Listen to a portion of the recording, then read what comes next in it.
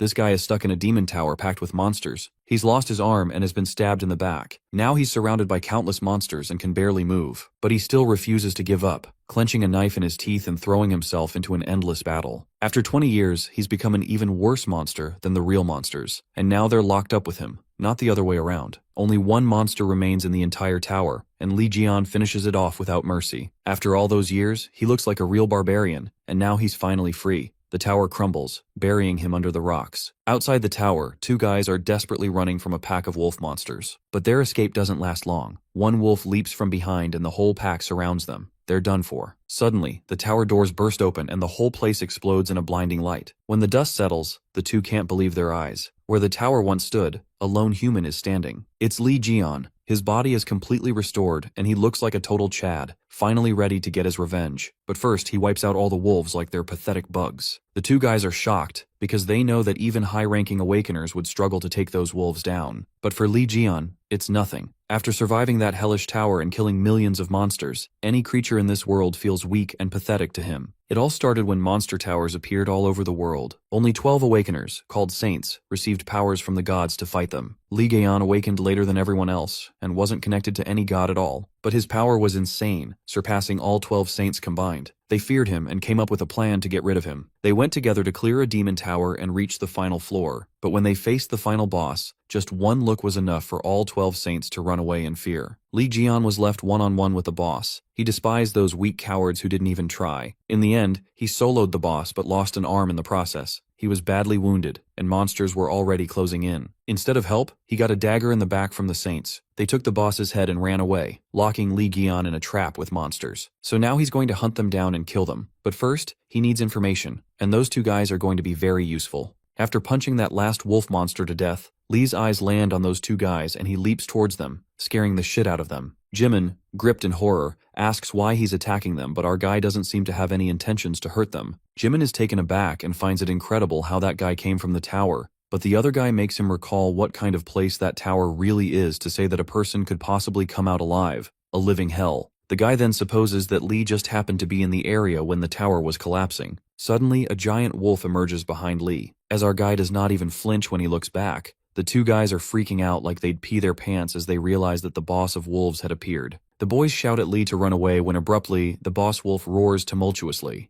The only ones to be saved are Li Jian and those two guys. Jimin and his friend remain unscathed, and our guy Li stands in front of them, unfazed. As the guy wonders if Jian protected them, Li calls that monster a fucking shithead and soars above like a freaking Spider-Man. Our fella smashes that dumb mutt boss into the ground. The soul nearly leaves Jimin's and his friend's body when they witness his strength like that of a beast. The boss wolf finally collapses and Li concludes that it's really over this time. Just then, Jian calls Jimin, commanding him to go fetch him some food and clothes too. After that, they take Jian to a restaurant where Jimin and his friend are left slack-jawed when they peek at the $10,000 bill. They wonder how a human can eat this much at a fast food joint, not to mention that he ate 120 servings all by himself. Meanwhile, our guy Li takes a big burp like a freaking pig and says that he held back a bit since these guys didn't have money. Our guy orders another portion of ramen noodles and reminds them that they promised to buy him anything in return for saving their lives. Jimin asks Brother Li who he really is, guessing that he's a disciple or divine cadre captain. He then asks the big guy what he was doing around the tower, and Li Jian reveals that came out of the tower and just ended up there. They get to know that he was actually in the tower. After that, Li judges that Jimin doesn't look like a normal person as he can sense magic power from him. Just then his friend responds, that's because Jimin is a disciple, and believes that Li Jian is also a disciple who awakened with the blessings. Our guy gets angry since these gods ain't shit and there's no way he would serve those bitches. As our guy is bad-mouthing the god, suddenly, he catches a glimpse of himself in the silver spoon. He's freaked out and immediately jumps out of his seat to look for a mirror. When he looks at himself in the mirror, our guy is totally staggered, and the realization sets in that his entire body has recovered what was once covered in scars. Getting a flashback of his past self,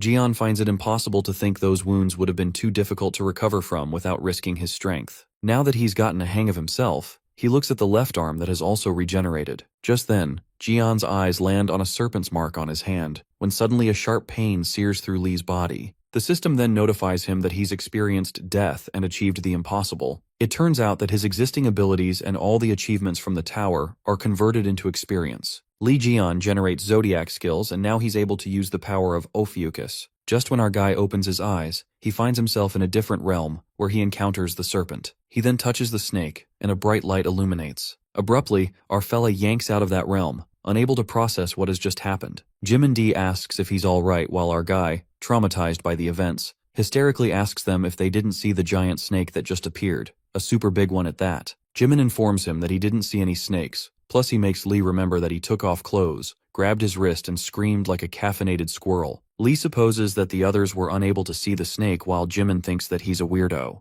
Moments later, Lee Gi-yeon learns that he's become the master of Ophiuchus and gets an awakened name, the one who pounds on all creations that sounds beyond diabolical. He also gets a super regeneration ability, and with this power, any damage on his body will be restored with a slight penalty of 50% physical ability decrease. Lee then gets to know that his physical change is thanks to the super regeneration skill. The fact that those saints never told him they could see anything like this, our guy kinda feels betrayed. On top of that, he can't feel the presence of any divine gods, but regardless of what's happened, our guy is pleased about his body recovering. Now he's only left with his retaliation and kill those saints that ran away and slaughter the fucker who stabbed him in the back. Lee gets super excited by just the thought of torturing those fuckheads. On the other hand, the police arrive at the Demon Tower and witness that the impenetrable Demon Tower has collapsed. One of the police guys assumes the reason behind the destruction could be the work of Lee Ji-yeon's followers or the disciples who hate him. Glancing at all those high-ranked calamities wiped out, they wonder just who the world could take all those guys and bust the Demon Tower. Just then, sudden fear strikes the guy when he dwells on the possibility that Lee Ji-yeon might have survived and returned. But before jumping to such conclusions, they decide to wait and see. As expected, the media is going berserk over the news of the collapse of the Demon Tower and asks Aries Saint Yang Wei if he believes that there's a chance that Lee Gi-yeon survived. Yang Wei confesses that he has no comments on that and walks away from the conference. In his car, Yang Wei loses his cool when the name Lee Gi-yeon pounds in his ears relentlessly, and this chilling thought crosses his mind that Lee Gi-yeon might still be alive and that he survived 20 years in that tower. But Yang Wei finds it impossible. Making a fool out of himself, he presumes that there were tens of thousands of demonic beasts in there. On top of that, they were all black-ranked, so there's no way that Lee would stand a chance to escape that tower alive. Not to mention that Lee's body had already been wrecked from the recoil of powers, and he hadn't received any blessings from the gods like them, the 12 saints. But still, Yang manifests that if Gi-yeon is still alive, everything will be over for them. Well, this guy doesn't know what awaits him. Damn, Fatso is about to get wrecked. On the contrary,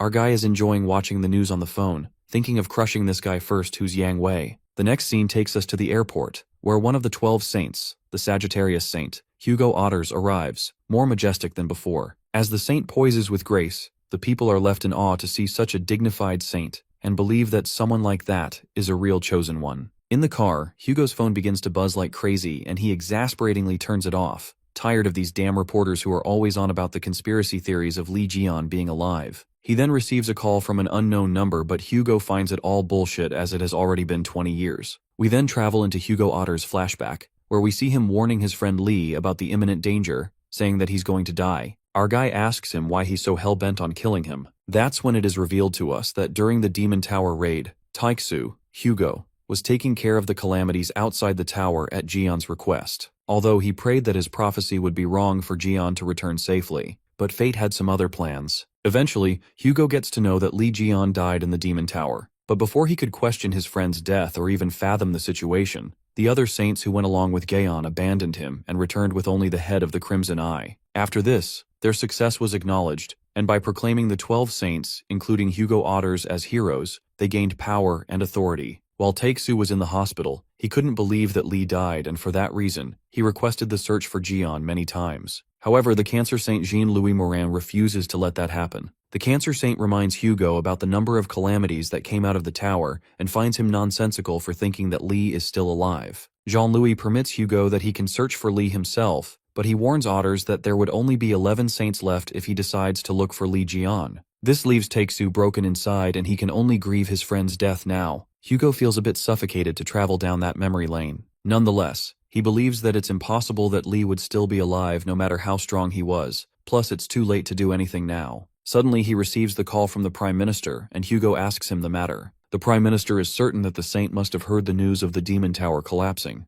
As soon as Taeksu hears this, he assumes that it's about Lee again. Hugo bluntly explains to the minister that Ji-yeon died that day in the Demon Tower, anticipating that the Demon Tower incident was caused by Ji-yeon's followers. He already gave a heads up to the Prime Minister not to use this issue for this election vote. However, the Prime Minister spoke up and said that he was not talking about Lee Jian. Instead, according to the news that he received from the Korean government, that line call just rang moments ago. Hugo Otter's questions about that call line, and the Prime Minister reveals that it was Lee Jian's exclusive call line that rang. An urgency presses upon Taek-soo, and he tells his driver him to stop the car instantly. Hugo finally takes a moment to process all this, and realizes the calls he's getting just now were from Lee. He then stumbles upon a voicemail on his phone. The moment crackles with intensity when a chilling voice says that it's going to find him and kill him.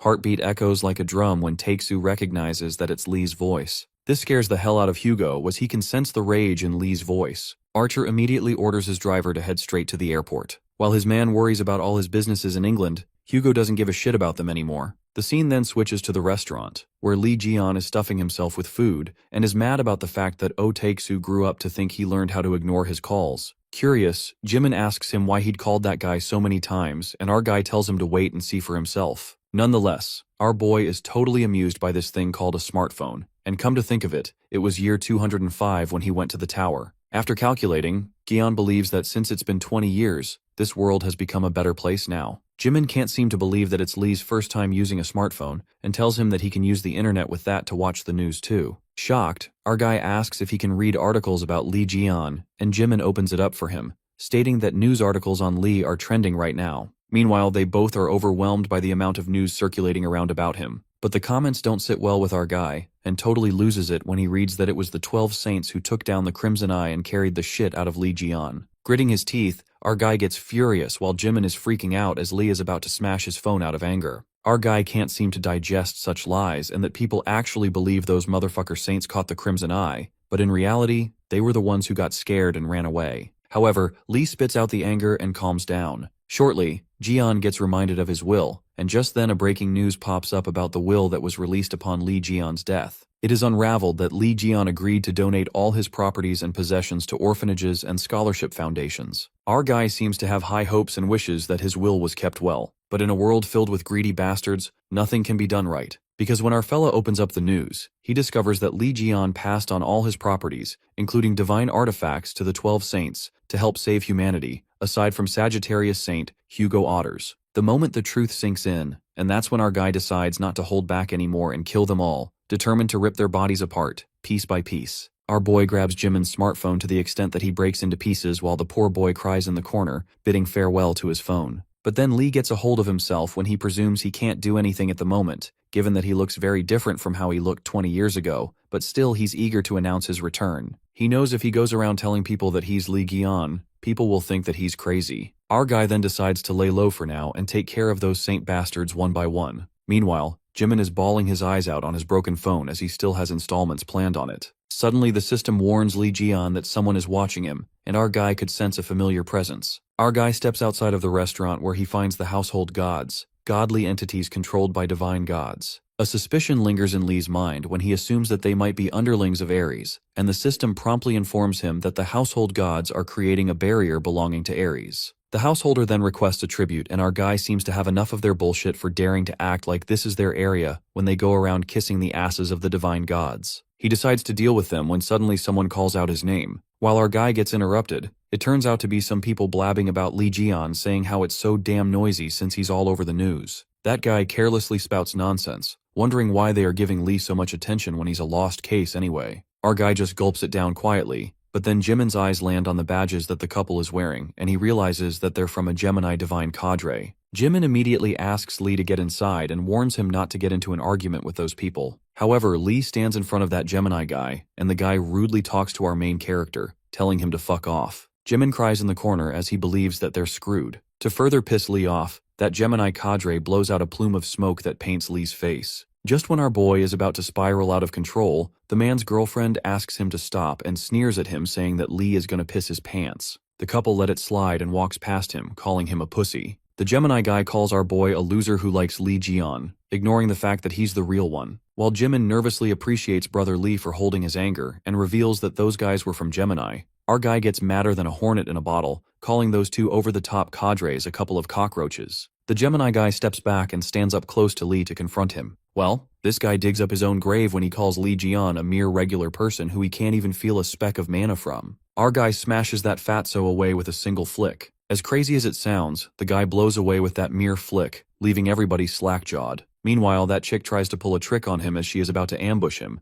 but Lee and our guy clearly notices what she's doing behind his back. Well, he sends her flying with a single strike. Our guy lets out that they don't even amount to much while Jimin asks how he could use his abilities in the middle of a street. Lee Jian clarifies that he didn't use any ability, and they would have been dead meat if he had used his abilities. The realization hits those guys that Lee beat the crap out of A-rank disciples with only his finger. Pretty crazy, right? Shortly, something grasps Lee's attention when he holds that fatso's necklace who's knocked out. Our guy pulls out that necklace, which is a divine artifact, and discovers the reason why he felt weird hitting him. Lee then asks Jimin why these bastards have divine artifacts when saints should only be the ones to have them. Jimin gets convinced that Lee Jian is clueless about the things that happened over the years. It is then narrated that humanity almost went extinct from the calamities several decades ago. As a matter of fact, humanity was only able to survive thanks to the divine gods and the saints that they chose. But since this entire world can't be protected by just 12 people, the saints gathered people to follow them and made divine cadres. The people who have awakened by being granted power from the saints are called disciples, and they are ranked proportionally to their power. The saints chosen by the divine gods are the heads, and the 10 stars can be considered saint candidates.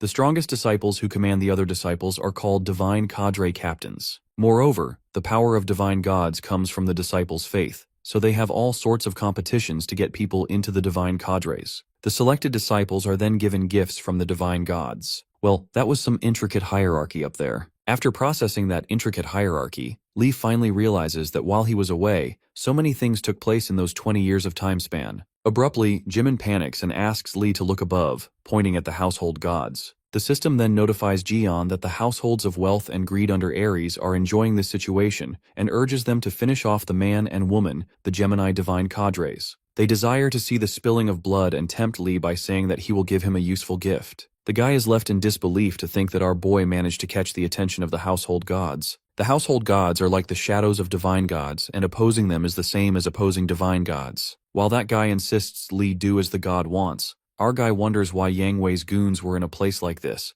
believing that they were trying to fill their stomachs just like that piggy bastard. Our guy presumes that Yang Wei bastard hasn't changed at all. He then pounds his feet on the ground that sweeps in the household gods, making them disappear. Lee sneers at them for daring to stand up to him, while Jimin is shocked to see that the household gods of Aries ran away after confronting Lee, and the barrier disappears as well. Jimin comes to realize Brother Lee is definitely not an ordinary person. A few moments later, our guy calls out Han Jimin and corroborates with him if this fatso thug is a Gemini disciple. The boy elaborates that they're the divine cadre that has the most influence in this country, and an elite force that consists of several influential figures. Our guy immediately guesses that all they have is tons of money, and believes that everything that divine cadre is wearing is brand name clothing. Our fella starts ripping that fatso's clothes apart as looting times are the best. Well, our dude is the strongest fighting thief in the world. After a long day, Jimin along with Lee Jian arrive at his apartment, and Jimin expresses his gratitude for saving their lives and taking them home. As Jimin is low-key hinting that our guy should leave now, our guy takes a big fat yawn. Jimin frantically asks if he's thinking of mooching off him in his house,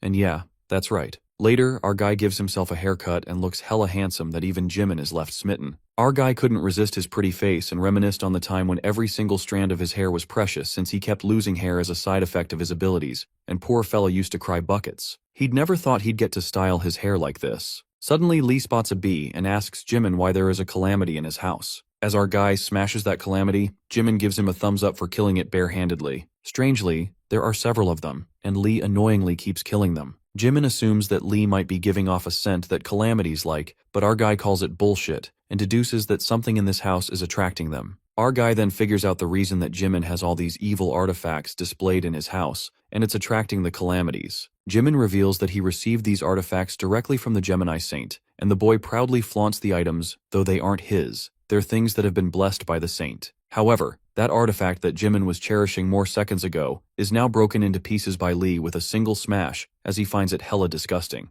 While Jimin is on the verge of a breakdown, our guy rummages through his stuff and discovers the musical artifact that steals personal information, and the watch attracts the calamities. The surge of frustration rises when Lee Jian conjectures that those saint bastards are doing evil stuff, and he recalls that not only did they steal his money, but they're also selling things like evil artifacts to people and feeding off others. Our guy frantically commands Jimin to just throw all this stuff, and while the poor boy tries to stop him, they are interrupted by the ring bell. Well, it appears to be Jimin's roommate Sung Jae, and our guy questions him like he's the owner. Sung Jae confesses that he's the owner of the house, and things get a bit awkward. The next scene takes us to Aries' divine cadre, Yang Wei's residence, where it is reported that the household gods that were in Korea have disappeared. For that reason, their Korean branch is in a panic right now. Yang wonders who on earth would do something like that, as the household gods are the divine subordinates of the divine gods that no awakened would dare to chase them. He then commands his man to contact the other saints and find out if they've found any clue. Just then, Yang's man informs him that the Sagittarius saint is still uncontactable as always. While Yang assures his underling not to worry about Hugo as he's in England for his mercenary work, his man unveils that Hugo Otters left England right away,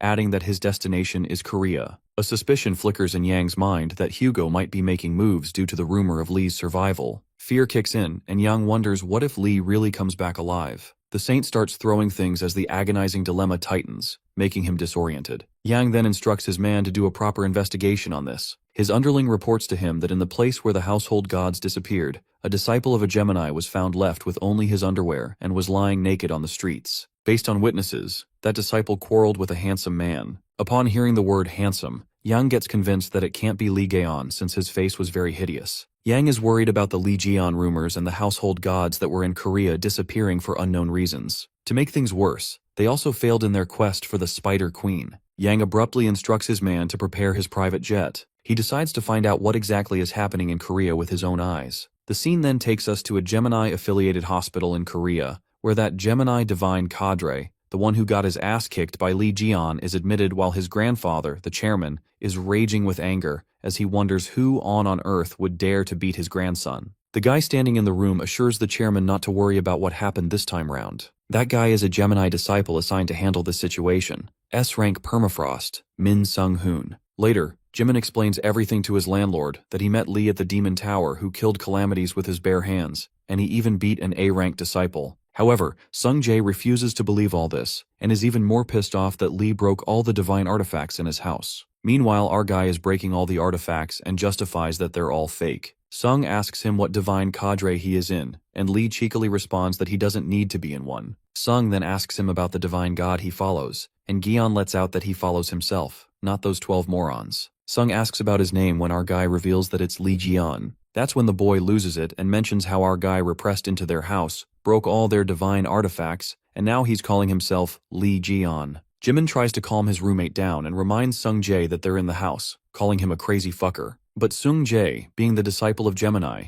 his mana explodes and he activates the skill Gaze of God. Our boy warns him that he's going to burn his house down at this rate. Meanwhile, Sung goes berserk as he gets charged with power. Lee notices that Sung is already using a high-rank summon at such a young age, and admits that his trait isn't genius for nothing. Jimin shouts at Lee and tells him to run away, warning that Sung is an A-rank disciple of Gemini and also a severe Lee Jeon fanatic. Sung Jae warns Jimin to get out of there if he doesn't want to die. However, in a whisper of the movement, Gaon appears behind him. With one iconic flick, our guy tells Sung Jae that he'll piss himself at night if he plays with fire too much. While Sung pauses for a moment, Lee hits him as he flicks, and Sung crashes away with a force. Our guy basically saves everyone as Sung was planning to set the whole building on fire. Jimin corroborates with Lee if his roommate is not dead while our guy assures him that he's fine. Poor Sung gets knocked out as he foams at the mouth and Jimin starts sobbing, asking if he's still alive. Nonetheless, our guy heads into sleep first, and as soon as he barges into the room, he finds the room filled with his figure statues. As Lee is utterly shocked, Jimin reminds him that Sung is a Lee Jeon fanatic. Sung Jae warns Lee not to dare go into his room as it's filled with his Lee Jeon collection, which he values more than his life. But our guy feels uncomfortable and breaks the heads off the actions figures while Sung yells with disbelief, calling him a crazy fucker. Our guy then responds that he's not crazy, he's Lee Jeon, while Sung bawls his eyes out as he can't take this shit anymore. The next scene then switches to a restaurant where Hugo Otters watches the news about the two Gemini disciples who were humiliated by a suspicious individual. Hugo sighs as he realizes that it's Jeon. Otters wonders what that bastard is doing when he is interrupted by the waitress. Suddenly, Hugo gets furious when he asks the waitress to stop this bullshit and get out of here, addressing him as Yang Wei. Yang is disguised as the waitress and is disappointed when Hugo catches him immediately. Yang Wei assumes that he also must have thought about Lee Jeon since he's also in Korea, kinda threatening him to tell him whatever he knows. Hugo confesses this is the reason he hates him as he possesses other people's bodies, calling Yang a goddamn pervert. After Yang leaves, Hugo plans to find Lee Gaon before anyone else and wonders where the hell he is. The scene then takes us to the Buchin, a large mart, where Jimin is shopping with Sung Jae and asks him if that guy is really Lee Jian. But Sung denies it, and justifies that Lee looks completely different, not to mention that Lee Jian was someone who saved humanity, not a thug like him. Jimin lets out that he really saw Lee come out of the Demon Tower, and given that he's super strong, he might be the real Lee Jian. Abruptly, a mayhem breaks out in the mart as people shout that there's a thief. Suddenly, Jimin and Sung get hit by that thief who's dashing between the aisles. Jimin guesses that the thief is a Scorpio disciple, while Sung Jae notices that he's using his abilities to steal, and at this rate, all the items and wallets in the store are going to be emptied. The thief is too overconfident as he believes that no one will be able to catch him, not even the saints. But his plans get crushed when he bumps into a guy, who turns out to be our fella Jian. The thief realizes that it's over for him and breaks down, kneeling before Lee. Jimin asks him what he's doing here, and our guy forgot to tell him to bring some chicken. Moments later, they're interrupted by the Gemini disciple, Min Gyung-hoon, who compliments Lee since Scorpio disciples are hard to catch. Min takes our guy as a regular disciple and advises him to call the police next time. Meanwhile, our guy presumes what's up with this son of a bitch. Suddenly, the ground begins to rumble and chaos spreads when people think it's an earthquake. Meanwhile, the thief decides to slip away. The ground crumbles and a giant calamity bursts out of it. The guy decides to escape this danger before he gets caught in it. The thief tries to make a narrow escape, but overconfidence gets the worst of him when the calamity bites him to pieces, annihilating him. Well, it looks like it's not any ordinary calamity as the emergency siren wails and alerts all the civilians in the mart to evacuate quickly. The calamity occurs to be the Spider Queen, and the danger ranks within the mart as the crowd is thrown into chaos. The mart gets regulated to a red zone, and an inexplicable scenario takes place as that monster is about to devour a kid who's crying his eyes out. Our guy saves the day when he smashes that calamity and lands his hand towards the kid. Scared as fuck, the kid runs away, but our guy saves his pride, feeling glad that the kid is fine. Anyways, Lee witnesses that there are more calamities than people that keep bursting, and our guy thinks he should warm up a little since it's been a while. The scene then takes to Yang Wei, who gets the report about the calamity that broke out at the market in Bucheon, and gets to know that the calamity is the Spider Queen that the Saints failed to subjugate last time, so they just barely sealed it. Yang deduces that the calamity had managed to escape somehow, and knows it'd be hard for him to take on red-level calamity on his own. It is revealed to us that after the calamities began to appear, humanity was divided into 6 levels. The blue level entails the gods' pure sanctuary, the green level is a safe zone, the yellow level indicates caution, the orange level is a dangerous evacuation, the red level is ruled by calamities, and the black level is the human extinction. Yang assumes the market is already a red zone. Just then, his driver asks him what they should do about the market, and Yang commands him to tell them to bury it. Yang Wei comes up with a notorious plot, knowing that it'll become a pain if word spreads about how they've suffered more damage because the strongest saints failed to subjugate the Spider Queen. He ruthlessly gives the idea to declare that all the people there are dead, and asks his man to bury the whole building. Well, these so-called saints are literally doing anything just to save their reputation. Inside the mart, Min Gyung-hoon uses ice magic to freeze those damn bugs. He thinks to himself that these monster bastards are looking down on an S rank. Suddenly, the calamity breaks through Min's ice magic effortlessly, leaving him flabbergasted. At that moment, Lee Jian appears and asks that snowflake bastard to move over, because now the real boss has stepped in. Our guy carries several beverage cans, calling them fuckers. He hurls it with full strength towards them and rips through the calamities like shots of adrenaline. As Lee's roommates are left disoriented after witnessing his fight, our guy gets notified that he has handled the calamities and acquires new materials for production to produce new skills and divine artifacts. Thrilled by the skill, Gion decides to try it out later. After the fight, Lee, considering the 50% restriction on his power, thinks his movements were not so bad. On the other hand, the Gemini disciple Min is left in disbelief, given that these calamities were barely affected by his S-rank magic, but our guy took care of them effortlessly. Our guy Lee hands the dagger back to Sung Jae, informing that it was from his house while Min Gyung-hoon wonders where a guy like Gion came from. At that moment, something strikes Min's mind and he calls Lee a layperson. Min recognizes our guy as a thug and accuses Lee Jian for being a criminal who ambushed their disciples earlier. While our guy gets caught, he hysterically punches Min right across his face to shut him up. Jian asks that bastard Min him how he found out, while Min, with his cheek swollen, calls him a dumbass. Min divulges that it's pretty obvious since Lee is wearing the badge and those designer clothes, speculating that he stole them. Min points at the badge on Lee's shirt and reveals that it's an S-rank divine artifacts given only to the Gemini disciples. Min Sung-hoon is certain that our fella is so unreasonably strong because of that badge, while Jian acts clueless. Where did that badge come from, saying that it looks like shit. Min calls him a crazy fucker while Lee Jian analyzes that divine artifact by crushing it into pieces, breaking it out to him that Min was tricked by that saint witch. While Min calls it blasphemy, our guy lets out that 20 years have passed, believing that shit-headed witch is the same bully as always. That sneering moment is interrupted when a calamity emerges, and this time it's the infamous Spider Queen. Lee rushes to catch up with the Spider Queen and tells her to fuck off already. He strikes a punch at a spider that smashes into the ground and leaves everyone awestruck with his unmatched strength. Min witnesses that Lee charged at the Spider Queen without any divine artifacts. Suddenly, a strange voice calls out all Gemini disciples in the mart, and Min Sung-hoon recognizes that it's Divine Cadre Captain, while Sung-tae also senses that it's telepathy, as he's also a Gemini. The Gemini Divine Cadre commands them to leave the building immediately, disclosing that some Aries guys will be burying the building. He makes it clear that Yang Wei is coming here personally, so they don't want anyone to stop him. Captain Sung-hyuk further enlightens them that the Spider Queen that appeared there is something that even Yang Wei failed to subjugate, and for that reason,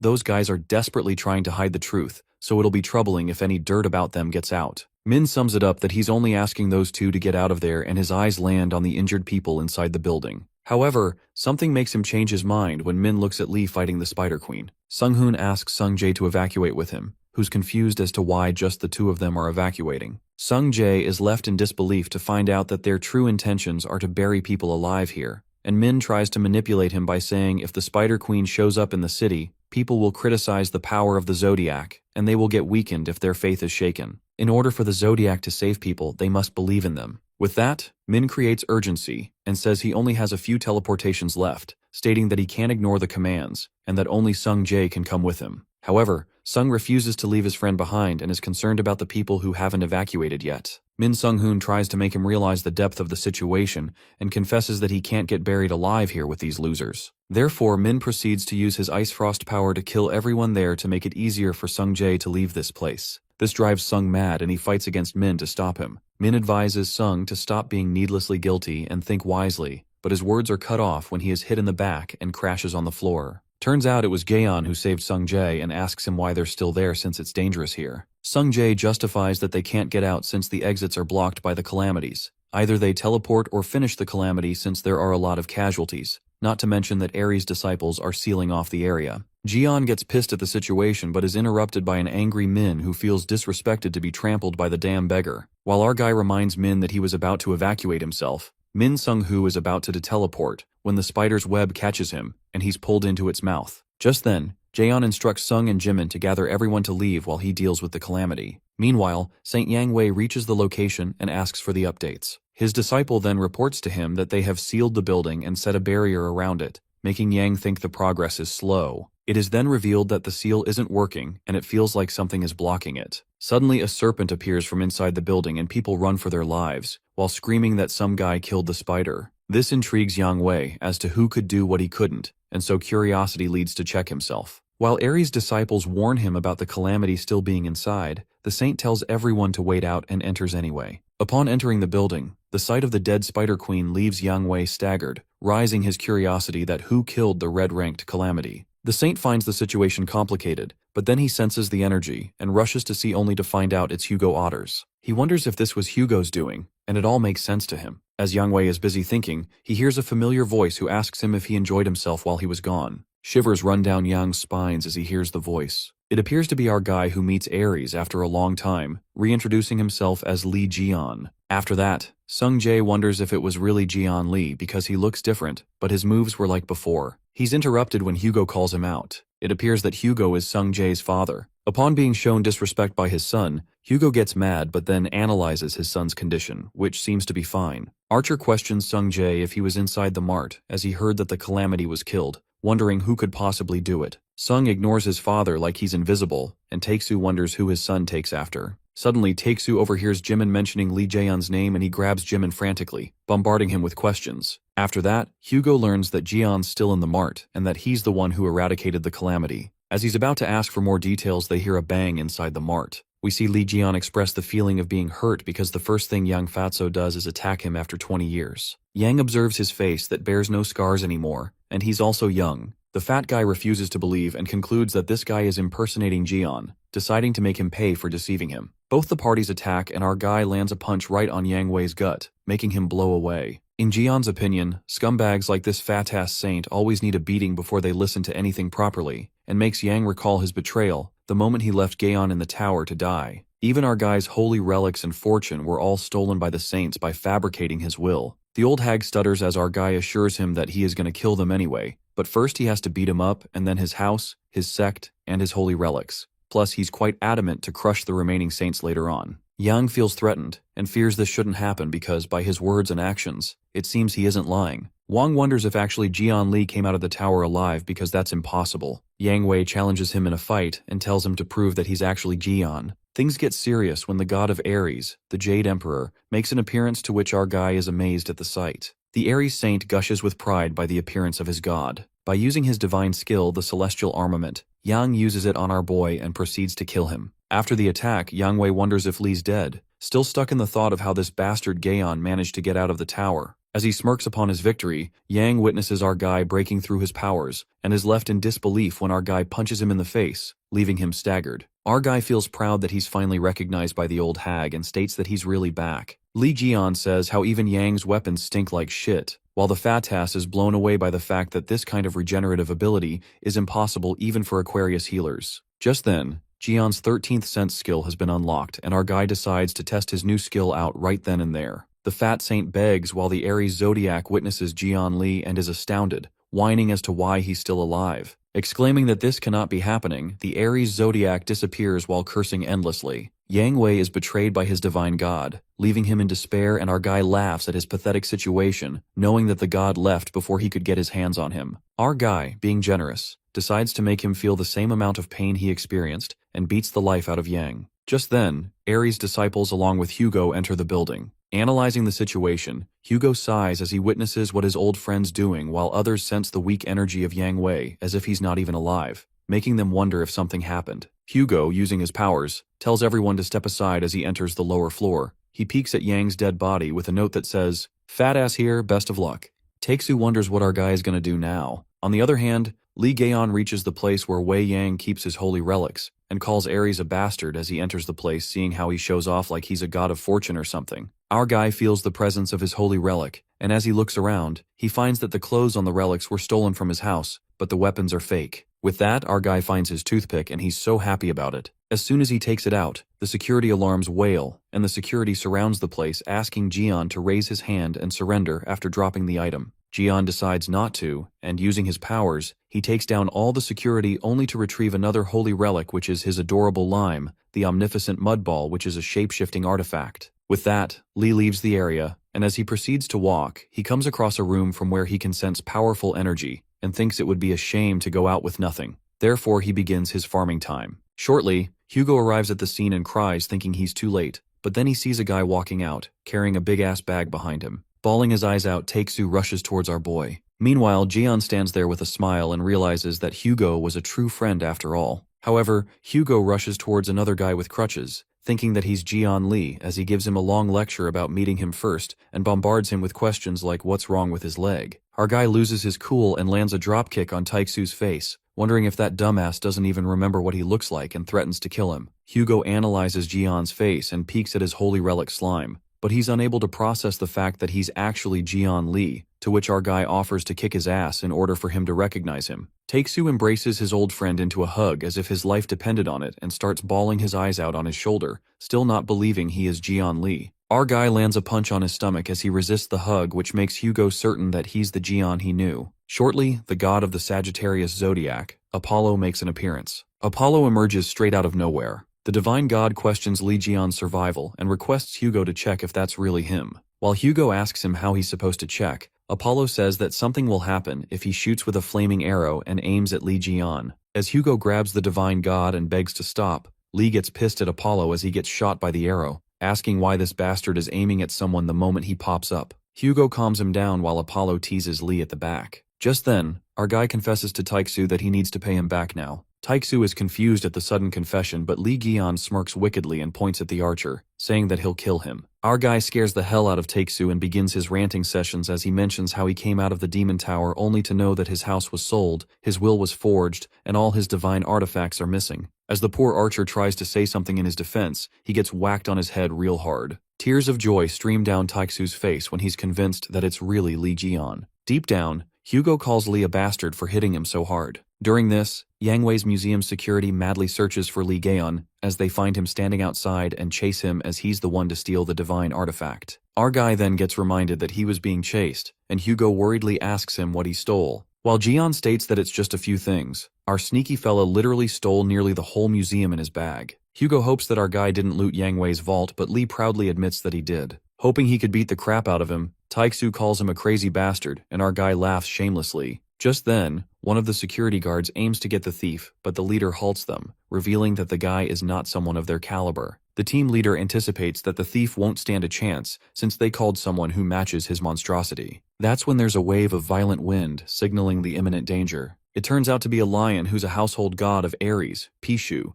to take back all the stolen divine artifacts. The household god roars that instills fear in Hugo as he suggests Lee throw away the things he's stolen from Yang Wei and run away. Our guy tells him to stay still and assures his friend that he's a man with a plan. As the slime rests on his shoulder, Lee commands it to shapeshift into a lime sword. As slime transforms a lime sword, our guy presumes that it will be tough against the household god. Meanwhile, Taixu is overwhelmed by the sudden surge of power. Suddenly, Gion's divine artifact hits the ground as it awakens through the power of Ophiuchus, and due to its trait, the sword is given a critical hit attribute. Gion's new skill, 13th Sense, makes it easier for him to see weak spots of the enemies. Lee gets excited as he clearly sees the weak spots of the household bastard. With that, our guy leaps towards Pishu with his sword to wreak havoc. Taixu is not surprised to see this at all, as Lee always used this method to strike first, recalling how our guy always managed to defeat all the challenges that were thrown at him, even if they appeared to be reckless. Just as Taixu believes he's got this, our guy gets trampled over by that household god, making Archer's soul nearly leave his body. Our guy asks the monster what he's screaming about and says it's unbearably loud. Lee lifts that monster's limb with his power and is enraged as the stench of his foot almost kills him. Our guy slices one of Pishu's limbs off with his sword, making the household god scream in agony. The Beast of Riches sucks up all the abilities in the surrounding and bolts towards Lee, while our guy thinks he would have spared Pishu if he'd stayed still. Li Gion decides to hit the monster lightly just once, and as his sword is charged with the serpent's power, he slashes it through Pishu. Taixu is left slack-jawed and realizes that Li is the same as how he was in his prime, 20 years ago. Nonetheless, Li spectacularly takes down the Ares household god, and his zodiac points rise. After that, the system asks Li if he would like to bring the Beast of Riches into his household. It knocks the wind out of him when our guy discovers that he has the ability to control the household gods of the 12 divine gods. To test it out, our boy touches Pishu, and to his surprise, the Beast of Riches becomes a household member of the Ophiuchus. The household god then decreases its size to be hugged by its master, and Lee adorably holds him. Our guy believes that since it's the Beast of Riches, he can use it to store all his treasures. Hugo is quite taken aback to witness that Lee turned a household god belonging to a divine god into his own, wondering what could have happened before his return for him to have gained such an ability. On the other hand, the system informs Lee that he can give a name to Pishu, and our boy names it Piggy Bank. Later, at Hugo's house, Lee teases the archer by calling him a traitor, but Taixu whines and justifies that he was hella worried for him. But Lee expresses his disappointment to see Taixu, who got married, set up a family, and enjoyed his life. Meanwhile, his friend was stuck in the tower. Our guy tries to make his friend die of guilt. After a long ranting session, Lee makes it clear that he won't be able to mooch off in his house, but Taixu insists that he can stay here for the time being since he lives alone anyway. While our guy regrets what he said to him and tells his friend to cheer up, thinking that he broke up, Taixu immediately clears up that he's not divorced yet. But the archer decides not to talk about that, and asks Jian to spill everything that happened in the tower. Deep down, Taixu plans on not telling his kids Sungjae and Yuha about Li Jian, given that they're his fanatics. Hugo then reveals that at that time, he was fighting the calamities outside, so he's unaware of what happened inside, and wonders why the other saints were carrying the head of the Crimson Eye instead of him. Our guy then expresses that there's a really sad story behind it, unraveling that he was backstabbed and thrown into a trap. He narrates that it was a place that was swarming with numerous calamities, and on top of that, the dead Crimson Eye had also come back to life. While Taixu is staggered by the truth, our guy elaborates that the Crimson Eye they saw wasn't its real body. Dropping an even bigger bombshell, Lee unveils that the real Crimson Eye was deep inside the tower. Although he managed to defeat that sickening Crimson Eye eventually, the real problem was the administrator of the tower, since that guy was able to relive dead calamities. Lee did manage to slash his way out of there, but he was experiencing a life-death situation thanks to the perverted admin bastard who tortured him. At the end of his struggle for his life, Lee killed the administrator and collapsed after using up all his strength. When he woke up, surprisingly, those hellish monsters were no longer in the cave, and after that, he was unaware of how he obtained his current abilities. But Li Jian is sure of one thing when he says that the bastard who backstabbed him knew the structure of the demon tower, since that he managed to trap him in that cave, which was filled with numerous calamities, as if they already knew their location. Li gets adamant to beat up those guys who stole his assets and spoke bullshit about him, but he plans to give the guy who backstabbed him special treatment. Our guy feels the urge to make equipment that he's going to beat them up with. He uses his skill creation workshop to summon a workshop that can create anything. Our guy throws everything in, including the corrupted essence of the Spider Queen, fragments of a calamity, and various divine artifacts of Ares. The creation of the divine artifact begins when our guy blends in all the material and the blue aura strikes the toy horse. As the energy bursts out of the house's window, the creation of the divine artifact gets completed, and the ego is produced. The divine artifact imitation horse enables him to use others' magic power of the person he touches. While our guy is quite impressed by the artifact, Takesu gives a proud clap, but he comments that for a high-grade equipment that possesses ego, his artifact doesn't look that cool. Lee explodes like a drama queen and makes him acknowledge the amount of materials he'd used to create this masterpiece. Our guy teases Takesu that he decided to use the remaining materials to make equipment for him, but after the insult, it seems impossible. With the theatrical sweep of his hand on Lee's shoulder, and with a heart-touching monologue, Takesu proclaims that this divine artifact is indeed a piece of art. Slightly convinced by the flattery, our guy concludes that he'll make him an artifact, depending on how well Takesu does from now on. Our guy states that they're going to start by taking care of those saint bastards. Hugo asks how they are even going to do that, as it won't be easy to get the other saints out of their territory. Being the smartass he is, Lee pulls out the royal divine artifact of Ares, the safe of the Golden Fleece, which is more than enough to draw out the saints. Takesu notices that it's one of the top artifacts among the royal divine artifacts, and asks him why he even bothered to bring it when he can't use it. Our guy says that he heard Takesu is a saint who has no money, so he brought this along to fund them while Hugo is pissed off, justifying that he's not poor. Li Jian then elucidates that the higher grade the divine artifact is, the more materials it'd cost, so to put it simply, they'll use this to multiply their materials, and also to make high-grade divine artifacts that can fuck them up.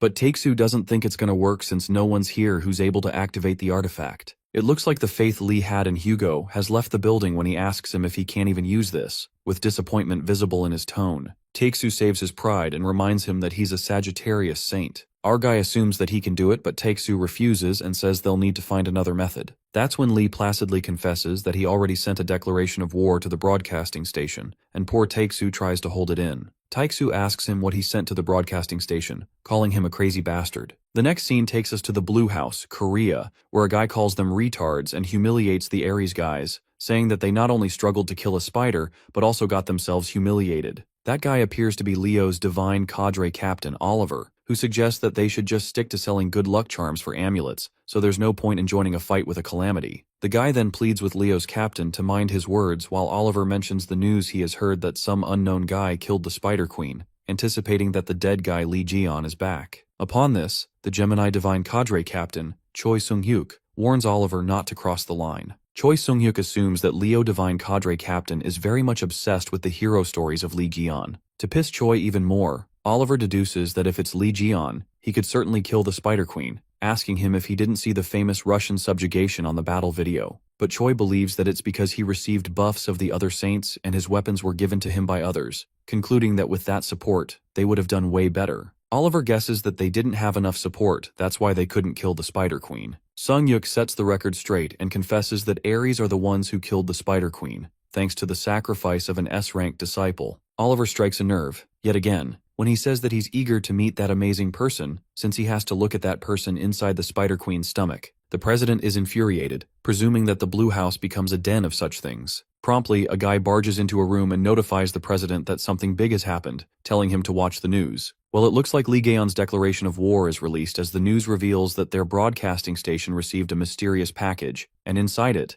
they found pictures of Yang Wei along with a short message. They conclude that according to the handwriting analysis, 99% matches the dead Li Jio. After the news airs, Takesu lashes out at Lee for sending such a message. Our guy justifies that it was a war declaration to warn the saints to prepare their heads to be cut off. Takesu expresses his concern that Lee had already killed Yang Wei, which was already a big problem, so there was no need to announce that. Our guy reveals that Yang is not dead, and the moment of truth sinks. Jian excitedly pops out a bunny, revealing that it's Wei Yang. Well, it looks like days of hell have begun for little Wang as our main character has got himself a damn plushie to punch around. Inside his head, that bunny calls Lee a fucking bastard. That bunny gives Taixu a major ick as he wonders if that's really Yang Wei. Our guy yanks the bunny's ears like a joystick and lets out that his abilities have gotten pretty good from the experience of this battle. Lee brims with wicked delight and insists his slave number 2, Yang Wei, introduce himself. Taixu questions if something like this is possible in the world. Just then, our guy hands him a dagger. Lee then unravels that this knife was stabbed into his back and that's what put him into a trap. Taixu is staggered when he glances at the knife that stabbed Gion and notices from its engraving, it doesn't look like an ordinary blade. Based on his scrutinization, Hugo concludes that if he was stabbed,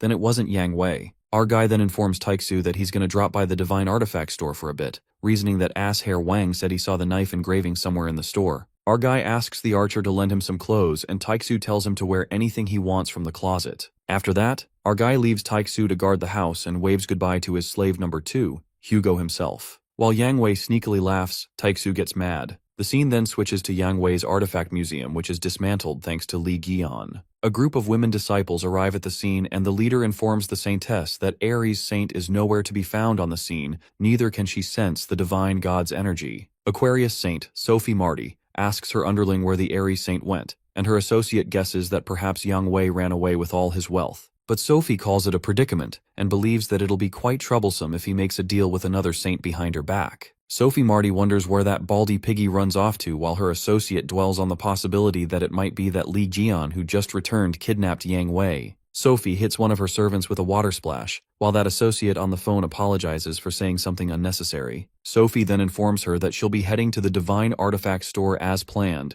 revealing that she has to sell off the Divine Artifacts to prepare the funds for the Drachma auction, which is very crucial for them. Suddenly, another associate interrupts Sophie's bubble bath and notifies that other saints have also applied to participate in the Drachma auction. The scene then flips to the Lion Gem, where people stare fixedly at the incredibly masculine guy. That guy is the Leo Saint, Stephen Marker, and his associate comes to him, revealing that Li Jian's divine artifact will appear in the Drachma auction. A wave of excitement runs through Stephen as he drops the dumbbell as the artifact has finally appeared, the one he has been waiting for long. The Leo Saint concludes that Li Jian's artifact is theirs. On the contrary, our boy along with Sung Jae teleports to the Divine Artifact Store complex, and Sung lets out that teleportation is expensive, but it's free for Gemini. Lee thanked him as he was looking for an appraiser, and Sung introduced him to an SS Rank 1. Sung recalls that the Gemini Divine Cadre, Choi Sung-hyuk, promised to support him with whatever he needs, and orders him to scout the guy who defeated the Spider Calamity no matter what. Sung then receives a message from his bastard boss, and our guy asks him if his boss is bothering him after the Spider Queen incident. Just then, Lee gives him the dagger, and lets out that he used it well against the insects. Sung recalls that it was rusted at that time, and Lee opens up that he fixed it up, although the effects are a little different so he doesn't have to be surprised later. Reaching a fancy place, our guy corroborates with Sung if this is the place where they will meet the SS rank appraiser. A few moments later, the crowd at the complex is hypnotized when they see the Aquarius Saint, Sophie, stealing the spotlight. Just then, the Saint informs the associate that she's here to leave some divine artifacts for the appraiser before the auction, but she gets to know that the appraiser is with someone right now. Being over the top, the Saintess explodes with fury to think how he can help another customer when she's here,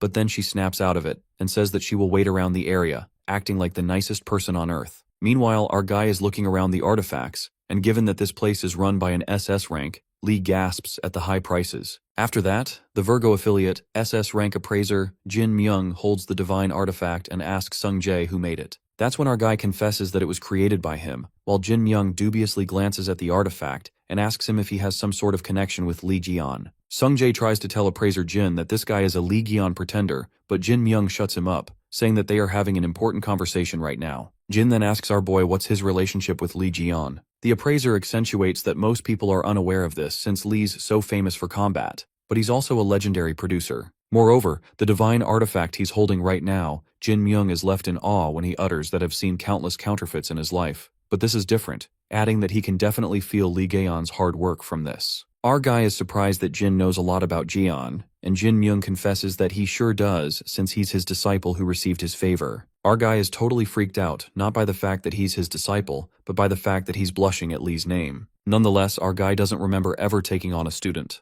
Considering Lee's age, Jin Myung believes that he couldn't be a direct student of Lee Gaon, and since his skill is quite impressive, he got fooled. Pissed off, Lee wants to punch that con man so badly for insulting him, but he gulps it in. Just then, the appraiser takes out a notebook and remembers it's the item he got after being recognized by Lee Jian as his student. Lee immediately recognizes that it's the book he lost, and suddenly, it occurs to him that Jin is the newbie that chased him around China, recalling that he was such a pain in the ass back then. No wonder he couldn't recognize Jin, as he sure did grow older in these 20 years. Jin remembers that Li Jian truly had a wonderful eye for items, and he even gave him such useful information. Holding that notebook like it's a holy grail, Jin narrates how Li left it behind one day when he left his lodgings. Hearing this, our fella thought that he lost the notebook, but this bitch stole it. The Virgo guy can't read it due to the terrible handwriting. He assumes it's a notebook for ideas, seeing how valuable it is. In his mind, Lee presumes that after his reawakening, anything he punches reveals info, so he decides to punch the SS rank appraiser too. Jin Myung says that the notebook ought to be of more use to a talented young man like Lee Jian,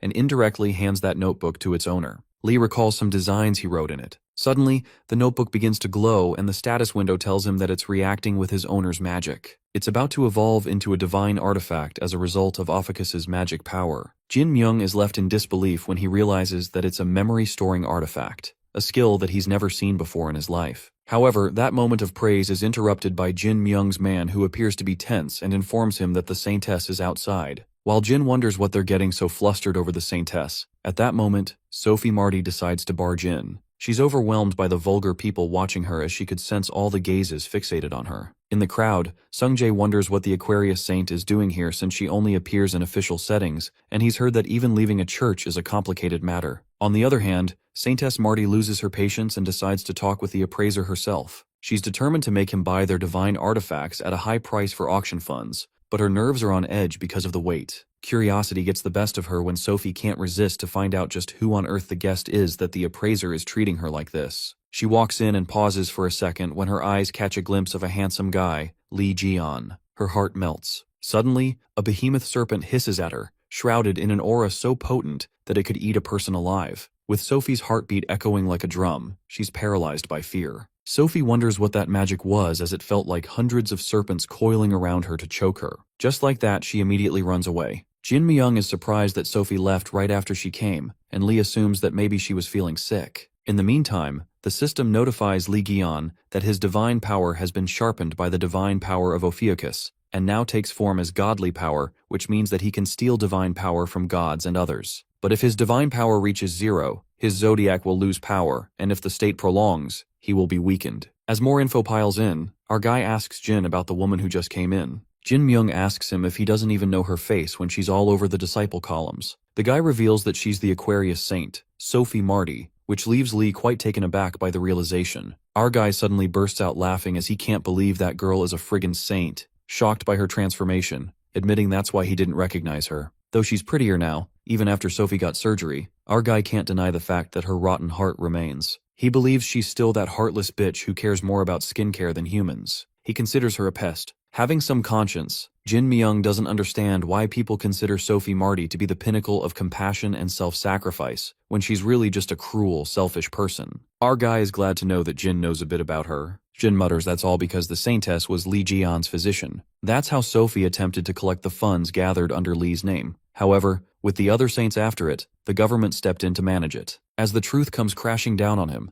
Lee discovers that these bastards tried to touch the money gathered in his name. After that, Jin Myung assumes that Lee's an acquaintance with the Saintess, given that our boy is taking her name so casually. Our guy says there's no way she doesn't know him, as they're old friends. On the other hand, Sophie seems to be having a panic attack. Inside her mind, a vision unfolds and she sees Li Jian, who asks her if she wants to die. She wonders why Jian has to come back now, but she can't stop thinking about the overwhelming power that sends chills down her spine, similar to Li Jian. Not in her right mind, Sophie asks herself if dying would be better than passing out, which leaves her associate confused as hell. Sophie then orders her associate to go back to the pawn shop and find out who that guy was. When asked what to do about the appraiser, Sophie changes her mind. A malicious grin spreads as the Saintess suggests killing them all. But she decides to spare the appraiser, given that he's valued by Virgo, and they need him to sell their items. Sophie is infuriated at the guy who soured her mood and the one who brought back trauma, calling them impertinent fools. Marty gives her divine artifact to her associate and lends her the god's power, but the associate hesitates as she reasons that it's risky using it in a neutral district. The Saintess shoots her a malicious smile and asks if she's refusing her orders. But her associate immediately agrees to her orders, as the saint's will is the will of the gods. Sophie gives her the necklace, and the associate, showing loyalty, says she'd never disobey the will of the 12 heavenly beings. Meanwhile, Back in the Divine Artifact shop,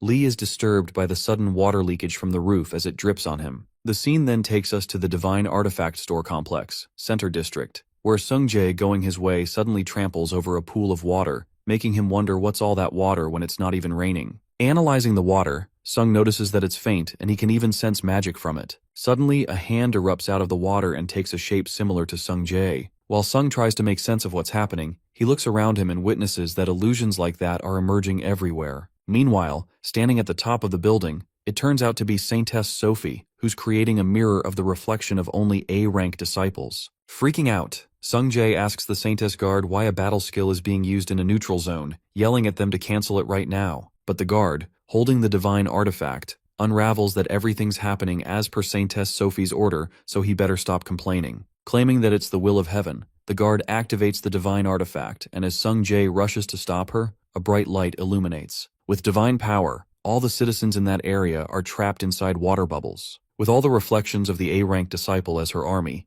the Saintess guard plans to take care of the man in the divine artifact store. In the meantime, she orders the reflections to capture the appraiser. As the water reflections slither away, Sung-jae is disoriented as he's trapped inside the bubble and feels the urge to get out of this quickly before he loses consciousness. On the contrary, Lee Ji-yeon glances at the water leaking from the roof and smells imminent danger. As the ominous water matter surrounds Jin Myung, our guy asks him if something's happening inside as he senses a suspicious manna lingering in the air. In a flash of a moment, the water chalice skill tangles Jin Myung and the Saintess guard appears, threatening our guy as she aims a knife at his neck. She makes it clear that she has no ill will against him, but Sophie Marty is quite displeased because of him. To avoid any bloodshed, the guard warns Lee not to do anything stupid. Aiming the knife at Lee's throat, she proceeds to disclose that the Saintess ordered her to kill both of them. But she decides to spare Jin Myung's life on the condition that he apologizes to Sophie for belittling her and buying their artifacts at a high price. But our guy couldn't stand still for so long and curiously asked the guard if it's normal for people to swing around knives in public spaces nowadays. In a split second, our guy breaks that knife like it's some kind of wooden stick, making Jin's eyes snap open in shock. Chilled as ever, Lee asks Jin Myung to have them pay for the damages while the Virgo guy can't dismiss the thought that our guy broke the dagger with only his hand, even though that dagger is a divine artifact of Aquarius. The guard charges a replication at him, but our guy effortlessly destroys it by just a punch, and asks her if she has more of these because it feels nice to punch them. Staggered, the guard finds it crazy that our guy destroyed an A-rank replication with one strike, getting convinced by what the Saintess said about this dangerous man. While our guy asks Jin if he's alright, the guard presumes that she needs to eliminate Lee Ji-yeon so that he doesn't harm Sophie. She then pulls out the Saintess's divine artifact that lends the gods power and is excited to know if Lee can block it as well. With that, she summons an orange rank, water wolf, made with the saint's high purity mana. Lee is thrilled as he thinks that goddamn pest is giving him a feast after quite a while. He then asks Jin if he could take anything he likes and takes 2 daggers. Our boy dashes towards the water wolves as it slashes through them, and he obtains the data of the Saintess's skill, the Oblivion calling water chalice. After slicing those wolves, Lee is impressed by Sophie's dogs as these materials are A rank and up. Thrilled by the score he's getting from just coming to get something appraised, our guy gets super excited as he slashes everything that comes in his path. He even obtains the data of mirror replication fragments, mentality boosts traits, and many other skills. Left in disbelief, Saintess's guard witnesses that all of Sophie's summons were killed so easily. Meanwhile, our guy grins like a maniac and gets disappointed already to see this is all she's got. A strike of terror runs through the associate when she realizes she's going to die if she fights that man, and cowardly runs away. Dashing away, she warns Ji-yeon that he won't get away with this while our guy grins, and speaking from experience, he says that people who say shit like that aren't scary at all. Just then, Sung-jae barges in and asks Jin Myung and Gaeon if they are all right,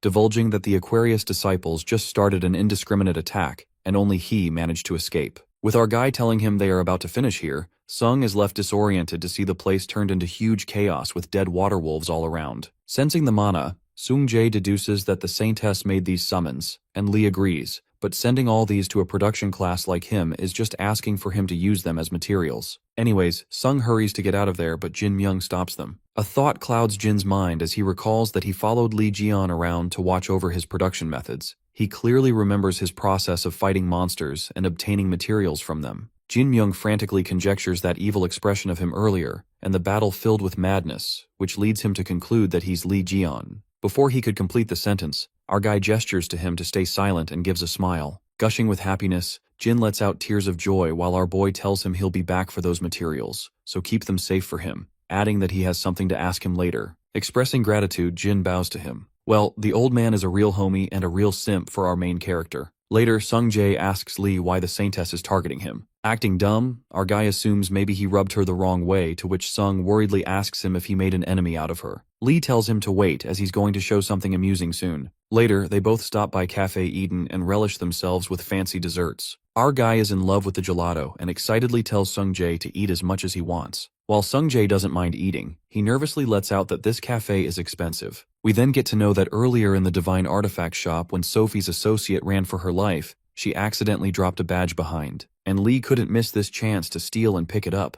Yanking out his flashback, Lee lets out that after taking a look at the badge, it'll do a whole lot. Sung Jae is surprised when he realizes that it looks like an Aquarius badge is an insignia that can be used as a card and even store the skills from other gods. But then it gets him that this insignia even functions as an ID card, so it might even bite them in the rear later. Unbothered, our guy leaves that part to figure out when they're done eating. Suddenly, someone approaches from behind and spots Sung Jae, asking if he likes the gelato here too. The voice seems similar to him. What he dreaded the most was true, as it turned out to be Sung's boss, Choi Sung-hyuk, and our boy pauses for a second as he's about to stuff his face with a big scoop of gelato. While Choi insists that he could sit with them, Lee annoyingly stares at him as he recognizes that it's Sung Jae's boss who was shitting on him. Choi then introduces himself as the Gemini Divine Cadre Captain and assumes that Lee is the incredible acquaintance who took down the Spider Queen that even Yang Wei failed to take down before. Our guy asks what this has got to do with him, and Sung-hyuk states his motive, saying scouting out remarkable talent is also the Divine Cadre's job. Lee asks him what he's going to bribe him with, and Choi Sung-hyuk spills the beans that he's going to give him one of Lee Gi-yeon's 8 divine artifacts that's going up for auction soon. Hearing this, Lee finally bangs his spoon on the table, and with his patience on the edge, he wonders if they're going to auction his belongings. With ice cream smeared across his cheeks, our guy agrees to go to the auction as he's got nothing, asking Choi if the auction house is nearby. Meanwhile, a frustrated Sung tells him to wipe that freaking gelato off his face first. The Divine Cadre Captain accentuates that since this is one of famous Lee Ji-yeon's divine artifacts, it'll be auctioned off at an appropriate location. He reveals that the auction is held in the greatest auction house in the world, towering 16,000 feet in the sky, the wealthy fortress city, Drachma. The scene then flips to the Drachma Great Auction, where Saintess Sophie Marty appears to be pale as fuck.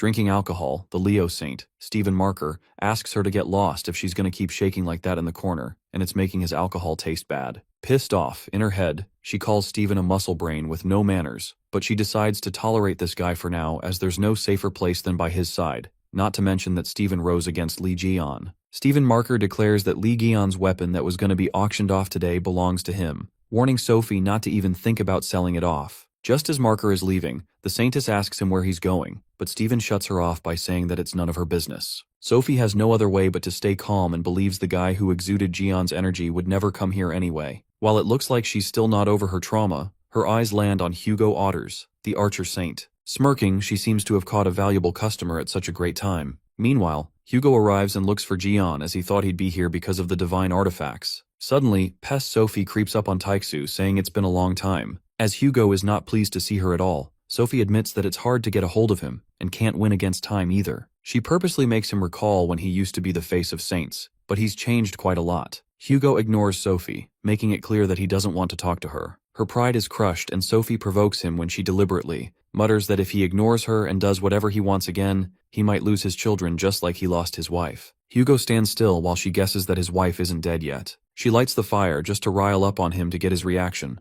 blabbing that his wife might be as well dead, and mocks Taeksu by calling him an incompetent head who can do nothing when his family is falling apart. Rage crackles in Hugo's eyes that pierces the silence. Enfolded in fire magic, he strikes at Sophie and says that he warned her to go away. Giggling, Marty asks him to hold his temper and she grabs his hand that unleashes fire, using her water magic. She then reminds him about the truce they agreed upon 10 years ago, and warns Hugo to be more aware of his status as a half-saint. As she is about to attack Hugo when suddenly someone calls her a pest and flicks her off like a speck of dust. It appears to be our guy, and Taeksu is left stunned to see him arrive at the action. Our guy then asks Taeksu what he's doing and who's worried for him. Upon hearing this, Lee asks him if he likes him, and Taeksu tells him not to even joke about gay thingy. Our guy then glances at Sophie, who's knocked out with a bump on her head, wondering why this girl is everywhere he goes. In the next scene, from Sophie Marty's point of view, it is narrated that Lee Ji-yeon, the 13th awakened saint, was considered the strongest. She had always hated Li Jian,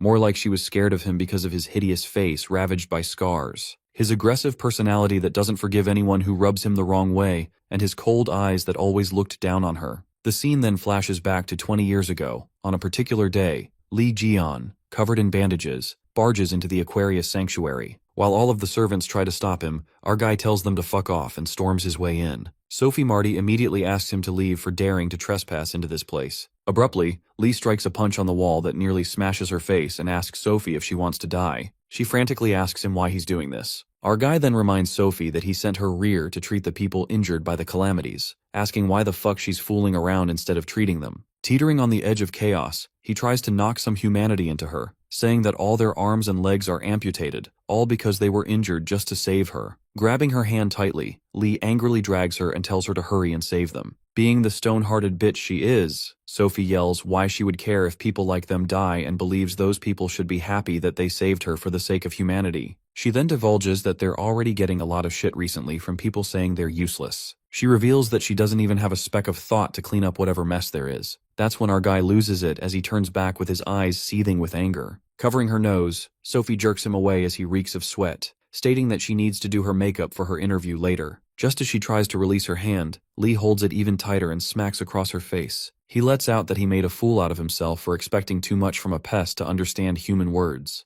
clarifying that a pest needs a beating to get their shit together. Well, in the end, Sophie was dragged there to treat the injured until she passed out. From that day, an unknown fear is instilled inside her, and finds Li Jian rude and an irrational man. Coming to the present scene, Sophie's worst nightmare stands in front of her as Li Jian wakes her up, calling her a pest. She opens his eyes only to discover that she's tied down, but she forgets everything when she peeks at Jian. Lashing out, Sophie orders them to release her this instant and asks how dare they treat a saintess like that. Scoffing, Lee is not surprised at all to see Sophie hasn't changed at all in the last 20 years, making him wonder how her repertoire is still the same. Infuriated, Sophie does not stand for this shit, and presumes that things aren't the same as 20 years ago. Pulling a trick, she plans to distribute acidic fluid on her hand to melt the rope that's binding her, thinking that a restraint of this extent is useless for her. Meanwhile, she wishes she could escape and meet with Stephen Marker to hide behind him. Lee stares at her like his 2 brain cells just quit. Our guy casually hits her head once again as she screams in pain. With his finger burning unexpectedly, Lee tells her to quit her puny tricks that are so obvious just from her expressions. Lee notices his finger burning and abruptly, Sophie laughs hysterically and calls him stupid, revealing that she has an acidic protection skill that activates whenever someone strikes her body. She then scares Lee, saying that acid magic will melt his entire body starting from his hand. Inside Sophie's delusional mind, she's imagining that Li Jian is begging for forgiveness. But Lee bursts her daydream bubble when he shows his ultimate strongest fuck finger that's fully recovered, beating her down like a boss. Sophie is left disoriented when she screams in utter disbelief, realizing it's not a recovery but a broken skill. Nonetheless, Li Jian decides to go over everything that's happened between him and Sophie. He then gets started and counts 1 hit for her for telling people that Sophie was his doctor, adds 5 more hits to it because our guy knows she was the one who sent the goon to the appraisal store, and adds 50 hits altogether for whatever shit she said to Take-Soo earlier. Poor Sophie accepts her fate and realizes that she's doomed. Our guy prepares his flick and keeps smacking her on the head while Take-Soo isn't bothered at all as he sips on his tea, and he believes that Gion hits everyone equally whether they're a man or a woman, though they all give him a reason too. Take-Soo wonders if he's imagining things as he witnesses Gion's divine energy increasing with every hit as our boy beats the pulp out of the saintess. Eventually, after getting 50 flicks on her head, Sophie gets knocked out with multiple bumps on her head. On the other hand, Lee's divine status gets unlocked, and the system shows his current divine status that is minus 50%. Moreover, if his divine status falls to 0%, the Zodiac loses its power and can lead to death if it remains 0%. Lee can also gain divine status when he hits people. Anyway, the good thing is that he can get stronger. Taixu interrupts his thoughts and asks Lee if he's not going to ask Sophie about the dagger that stabbed him. But our guy is certain that the Saintess wouldn't dare to stab him, revealing that he found someone who can investigate the dagger, so it's alright. Taixu presumes that he was beating the crap out of Sophie just to torment her. Lee then takes out his phone and Taixu asks where he found the phone. Our guy lets out that he borrowed it from someone he knows and that someone is Sung Jae, Hugo's son. Just then, Lee leaves for the auction and leaves the rest to Hugo, permitting him to throw Sophie in a trash can somewhere. Poor Taixu is left to take care of that witch, and our guy says that he'll contact him once the auction is over. While he wonders what he should do with her, Hugo sees a guy coming in, thinking it's Jian.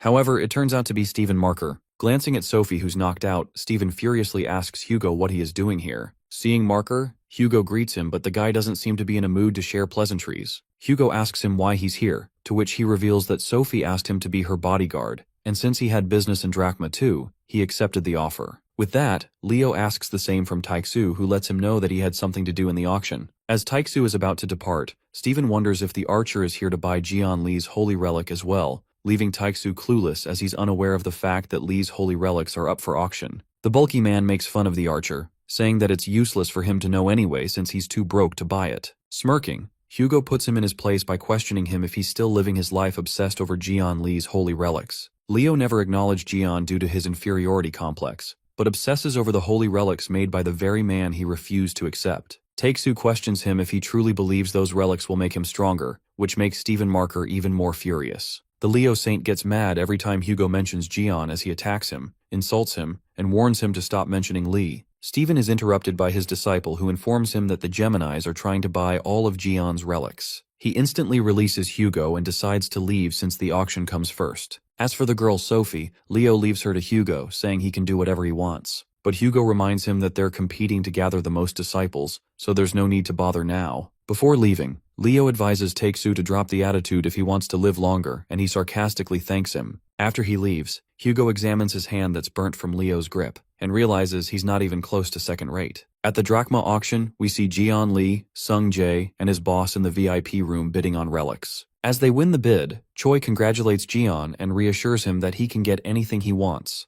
Jian thanks him, and Choi says it's the least they can do for a great talent. Meanwhile, Sung Jae is concerned about the boss's spending, asking Choi if it's okay to spend this much. The boss jokes around, asking if Sung Jae can cover drinks since he forgot his company card. While Sung Jae is left speechless, our guy interrupts, saying he already paid, holding up a black debit card. Choi Sung-hyuk recognizes the card and asks how he got it. Jian justifies that he was drunk and paid on his behalf, adding that he shouldn't ask employees to pay. This makes Choi nervous as he thinks Jian may look young, but he's irritating. He ponders that Jian, despite being a rookie, defeated the Spider Queen, so he's worth using. Compared to that, drinks cost nothing. Choi decides to get into business and praises Jian, thinking he has potential to be S rank or higher. He suggests that if our guy receives a Gemini Saint's blessing, he can become the Saint's successor and lists all the benefits he'll get for free. Jian gets an idea, and knows that bastard Choi is using invisible mind control that builds instant trust. Gemini Cadre offers to make Jaeon his disciple and reborn as a Gemini follower, but our guy bursts out laughing, finding it hilarious. Getting serious, Lee asks if he really expects him to serve that zodiac. The man is confused to see Jian's anger and tries to change the subject when a woman enters, congratulating the winning bidder, and presents Jian Li's relic with the warranty. The boss is shocked at the name and asks Jian if he bought his relic, to which our guy responds that he was told to bid on anything, so he did. Rendered speechless, the boss freaks out as he knows that Steven Marker is obsessed with collecting them. Choi then apologizes to Lee, saying the relic belongs to someone else and they'll return it. Suddenly someone bursts into the room and it turns out to be the Leo Saint, Steven Marker, who demands to know who laid hands on what's his. Jian sees the intruder and suspects it's Steven, the one after his relics. Scared shitless, Choi apologizes to Steven and says they'll return it, which calms Leo. The boss assures he can take his time with the payment. Smirking, Leo thanks the commander Sung-hyuk Choi and is happy that he doesn't even have to spend a penny, as they didn't think they would take his stuff and get away with it. Leo tries to scare Choi and takes their mistake as an excuse to take something worth millions for free. As tension rises, Jian interrupts and curses Steven, expressing that he won the bid, so if the big guy wants it, he can pay 200 billion more. Leo laughs, impressed that someone in Gemini isn't a wimp. Commander Choi is flabbergasted, thinking Jian is doomed, but they're unaware of his power. Getting pumped up, Leo slams the commander aside and approaches Jian, admitting he likes him and challenges him to show his guts. Leo says they should introduce themselves as he likes to greet people with a bang. Jian keeps his cool, analyzing Leo's abilities. He notes Leo has improved slightly as expected from a combat specialist Leo. Unlike Aries or Aquarius, Leos in a fight doesn't back off, and this pisses our guy off. Leo puts his hand on Jian's shoulder when a crack is heard. Sung-jae worries about Gaeon, and the commander can't watch, assuming Jaeon is finished. Leo, feeling overconfident, jokes Gaeon will spend the rest of his life in a wheelchair. As the smoke clears, Jian remains unscathed as he brushes dust from his shoulder. Witnessing this, Steven is shocked while Jian smirks, asking if he teleported the attack. Jian makes it clear the move. Cliffbreaker doesn't work on him since it's his own skill. Even though Leo trained hard to learn it to save others, he's been using it to show off. Upon hearing this, Leo is stunned as he wonders how this guy does that skill. Before he can ask, the host announces the highlight of the auction, distracting both. Steven leaves, saying he'll return for the pendant. Once he's gone, Sungjae rushes to check Jaeon's injuries, while Commander Choi is baffled as our boy avoided a saint-level attack, which shouldn't be possible, and leaves him to wonder who this quirky guy really is. At the auction, the host presents the relic everyone's been waiting for, and reminds the audience of the Berlin Wolf case 25 years ago. An unknown calamity appeared on a German island and melted the armor and weapons. Even the 12 saints struggled to fight against that calamity, and even the raids failed. That's when Lee Jian appeared and slayed it. The relic appears to be the weapon our guy used to defeat that unknown calamity. Steven stands ready, eager to get the weapon he's dreamed of. The scene then takes us to a flashback from 20 years ago, on the island, where the journalist reports they're above the island where the calamity first appeared. It's been 3 days since Gaeon entered and there are no updates. She further briefs that a few saints tried to investigate but failed due to a poisonous spring. Steven and his disciples are seen left behind.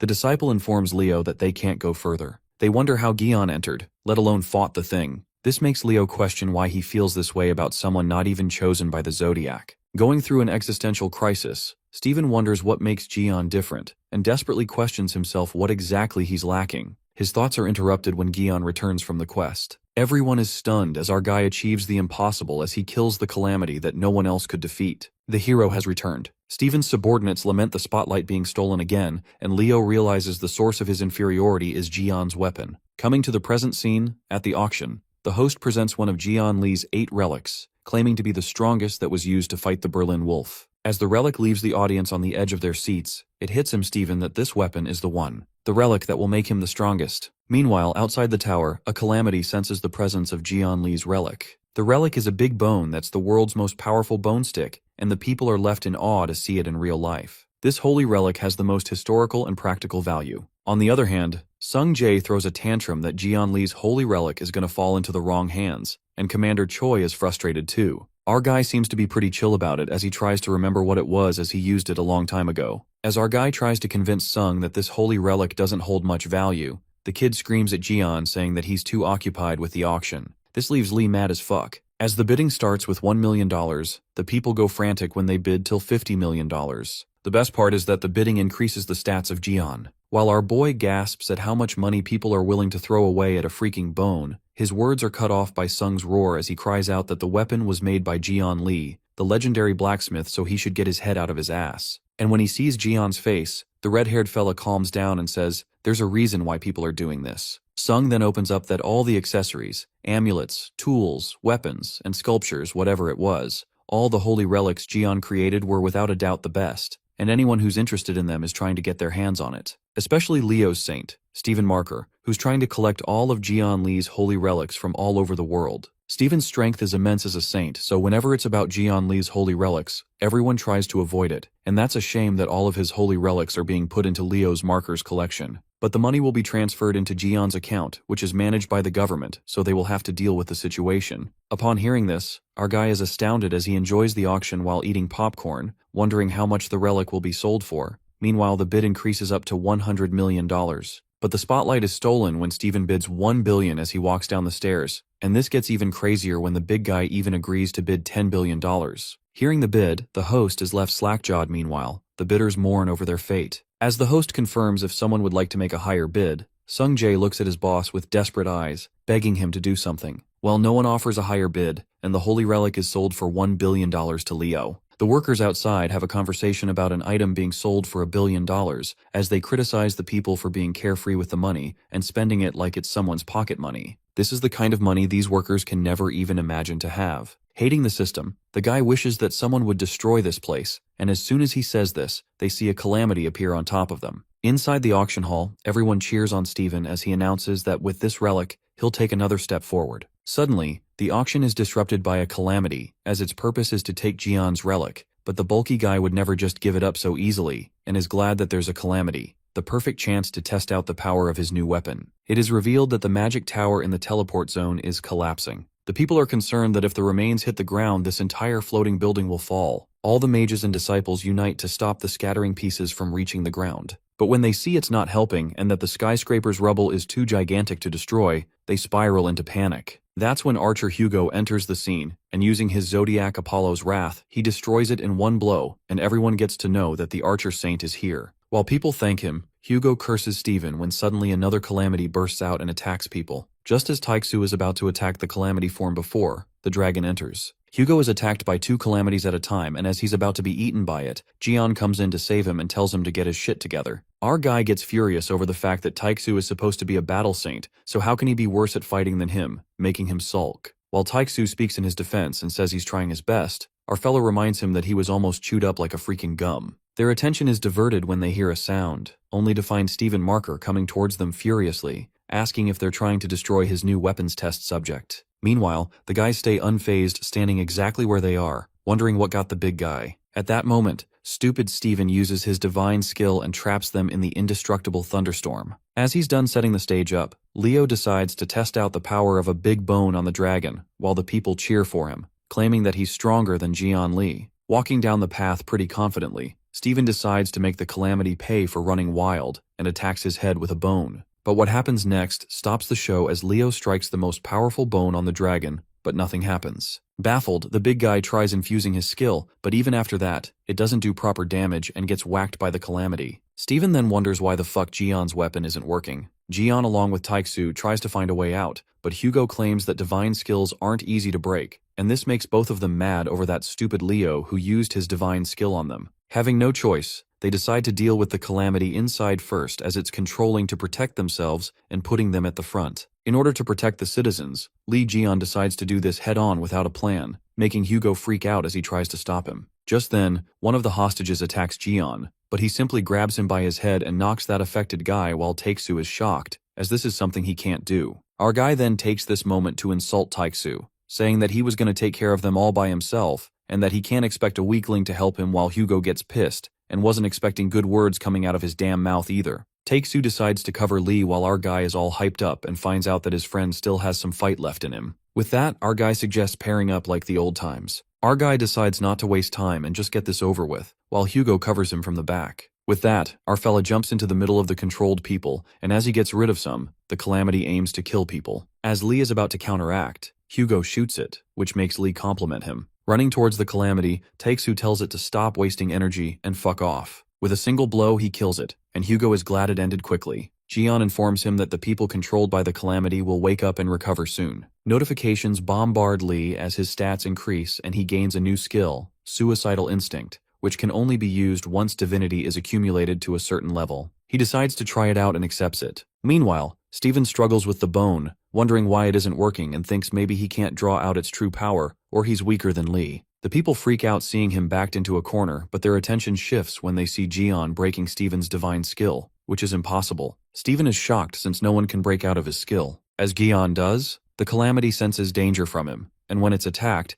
it's confused how a human holds this much power. The calamity senses that he isn't a normal human. In seconds, our guy annihilates the calamity, and Stephen, analyzing the situation, senses that only one person could do this, and that is Li Jian. Our guy turns to Stephen and calls him a bastard for exploiting his name for fame. The furious Leo attacks our guy with the big bone, refusing to believe he's Jian. But our guy grabs the big bone, crushes it with his bare hands, and tells Stephen to have fun swinging it around, revealing it's just a dog bone. Traumatized, Stephen loses it seeing his $1 billion bone shattered to pieces. Being a jerk, our guy thinks it's only fair to return the favor and punches him violently. Stephen flies back. Meanwhile, the Saintess wakes up, tied to a chair, lying on the floor, complaining that her head hurts. Jian yells that he'll see that Leo bastard later if he's alive since he made him fall from a great height. While Hugo freaks out, our guy tells him not to worry since the bulky guy has a tough body and will be fine. Asking Hugo if he has rescued the people from the barrier safely, Hugo informs Jian that everyone's relieved and happy. Just then, our fella takes out his piggy bank and instructs Taixu to clean everything before they leave as he's slave number 1.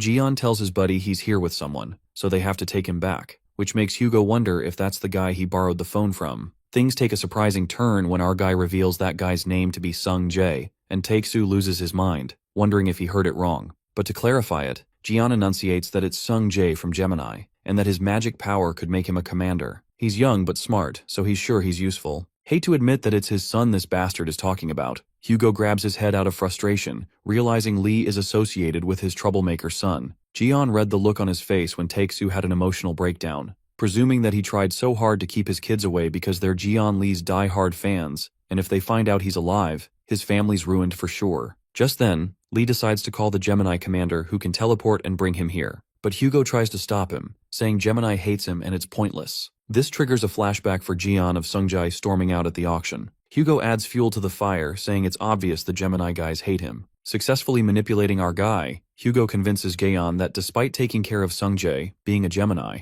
it makes sense he'd hate him. Hugo hits his shoulder and tells him not to mind those idiots, not realizing his son is standing behind them. Hearing Sung's voice, they turn around. Freaked out, Sung demands an explanation, and his dad is done for, wondering if he was already on the call. But Sungjae, who's got no chill, yells for answers. Taeksu reassures his son that he'll explain, but suddenly something from the calamity attacks Gaeon. His creation clay lime swallows it, leaving both father and son in disbelief. Jian Lee shakes the slime, telling it to spit the junk out. While Hugo checks if the substance came from the calamity's remains, as it can be dangerous, Sung recognizes the slime from history books about Jian Lee's holy relics. That means all the skills and power he's seen match. He excitedly asks our boy if he's actually Jian Lee. Meanwhile, poor Hugo is hit with bitter reality as the three of them shout, one in joy, one in sadness, and one in frustration. The next scene takes us to the USA, Leo's sect headquarters. In the executive meeting room, Commander Oliver says their chief Stephen hasn't returned since disappearing yesterday, suggesting they request help from Geminis to track him since they're good at it. The disciple then reminds the commander that he fought with Gemini in episode 12 and doubts they'll help.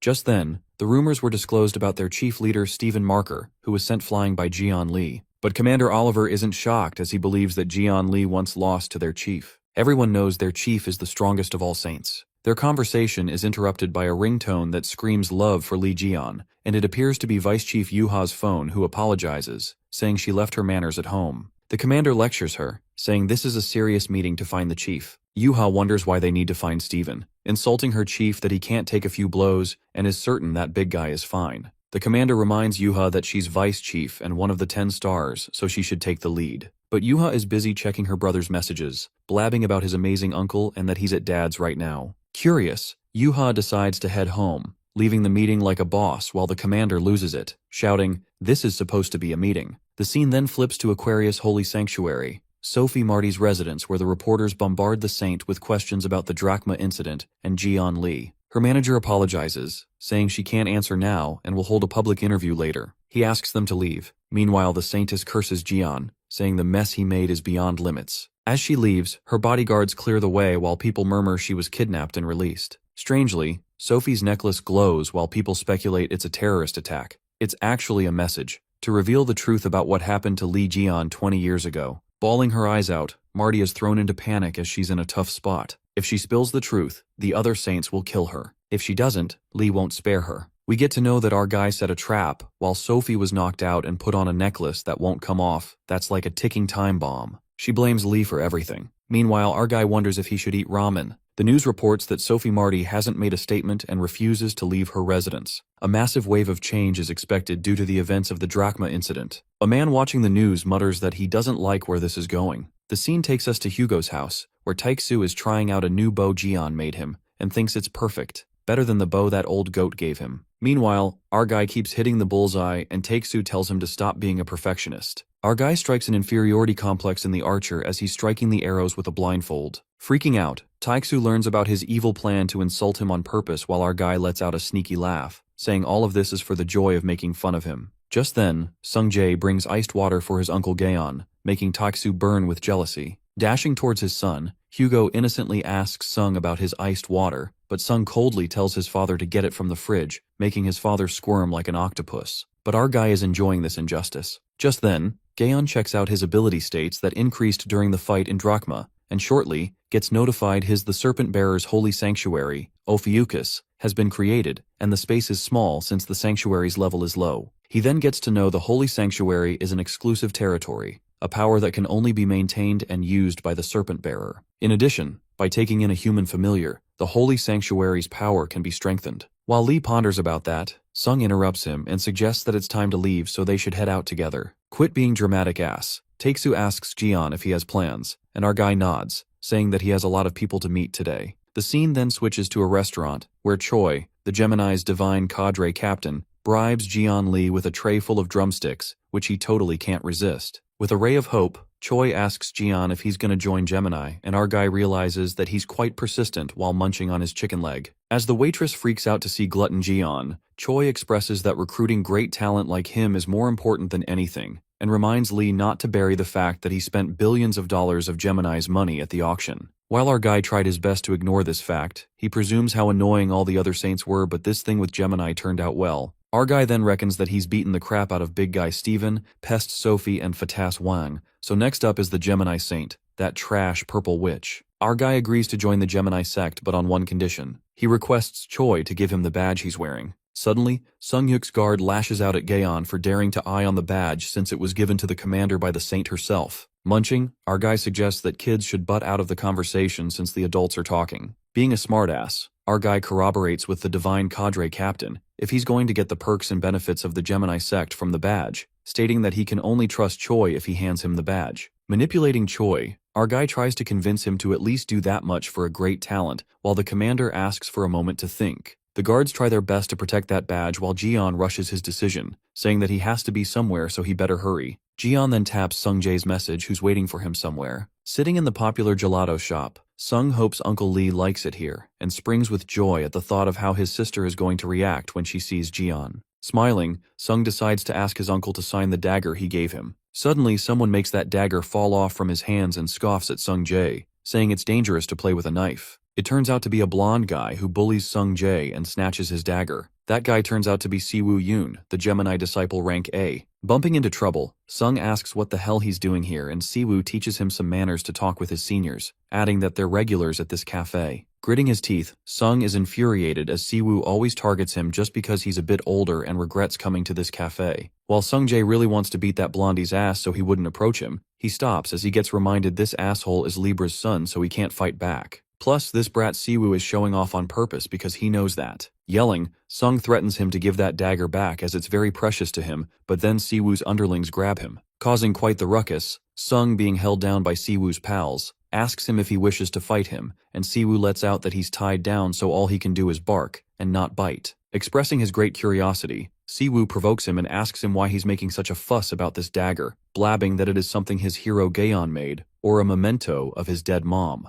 As soon as he utters that bullshit, Sung Jae bursts into anger and calls him a fucker. As Sung Jae reacts vigorously, suddenly, the holy relic, the dagger, reacts to the owner in danger, activating a random skill. Something jolts through that dagger as it flashes a radiant light. Suddenly, someone smacks the bratty-ass Siwoo's face, and it turns out to be Jian Lee who emerges from that holy relic. While Siwoo bawls his eyes out after getting hit on the nose, Sung Jae cries out of joy to see Uncle Jian. Our boy scratches his head as he gets hurt, and Sung asks him how he got here. Jian then assumes that the one-use summoning he put in the dagger suddenly activated while he was in the fried chicken place. Watching that dagger, our guy peeks at the guys around him, asking Sung Jae if he was in danger from them. Our guy loses his cool as he learns those guys laid a finger on his nephew and cracks his finger, ready to kick their ass. Scared, those guys don't recall Sung Jae's uncle being a thug, while our boy grins and makes sure they remember what happens when they dare to touch what's his. Jian's evil grin sends shivers down their spine and they realize they're fucked up. The scene then cuts back to when Jian Lee was just living his best life,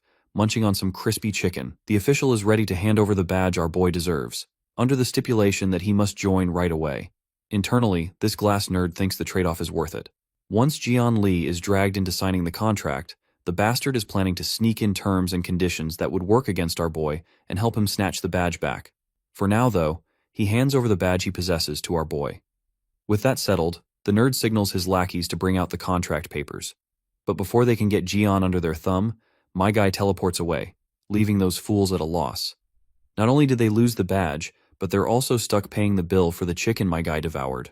Inside the cafe, our fella beats the living daylights out of the guys ganging up on Sung Jae. Lee smacks Siwoo Yoon across the face, while Yoon attempts to scare him, saying he's Gemini's A-rank disciple and the billionaire Libra's saint. This bullshit doesn't stop our guy as he keeps walloping the blondie. Yoon can't even get his words out as his face is bruised from the smacks. Lee cracks his fingers and tells Yoon to get up, saying that he just got started and asks that shitface what he's been mumbling. Getting beaten to a pulp, Yoon panics as his defense fails. Yoon gets furious as he sees Lee acting so cocky. He unleashes blue flames and creates Phalaris's bull to attack. Panic spreads when people see Yoon using magic in a safe zone as everyone runs. Yoon scoffs, thinking Lee got what he deserved, unaware of who he's messing with. But Gaeon brings out the big guns, mocking Yoon's skill for being too weak to light a candle. Our boy takes control of the magic and absorbs data from the Phalaris bull. While Siwoo freaks out, realizing Lee is a mage, our guy confesses he's a blacksmith and creates a relic with the data. The stone in his hand glows, and Gaon decides to teach him to use fire properly. Our guy uses Yoon's skill, the Phalaris bull, burning the man's heart. That's when a massive blue blaze erupts, destroying everything and flinging Yoon like an insect, even ripping his pants. Yoon lies on the ground with his blue panties showing.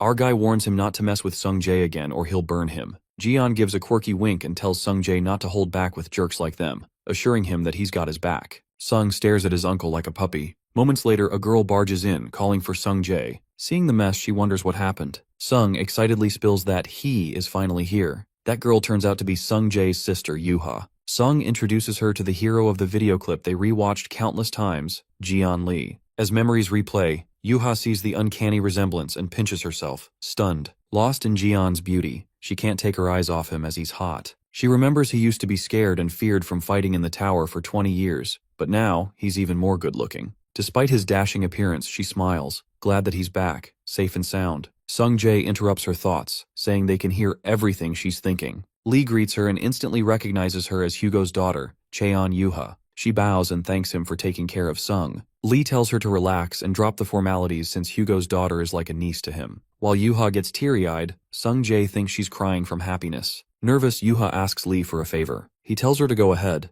wondering if she's asking for a sign. Just as she speaks, a calamity bursts out of the ground. Yuha looks done as the perfect moment got ruined. Unleashing her weapon, she faces the calamity and confesses that she'll propose to Lee once she's done. As she dashes toward the monster, Jian is baffled and asks Sung what she said. Sung justifies that his sister switched to battle mode because Jian's here, but our guy is low-key freaking out at the word propose. The situation worsens. An announcement warns civilians to evacuate. More calamities erupt across the city. Meanwhile, Yuha fights fiercely to clear them out fast. Slashing her spear, she urges herself to finish this and propose to Jian. But the monsters keep coming, making Yuha realize that she won't finish anytime soon. She plans to wipe them all at once. Swirling her spear, the red energy surges and Yuha warns the monster not to block her proposal. She swings and activates Lotus Spark, ripping the monsters apart as red energy engulfs the horizon. Watching her fight, Lee is proud as she's even better than Hugo. Yuha waves at Jian, but a monster emerges behind her and our guy flinches, pushing her aside immediately. To his surprise, the Calamity talks to Jian as it's amazed by how he dodged the attack. Stretching the rope, the Calamity desires to make Lee Jian, the serpent bearer, its pet, and the Calamity's lizard, drips lava. Lee wonders why everyone's playing with fire and warns the Calamity it'll piss itself. But then our guy finds that lizard a great treasure, presuming that he needs a blast furnace for holy relics. Grinning, Jian decides to make the Calamity his personal gas burner. The Calamity smirks, thinking he's worth disciplining. What they don't know is that our guy's a walking disaster. Wherever he goes, calamities follow. Yuha deduces they're cryptid calamities that must be stopped. Lee interrupts, asking if she plans to handle them alone. Our guy then tells the siblings to leave this monster to him and help evacuate people, trusting their strength. Yuha and Sung Jae are pumped and follow his orders. While the siblings brace themselves, Lee gets the party started. Soon, Jian and the Calamity clash one-on-one. The monster strikes its whip, but Lee evades easily. The Calamity mocks him and then restrains him in its rope.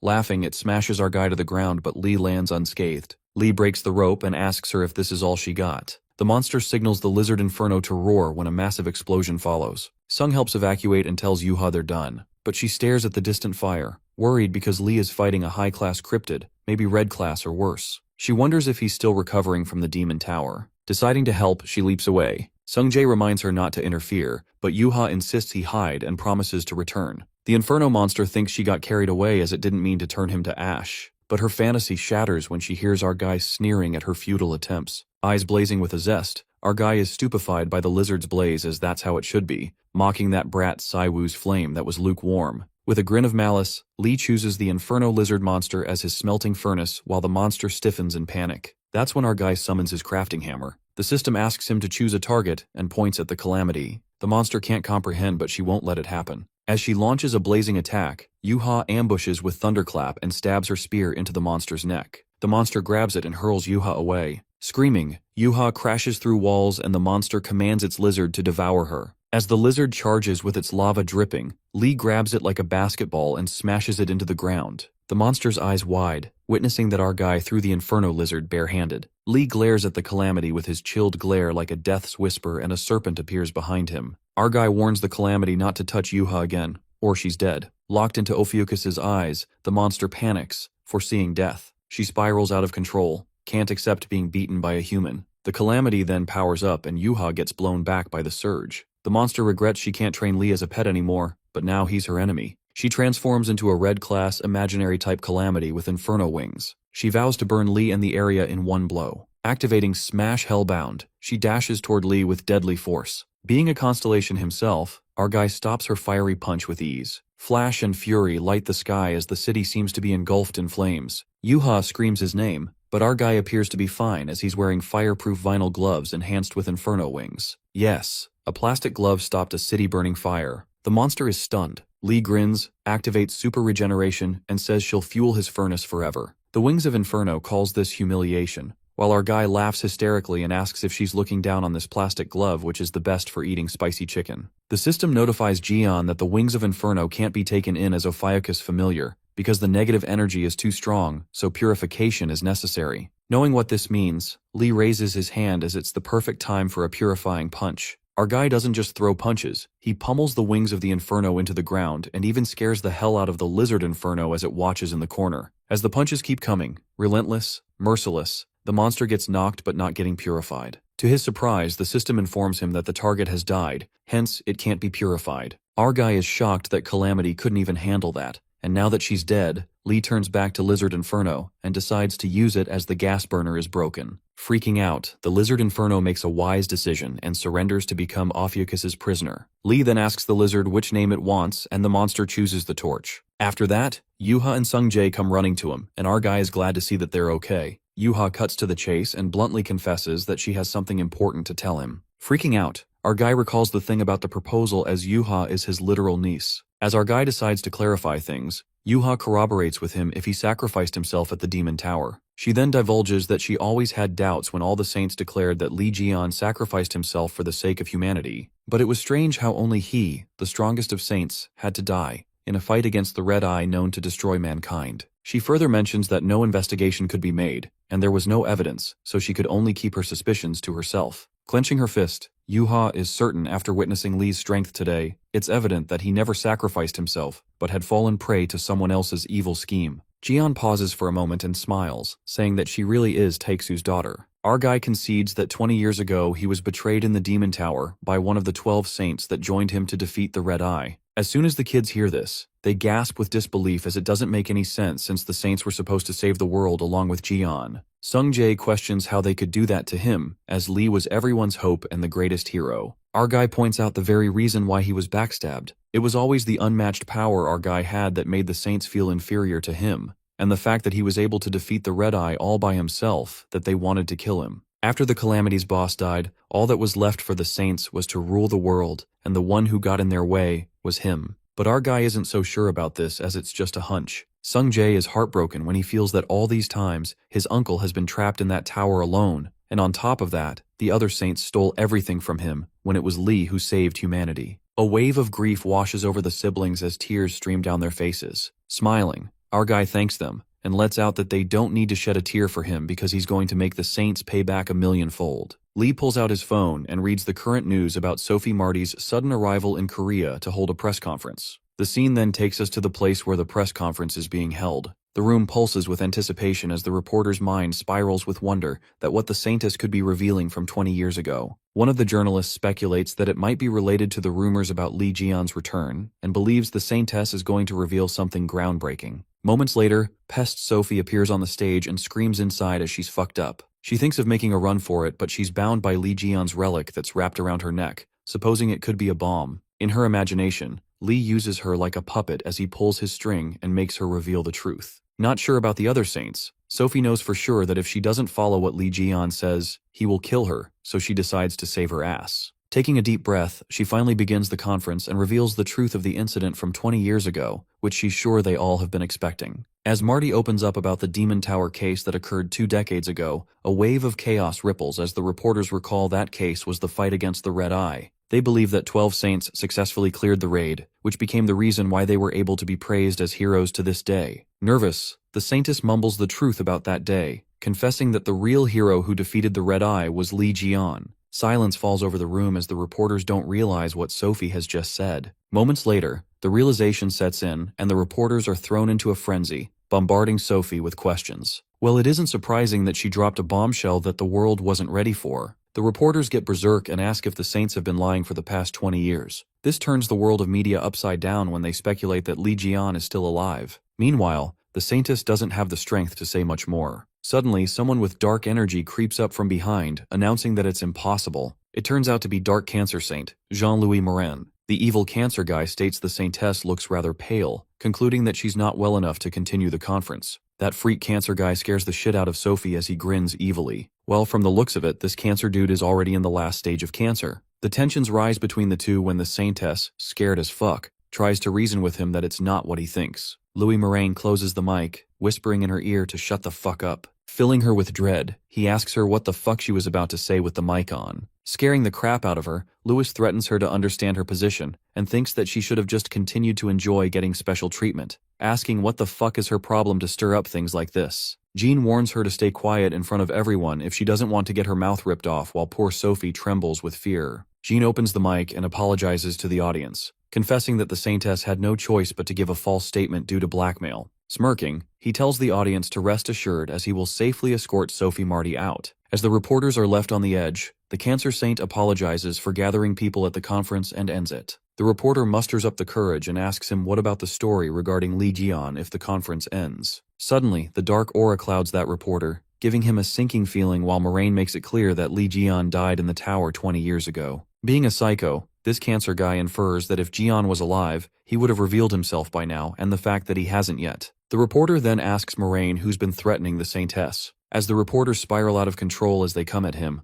Moraine calls them fucking insects who should know their place. Things take a 360-degree turn, and Li Jian makes an iconic appearance as he lands an iconic dropkick on the cancer dude, saying that it looks like he's about to slice up the reporters. Meanwhile, the Saintess is freaking out as she's screwed now that Jian's here. Arriving with the Lizard Inferno's tail in his hand, Li feels nice after meeting rotten crab meat, referring to Jean-Louis. Charging at him with the big-ass lizard tail, our guy notices that the scrunched-up mug hasn't changed one bit and gives him a gift as he smashes Jean with the tail. Sophie is left disoriented as she realizes it's a freaking tail. Poor Torch whimpers in the corner, sobbing as he's the serpent-bearer's prisoner, disarmed Torch, and Sung Jae looks after it. Our guy asks Jean how dare he end the conference without his permission while that cancer dude is knocked out as he's smashed under the crumble. Strangely, Jean's clone emerges from behind like a ghost, and recognizes that it's the Lizard Inferno's tail. Jean learns that it was actually our fella who defeated the Inferno Lizard. Lee calls him a fucking bastard and asks him to stop making clones of himself. Moraine is surprised that our guy was able to recognize his division skill in that one moment, making him curious who he is. That's when our guy proudly reveals himself to be Li Jian. Laughing their asses off, the reports couldn't bring themselves to believe as there was no way that Jian was so young and good-looking. Snickering, Jean-Louis Morin admits that our boy has some skills, but he supposes Li has lost touch with reality,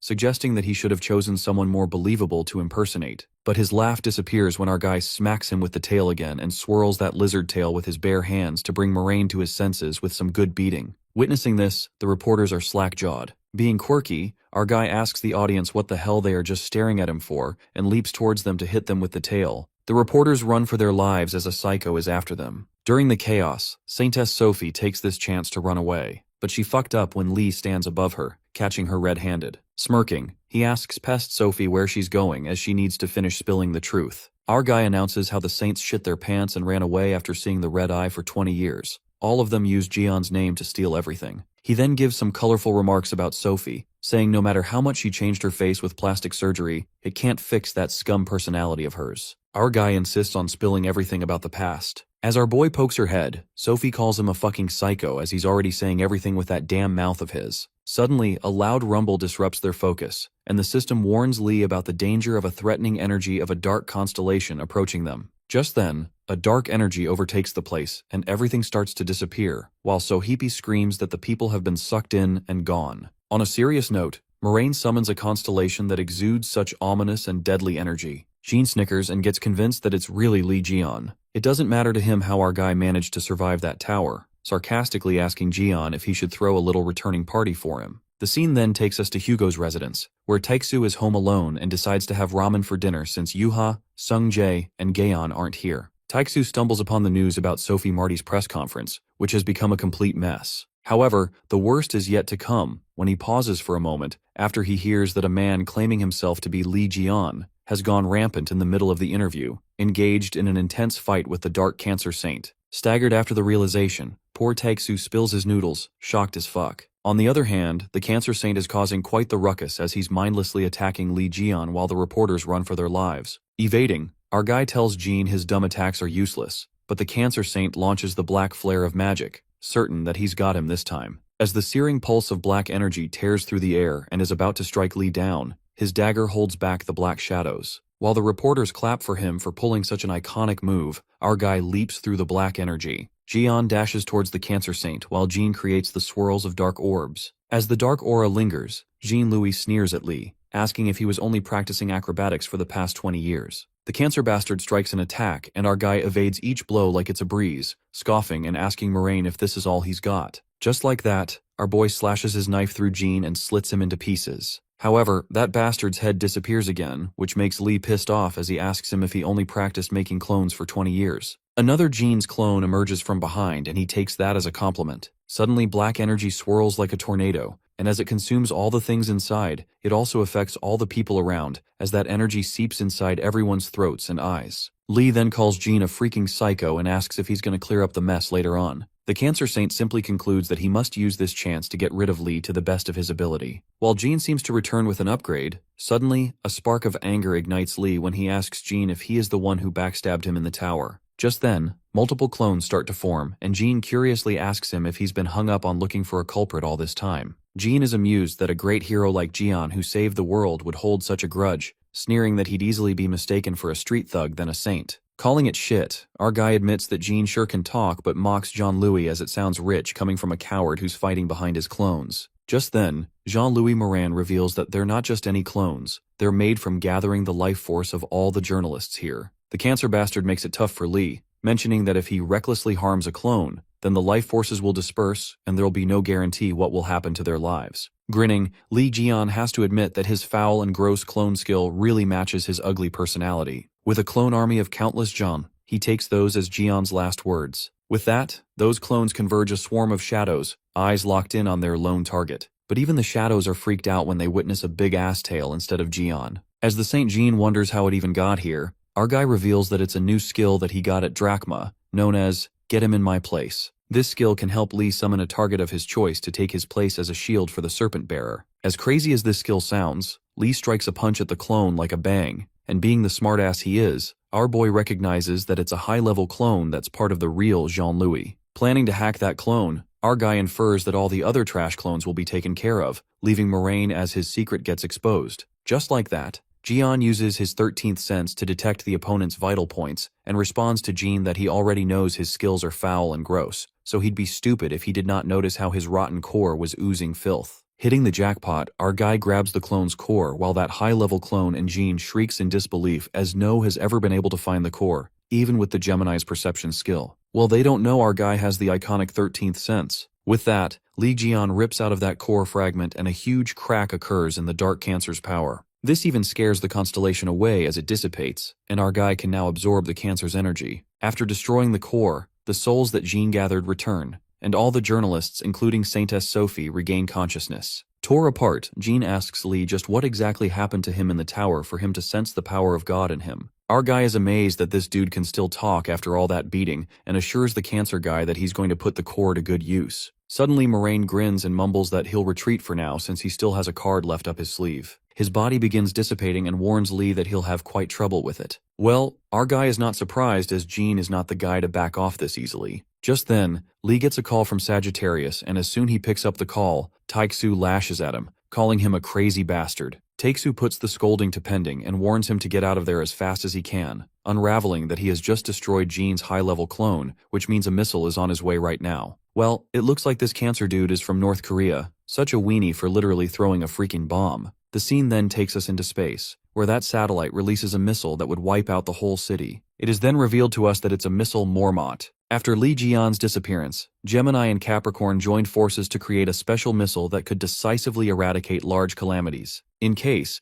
a calamity that humanity couldn't handle were to ever appear, This Mormont was mankind's last card to use an orbital strike to completely destroy the Calamity, along with the surrounding vicinity. While Lee Gion gets to know all this from Taeksu, it sounds flashy yet useless to our guy. Taeksu frantically tells Lee that Jean-Louis set the missile so that if his life signals are cut off, the missile will automatically go off as well. Well, it does make sense to Lee since a high-level clone is considered the same as a real one. But our guy thinks running away won't solve the problem given that it's going to blow up a few cities like this one in an instant, and this makes Taeksu ask him if there's no plan after all. At that moment, Lee glances at Sophie Marty with a plot in mind and assures Taeksu that he has a plan. Sophie peeks at Lee, unaware of what that psycho bastard is planning. On the contrary, there's an announcement about the Mormont missile heading into the city and warns all the citizens to evacuate to the nearest shelters. The missile plummets from the sky and dread takes flight in trembling hearts. The people wonder why a weapon against calamities is heading in the center of Seoul, and they start running for their lives with all the teleportation skills sold out. While Yuha and Sung-jae are baffled as to what's going on, suddenly, another bomb hurtles down, but this time it's our boy Jeon Lee. Grabbing Sophie Marty, he leaps towards the missile while the poor saint is screaming for her life. With a Gemini's saint badge in his mouth, Lee uses the commander's authority to activate the teleportation and flight skills,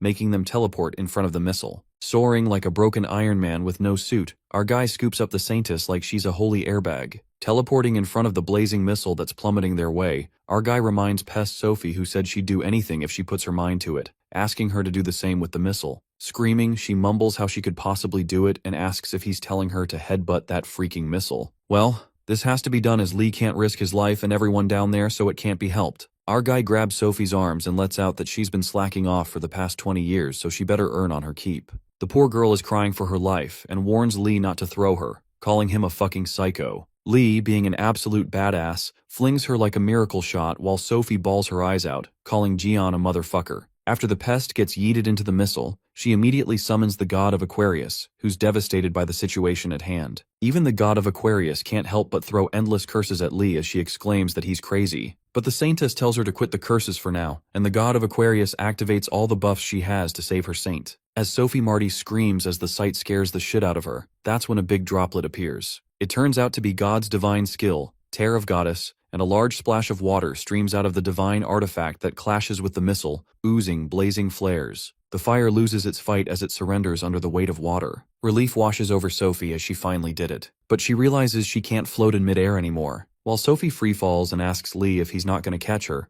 our guy waves her goodbye, assuming she'd be fine with all those buffs. But the trouble is still not over yet. Our guy appreciates that the pest did better than he thought at dealing with the missile, but the work's a little sloppy as things aren't going to be pretty with all this debris falling on the city. Meanwhile, on the ground, mayhem unfolds when citizens witness all the remaining pieces descending on them. That's when it occurs to Lee that this missile was made by Gemini. Well, it looks like our guy got another plot up his mind as he grins maliciously, uttering that he better announce his return by greeting that purple witch with a bang. Lee contacts Taeksu by telepathy, who's startled, asking Lee if he got rid of the missile. In a haste, our boy has no time to explain and immediately asks Taeksu to let him borrow his absolute coordinate skill. With the help of this archer skill, the target of his choice will move to a designated location without fail. Hyped out, Hugo assumes the situation is really worse for Jeon to sound this desperate as he instantly lends him his skill. Our guy thanks his slave number one. A devil in him smirks as he conjures a malevolent plot with the help of his Gemini's commander's authority skill, which is Choi Sung-hyuk's badge, and Hugo Otter's absolute coordinate archer skill. As these skills get activated,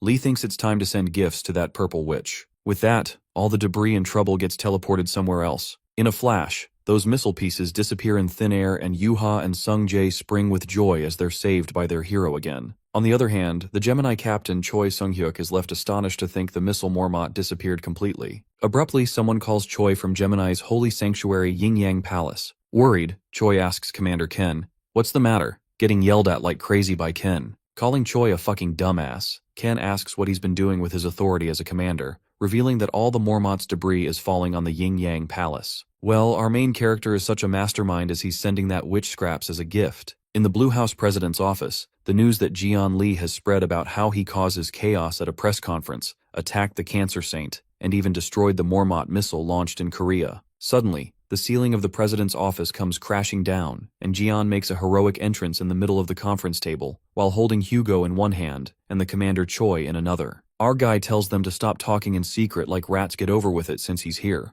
Jeon announces that he's here to take his money back, knowing that they have his account with all the money they've earned from selling his stuff. Attempting to access his account through Taixu's authority, our guy reveals that he failed to open it. Well aware that he put Hugo as his proxy, Lee demands an explanation. After discussing among themselves, one of them opens up to Jian that the Korean government found it unsafe to trust Sir Hugo. The guy continues to state that Sir Hugo is a foreigner, and after he went missing, it was difficult to put their faith in a saint of another country when they have their own saints in Korea. Also, the Sagittarius sect's power reduced over time due to various cases and accidents, so as a result they had no choice but to trust the funds to someone more reliable. Losing it, our guy punches the man in his face, mad at the fact that these bastards trusted that purple witch out of people. Not taking this bullshit anymore, Jian is pissed off at the guys for daring to look down on his friend Taixu. Our fella confesses that Taixu is his slave, so only he has the right to treat him that way, but these freaking assholes have no right to belittle him. While it may sound like Jian is defending his friend, he admits that Taixu might be a Dumbo who has nothing to offer other than his looks, but at least he shouldn't be disrespected like that, even though he's a dirt-poor poverty saint. Calling him a crazy bastard, Hugo loses it after being humiliated in such a way. But our guy refuses to withstand the discrimination,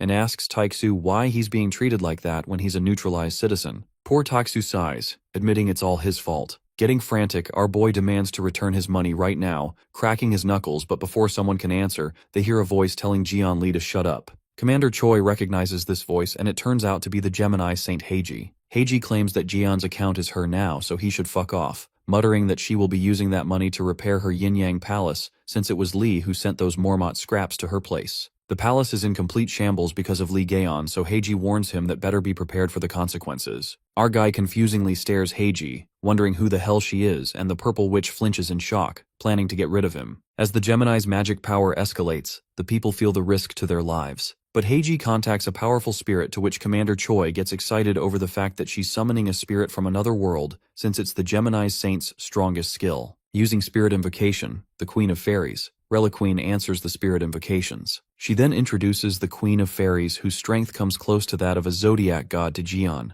certain that he won't be able to fight her. But our guy crushes her cockiness in an instant when he leaps toward the purple witch, flinging her like an insect as she breaks through the ceiling. As humiliating as it sounds, Gemini's magic starts fading, and while Reliqueen tries to escape the trouble, R grabs her by her hair. While our guy doesn't let the Reliqueen back out on her own, we see Heiji plummeting, and it turns out it wasn't the real saint, but a skill rented by Pisces known as transformation, changing her appearance. The magic vanishes because the user faints. After this shocking event, Lee makes everyone acknowledge that he was right, as he hasn't seen that girl, knowing clearly who the real Heiji is. Our guy announces that the purple witch can't save them anymore, and that they should return his money. Later, Jian Li along with Hugo walks out of the building with his money, deciding to get something good to eat. Later, Hugo is disturbed as he speculates why the real Heiji didn't appear, since she's the type to go out of her way to use a meteor in the middle of the city once she gets mad. After giving it a thought, Gaon recalls that purple witch Heiji didn't appear when he destroyed her palace, inferring that there's only one reason for that, since there's no way she's holding her anger back right now. He has a rough idea of where she might be at the moment. They decide to visit her later on. In Sungjae's apartment, Jian Li along with him, Yuha and Jimin,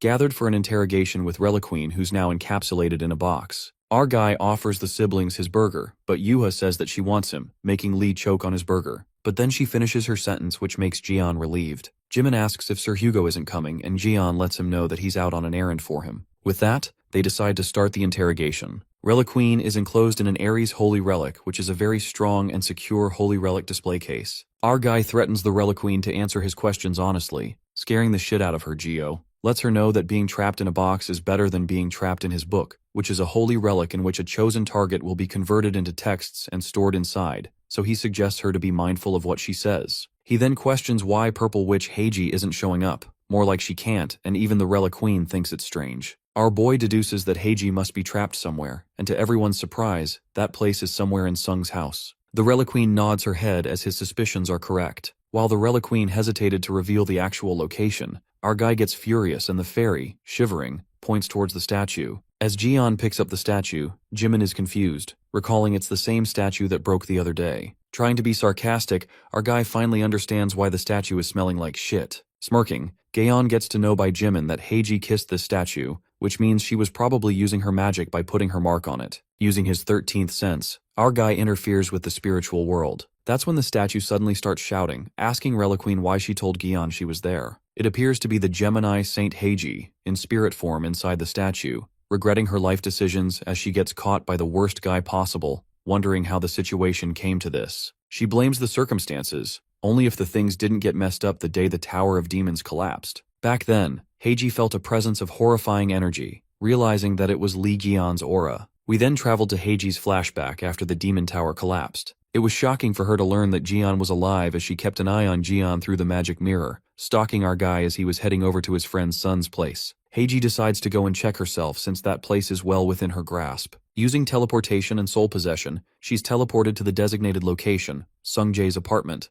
and her soul enters the statue at his house. While everything was going smoothly, the worst happened. The statue was broken by our guy when he visited and things went downhill for Heiji who was inside that relic. Plus, if the possessed target is destroyed, then the soul can't escape out of it. Therefore, the skill got messed up because the statue broke while she couldn't do anything about it. Jimin feels bad about a holy relic being broken and decides to fix it too. The Purple Saint sees a ray of hope and wishes the boy could fix it as long as he can restore the statue to its original position, but he tries to fix it with glue, leaving Heiji hopeless of ever coming out. She cries since she can't leave now. Coming to the present scene, our guy dwells on what kind of torture he should put Heiji through, horrifying enough to let the rumors spread out. Furious, the Purple Witch lashes out at Reliqueen, knowing that she can break out of that box easily. But the fairy refuses as Gaon will catch her the moment she escapes, and begs Heiji not to tell her something so pointless to do while Yuha nods. Our guy loves that Reliqueen knows her place and Heiji calls out her disciple Sung Jae, ordering him to attack Jian. Trying to unherd those words, Sung Jae is stuck between being Gemini's disciple and his favorite person Uncle Lee as he certainly doesn't want to fight him. Hearing this, Gemini Saint hysterically questions her disciple and reminds him the Gemini sect has always been enemies with Li Jian.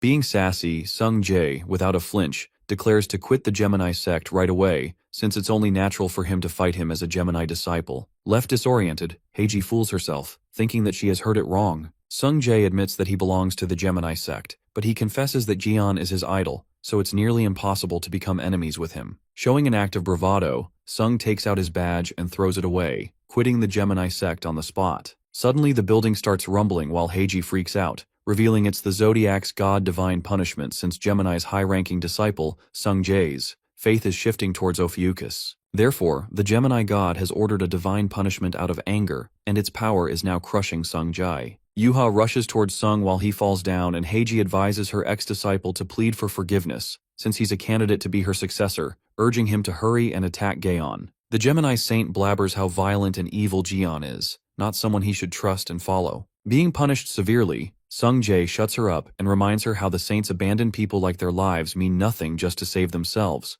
acknowledging how Gaon has always saved people in danger. Enraged, red-haired kid calls the saints fucking hypocrites who only care about their own selves and safety while spitting empty words about rescuing people. Remembering several times Gaon saved him, Sung clarified they don't have the right to look down on Jian. And in the worst-case scenario, the Gemini holy god Freya makes an appearance, and the severity level of the punishment is raised due to Sung Jae's brutal words. The Zodiac is gathering her powers as she tells Sung to disappear along with his fake hero, but our guy couldn't see his nephew in pain as Sung's bleeding, and that's when he uses the cancer skill, the Abyss Cutter, severing the connection between the god and the saint. At the same time, in Yin Yang Palace, there seems to be a disaster as one of the men orders to use some magic to get rid of the debris over there. Just as the flames are getting under control, the disciples learn they aren't able to use their magic or gather their magic energy. While the Gemini sect is thrown into panic, Commander Ken informs them that they can't use their magic, asking them if they have tried contacting other disciples from different regions. It is revealed that neither telepathy nor teleport is available, and even the teleportation gate has disappeared for the disciples that went to fight the calamities. All the equipment freezes inside the calamity zone, and since they can't use their telepathy, they're not able to reach them. It looks as if the whole Gemini magic energy has vanished. In Sung Jae's house, Gemini God's magic energy has disappeared, as Jian apologizes to the kid that he had to go through this because of him. Our guy thanks Sung for trusting him, to which he gives him a bright smile. On the other hand, furious Heiji questions Gaon about what he's done and where her Zodiac power went. The connection between Heiji and her Freya, the holy god, got disconnected. It is revealed that it takes great risks and resources when the Zodiac is engaging with the world. That's why the Zodiac grants their saint the ability to use their power. In simple words, the Zodiac is a power plant. The saint is a transmission or substation tower, and disciples could be considered as some kind of plugs or outlets. That's how this blackout could be explained. As Heiji attempts to lean towards the statue to hide her ass, our guy spots her and asks Heiji how it feels to suddenly be incompetent. In case she doesn't know, Jian informs her that's what Crab Jean used to do, cutting off connections between people with an abyss cutter. He just simply combined the cancer skill and his own skill, and it seems the results turned out pretty interesting. It looks like he has not only cut off her connection with the Zodiac, but the whole contract itself. Jian pulls a god-forbidden act, Divine Cutter, which cuts off anything one desires, and each time it is mastered, a new ability is created. Heiji threatens him that the Zodiac's rage will get him. Playing it cool, Jian looks forward to it so that he will finally be able to meet that Zodiac god face to face. Suddenly the sky starts to rumble and a storm appears, notifying that the Gemini god is furious about the loss of her saint and disciples and is trying to engage in the world being aware of the risks. Things get intense as Gemini god Freya appears and the true power fluctuates with menace. Jian Li picks out an item from the storage, which is a core fragment of dark cancer that absorbs the power of the Zodiac. Gemini god is astonished by the core fragment of another Zodiac, while our guy misses his Sky Punisher badly. He could have just sliced the god in half, but sometimes for now Jian works with what he has. With the core fragment, our fella creates an Abyss Storm Scythe, which is of single use, and with that, attacks Freya, causing effective damage to the Gemini Zodiac. The god struggles with pain while everyone remains shocked that he managed to damage the Zodiac. The Abyss Scythe is destroyed just like it said, while Freya simmers with anger as she gathers all her forces to descend into the world as more rumbling occurs. We see many different types of creatures start appearing as the Gemini god comes with all of her forces in the world. At that moment, Hugo makes an appearance with his Zodiac Apollo to stop Freya, warning her that she should stop the intrusion now since she's about to violate the rules. Meanwhile, Yuha and Sungjae are in shock to see their dad. Hugo reminds Freya about the rule that the Zodiac can't interfere in this world in their natural form, but the Gemini god says that a mere archer can't stop her. Freya belittles the Sagittarius saint as she wonders what his declined Zodiac and his saint could do. While the rumbling gets more intense, Hugo admits that his Zodiac can't stop her, stating they're not the only ones who are unhappy with the intrusion. Countless superior beings watching the world are stopping Gemini's descent. They express their displeasure by expressing that direct interference is a grave violation of rules. For this reason, they can expel Gemini's army and mark the respective territory firmly, while other Zodiacs who are displeased with the interference exercise a sanction. To interfere with the world, Gemini has to pay a great amount of faith, and if she continues with the interference, she may cause maximum hostility from other Zodiacs. Hugo apologetically reveals that other Zodiacs have no intention to just watch her hustle around, asking Freya if she's still willing to take the risk. Gemini is chained as she screams, claiming that she will never forget about today. Being sassy, our guy shows her a middle finger and sarcastically asks her what she could even do. After this, our guy is notified that he completely trampled Gemini's pride and has gained a reputation from countless superior beings. He has also gained an enormous amount of experience and has leveled up, and a special trial awaits him when he reaches level 10. Everyone takes a breath of relief while Jian praises Hugo for his nice timing. But Taeksu is about what Freya did to Sung Jae and thinks Lee didn't do enough for his son, as he should have shot an arrow in the middle of Freya's forehead. But our guy promises that he will grind her and her brother for this. Thanking Jian, Hugo hands him what he asked him to bring from Yin Yang Palace, which turns out to be a soul register, a certificate of contract record of Gemini's familiars. This makes Gaon delighted while Heiji is in utter disbelief as they manage to find the register even when it was in the most secure place. Hugo reminds Heiji that infiltration and concealment are an archer's basic skills, and in addition to that he has the badge Gaon gave him. Upon hearing this, the purple witch lashes out at him and calls Hugo a slave. Meanwhile, our guy goes through the soul register. Examining the soul register, Lee manages to side all the Gemini familiars to his constellation as they completely surrender to Ophiuchus, making him available to take Gemini's familiars as his own, or as prisoners. Surprisingly, the familiar commander who is currently detained in the deep ocean under Yin Yang Palace shows his willingness to surrender. Jian wonders about the commander being a mythical class and doubts if the surrender is real or not,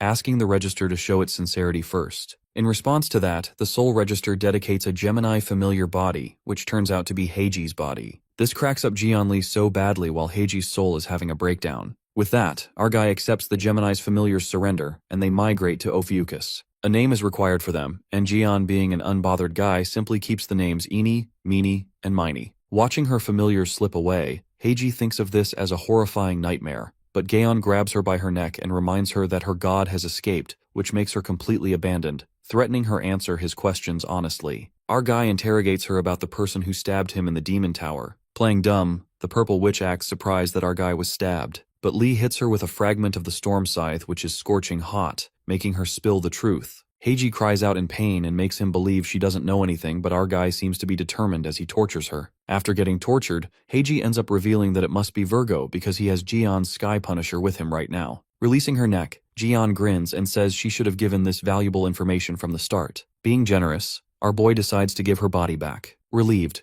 Heiji thinks it was a close call, but then she witnesses that her body is taken by Reliquine, who thanks her master Gion for it. Meanwhile, our guy sarcastically apologizes to the Purple Witch and justifies that he accidentally gave her body to the fairy, who hugs him as he grins. At the back, Sungjai and Jimin stop Yuha from hitting Reliquine as she's jealous of her for hugging Jian. Bunny Yang seems to be mad at Reliquine for not listening to him and says there's no point in looking for a place to fix it as they are going through the contracts. The fairy shuts Yang up and claims that she can clearly see some toxic clauses and loopholes at a glance. Soul Contract, written by contract specialist Virgo Sect, and from which the parts in favor of Yang Wei have been stripped by Jian Li. Reliquine asks Master Li to give her the Soul Contract too to review it and fix it to become an SS class. Our guy gets distracted by some weird hooting noises and diverts his attention to the box where he has stored all the familiars, along with the broken statue from Sung's house. Sobbing, Heiji wishes to be set free, and at the same time, his familiars praise Gaon highly. They find it very honorable to be familiar with Jian, and as he turns towards them,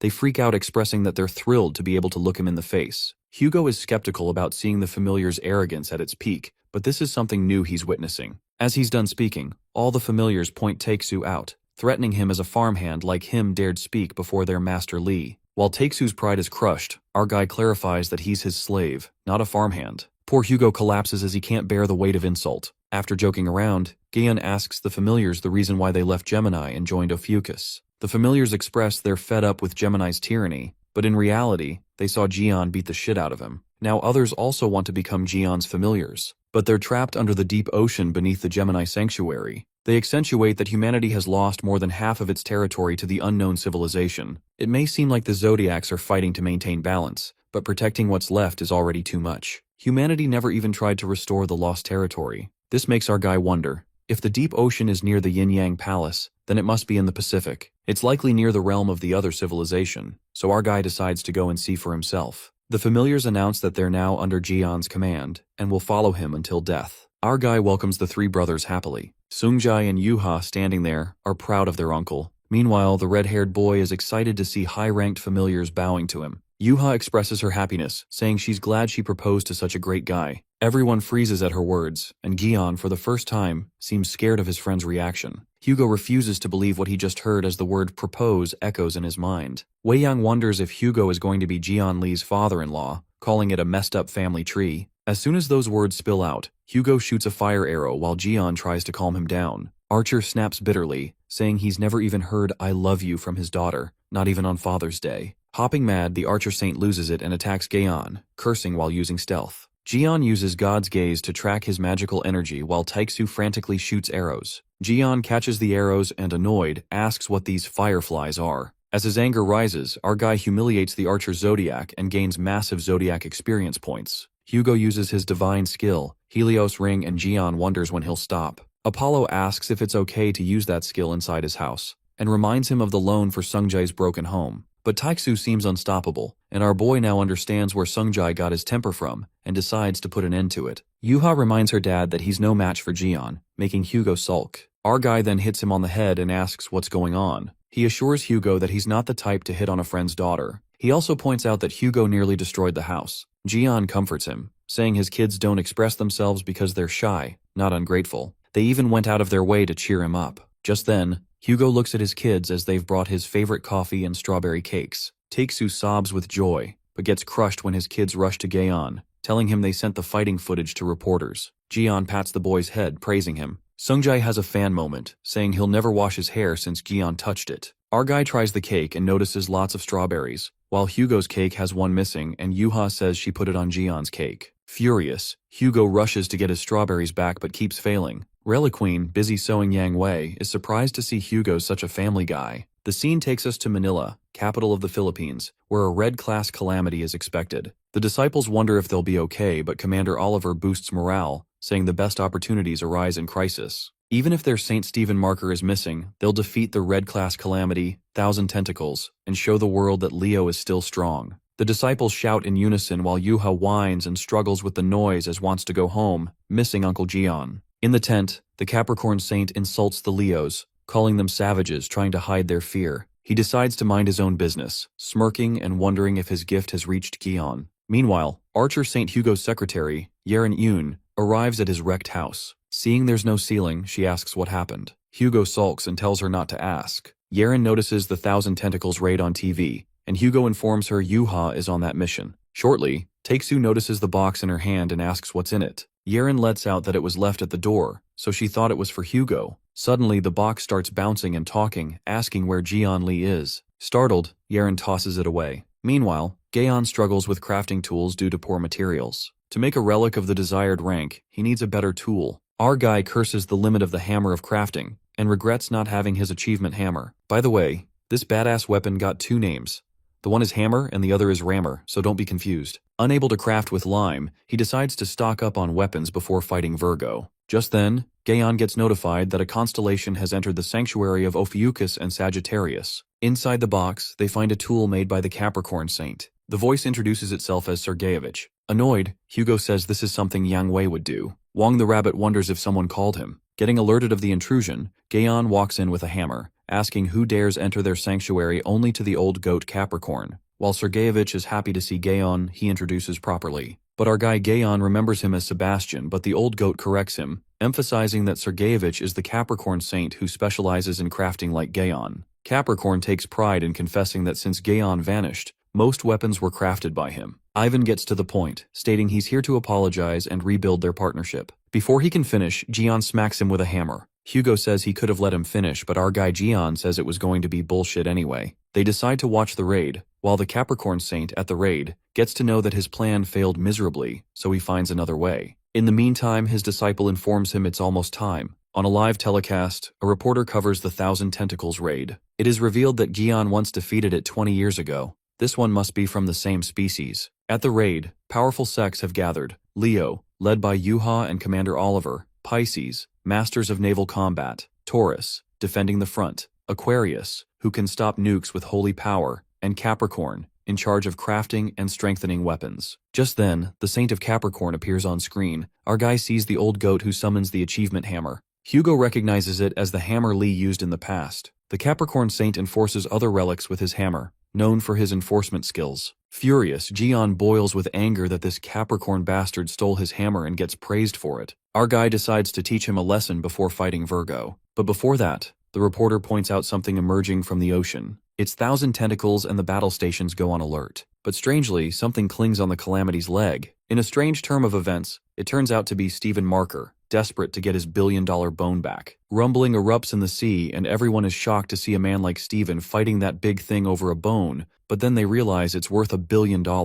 Meanwhile, Commander Oliver is screaming inside to see that the bastard is still crazy about that stupid bone, and screams at Marker to be reasonable, asking him to let it go. Just then, Capricorn Saint Ivan creeps up on Oliver, asking if he's just going to stand here now that the Calamity and the Leo Saint is here. Since most of the people here are from the Leo sect, Ivan suggests that Oliver should give an order. A suspicion flickers in the commander's mind, assuming that this sly old hag wants to take over his command. Oliver then orders everyone to drink the potion which Capricorn gave them to strengthen their physical abilities. While everyone gulps down the potion, Oliver commands every sect to play their part. The Pisces to use spells to improve mobility in the ocean, and Aquarius to cast spells to buff battle and survival instincts. He orders Taurus to make a defensive formation, as they will be needed to stop the calamities that might land on the shore. With that, Commander Oliver charges to attack, declaring they are beasts who are ready to die. Leo guys leap towards the calamity, and the commander activates the skill of Leo, skill beast form, as the sudden surge of power runs through him. Oliver has the power of a wild beast as he monstrously strikes the calamities, while Cheon Yuha instructs all the disciples to cast their magic that combines into a unity skill. The beast roars. The magic lion roars, and with its fangs wide open, it attacks the thousand calamities. As the lion is holding against the calamity, Commander Oliver encourages everyone to push forward, and at that moment, Leo's disciples soars out of the water to attack the thousand tentacles. They all charge at the monster with their weapons, slash their weapons, making it move violently. Just then, Stephen Marker furiously tells the disciples to back off until he gets his bone back, calling them idiots. Like a maniac, Stephen clings onto that bone as if his life depends on it, while Commander Oliver angrily tells him to stop acting ridiculous. The commander looks so done with this guy, insisting he to forget about that goddamn stupid bone. While they both bicker, the disciples think they've gone insane, quite amused by the sight. Moments later, somebody steps in, calling Stephen a stupid bastard for acting recklessly for a bone.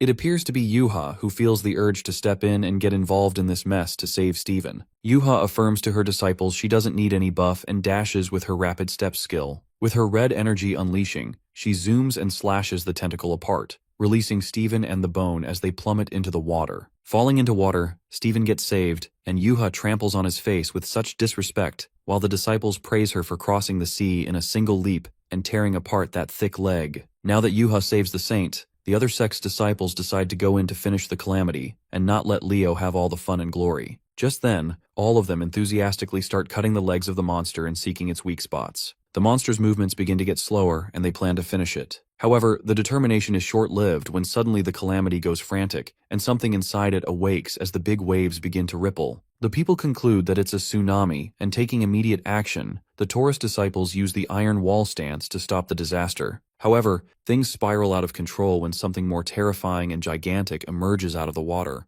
The terror flashes across their eyes when they witness not 1,000, but million tentacles appearing out of that monster's body. It occurs to be a mega calamity, 1,000,000 tentacles. The disciples wonder where the hell this monster came from while the Capricorn Saint glances at the 1,000,000 tentacles, stating that there's no way than to use his last card. Holding a detonator, the old man Ivan announces that he's set up bombs throughout the whole seashore for a time like this. However, in a blink of an eye, that detonator is shattered to pieces, and a large plushie appears out of nowhere, sucking Ivan into its mouth. While poor Ivan struggles, our guy Gian walks out of the teleportation gate and is disappointed to see that the old man hasn't changed a bit. As the Reliqueen helps him teleport to the shore, Hugo and his assistant can see everything. Gian does understand that its people are in trouble, but the old man's intrusive idea to blow up everything including them is a bit too much. Our guy suggests Ivan to have some self-reflecting moments. With a weapon in his hand, Lee lets out that it's been 20 years and leads in to teach the old man how to sashimi an octopus once again. On the other hand, Yuha is single-handedly dealing with the calamity, aware that everyone is tired after fighting the 1,000 tentacles. She then decides to rule the small calamities out for now and deal with the strongest first, activating her ultimate skill, Rapid Lotus Stride. Being a Lee Jian fanatic, Yuha ponders about the times she's watched Jian's record of the 1,000 tentacles raid over and over again. Back then, Jian used to raid countless calamities, and even those disciples from other sects who didn't like Jian considered one record of the raid as their Bible, and that record was the 1,000 Tentacles raid. Li Qian's actions play in her mind as Yuha jumps to ignore those small legs with her speed and aims her way through them. She slashes those legs with such perfection, imitating Li Qian's movements incredibly. Yuha slashes those legs apart as they hurtle into the sea. Getting close to the monster's body, she plans to shove whatever she's got in between its eyes. Bringing her manifestation to reality, she charges her spear with a lotus flash. The spear is charged with immense blazing power, ready to destroy the calamity. While she aims the spear in between its eyes, abruptly, one of the tentacles grasps her charged spear as if it's nothing. With her attack failing miserably, Yuha does not realize that she's about to get crushed as a tentacle hurls at her. In a flash of a moment, someone grabs her and it appears to be Stephen Marker who is tumbling along with Yuha. Yuha's vision blurs as she witnesses all the disciples fighting with that monster with all they've got, but they are grabbed by the tentacles. At that moment, she wished that Uncle Gaon would be here so he'd fly forward with his broadsword. Surprisingly, our guy jumps straight out of Yuha's manifestation, making her eyes snap open in shock when she glances at her uncle going to fight the monster with his sword. Now that our guy appears, the fate of the million tentacle is inevitable. With his sword, Gion uses the skill of Mountain Thrust, slashing the monster in one single blow. A large explosion creates violent ripples while everyone is left thunderstruck to witness that our fella killed it with just one blow. As crazy as it sounds, the million-tentacled octopus body is shredded to pieces while everyone is amazed by Lee's power. With his iconic serpent sword, our guy comes back to the shore on the tentacle, and everyone comes running to him. Pissed off, Lee bluntly responds that he couldn't just stay home watching these suckers act like a bunch of buffoons. This pisses off the disciple as they curse him and protect their pride by saying they can kill the octopus on their own. While our guy gets too carried away, abruptly, a tentacle grabs him and gulps Li Jian down its throat. Panicked, Yuha shouts as she calls out his uncle while everyone finds it impossible for them to kill that monster. Strangely, the monster begins to rumble and a bright flash bursts out of the sea. It appears that Li bursts his way out with Yuha's spear and skill. Lotus of Disaster. Jaw dropped, everyone gasps with astonishment and recognizes that it's Yuha's skill. With a menace, our fella uses the skill, Sharp-Edged Baptist, and with a single strike, he shreds the monster to pieces like a freaking god. Making an iconic landing on a floating tentacle, Lee thinks it's just the same as the octopus that he killed, and asks fellow disciples to grab one each and make a skewer. The commander and the disciples are utterly astonished to see that Jian killed that monster all by himself, convinced that all those stories about Li Jian weren't lies after all. People who witness his ability are obsessed with Jian, and a deep sense of reverence starts to grow in all of their minds. The reporter begins the broadcasting and believes that they will be the next living witnesses to a legendary story for a quite long time. The people watching the news get to know that Li Jian, the hero who has returned, has killed 1,000,000 tentacles. After that, a story of Li's event that would make him renowned for a long time attracts people to look up to him. With this, the Ophiuchus Bible is created that will record Li's stories, and those stories are indwelled with power. Our guy concludes that the more his disciples read it, he'll get stronger. Just then, he's interrupted by Yuha, who's waving at his uncle, standing on the shore. Jumping to the shore, our guy asks her if she's okay when suddenly he notices something on her back. Not trying to be obvious, she tries to ignore what he's talking about, and Li is surprised that even she's into bone collecting, guessing maybe it's a Leo thing. Freaking out, she confesses that it's just for her collection. Our guy then returns her broken spear, revealing that he broke it when he was killing the creature, offering that he'll make her a new spear soon. Yuha's eyes sparkle as she is about to get a new weapon made by Uncle Jian, but her excitement is short-lived when Steven squeezes Yuha out of her moment of joy. Calling him a dumb fuck, our guy asks him what he's cheering for while Yuha hides behind Li. Steven makes him remember that Yuha is under his command. To put it simply, he heard Jian said he'd make her a new weapon. Pumped up, the Leo Saint urges our guy to make a new weapon for him as well. After all, Li was a craftsman for the Saints 20 years ago, and the fact that he broke his big bone, it's only natural that he creates a weapon for him. While our guy is losing patience, Steven acts generous as he forgives Yuha for stepping on his head and even stealing his big bone. Suddenly, an explosion occurs in the sea, splattering green energy. Shocked, Steven assumes it was Jian and asks him when he learned Battle Cry bomb skill, but our guy tells him it wasn't him. In a flash, a whispering gust of green drifts through the air, shrouding everything in a murky haze. The Taurus and Leo's disciples are left in utter bafflement as to what's happening. Unexpectedly, a wolf attacks the Taurus guy who thinks it's a Leo disciple, biting his neck. Just like that, a bunch of monsters burst out of that explosion while Yuha wonders why Leo is attacking Taurus. That's when a voice briefs them that it's his Mormont's beautiful explosion, still disappointed though that he couldn't prepare a big one. It turns out to be the Capricorn saint, Sebastian, who appears in armor and with heavy steps echoing forward, he captures Lime. Our guy is totally pissed and snaps at him,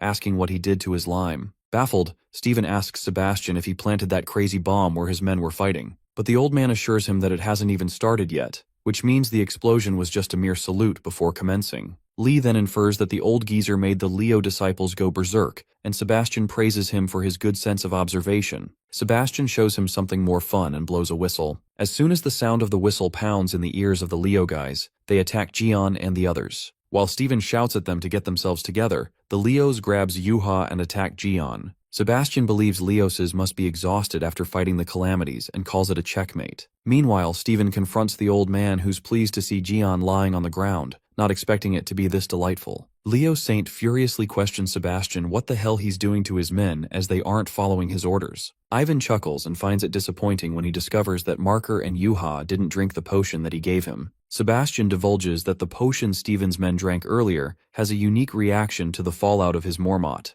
adding that they won't listen to anyone's order but to Capricorn's whistle. Steven warns the old man to restore them to normal, calling him a son of a bitch. To his surprise, Sebastian agrees to him, but he seems to have a condition. Suddenly, Jian's weapon gets summoned and Steven recognizes it immediately. The old man Ivan nods and reveals that Jian made it by himself. Capricorn then offers Steven a deal that he's not going to refuse, ordering him to use that sword to kill Li Jian. But Leo refuses to be ordered around by the old hag. But Sebastian rumbles towards him and blackmails Steven into carrying out his orders if he wants his men back. The old man sympathizes with the lion and says that he understands his complex, a feeling of inferiority from Jian. While these words do hit Steven, he tells the old man to cut the crap. Sebastian provokes Marker as he mentions that he's obsessed with Li Jian's weapons. The moment of truth sinks in when Sebastian admits how he felt his limit before Jian's power and craftsmanship. Every time the old man tried his best, this wall called Jian Li got taller and taller. Eventually he couldn't see the top. As the jealousy speaks through the old man, he tries to convince Marker as this is the best opportunity to get rid of that wall. He promises Lion that he won't treat him like Jian treated him and even agrees to make a weapon for him, although not for free. Meanwhile, Steven lifts the hammer and Sebastian believes that together they can overcome Jian Li and even become the best two sects of the Zodiac. While this offer does seem tempting, the old man urges him to grab that sword and kill Li. Marker pulls out the sword while Yuha shouts at the chief, making him comprehend that it's just a trick as Ivan can never be trusted. But Lion doesn't listen to her and approaches Gion with the sword, while Yuha warns him not to lay a finger on her uncle. Stephen Marker wields the sword but not at Lee instead. He slashes the weapon in Sebastian's armor. The old man makes him regret that he lost the best opportunity, but Stephen gives him a shut-up call, clarifying that he would never trust someone who made his brothers like that. Truth is apparent in Lion's voice when he confesses that he's not Ivan. Instead, he devoted his life to overcoming Gion, and didn't waste his time weeping with such complexes like him. Stephen makes it clear that he doesn't want to take his place with a cheap, shameful, and dishonorable method. Showing the old man his middle finger, the Leo Saint confidently reveals that he has already exceeded Gion, and he just needs a decent weapon. Marker accentuates they both have nothing in common and about the weapons. The old man admitted earlier that he's no better than Gion at crafting weapons. Leo shoves the brutal truth into Capricorns that he'd never appreciate such shitty weapons from a crazy old freak. Well, it looks like the old freak had too much and warns Stephen that he will regret his decision, aiming his weapon at him. As the weapon shoots at them, Stephen crashes that weapon into pieces with his bare hands. The old man tells him not to flatter himself as his armor unfolds a deadly weapon. That weapon is a missile launcher and Ivan goes for a full launch. Sebastian shoots the missile at Stephen that would blow onto bits, certain that even the great lion can't stand it. But Stephen transforms into a lion and grabs that missile in between his fangs as it blows in his mouth. That's when it occurs to Marker that maybe the old freak was right 20 years ago, but he has tested his limit while tumbling and being crushed, and that with only one purpose, to overcome Jian Li. A sudden power surges through the lion as he activates a skill, Thunderclaw, and leaps toward Sebastian. With a single leap he hits the armor guy and makes him stumble. The power crackles with a weight of relentless grind. With that, the lion beast steps over Sebastian, agreeing that it's one tough armor he's wearing. Marker rips off that armor with his claws and belittles the old man, mumbling that even Aquarius fights without armor, urging him to stop hiding and come out. In the meantime, our guy appears, and boredom bleeds through his face as he asks them both how long they'll keep fighting. Glancing at Jian, they both freak out and wonder how the hell he's standing there. Annoyed, our guy lets out that he just wanted to see what Sebastian has prepared, plus those Leo guys were too weak so he beat the crap out of them. After that, our guy kicks Stephen aside as he has a lot of questions for the old man. A few minutes earlier, our guy gets bored of Stephen and Ivan fighting as he yawns. Getting enough of it, he decides to step in. As the Berserk Leo's men attack Lee, our guy beats the crap out of them. It is then revealed to us that it was 20 years ago, right before the Demon Tower raid, that there was a prophecy that Li Jian would die in the tower. In the flashback, Capricorn Saint Ivan talks about this prophecy with another saint, and they plan to make this prophecy happen. Sebastian decided to play along as he was thrilled, and whatever he heard after that didn't matter. These thoughts kept lingering in his mind. To kill Li Jian, then dissect every part of him and study him to take all of his strengths, which led him astray. The flashback gets interrupted when Li smacks that old man, snapping him out of his memory. Li gets pissed off, asking if he's kidding him. Freaking out, our boy never asked him to show his flashback and insists on just spill who it was. The old man agrees to reveal, but on a condition to ensure his safety. Showing his insane side, our guy grabs Ivan's tongue and makes it clear that he's not in a position to make any demands. Jian warns the old man to cut the crap, or else he will rip his tongue from its root, and he's not joking about this, given how psycho of a person he is. Shortly, Sebastian reveals that it is Virgo. Listening to this, a realization sets in when our boy recalls that the Purple Witch said the same thing, concluding that it was Virgo who backstabbed him, and now the old man reveals the same thing. Our guy plans to meet with the appraiser again, as he has to hear the dagger anyway. Yanking him out of his thoughts, Li Gion demands Ivan to give the achievement hammer back. To escape his death, the old man surrenders and relinquishes the achievement rammer. As our guy finally gets his weapon back, Sebastian trembles with fury. Our guy snaps the finger into the teleportation gate, commanding the three familiars' brothers to come out. Just then, the three big guys emerge from the gate, acknowledging their master Li, who commands them to take the Capricorn Saint to their realm, and allows them to take off 1 or 2 arms or legs if he resists. Panicked, Sebastian asks Gion how he's managing the familiars, and with that, the old man gets dragged into their realm as he screams in disbelief. Waving him goodbye, our guy tells him to have some time for self-reflection, but not to expect his forgiveness. After this, Leo's disciple finally comes to their senses, and Yuha and Stephen are relieved to see they're back. Meanwhile, the Capricorn disciples are in uproar that they dragged their celestial lord away. The Capricorn Divine Cadre Captain is left with no choice when he activates something, and everyone's armors begin to glow. Laughing hysterically, the Divine Cadre Captain challenges the Leo guys and takes pride in how their celestial lord messed with their equipment before they even went into battle, hoping to see them fucked. One of the Capricorn disciples stops the captain not to provoke the Leos any further, but the captain insists on firing the Mormont launcher. In the next moment, the disciple fires the Mormont. The missile soars in Lee Ji-yeon's direction, and our guy wonders if it is some fucking toy that's named Mormont. Our guy then plans to use the hammer to deal with it. The system asks Ji-yeon to choose his target and strikes that Mormont with his hammer, which turns the explosive Mormont into fireworks, changing the form of the targets. The fireworks launch in the air, and the Capricorn guys are left disoriented. Just then, the Leo guys step in. Stephen Marker warns the Capricorn bastards to get prepared to get sent flying for trying to use them. With a smirk, Marker accentuates that they're the beasts, strong and tough. Though they might have fallen to Mormont, such explosions won't do anything to their bodies. The Capricorn guys run for their lives when they see Ji-yeon standing at the back. Screaming, Marker refuses to let them run away and asks Ji-yeon if he has a decent weapon, something big that beats people up nicely and is nice to swing. Well, this description fits right at Leo Saint when our guy sees him as a weapon, big, sturdy, and beats up people nicely. The grin spreads across when Lee confesses that he does have a weapon like that. While Steven gets creeped out by the look in his eyes, our guy grabs the big guy's feet and swings him like a yo-yo, flinging it toward the Capricorn guys. The big guy causes quite chaos when he falls on them while our fella thinks of going bowling next time. The next scene takes us to the European Union of Humanities, the outer area of the Western Protective Dome, the Red Zone, where the Calamity left a trail of destruction. The Virgo sect Chief Ranger Zane smells a stench and keeps his guard up as he could encounter calamities at any second. Meanwhile, the disciples are gossiping about the octopus raid in the Philippines and Ji-yeon Lee, who made Leo and the other sects like stooges. The Virgo guys also get to know that the Capricorn tried to trick Leo at the end, and both of their losses were huge, feeling glad as now they have 2 fewer competitors for them. Telling them to keep silent, Zane makes them remember that they're on a search mission for the missing party yesterday. Zane warns them the red fog is already a distraction to a mission, so it's better to focus on themselves. Suddenly a voice distracts them and it appears to be coming out of the void that's in front of them. Taking immediate action, the Chief Ranger takes the lead as the voice echoes for help, asking if anybody is there. Dashing, a dubious thought crosses Zane's mind when he feels the screams circling the city, and it's repetitive like a recorded voice that doesn't sound like a human. Acting on his suspicions, the Chief Ranger commands everyone to stop and regroup.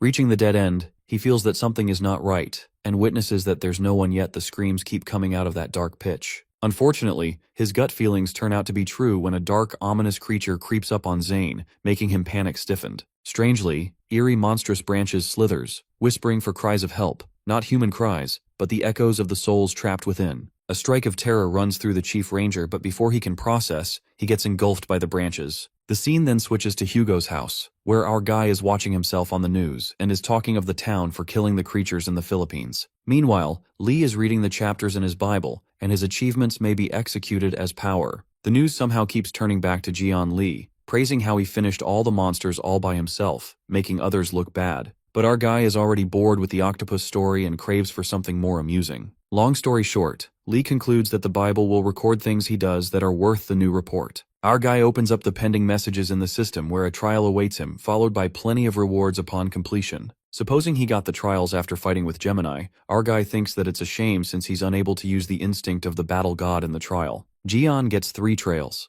Trial of Power, which is to exterminate the god-eating monster, without using the skill instinct of the battle god. The Trial of Wisdom to seek a scribe to keep track of the Ophiuchus deeds, and a Trial of Fame in which he has to acquire a human disciple. But he finds these trials harder than he thought as he's clueless about what a scribe is and how he finds a disciple. It's not like he can just craft them with his hammer. Just then, his god's gaze skill gets leveled up, and now he's able to check one's faith. Later, Yeren dusts off Wei Yang, who freaks out as don't need to be dusted. At that moment, our guy yells and asks them to stop whatever they are doing. Taking the chance, Lee checks Wei Yang's faith, which is 90% Aries, and Yeren Yun's faith, which is 90% Ophiuchus and 80% Sagittarius. He then gets to know that his constellation status decreases if he accepts someone who does not have 100% faith in him. Believing that he should choose disciples with caution, Lee thinks of people who have 100% faith in him: Sung Jae, Taek-soo, and Yuha. As our guy can't wait to make them his disciple, he excitedly asks Yeren where are 3 of them, but then she tells Lee that went somewhere early in the morning.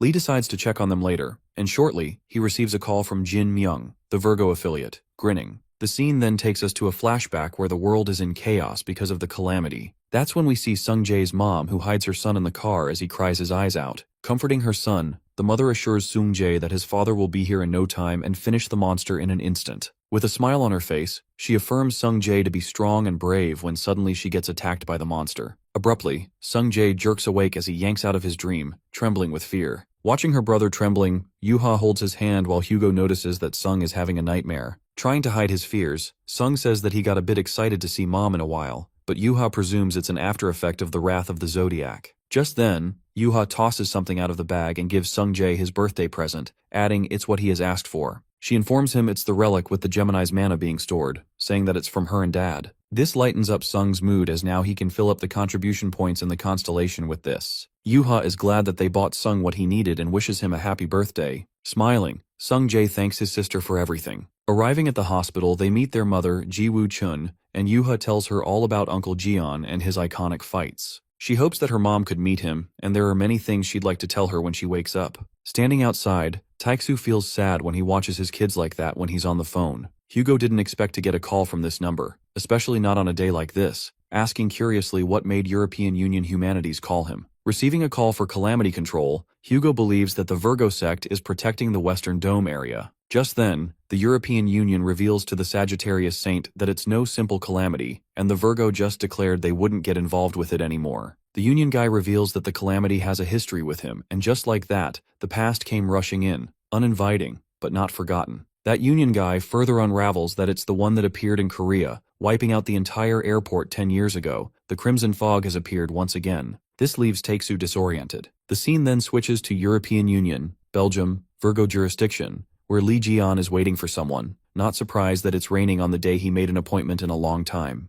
In the meantime, our guy messages Sung-jae, offering him to be one of his disciples, but the kid straight up refuses. And here Lee thought his nephew would be thrilled by this offer. He then recalls that Yerin told him that it's Sung's birthday today, learning that he doesn't celebrate his birthday. Our guy doubts that Yerin didn't tell him the whole thing. At that moment, Jin Myung interrupts his thoughts and assumes something's troubling him. While Jin apologizes to Lee for making him come here, our guy lets out that it only took him seconds to get here, through Reliqueen's teleport skill. Besides, he had to come here to settle some stuff with the Virgo. Knowing this region was already under the jurisdiction of the Virgo, Jeon expresses curiosity that everything in Belgium is related to Virgo. That's when Jin Myung opens up that Europe has been greatly affected. Ever since the Zodiac's appearance, and the sex system rooted throughout the world, Europe had become a giant theocracy. Above all, the Virgo guy states that the people had to believe in them since the Virgo sect is protecting the very dome they're living in. But despite his words, Lee backfires at Jin and asks how come his faith seems to be saying differently. It appears that he checks Jin's faith with his god's gaze, showing that his Virgo faith percentage decreases and faith in Ophiuchus rises. These words startle Virgo with truth so raw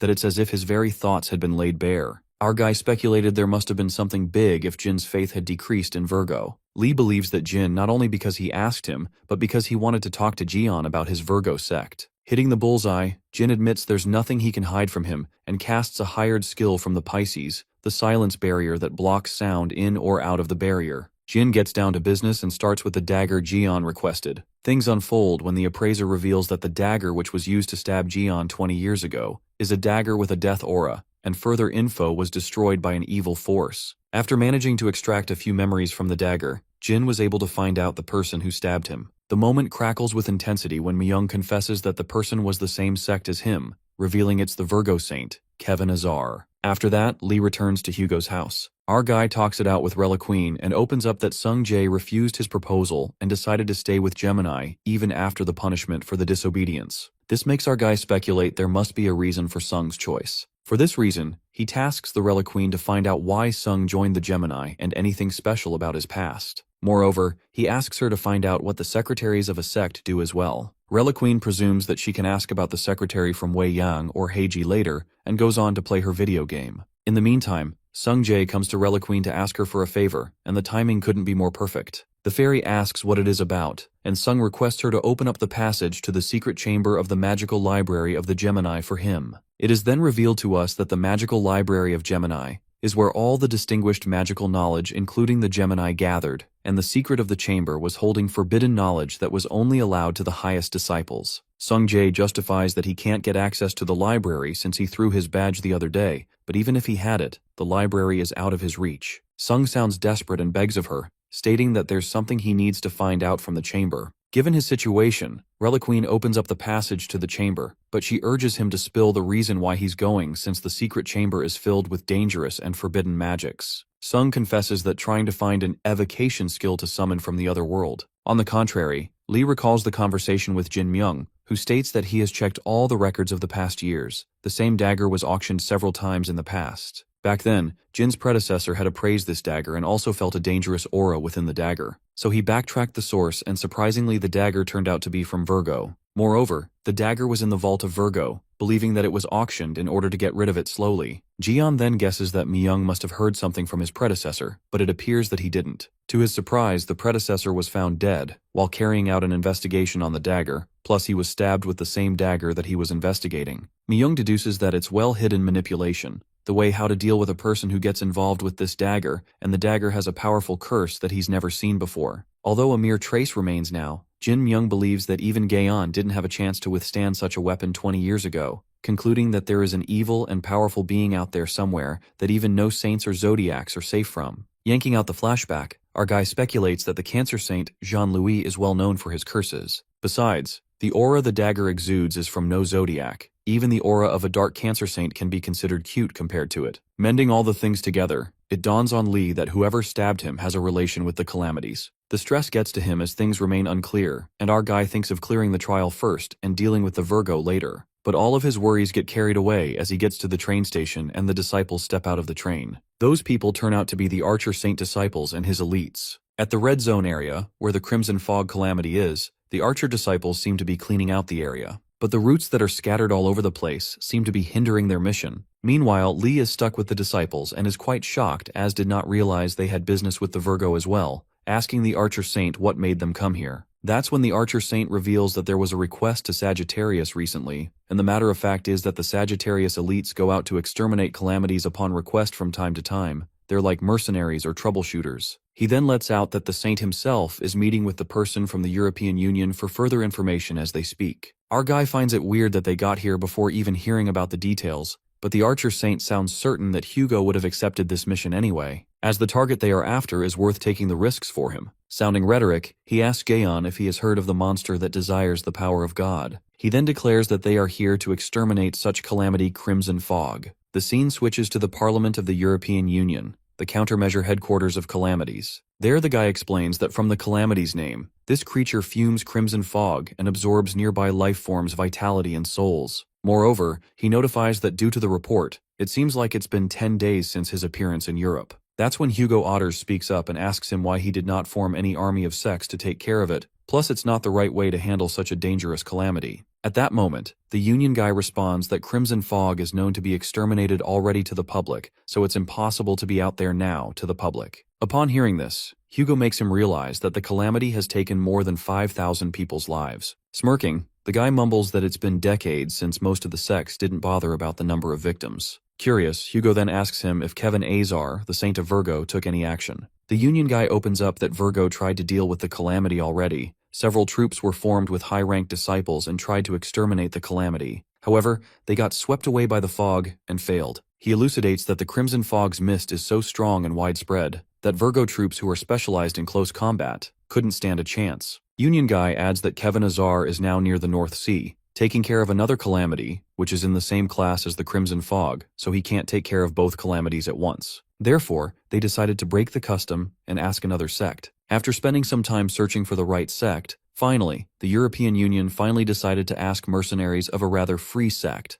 the Sagittarius. Besides, the guy tries to convince Hugo that he's the Archer Saint and has Jian Li by his side, who was very impressive back in the Philippines, earnestly requesting to exterminate the Crimson Fog for them. The atmosphere is charged with suspense as Hugo could feel the evil intentions lingering behind that sly smile. Inside his head, Hugo presumes that swell-headed and self-respecting Kevin Azar would rather choose to kill himself than would let the outsiders take care of the calamity within his region. The suspicion flickers in Otter's mind when he speculates that the Virgo is trying to get rid of Jian and him at once because it's clearly a trap with a bad intention. While anger erupts within the Sagittarius as he becomes aware of their notorious scheme, the Union guy peeks at him and gets a flashback where a guy told him to lure Hugo and Li Jian. Reeking of malice, that Union bastard tells him not to worry, and urges him to mention the Crimson Fog is out here as Hugo won't be able to reject this request. On the contrary, the Archer reveals to Jian that the Crimson Fog took away the love of his life. He unravels that Jiwoo Chun was the wife to the saint, and mother to Sung Jae and Yuha,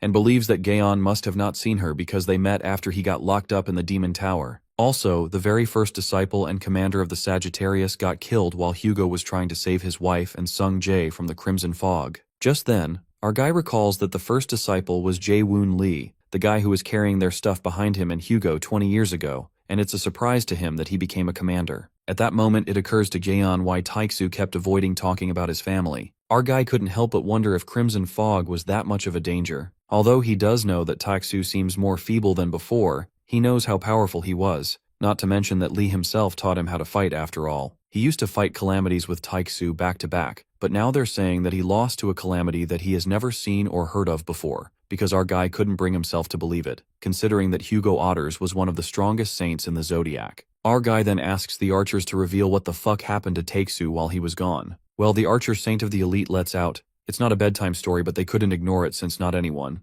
but Jian asking. That's when the archer unveils that it all happened 10 years ago, on Sung Jae's 7th birthday. The scene then flashes back to 10 years ago, at the airport, where Taeksu's wife, Jiwoo, lands on the airport. She's talking to Taeksu on the phone, and is happy as they'll be able to produce a prototype weapon for the calamity soon, thanks to the data and materials he and Mr. Lee sent them. Well, it appears that Jiwoo is a Sagittarius guest member, and excitedly tells Taeksu that she got teary-eyed when Sung Jae showed up at the airport waiting for her. Jae-won Lee, the disciple and commander, seems to have bought Sung Jae as he wanted to see his mother as soon as possible. Just then, Sung Jae's stomach begins to growl as the little guy feels hungry, and Jae-won Lee decides to bring them something to eat. In the meantime, as the little guy is waiting, his eyes land on two guys who seem to have set something free, and after releasing it, they both run for their lives and do not get involved in the mess they've created. As Jiwoo and Sung wait for Lee, suddenly, darkness overtakes the area and there's a blackout at the airport. Scared, Sung Jae asks his mother why the lights are all out when abruptly ominous crimson mist begins to linger, diffusing across the airport.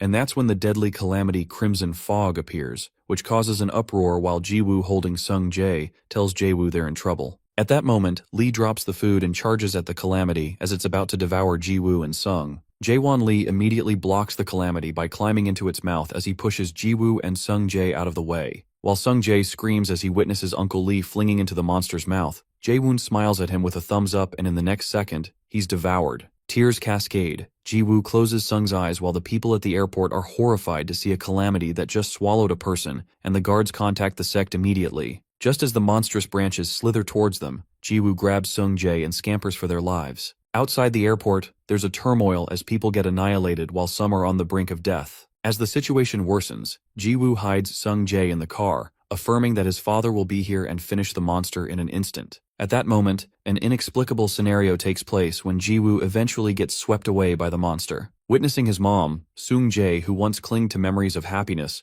was now filled with trauma and fear. All he wanted was to see his mom more quickly, that's all. He just wanted to tell her all the fun stories. The guilt eats him as he blames himself for all the things that happened to his mom and Jae-won. As Sung Jae is weeping, a light illuminates from the sky and a fire tears from above. It turns out to be Taeksu who asks Sung Jae if he's alright. While Sung Jae is relieved to see his dad, Taeksu asks him if he's hurt. With tears streaming down his face, Sung reveals to his dad that his mom and Jae-won got killed by the monster. His world crumbles the instant he hears the truth. Just as the monster is about to ambush Taeksu, he burns those monstrous branches to a crisp. Hugo then soars above, and as he gets closer to the Crimson Fog, he notices that there are people on the tree on its back. He then spots his wife Jiwoo, tangled up in the tree, but he calms himself down, believing there might be a way still. He then wonders if he could just pull them off from the tree. Approaching the tree, Hugo walks to his wife Jiwoo, who's unconscious, wanting to get her out. With his flaring energy, Taeksu burns his way through the tree when suddenly the souls begin to creep up on him, begging him to save them. Whispers of weeping souls drift toward him, which draws away his attention. Suddenly, a tree branch pierces through him. The Crimson Fog grabs Taeksu and is fascinated by the god's power he possesses. Drooling, the monster desires to have his power, and that's when it seeps into Hugo's divine powers as he screams in agony, utterly helpless. Meanwhile, Sunjae, who witnesses his father, sobs uncontrollably. As Hugo is trapped by the monster, a purple aura cloaks in the air, and Heiji, the Gemini saint, saves the people from the tree with her protection spell. It appears that all the saints come to the rescue and focus on finishing the calamity. Left in despair, Hugo is left to wonder how all of them got here while the Scorpio Saint Haley comes to him and asks if he's alright. She then helps Taeksu, and after hearing about the Crimson Eye, she informs the archer that she gathered as many saints as possible. Heiji, Wei Yang, and Stephen Marker use their full power and fight with all they've got. As they attack with magic power, the Crimson Frog opens its mouth and seeps in all the magic. Taken aback, the saints realize that the calamity just swallowed their magic, and while it looks like it did take damage, the monster begins to regenerate. The unstoppable calamity attacks them, and Steven shouts at Heiji to cast the barrier. Unleashing her powers, Heiji casts the skill mana barrier. The crimson fog causes chaos as its branches claw through the city, erupting chaos with merciless force. On the other hand, Heiji bleeds as the power exceeds its limit and she can't hold the barrier for too long now. At that moment, someone emerges and casts the vines of the golden rule that forcefully strikes the calamity. It turns out to be the Libra Saint, Giselle Lawrence, who tells all of the saints to get themselves together and stop floundering. As they are all shocked to see Giselle, Taeksu asks Haley if she asked Libra to join too. But the Scorpio Saint reveals that she just asked Leo, Aries, and Gemini for help. The Libra Saint commands Heiji to teleport the monster away from here, given that it's devouring their powers, so they can't risk handling it right now. In the worst-case scenario, Giselle anticipates they might end up like Hugo as his saint powers were taken away. Giselle then urges Heiji to hurry and teleport the crimson fog either inside of lava or deep in the ocean. Disoriented, Heiji lets out that it's possible this calamity might as well appear one day even if they teleport it, but Giselle decides to get rid of it for now. Bleeding to death, Hugo screams as the calamity still holds the souls of the people, revealing it's only their bodies that they have saved, desperately pleading that they have to get their souls back. Given the situation, Hugo lets out that he can still fight while the crimson fog frantically tries to break through Libra's gold vines. Heiji and Giselle notice that the vines are also reaching their limits, and Giselle forces Gemini to teleport the monster now, or else they'll all be annihilated. Taking immediate action, the Gemini Saint has no other choice but to use teleportation. Eventually, the target gets teleported successfully. After the incident, the world blamed Hugo and praised the other saints, unaware that the calamity was only teleported, not eliminated. The news about the Crimson Frog airs on TV and the saints are praised for fending it off. The Libra Saint regrets not saving more people, while citizens criticize the Archer Saint, protector of Korea. They blame Hugo Otters for his inadequate response, claiming it led to unnecessary victims. They mock that he couldn't even save his own family and question how he can be their protector. Hugo visits the memorial altar and apologizes publicly, but the criticism continues until he leaves. Harsh words break him, calling him unworthy of being a saint. Leo Saint turns off the TV, unable to watch more, and asks Wei Yang if Hugo really deserved that much pressure. Even Sophie Marty agrees that it's too harsh. Unbothered, the Aries Saint justifies that someone had to take the blame, and notes that with Sagittarius weakened, it'll be easier to advance in Korea. Then Taurus Saint Ivan Kruger walks in and reminds Leo he was just waving at people with a smile, sarcastically asking if his conscience suddenly grew. Reeking of malice, Ivan says the archer was foolish to face the calamity alone and without the divine relic. He's just a half-saint after all. He adds that Hugo should have called for help, knowing his limits. Just then, Cancer Saint Jean-Louis Morin interrupts and reveals that Sagittarius is now only a quarter saint, since the Crimson Frog stole half his remaining power. Moraine and Ivan laugh cruelly, while Stephen Marker and Sophie lose their temper and storm out. Banging the door shut, Stephen thinks it's messed up, and Sophie asks if Hugo will be okay. Unsure, Leo says all they can do is give him time. Curious, Stephen recalls that the Saintess was jealous of Jiwoo, so her sympathy is surprising. Sophie admits she hates Jiwoo but never wanted something like this to happen to her. Leo sighs, feeling bad for Hugo but more worried about their kids. Meanwhile, Taeksu arrives at a hospital crowded with journalists who bombard him with questions, asking if he's planning a group funeral, including his wife's, since the victims' bodies were moved to a Scorpio hospital. Some believe he's keeping the soulless bodies to avoid criticism, but Taeksu falls silent and enters the hospital. He asks his assistants about Commander Jaewon Lee. They report that his body was found last and is on its way. They also explain the crimson fog disgorged most bodies, likely because the commander tried to prevent them from being digested. Hugo instructs them to place Jaewon in the ICU with the others and think they're lucky to have this hospital, planning to thank Haley later. Suddenly, Yeren tears up and finally breaks the silence. Getting emotional, she tells Hugo he doesn't have to take all the blame as he lost his wife too, but still faced the calamity. She urges him to tell the public that if they find the crimson fog,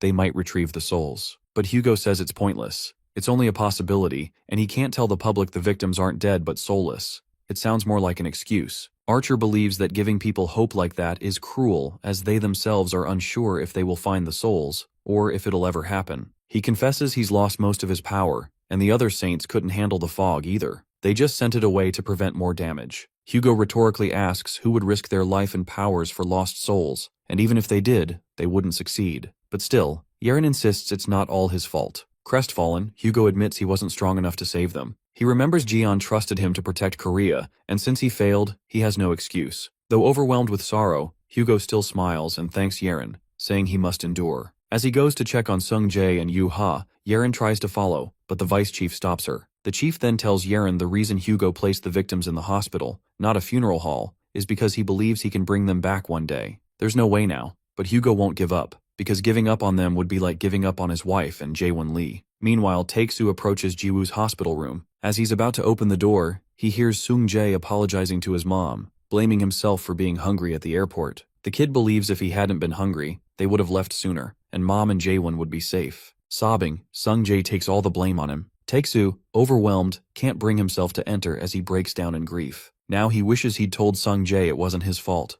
but he didn't, afraid Sung would blame himself for his own brokenness. Coming to the present scene, Hugo's disciples sob uncontrollably after the story while our guy apologizes for asking. Tae-soo says he should have shared sooner. While Hugo thought something was wrong after the messages, he didn't realize Lee was waiting for him to tell the story. Our guy then explains the chief couldn't continue because he kept crying, so he called him instead. As the fire crackles, Tae-soo ends the story, his story, and this calamity. With fierce determination, he vows to make things right this time. Later, the archers clear up the area as they burn all the remains. As Hugo gives instructions, a disciple hands him a drink. While Hugo drinks, Yeren gives him chocolates. One after another, the archers give him snacks and gifts, trying to lift his spirits after his painful memory. Overwhelmed, Hugo tells them it's not necessary, and the archers quietly leave to scout the area. Meanwhile, Lee enjoys the chocolates and tells Tae-soo to savor the moment. The Reliqueen communicates through telepathy and informs Gaeon that she just talked with Sung Jae. She then reveals to him that Sung went inside the secret chamber of Gemini's magic library to find an evocation skill to summon someone from the other world, his only reason to stay in the Gemini sect. Evocation skills allow one to bring those from another world, and Sung Jae believes that it could let him bring back souls. The fairy discerns that Sung wants to try to bring his mom and Jaeon back who got hurt while protecting them, and bring all of them back who got hurt that day. After hearing his story, Reliqueen opens the chamber for him. Entering the library, Sung immediately taps the books he wants to read that need contribution points to read them. The boy then offers the bracelet of mana that Yuha gifted him on his birthday to the sect, and gets 1/8700,000. Sung Jae rents the Book of the World Tree, and at that moment, the knowledge pours out of the book. The kid then searches for the evocation skill in the book. However, we see someone discreetly watching him from behind. Suddenly that book Sung's reading flings away, and it turns out to be Siwoo Yoon, the bratty bastard. Siwoo snatches that book, thinking it's too complicated for Sung. Well, how convenient for the plot that this retard was in the library too. Being a pain in the ass, Siwoo asks him what the hell he's doing in the library when he didn't even show up during the chaos in the sect. Hopping mad, Sung Jae wants that book back while Yoon pisses him off as he creates similar books like that one, asking Sung which one he wants. The red-haired loses it as he uses magic, and Siwoo, being sarcastic, asks him if he thinks Jian would back him up this time. With a malicious grin, Siwoo tosses out the necklace and reveals that Sung's dad and Uncle Jian will be dead soon. The scene then switches to the red zone, where Tae-soo shoots an arrow in the air that lights up the sky, and Chief thinks it's good as they don't want to face a calamity when dark. As of now, the Chief commands all the members to return to base. They get responses from Groups A and B, however, Group C doesn't respond. Suddenly they hear a monster's ominous cry, luring them. Meanwhile, a deafening roar follows, shaking the ground. Realizing the crimson fog is back, Tae-soo trembles in rage as flames surge around him. Lee tells him to calm down. Trying to compose himself, Tae-soo says it's hard, but he'll try. The team prepares for the battle, and it feels like a revenge match after 10 years. Meanwhile, in the city, people are shocked as trees turn red too early. Abruptly, monstrous branches burst from the ground, breaking out where the archers are. They realize the calamity is emerging from inside the dome. Our boy leaps without reluctance and kicks right at the crimson fog's face, which is freaking iconic. Standing on it, he asks if it's the one who hurt his friend and family. Lee smashes the toad with a blow, but a branch wraps around his leg and draws blood. This makes our guy realize that it's no ordinary calamity, and you can tell our main character is dead serious. He hasn't been this serious since leaving the tower. That frog monster is about to get its ass beat. On the contrary, Siwoo holds the necklace and a flash emerges. As the radiant light hurts Sung Jae's eyes, he sees an illusion of crimson fog before him. Gripped with fear and terror in his eyes, Sung is shaken as Siwoo adds fuel to the fire, asking if he recognizes the monster. Smirking, the blonde bastard says Lee Jian and the rest of the Sagittarius will die today, claiming none of them can stand against the crimson fog. The scene switches back to Lee Jian as the crimson fog desires to take his powers too. As Jian tells the monster to keep dreaming, Tae-soo shoots a blazing arrow that hits the root holding Jian's leg, burning it to a crisp. Lee says it can't claim everything it sees as a meal, and adds that it can't handle his power. When the monstrous branch releases Lee's leg, it's badly burned. Our guy then activates super regeneration, and the wounds heal instantly. Jian then calls out the toad, guessing it's here to consume them all, including the city, but makes it clear they're here to mess it up.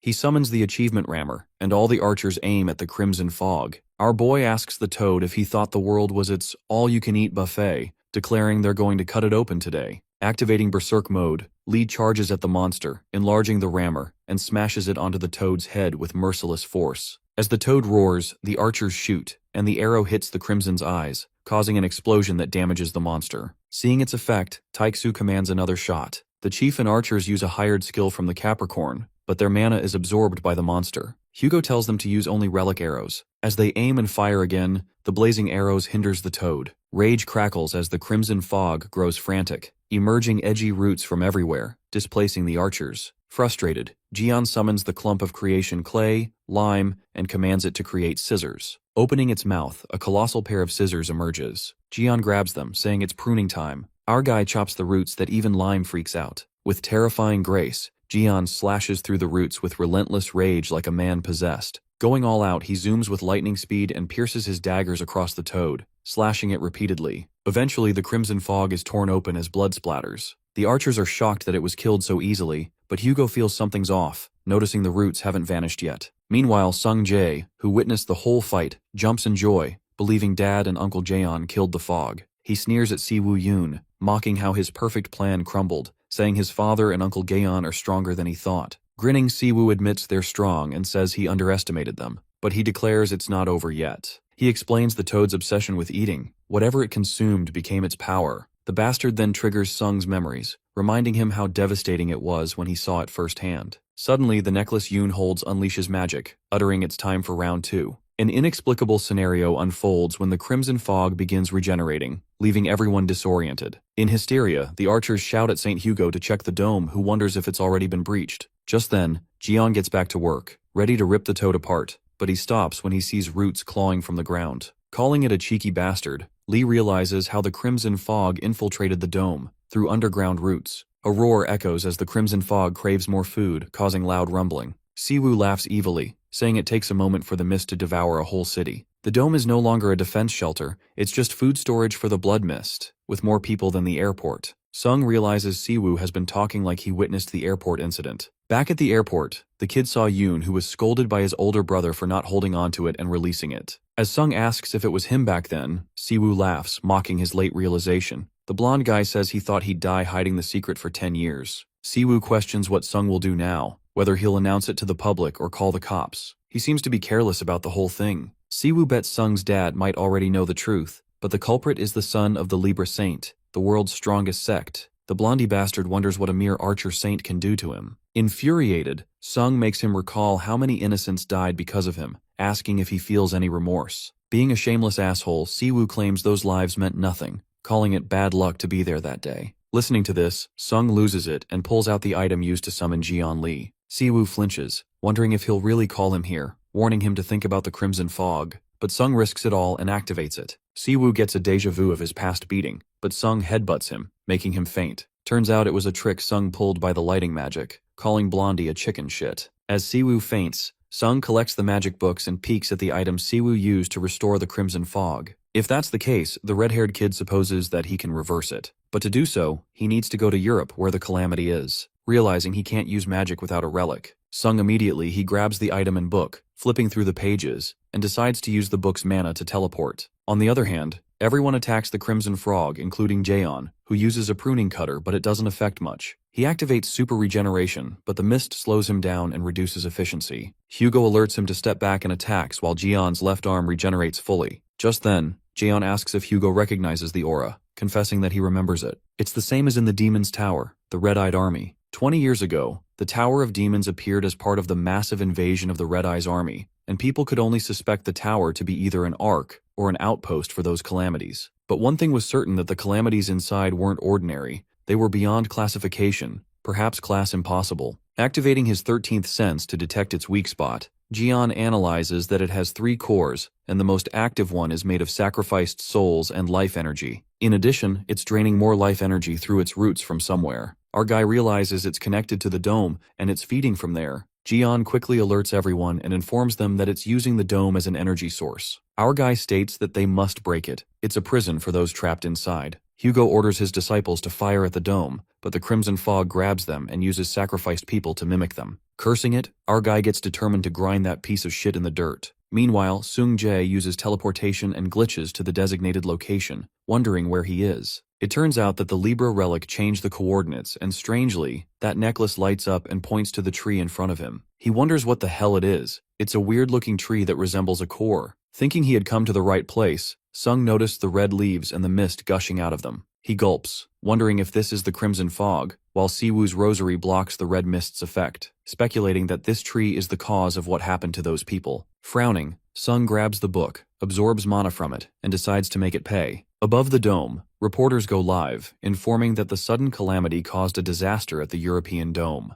Watching the news, the commander curses Siwoo, calling him a fool, because what he revealed wasn't meant for the public, assuming people must have heard by now. The calamity is assumed to be the crimson fog, previously linked to several incidents, and now suspected in the disappearances within the Virgo sect's sanctuary. The dome is filled with toxic red mist, and the rescue team isn't allowed in due to possible threats. Everyone, including the Virgo Saint, Reliqueen, and Heiji, watches the news, terrified of the damage. Footage from inside shows Jian Li in action, annoyed by the crimson fog's roots. He alerts Hugo to dodge an attack, but it's too late as he gets hit. While Jian is concerned for Taixu and struggling with the mimicked sacrificed people, abruptly, the toad catches Jian and Hugo, calling them weak. As the toad decides to devour them, it suddenly feels pain from its tree being attacked. It turns out to be Sungjae who attacks the tree with all he's got, thinking of all the people who suffered, including his mom, dad, Jae-won, and others. He keeps attacking as the crimson fog reels in pain and anger, heading toward the dome. Just then, Hugo prepares Sergeyevich's bow, determined to stop the calamity. Their attack seems to be effective as Hugo claims that the only reason they didn't use this until now is because it might have distracted Jian, but now he's alone. Drawing the Earth Axis arrow from the armory, Hugo attacks again and orders everyone to fire, trying to hold it still. They use all their skills to strengthen themselves, unsure if it will work. One of the guys says that this monster can regenerate, so if they can't kill, they must at least restrain the crimson fog. Cursing humans, the crimson fog is struck in the head, reeling in pain. Meanwhile, Sungjae continues damaging the tree, warning of mana repulsion between Libra and Gemini. The boy strikes with all his strength until the tree cracks. The crimson fog is in disbelief that its power, its city, and the souls it had prepared for them are all gone now. The core of the crimson fog cracks and all the souls from his roots are vanishing now as people think that maybe it has something to do with the collapsing of the dome while wondering who could have done that. Sungjae lies exhausted, his hand throbbing, and the Libra's holy relic broken. But now, seeing the sky without the dome, he grins, proud of what he's done. However, Sung's eyes snap open when he witnesses an explosion and gets warned that the sun god's power is gushing out. The barrier skills get activated that protects Sungjae, the owner of the relic, from damage. The skill manages to block the intense heat and disappears after exhausting its full effect. Sungjae wonders about the flame as it seemed like his father's but felt different. It appears that the fire melted down a city. The disciples panic as Hugo appears, protecting them, and reveals that the crimson fog is using Sagittarius's power, one it stole from him. Hugo checks on Chief Goat, who seems too weak to continue as more disciples rush towards him. Sungjae notices the calamity using Hugo's skill, the Eye of the Piercer, but it feels different from when the toad uses it. At that moment, the crimson fog spots Sungjae and asks if he's the one who destroyed its tree. Hugo is shocked to see his son there and wonders if it was Sungjae who destroyed the dome. Calling him a fool, the calamity attacks Sungjae, and as the kid is terrified, Hugo comes in to protect him. This makes the monster mad as Hugo tries to stop it yet again. He creates a protective fire barrier around Sungjae, and unfortunately, Hugo is eaten by the crimson frog. The fog boasts that it now has the sun god's power, but at the same time, Argai appears, using Ice Blender to cut that bastard up, but it no longer works since it has the power of the sun god. The toad gets too cocky, claiming that it will now take Gion, the serpent bearer's power too. Screaming in despair, Gion calls Hugo by name, urging him not to give up. Being inside the fog, Hugo can't feel his body. Cursing himself, Taixu regrets everything, not saving Jiwoo, Jaewon, or being a good father to Sungjae and Yuha. Just as he loses all the desire to live and thinks it's the end, Hugo catches a glimpse and then sees the stolen fragment of his power. However, he was helpless. The power that he strived for was right in front of him but couldn't do anything. Taixu believes that if he can reclaim it, he can fight again. He begins to lose consciousness as everything is fading away. Thinking it's the end of him, a memory flashes in his mind, a memory of his loving family. That's when his eyes snap open and Hugo struggles to reach the fragment, not wanting to let his family or Gion down. He finally makes contact with the Sagittarius fragment, master of the Great Light. The fragment of the sun intends to be united with its source of power, and while it warns of evil energy exposure and repulsion, Hugo absorbs it anyway. With that, he absorbs the fragment, but his body can't stand the power anymore. At that very moment, Jian pierces through the toad's body and calls Hugo by his name for the first time. Our guy tells him to wake up since they've got things to do, offering his hand, and Hugo holds onto it tightly, taking the fragment with him. The scene then takes us to 30 years ago in Saudi Arabia, Hugo, where Taeksu was swallowed by a similar calamity. The archer gave up, thinking it's the end for him, although all he wanted was to live a happy married life. Taeksu gave up, but even back then Gaeon was the one who rescued him and called him an idiot for giving up so easily. Our guy offered him his hand, and Hugo narrates that Jian always gave him a frowned look but always offered his hand. Coming to the present scene, our guy pulls Taeksu out of the Crimson's fog stomach, while Sung freaks out as his father remains unconscious. Using his 13th sense, our boy learns Hugo absorbed the contaminated fragment of the sun, which might react while purifying. Jian believes Hugo regained his power inside the fog's belly and tells Sung his father will be okay, he just needs rest. Lee lets him know that his dad isn't going down so easily. Asked about his plan, Jian reveals he has a toad to fry, and with that, he attacks the Crimson Fog, alerting that it's got a debt to pay for disrespecting his friend and ruining his nephew's birthday. As it struggles to regenerate, Gaeon takes the chance and summons his achievement rammer. He witnesses that only the core is left and strikes the toad with full force. The Crimson Fog accepts his defeat by the Serpent Bearer, but it warns that its roots are spreading and it'll take others with it. The toad claims that the Serpent Bearer might live, but the half-assed archer and all the others will die in the collapsing city. But our guys get it that Taeksu might be a moron, but not weak. Suddenly the city begins to collapse and Hugo regains consciousness. As he does, another flame tornado appears, which is on the live broadcast. Watching this news, Yuha rushes to St. Haley, informing her that her uncle and dad are in Europe, but Scorpio seems to be watching it already. Haley does admit that Hugo had some tough moments, but she's glad that he finally got what's his. While Sung is happy to see his dad awake, the Crimson Frog rages, saying it's his power, and attacks with roots. Annoyed, the archer uses his skill, the Sky of the Blaze, and our guy alerts the toad that this skill burns down every foul thing. Jian pities the calamity, given that it devoured everything but gained nothing. Though our guy wants to end it, he says it's not his role and uses the skill, Take My Place. By switching with the first in contact, he tells Taeksu to finish the Crimson Fog and hands. Just like that, Taeksu kills it, and finally his revenge is fulfilled. Well, respect for our guy for letting homie take his revenge. At that moment, the painful memories flood in, and Taeksu recalls his son crying and blaming himself for his mother's coma. Hugo, now in the present, affirms Sung Jae that it wasn't his fault. The archer shoots his final arrow, ending the calamity for the better. Taeksu kills it, and finally his revenge is fulfilled. After the intense fight, Hugo sits, telling Jian about the chaos the toad caused, given that he didn't expect it to be this tough. While the archer wonders if that thing is really dead, our fella assures him that he destroyed the core, and its body turned to ash. Jian reasons that if the fog could come back from death, it wouldn't need to collect souls, it would have ordered others. Relieved, Hugo agrees, smiling and thanking him, affirming Jian that he's been a great help. Jian jokes, asking if thanks is all he gets. Since it's a social day, he compliments Hugo. After that, our boy shows something found in the core and Hugo asks what it is. Jian unravels as he activates the 13th sense, and with God's gaze, he informs that it's a soul-binding orb that holds all the souls. Infusing it with the Serpent Bearer's energy, the orb cracks, releasing the trapped souls. The orb no longer contains souls, so the souls are being released from it. While Hugo is left in disbelief, Jian explains he's freeing the devoured souls, so coma victims will wake up. Sungji asks his uncle if all the people will really wake up from the coma, and our guy tells him with certainty that once these souls get back to their bodies, his mother and Jaewon, everyone will wake up. Remembering it was Sung's birthday, Lee wishes him a happy belated birthday. Sungjae smiles, teary-eyed. I mean, our guy is the coolest uncle ever and gave the best birthday gift Sungjae could get. The scene then takes us to Stephen Marker, who does not let the 1,000 legs threaten humanity and big bones. Well, it's all about the big bone again. In his imagination, Stephen beats the crap out of the octopus with his big bone, acting like he's the freaking main character. As crazy as it sounds, Stephen feeds the big bone, treating it like his only child that's worth $1 billion.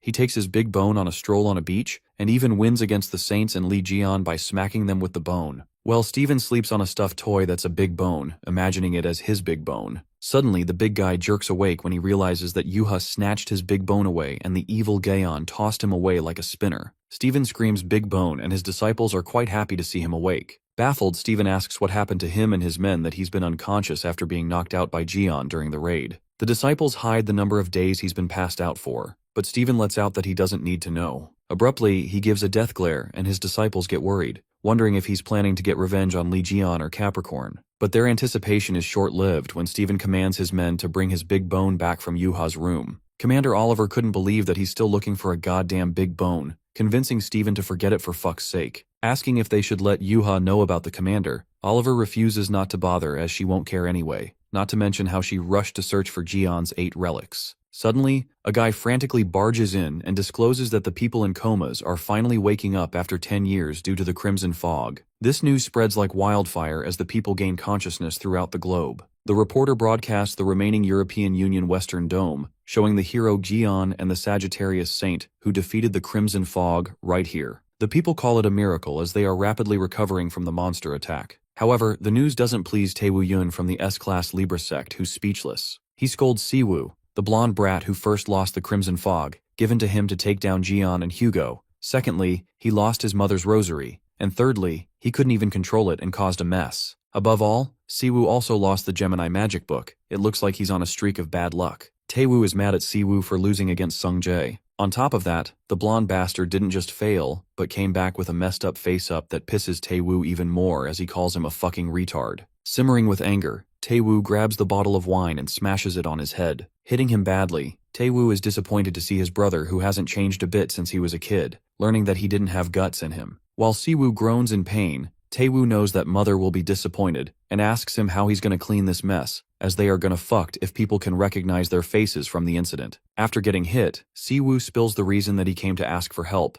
warning Taewoo that he's not safe from the blame since he was equally involved. Wringing his hand over his head, Taewoo orders his brother to go after Lee Jian and erase any traces of them while tracking their whereabouts. Meanwhile, Taewoo plans to head to the Scorpio's hospital, thinking taking care of people from the airport incident is the only way they can cover their asses. The scene then takes us to the outskirts of the European Western Union, where Jian, Hugo, and Sung Jae are present. Taeksu gets the good news from the doctor about the people at the hospital waking up, except Jiwoo and Jaewon who are still asleep. Our guy ascertains that since their souls were taken away first, getting back to their bodies might take longer, but he's given bits of power, so they will be able to find the way back. Lee then tells Sung to head back and get ready when they wake up. Turning red, Sung nervously asks if Uncle Lee and Dad aren't going back with him. Hugo sobs dramatically, hearing his son mention him while Sung Jae tries to keep it cool. Clearing his throat, Taeksu tries to act cool as Sung has finally cared for him. Trying his best to give a genuine reaction, Taeksu says something dramatic, but before the poor dad can complete his sentence, Sung Jae nods and leaves. While Hugo is crushed, Lee bursts into laughter and calls it progress, as Sung at least mentioned him. Soon after, Sung Jae teleports to the hospital, impatient to see his mom and Jaewon,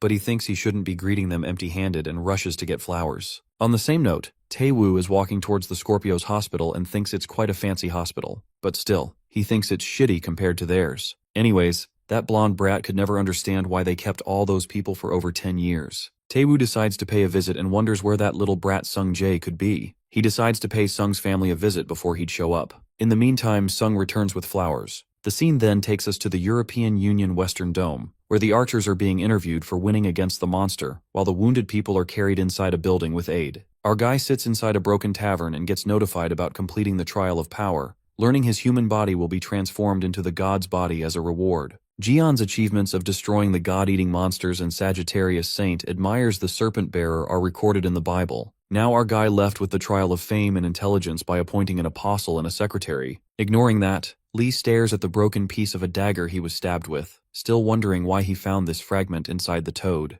This clearly depicts that whoever stabbed him in the tower is serving the same mastermind as the toad. With all the evidence he's gathered all along, all the arrows seem to be pointing to none other than Virgo Saint. Jian then asks Hugo if they are done so they can get to Virgo, but Hugo suggests that they give them a break as they're not as strong as him. Our guy finds it illegal to take a break after a mission and recalls how back in the day, he fought monster after monster and rescued people as break, flaunting his strength. Just then, our guy asks Taeksu why he didn't get back with Sung Jae, to which the archer justifies that he's not ready to face Jiwoo or Jaewon yet, and he needs more time to clear his thoughts. Plus, Hugo states he still has unfinished business with the Virgo and Libra too as he holds the broken rosary. A sense of unease lingers in Taeksu's head as he's eager to find everyone that's behind this Crimson Fog incident. According to what Sung Jae told him, Taeksu makes sure to bring light upon those who made his family suffer and won't let them slip away at any cost. Curious, our guy asks him what's his plan, and Taeksu responds that he will gouge a hole through all of their foreheads, which makes Jian, saying he likes his spirit. Our guy orders all the archer disciples to go back to Korea, but they all want to tag along on another mission. Our guy admits that fighting against the Toad was indeed their mission. However, he thinks they'll be nothing but a burden if they were to fight against Virgo, which makes all the archers sad. Surprisingly, Lee points at Chief Goat and asks him to stay, which makes him gush with pride to think that he's being acknowledged as a valuable asset to them. But in reality, our guy keeps the chief for his own reasons, thinking they'll need at least one handy man while Taeksu could sense whatever evil thoughts he's having in his mind. But Jian points out the main reason that Sung Jae is alone in Korea, and there's no way he'd be safe alone, especially when there are people who might want to cover things up. A realization kicks in, and Taeksu totally freaks out as he didn't even think about it. But Lee affirms that he has insurance, so Sung will be fine. The scene then flips earlier to the Crimson Fog's incident site, where Jian tosses a coin to Sung Jae as his birthday present. Activating God's gaze, our guy reads his blazing faith towards Ophiuchus, which is 300%, and assigns him as his disciple, giving him a coin to do so. Our guy asserts that Sung Jae will need that coin. Coming to the present, Sung holds onto the coin that Uncle Gaon gave him, wondering where he can use it. Walking through the hospital rooms, he witnesses the people awakening to their awaiting family members, and wishes that Mom and Jaewon would wake too. Suddenly there's a commotion when a thug barges into the hospital while the doctors try to stop that guy. The guy turns out to be Tae-woo, who finally meets Sung Jae and says he's been looking all over for him. Calling him a son of a bitch, Sung Jae asks the blonde kid if Siwoo asked him to take revenge on him. Laughing, Tae-woo asks Sung where are his manners, as he really seems to be getting on his nerves. Tae-woo leaps towards him, and Sung blocks that punch with his powers as the bouquet flings away. Sung Jae reminds him that it's a hospital while Tae-woo loses it as he speaks his mind and his evil intentions come to light. Without a sense of shame, Tae-woo yells that it's the same hospital where all those stupid patients from the Crimson Fog incident are. Tae-woo asks, why couldn't these people just keep sleeping, and they should not have woken up in the first place? Just like that, both of them get into a fight when an explosion in the hospital. The scene then takes us to the Parliament of Government, where the Union bastard expresses his sincere apologies to someone on the call and regrets losing the perfect opportunity to get rid of the Sagittarius Saint and Jian Lee at the same time and frame the Virgo sect. It appears that this guy had a notorious plan to get rid of the two heroes and blame Virgo for it. Malicious indeed. The guy on the phone affirms that it's okay, as what could he possibly do, but despite that, they were able to put a dent on Virgo's sect. The guy on the call alerts him that he will be arriving soon, so be ready to greet him. At that moment, someone barges into the room as the clanking of his armor echoes. The man asks that Parliament guy what the hell is going on here. It turns out to be Kevin Azar, the Virgo Saint, who frantically questions why Lee Jian handled the monster that appeared within their territory. It is then revealed to us that Kevin Azar, mankind's strongest swordsman, the prosecutor of the Crescent, the Frosty Silver Knight, and the Blizzard Commander, the leader of the sect, is as high as its various and glamorous names. His sect Virgo boasts a size and power comparable to the world's largest and strongest sect, Libra. In line with its saint's name, Kevin Azar, with his background and fame, seems as if he was invulnerable, yet he had a few weak points, and one of them happened to be Jian Lee. Kevin burst with fury and questions how dare Lee Jian step foot on his turf, urging the Union guy to speak about what the hell happened. The Virgo doesn't even need anyone to explain it to him, but he makes it clear that they must have a good reason. Kevin seems to be losing it and wonders why it had to be Jian. It seems like Kevin's pride was shattered, and he is jealous that Jian was already praised and recognized as a hero for over 20 years. So he can't take it that our boy's taking the spotlight from the world again, after all these years. The new disciple is shocked to see St. Kevin this emotional, but the other disciple concludes that she's rather new to serving him. The disciple opens up that the saint was always very conscious of Lee Jian. At first it seemed like a competitive sport in good faith, but it started to twist. While the new disciple curiously asks the reason, the other one responds, it's because he never won against Lee Jian in any competition. The saint never won against Lee, and the spotlight has always shined upon Jian, and not him. Even in the karaoke at the after-party of a raid, Lee had always taken the attention away from him, and right now, it's no different. Meanwhile, Kevin relentlessly keeps fussing over Lee Jian. The Union guy tries to calm him down, informing him that the Inquisitors were sent to locate Lee Jian, but the saint declares that he will face Jian himself, asking his disciples to take him where Lee Jian is. Virgo finds the chance to finish what started 20 years ago, determined to show the world who's the best once and for all. While Virgo storms out of the room, the Union guy informs his boss that he'll lure Virgo to the estimated location. The guy on the phone turns out to be Virgo's subordinate Perio, who's deceiving his saint. A realization kicks in when Perio gets to know that Kevin Azar is back faster than expected, and guesses that he's more conscious of Lee Jian than anticipated. Perio, along with his team, decides to speed up things. Just then, the Virgo team breaks into the tent, claiming that they're Inquisitors of the Virgo, commanding everyone to hold where they are. However, they are welcomed by Hugo Otters, who's singing his heart out at the bar, and the audience is swooning over him. Using his skill of drunk singing, he's jamming with the audience, and some of them even fight over Hugo's abs, claiming his abs belong to them. Meanwhile, the Virgo Inquisitors call it madness. Furious, they wonder how they could say such things within their region. Preparing their swords, they get ready to purge those imbeciles, and just as they are about to barge in, someone smacks him right across the face. It appears to be our guy Jian, who gets notified that people's faith is being filled up by a wonderful shit show of the Sagittarius saint, turning their faith in Ophiuchus firm and strong. Our guy scares the shit out of those Virgo guys, daring to ruin his business. Lee asks them to get the fuck out of their sight as they are making the serpent bearer angry. With his cheek swollen, the Virgo associate asks Jian how he could propagate his sect within their territory. It's not acceptable even for a saint. However, that poor guy gets smacked again, but this time by leader Perio, and reminds that fool they're not here to fight Lee Jian, telling him to put down his sense of duty as an Inquisitor. After that, Virgo sect leader of the Inquisitors, Perio, expresses his sincere apologies on behalf of his associate. Perio cuts to the chase and requests Lee Jian's assistance in getting rid of their Virgo saint, Kevin Azar. On the other hand, Kevin Azar keeps rushing to places like crazy in order to find Lee Jian, but every time he keeps getting to the wrong place. Kicking his feet in anger, the Virgo counts that it's the 5th time he has reached the wrong place. At that moment, it occurs to Kevin that it's strange how he keeps going to the wrong destination. That's when the answers came clear as a bell. Nervous, that Union guy that's with him suggests St. Kevin that they should try somewhere else. With a death glare, Azar turns back and dubiously asks that guy what happened to his glasses. In a flash of a moment, the saint slices the lenses in his eyes with impeccable precision, and it turns out that it was Scorpio's skill, Eyes of Wanderer, that gets deactivated. The saint's associates realize that it's one of Scorpio's trapping skills to make people wander, speculating that he must have hidden the skill in his lenses. Furious, Kevin approaches the betrayer and figures out that this bastard was trying to buy some time by making them wander around so that the Inquisitors can get to Lee before him. Well, what he suspected was just right. Aiming his sword at the betrayer's neck, the saint questions him, "Where are the Inquisitors now?" warning him to answer correctly because his answer will determine how many pieces he cuts him into.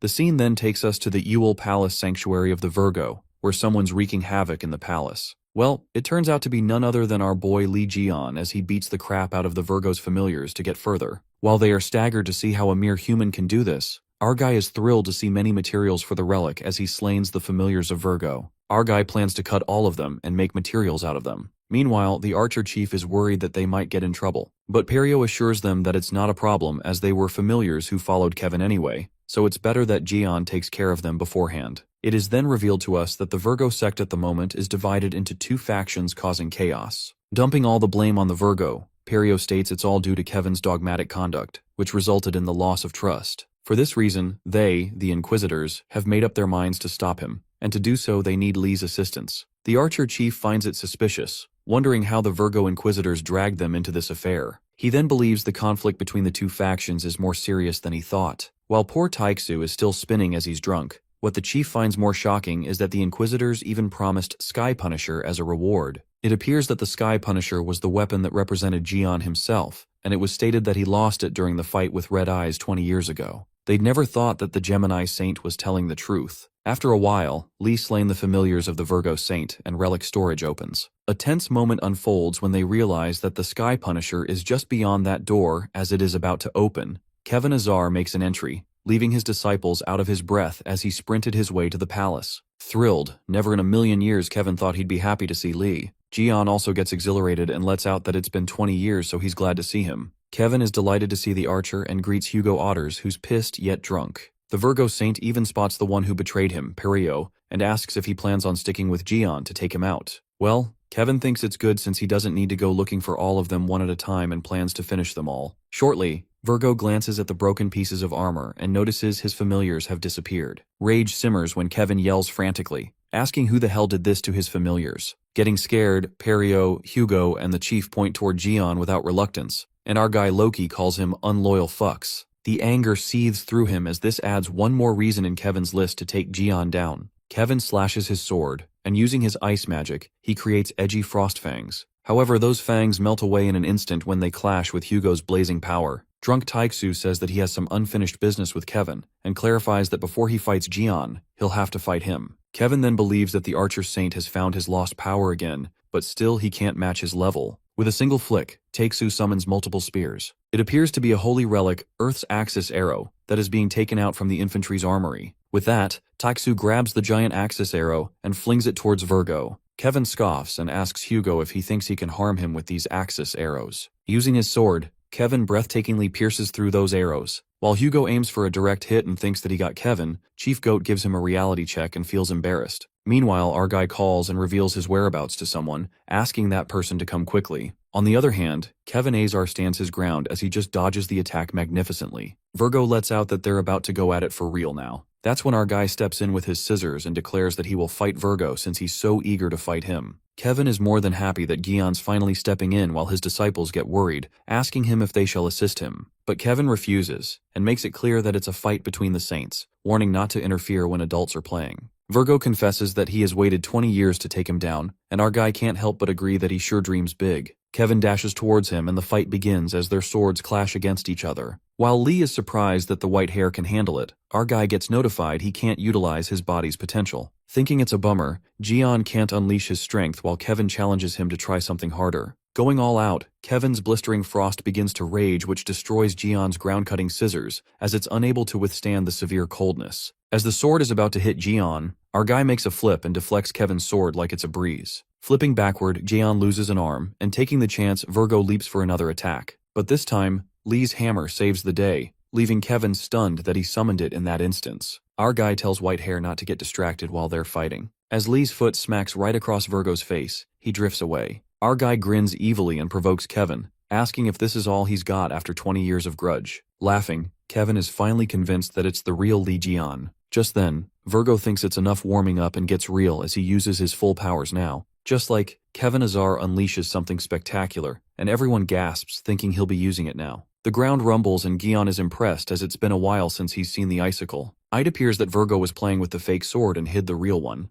Kevin mumbles that this isn't a weapon he carries around on a daily basis and pulls out the holy relic, Frosty Winter. At that moment, Gion's hammer begins freezing and Kevin Azar states that not only their surroundings, but his limbs must be freezing by this power. White hair guy thinks our guy let his guard down, assuming he'd gotten rusty while being locked up for 20 years. In the blink of an eye, Kevin pierces that sword into him as the blood begins dripping. However, things take a 360 turn when it turns out to be Perio who's taken the hit. As Taiksu and the chief shout thinking that Lee is stabbed, our guy appears behind them, leaving Kevin disoriented. It unravels that our boy activates the skill, Take My Place, and switches places with Perio who gets stabbed in his place. Perio bleeds as he begins to freeze with the power of the sword, while Jian confesses that he never trusted Perio in the first place, and it kept getting on his nerves that he claimed he'll make the sect proper, with such low devotion. Moreover, using his god's gaze, our guy stumbles upon his level of devotion, which is 3% Virgo and 97% Libra. With that, Jian leaps for a home run as he spins his achievement rammer. After that hammer slash, our guy finally gets to see his weapon, the Sky Punisher that's chained and preserved in ice magic. After the rumbling, Kevin trips to the ground and calls Jian a bastard.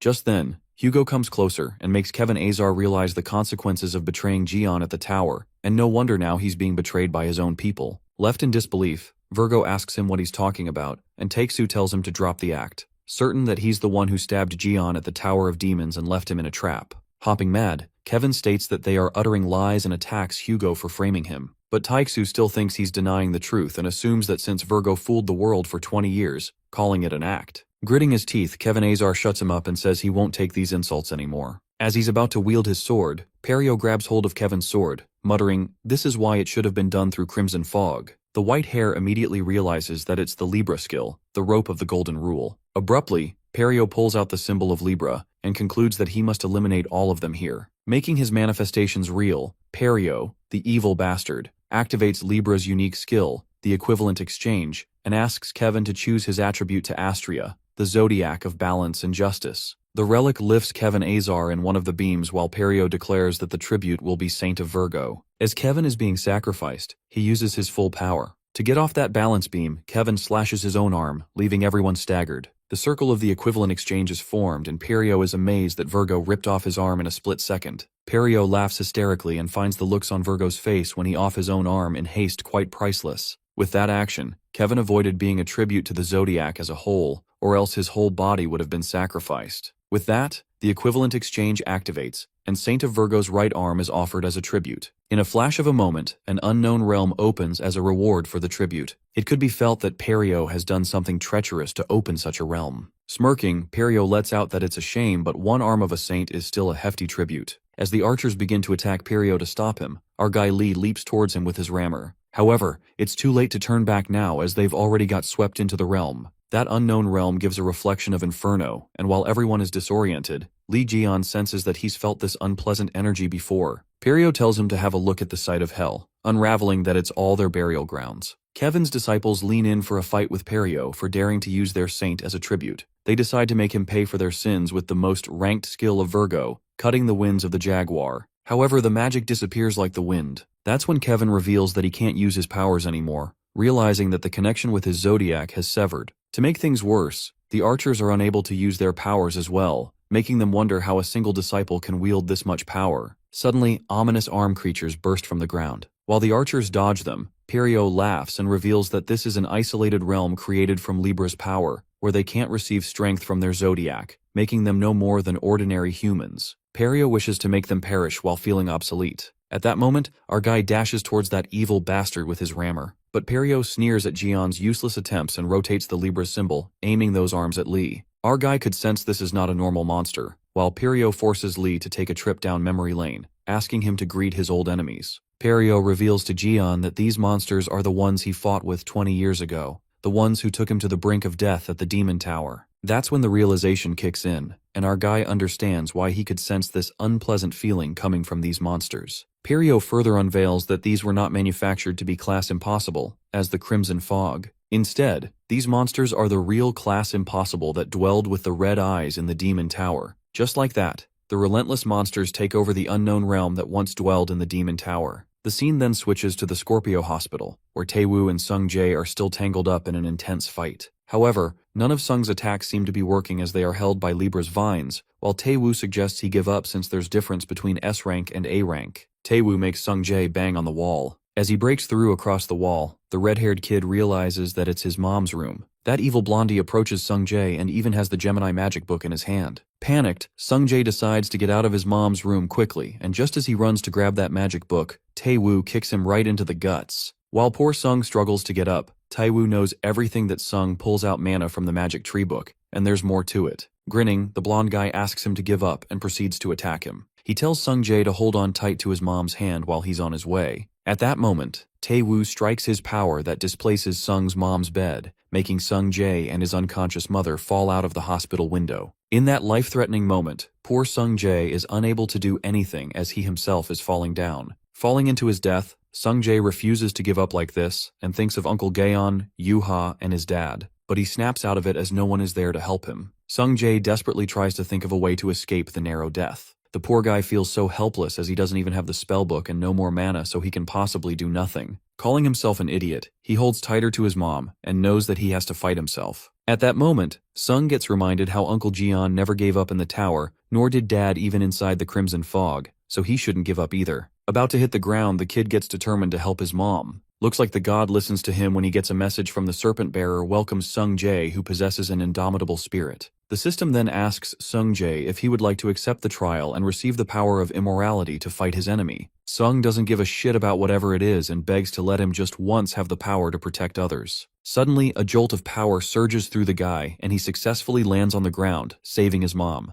Meanwhile, that bastard Taewoo is left staggered to see Sung survive that fall. The scene switches to the unknown realm, where Perio, who's thinking of himself so high and mighty, looks down on the saints and Lee Jian, scoffing that they're no match for him. Provoking the saints who are trapped by the arms, Perio lets out that even bugs twitch when they are stepped on, but he can't expect anything from someone who can't use their powers, concluding that twitching will make them look miserable. He then calls out Gaeon and asks if he's willing to twitch or going to give up. Holding off those arms, our guy thinks this bitch blabs too much. Suddenly, a grin takes over Jian's face, and he loses it when Perio asks him to give up, making that bastard flinch. Our guy then reminisces that in that demon tower, he was without a Zodiac supporting him, and even with his body messed up, he fought alone against the Red Eyes, not to mention that he struggled alone for 20 years in that damn tower. and never once he thought about giving up, yet this bastard is telling him to give up now. Laughing hysterically, our guy mocks Perio for thinking that bringing out some class impossible here would make him win, calling it fucking adorable. With a menacing grin, our guy tells him not to be mistaken as this isn't even close to being considered a crisis, calling him a retard.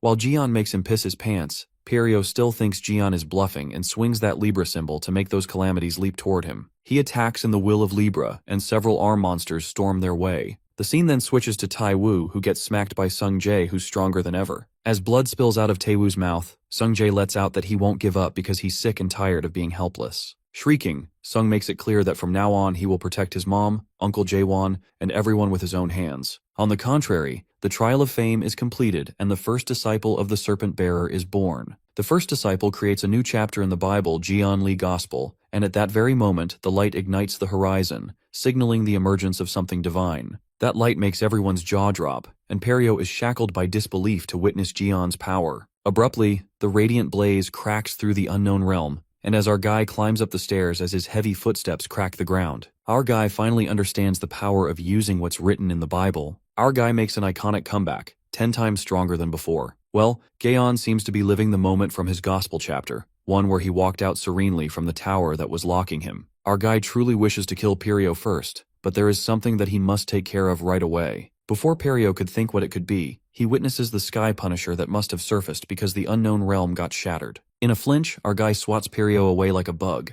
Walking towards the weapon he owns, he retrieves his Sky Punisher. The Virgo Inquisitor is left disoriented to see that crazy bastard rip that weapon out with his bare hands. Grinning, he takes pride that even after 20 years he still has it. The Sky Punisher is Jeon's 8th holy relic and his best crafted weapon. As the calamities attack him from behind, Jeon is more worried about his weapon, which has gotten so tiny since it hadn't had any blood of monsters in 20 years. Just like that, our guy stabs the monster with his Sky Punisher without even looking back. He unleashes his jaw-dropping power and slashes through those monster arms into pieces like he's a freaking god. Flaunting his unmatched power, our guy then calls out Perio, who's frightened to death, and sneers at him, asking wasn't he the one of the almighty Libra, repeating Perio's words about bugs twitching when stepped on, and tells him to hurry and twitch. With a menacing grin, our guy clarifies that unlike someone he actually likes people who don't give up. Jeon suggests Perio to be different from others, asking him how it's going to be whether he's giving up or is he going to twitch. The Libra's subordinate, Perio, trembles in fear as he calls out to the Calamity to stop Jeon Lee, but our guy is determined to win as he slices the monster, enjoying the show saying that's how they should play. As the monster bleeds, our guy feels that even the Sky Punisher is enjoying the taste of monsters after a long time. As soon as he gets rid of the Calamity, Kevin Azan along with Hugo uses their skills Meteor of July and the Radiant Sky to use a combination sect skill. A storm of radiance appears, and their connection with the Zodiacs is back now. They pose glamorously now that the Virgo and Sagittarius resurrected, and Jeon mocks them, telling them their pose sucks.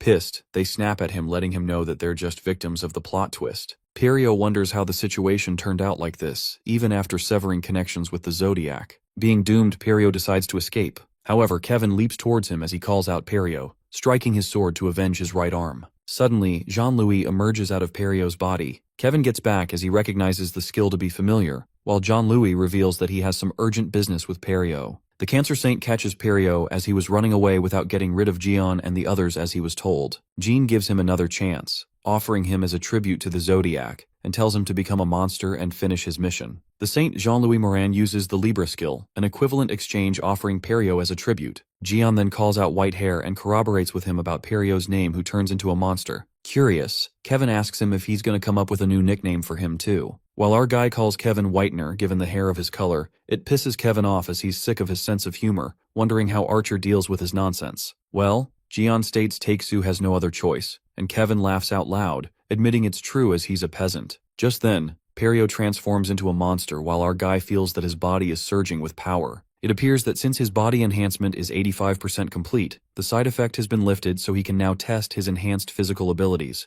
Recalling how much there was when he swung the weapon lightly, Gaon decides to swing with full power as a test. As he does that, he notices something. Jin Myung reaches the location where he was called by Jeon, wondering what on earth happened here. Jin ponders that Gaon could be fighting with the Saint. Suddenly, the Yule Palace collapses and the whole thing gets sent flying. At that moment, a girl appears and asks Jin Myung if it was the Virgo sanctuary that just exploded. As he looks at the girl, he's shocked to find out who it is. On the other hand, Jeon beats the shit out of Perio as the guy collapses. wondering how much his body has enhanced because he's unable to control his power. Learning that's 85 right now, our guy is impressed and anticipates what would happen if his power reaches to 100%. Our guys literally destroy the whole palace. Meanwhile, Kevin trembles with anger, calling him a crazy bastard. Virgo has become homeless. On the other hand, Jean Morin arrives at Libra's palace where Giselle gets to know about Perriot's failure, the monster attack, alienating saints, and the internal betrayal that has failed completely. Finding it humiliating, Jean apologizes for underestimating Jian Li, since he didn't expect him to take out the impossible class calamity with ease.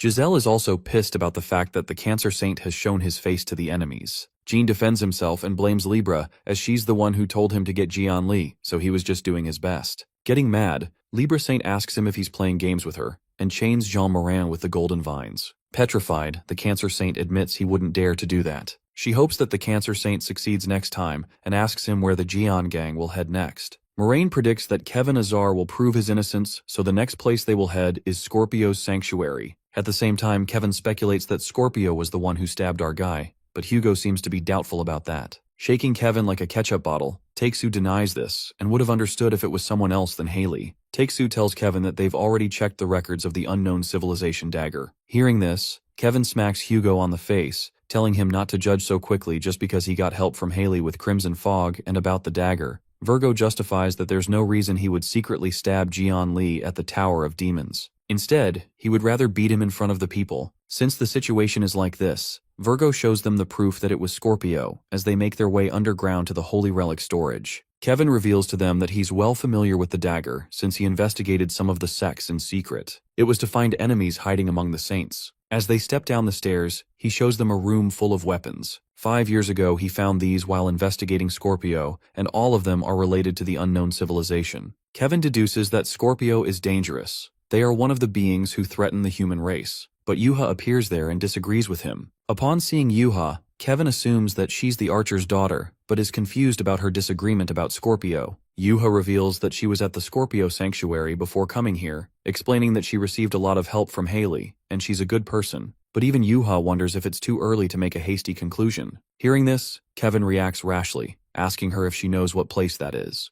Their conversation is interrupted when Jian's stomach rumbles and Hugo suggests that they should eat something first. At a restaurant, we see the cracking of the crockery while everyone's attention is on Jian's table. Our guy can't control his power, and Kevin lashes out at him, asking him what's his problem. Even a saint like him has a limit of patience. Meanwhile, Yuha is busy admiring her uncle since he's an alpha male. Kevin gets mad at Archer for the way he's raised his daughter. Staring at Kevin, our guy grabs him by the head, shaking him up and down. With that, Jian gets to know that his body enhancement is complete and has transcended into the first stage of a god's body. Our guy admits that his body did get ridiculously strong and that it might take a while to get used to it. Hugo, upon seeing Kevin, giggles, saying that's why it's important to know when to stay quiet. But even Take-Soo falls prey to our guy, who grabs him by his head. Holding two divine saints like they're toys, our guy seems to be having fun. Yuha films the whole scene, thinking how freaking cool Jian is that he's handling two saints like a toy. This drives Virgo crazy as he wonders if she's really the Archer Saint's daughter. Just as our guy flings them away,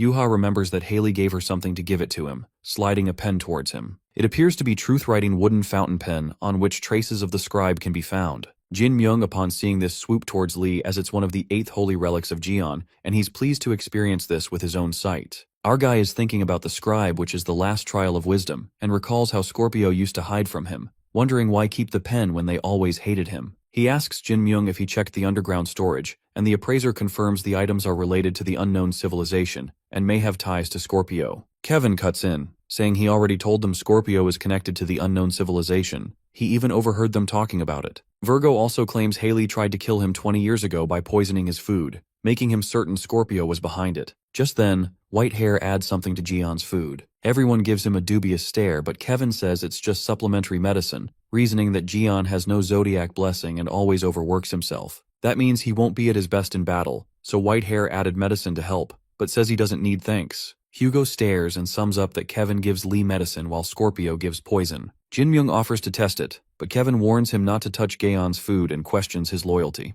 An argument breaks out between Kevin and the Archer Saint as Virgo insists Oriental medicine doesn't work on him. Jin Myung apologizes to Gion, saying he didn't expect someone from the Inquisitors to be swayed by the other sect. But Gion finds it weird, given that they risked their lives for rebellion, but never even bothered to ask the Vice Chief or one of the 10 stars. Plus, Perio didn't bring his troops, meaning the rebellion was just a ploy to gather all saints and make them fight. Gian agrees that everything pointed to Virgo, and it was all set up. Our boy then remembers Sergeyevich and Heiji. Considering Libra and Dark Cancer's involvement, they're unsure if the dagger memory was manipulated. Gian concludes that there's more to it. Jinmyung asks about his suspicions of Kevin. After thinking, Gaeon concludes white hair isn't involved as it wouldn't benefit him. Just then, Yuha asks Gian about his next move, and our guy responds that he's heading to Scorpio since they're connected. Plus he's curious why Scorpio returned the pen through her. At that moment, our guy reveals he's made Sungjae his first disciple, but thinks it'll be a while before he sees him. Hugo and Yuha are stunned, and Hugo trembles, asking what Gion just said. Our fellow repeats happily that Sung is his first disciple. The archer saint is in disbelief, while Yuha feels betrayed,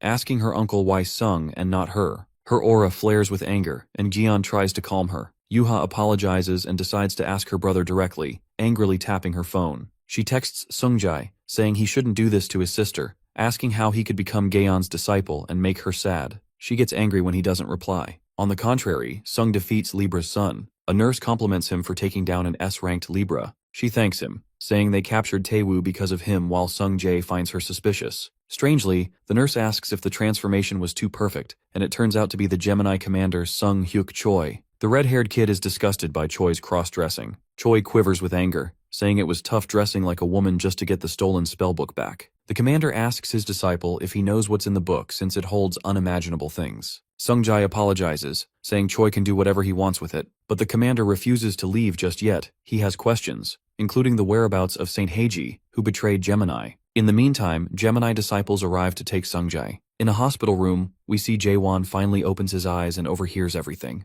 The Gemini commander, along with his disciples, doesn't plan on leaving until he gets the answers to his questions, including the whereabouts of Saint Heiji, and he intends to ask the betrayer of their sect, aka Sungjae.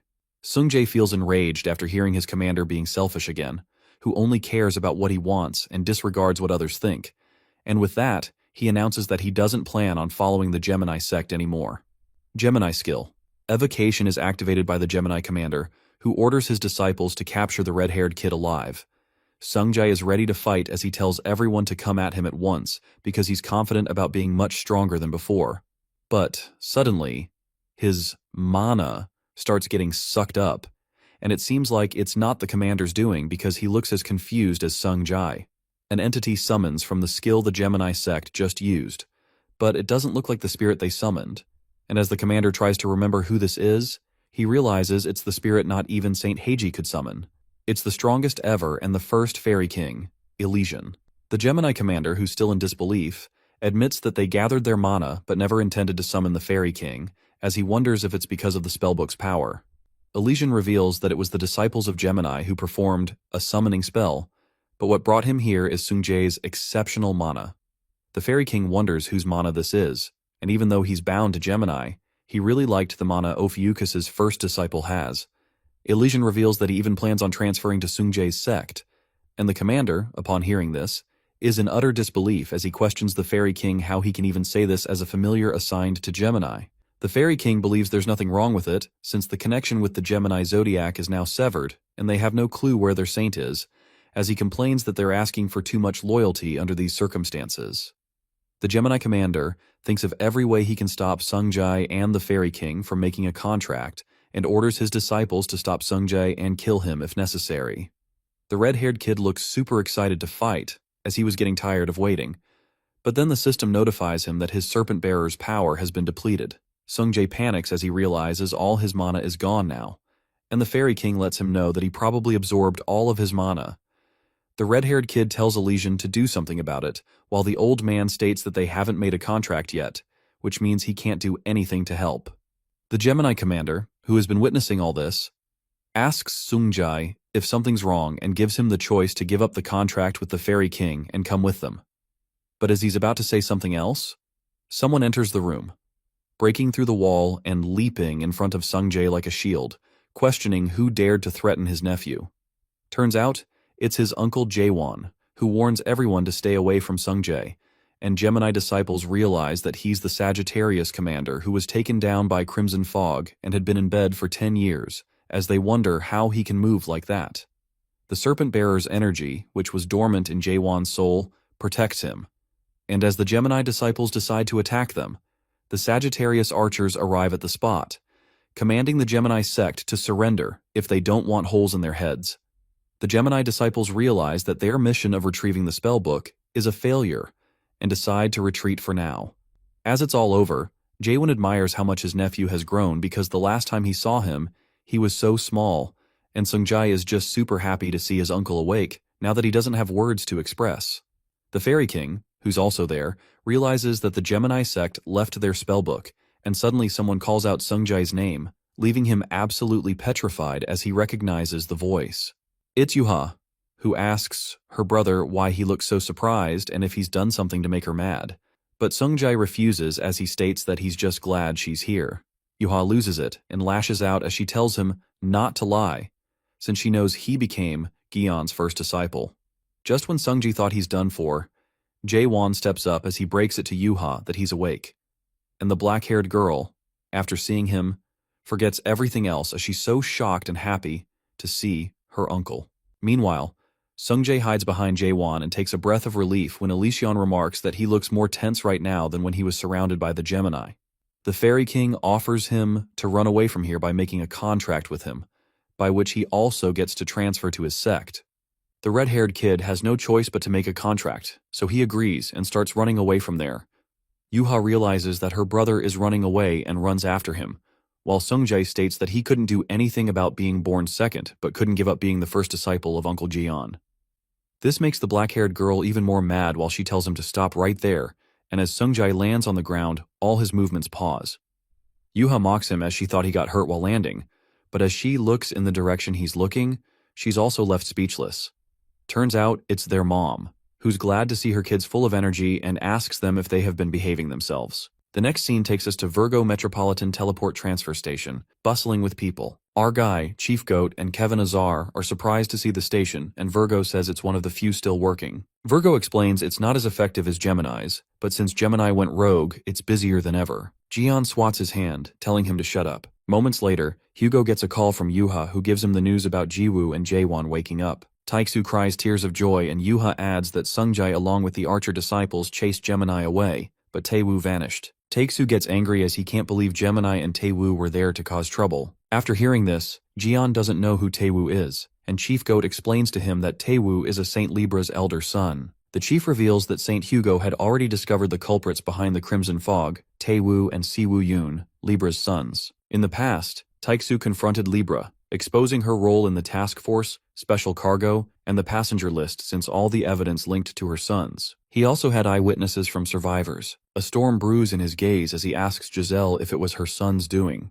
Without a single speck of shame, Giselle is not surprised that Hugo figured it out. Libra mocks Hugo and says the half-saint archer can't do anything as he has no power left, plus he's even worthy of being called a saint. She, being a heartless bitch, gives Hugo two choices: expose the truth and face war, or drop everything and accept his failure. Justifying her son's mistakes as youth, Giselle provokes archers, mentioning his kids, Yuha and Sungjae. Hugo has no choice but to protect them. Back to the present, Chief Goat says once Libra mentioned the kids, Hugo had no choice. That's why Saint Hugo kept quiet, for the sake of his children's safety. After that, Jeon orders Goat to find the Libra brothers, no matter what. Our guy finally understands why Taeksu sent Yuha and Sungjae to other sects as Sagittarius couldn't protect them. But he finds one thing reassuring, that Sungjae is his disciple now. Just then, Gyeon remembers the follow-up mission that came after that is to assign an Ophiuchus saint. Baffled, he wonders who to choose, especially with a rank limit. Meanwhile, Taeksu thanks Gyeon for sending his disciples to Korea. Otherwise, it would have been worse. Gyeon stares at Hugo, thinking who should be the Ophiuchus saint. Suddenly, Gyeon invites Taeksu to his sect, offering to make him a saint. Before Hugo can react, Apollo, the Sagittarius zodiac, bursts in, enraged, warning Gyeon not to covet his contractor. While Kevin and Goat freak out, Gyeon casually tells Apollo not to be stingy. Kevin gets sarcastic and asks our guy why he's asking him to join while Hugo and Goat apologize to their zodiac Apollo. Gyeon gets serious and asks Kevin if he really wants to join, but armless Kevin laughs like a donkey, saying he was kidding, and this makes Gyeon pissed off. Later, they're ready to teleport and Gyeon beats up Kevin as his divinity rises like crazy. The archer chief announces the teleport is ready, but Taeksu glares, saying no one asked. Tension rises and the Chief Goat asks the saint what's wrong. Hugo calls him a punk and asks if he really doesn't know. The scene takes us to a few hours earlier, where Yuha keeps calling Sungjae non-stop. Angrily, she decides to return to Korea and calls his brother a bastard. On the other hand, Chief Goat blushes after seeing Yuha and offers the fastest way back. He sparkles, inviting her to join them at the transfer station. Just then, Yuha meets Jin Myung, who's surprised to see the archer's daughter in Virgo. Jin gives her a teleport scroll as a gift. While they laugh, Chief Goat gets jealous, and his dislike for Virgo grows. Later, Yuha tells Uncle Jian that Scorpio's route is closed off, so he must enter through the sea, as the air is blocked by the unknown civilization. She explains people usually travel by road through America, where Leo is. Jian sighs as it'll take time to reach Scorpio's sanctuary while Yuha plans to go to Leo after finishing her business in Korea. Using the scroll, she calls Uncle Jian and Dad, praising their fight against the Crimson Fog. After Yuha teleports, Gaeon reflects on why people raise kids. Taeksu says that after a hard day, their smiles make everything better. But Hugo notices Chief Goat looking gloomy and grows suspicious. He bluntly asks if Goat has feelings for Yuha. When Goat stays silent, Taeksu strangles him. At the station, Jian beats Kevin while Taeksu strangles Goat. After their goofy brawl, Taeksu asks if Kevin's joining. Virgo reasons that he has to prove his innocence and he doesn't want anyone else to beat Jian before him. Though armless, Kevin says he'll handle any threat to Jian.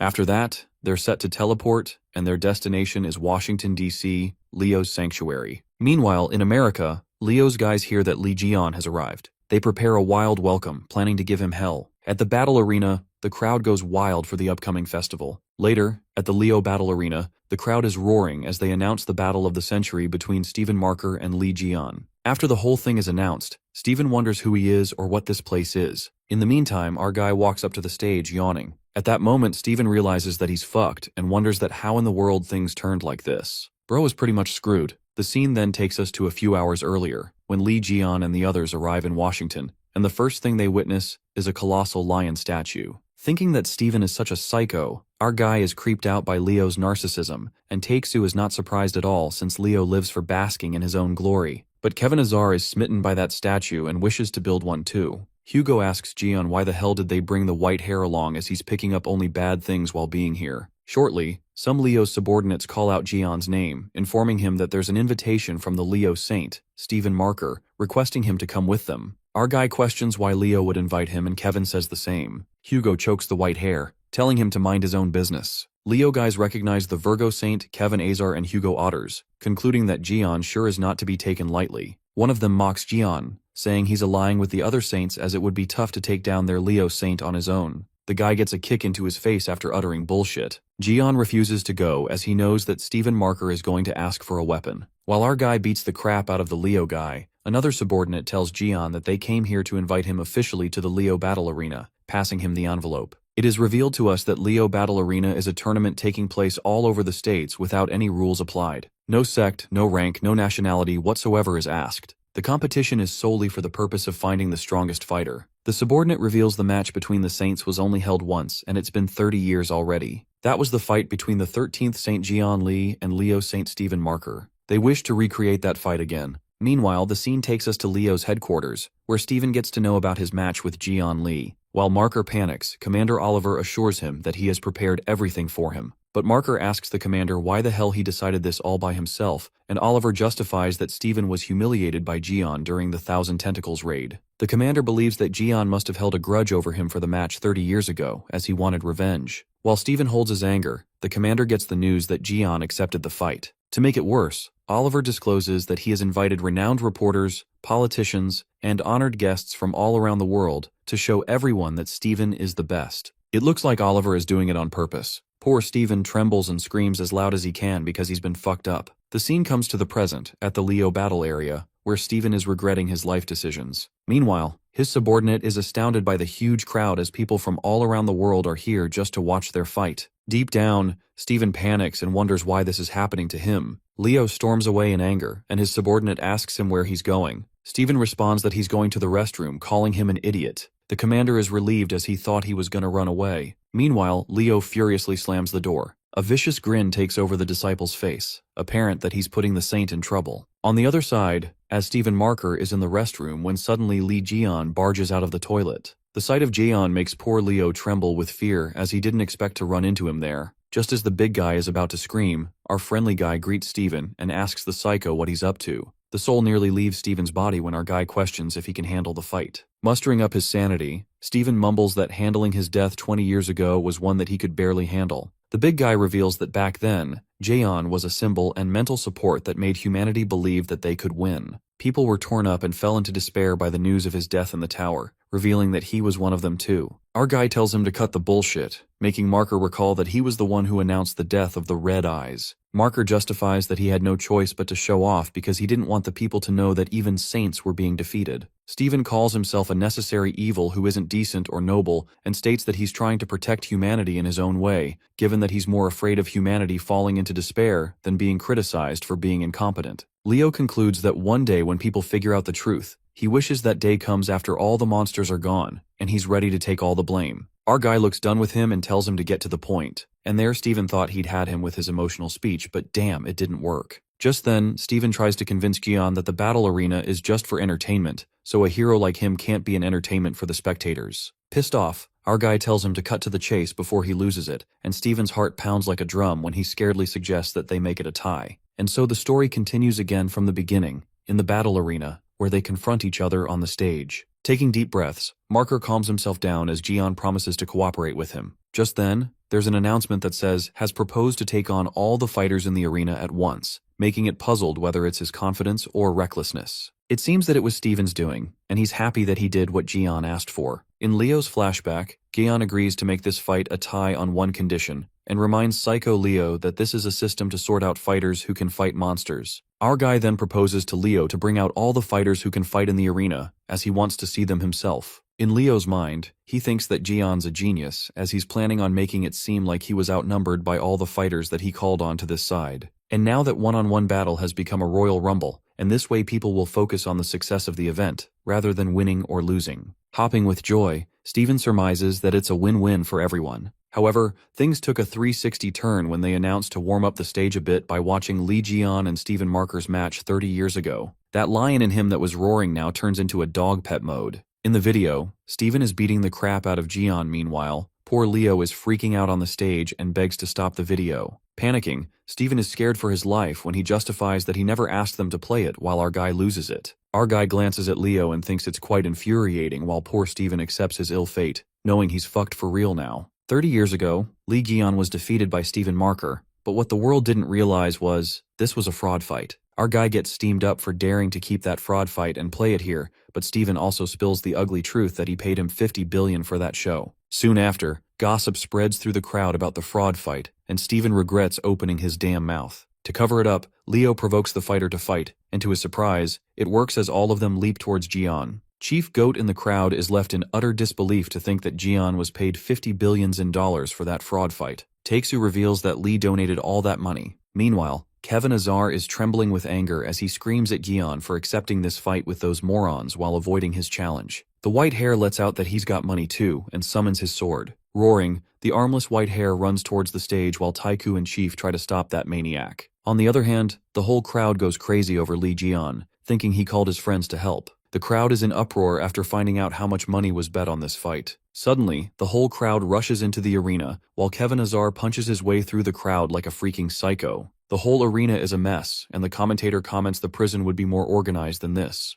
The VIP box witnesses the mayhem that's going on, and wonders if they're trying to manipulate the match. The other VIP suggests that they cancel the bets this instant and asks Commander Oliver, the one who's behind it, how he's going to settle it. The commander storms out in fury as things have turned upside down. Oliver concludes that there's no other choice but to go on to the next phase. Suddenly, Yuha overhears him and startles the commander when she asks him what's the next stage. Oliver is completely disoriented to see Vice Chief Yuha and asks her where she has been all this time. Staring at him dubiously, Yuha reminds the commander that he asked her something to do, and Oliver justifies that it slipped out of his mind. But something about Oliver unsettles her and she suspiciously lets out that commander never apologizes. Just then, Yuha uses her powers and asks that guy who the hell he really is. On the contrary, things in the arena are pretty messed up as people begin to beat the crap out of each other while Steven Marker witnesses the whole shit show, wondering why that bastard Oliver isn't trying to clean this mess up. Meanwhile, our guy is enjoying this as he runs around, beating people and gaining their data.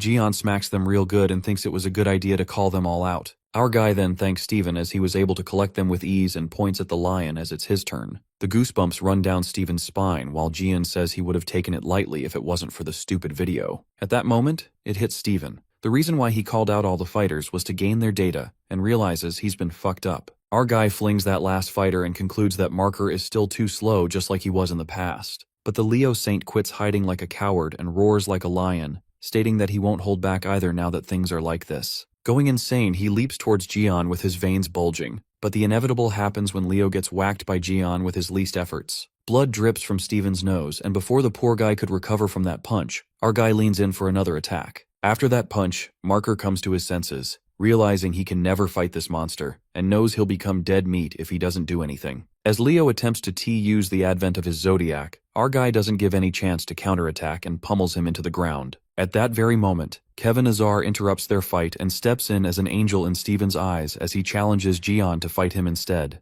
As things are already crazy, a sudden rumbling is heard above them. Distracted by the sound, they all look upwards and it turns out to be Yuha and Oliver. Yuha bangs on the ground with force and steps on Oliver. She then threatens that guy to show her who it really is before she electrocutes him. That's when that guy turns back to his original form as the Pisces skill transformation deactivates. That person turns out to be Sylvia, Pisces SS rank, and Yuha tells her that her acting needs improvement. The Leo disciples freak out as their commander was a woman all this time, but Yuha clarifies that it was Sylvia transformed into Oliver. Sylvia gets exposed and calls Yuha an ignorant bitch. On the other hand, armless Kevin is bursting with anger as every time he tries to fight with Jian, something keeps getting in his way. What Kevin Azar doesn't realize is that he stabs a person for no damn reason, taking an innocent life. White-haired dumbass comes back to his sense and realizes that he's fucked up, not to mention he's being broadcasted. The whole crowd witnesses Kevin sword stabbing that person, leaving everyone staggered by the sight. That's when the silence falls over the arena as Bro accidentally kills someone. Knowing that he fucked up real bad, Kevin tries to explain himself and justifies that it's not what it seems. Suddenly, the stabbed guy starts speaking, asking Kevin how'd he find out. While Kevin flinches, trying to believe his ears, that guy compliments the whitehead for having a keen eye.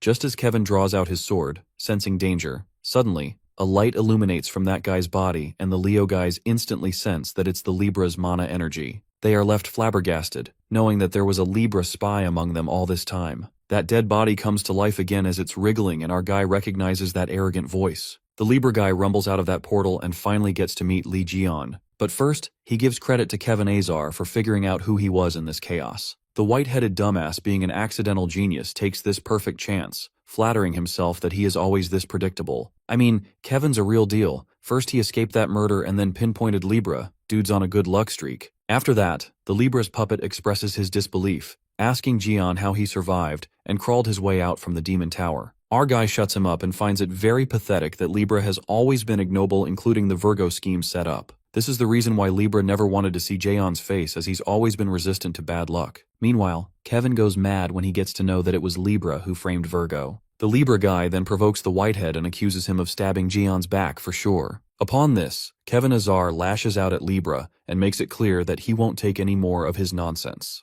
But the Libra puppet reminds Kevin that he said himself out loud that he'd be the one to finish Jian. Even the Cancer Saint and others heard it. Suddenly, Hugo steps in and burns Libra's puppet as he unfolds in fire. The archer warns Kevin not to be swayed by Giselle's words, given what her words are capable of. Giselle swirls that flames away and is disappointed in Hugo. Giselle knows that Hugo got his powers back and suggests that he'll need a bigger flame than that to burn that body, and a sharper blade to cut through that body. While Kevin stabs that sword, Giselle provokes Virgo and says that he stabbed Jian in the back, but now he's following him is kinda ironic. Kevin's sword doesn't break through the shield that Libra activates, calling Virgo spineless. But Virgo is rendered speechless as he conjectures this can't be a power of a mere puppet, and notices the divine mark on its forehead. It is then revealed to us that a divine mark is a unique mark given to a beloved disciple by the Zodiac. Such a disciple is linked directly to the Zodiac, being able to perform a saint-like ability and power, which means that this puppet is now as powerful as Giselle Lawrence herself. That's when our guy steps in as he soars with his Sky Punisher. Giselle tells Jian that his weapon is useless as he can't break through those gold vines, saying that this divine mark grants him the blessing of a Zodiac. However, our guy proves her wrong as he slices through those vines, making that puppet snap. Jian, being the greatest of them all, slices that divine mark into half, making it shatter to pieces. Taken aback, Giselle Lawrence witnesses Jian break that divine mark like it was nothing. Laughing, she finds Jian full of surprises and thinks that there's finally someone for her to enjoy. At that moment, someone steps into Giselle's room as she sits on her throne. That guy reports to her that getting rid of the Leo Saint ended up in failure. Giselle manifests a different outcome if it weren't for Kevin Azar, but their plan was hurried to begin with. Surprisingly, she calls out Commander Oliver and asks him how the operation went. Well, it turns out Oliver was busy serving Libra. She then addresses the commander as the soon-to-be saint of Leo. The scene switches to the battle arena, where Jian obtains the data of Libra's divine mark and expresses his utter disappointment in Taiksu and Kevin. As that Pisces girl Sylvia is tied down,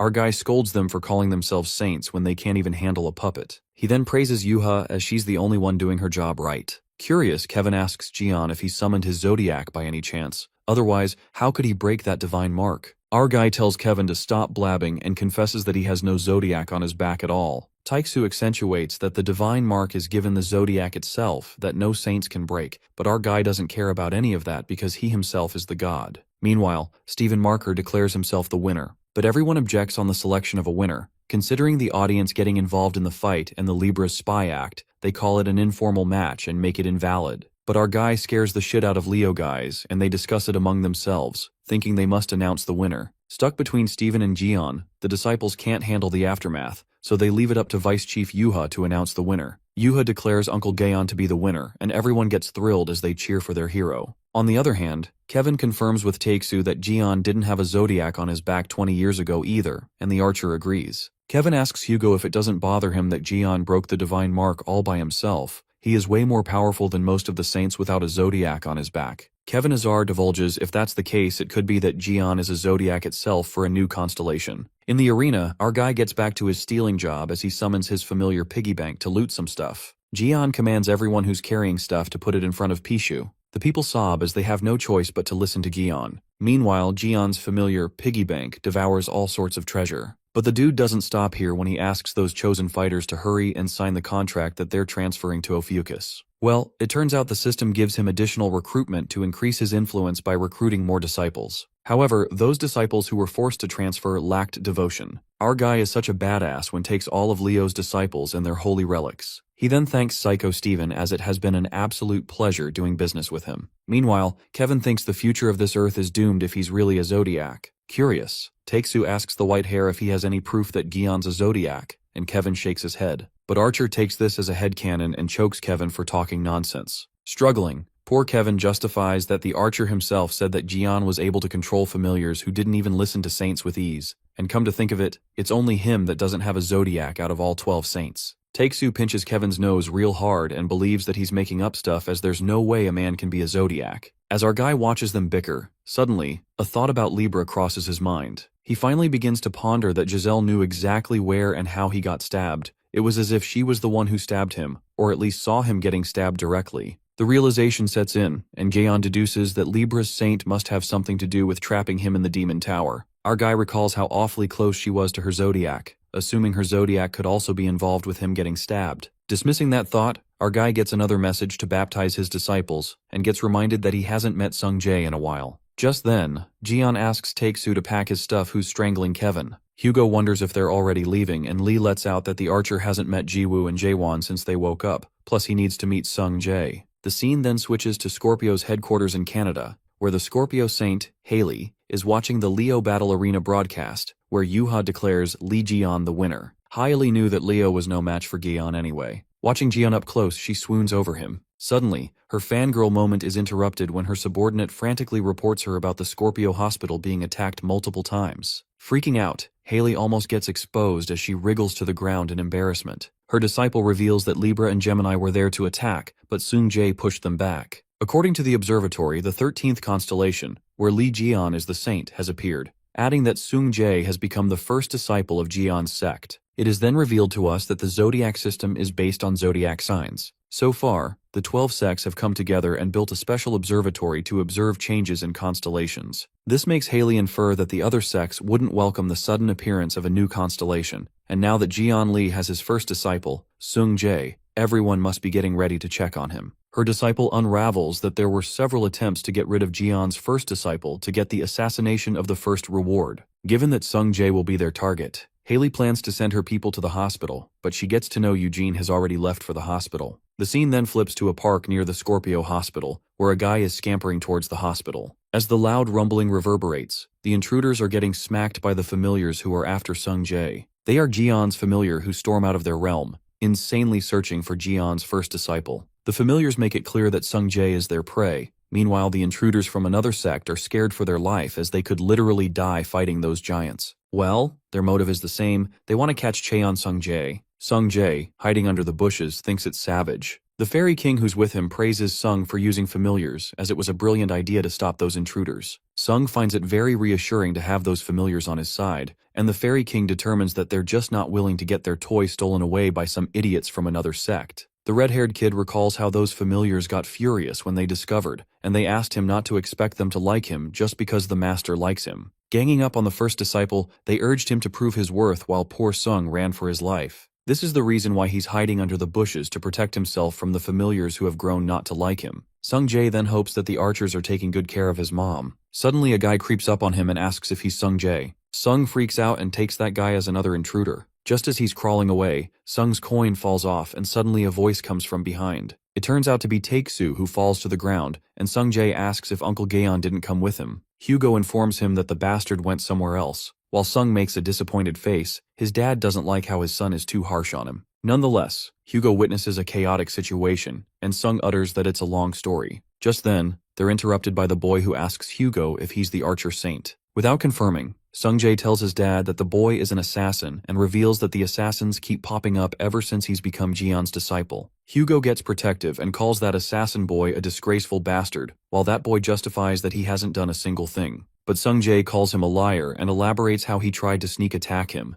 Taeksu lashes out at that boy when suddenly the Zodiac Apollo appears. The Sagittarius Zodiac seeks direct descent and declares he would burn that dangerous kind himself. While Sung wonders why a Zodiac appeared all of a sudden, the boy thinks it's all screwed up now that the Zodiac gets involved. The boy tells both father and son not to blame him as they started this. Abruptly, that mysterious boy browses through the Sagittarius Bible with his powers, as the paper rustles swiftly. Thinking it's quite a rhapsody, that guy flips the Bible's pages as the words begin to change, making it turn into nighttime. Hugo couldn't believe that boy forced a Zodiac to go back, and that's when that boy smirks. He lets out that no sun should be out at night, referring to making Apollo go back. As Taeksu screams and asks what the hell he just did, the boy confesses that he just pushed an annoying Zodiac out of the way, and now the Sagittarius Zodiac cannot interfere. That powerful boy turns out to be Eugene, the Scorpio's scribe. Eugene asks what he should do next and again browses through the Sagittarius Bible. Eugene casts something and it makes Hugo drift away as the ground beneath him crumbles. Startled, Hugo recognizes that verse just now as Apollo used to recite this verse. But he finds it impossible that Eugene read that verse since only Zodiacs are able to read the Bible. Taeksu remembers vividly that the verse was a bit different from the original, making him question if that boy edited the Bible. It is then revealed to us that the Bible is a scripture that records the history and achievements of each constellation. The Bible's records themselves are legends and myths.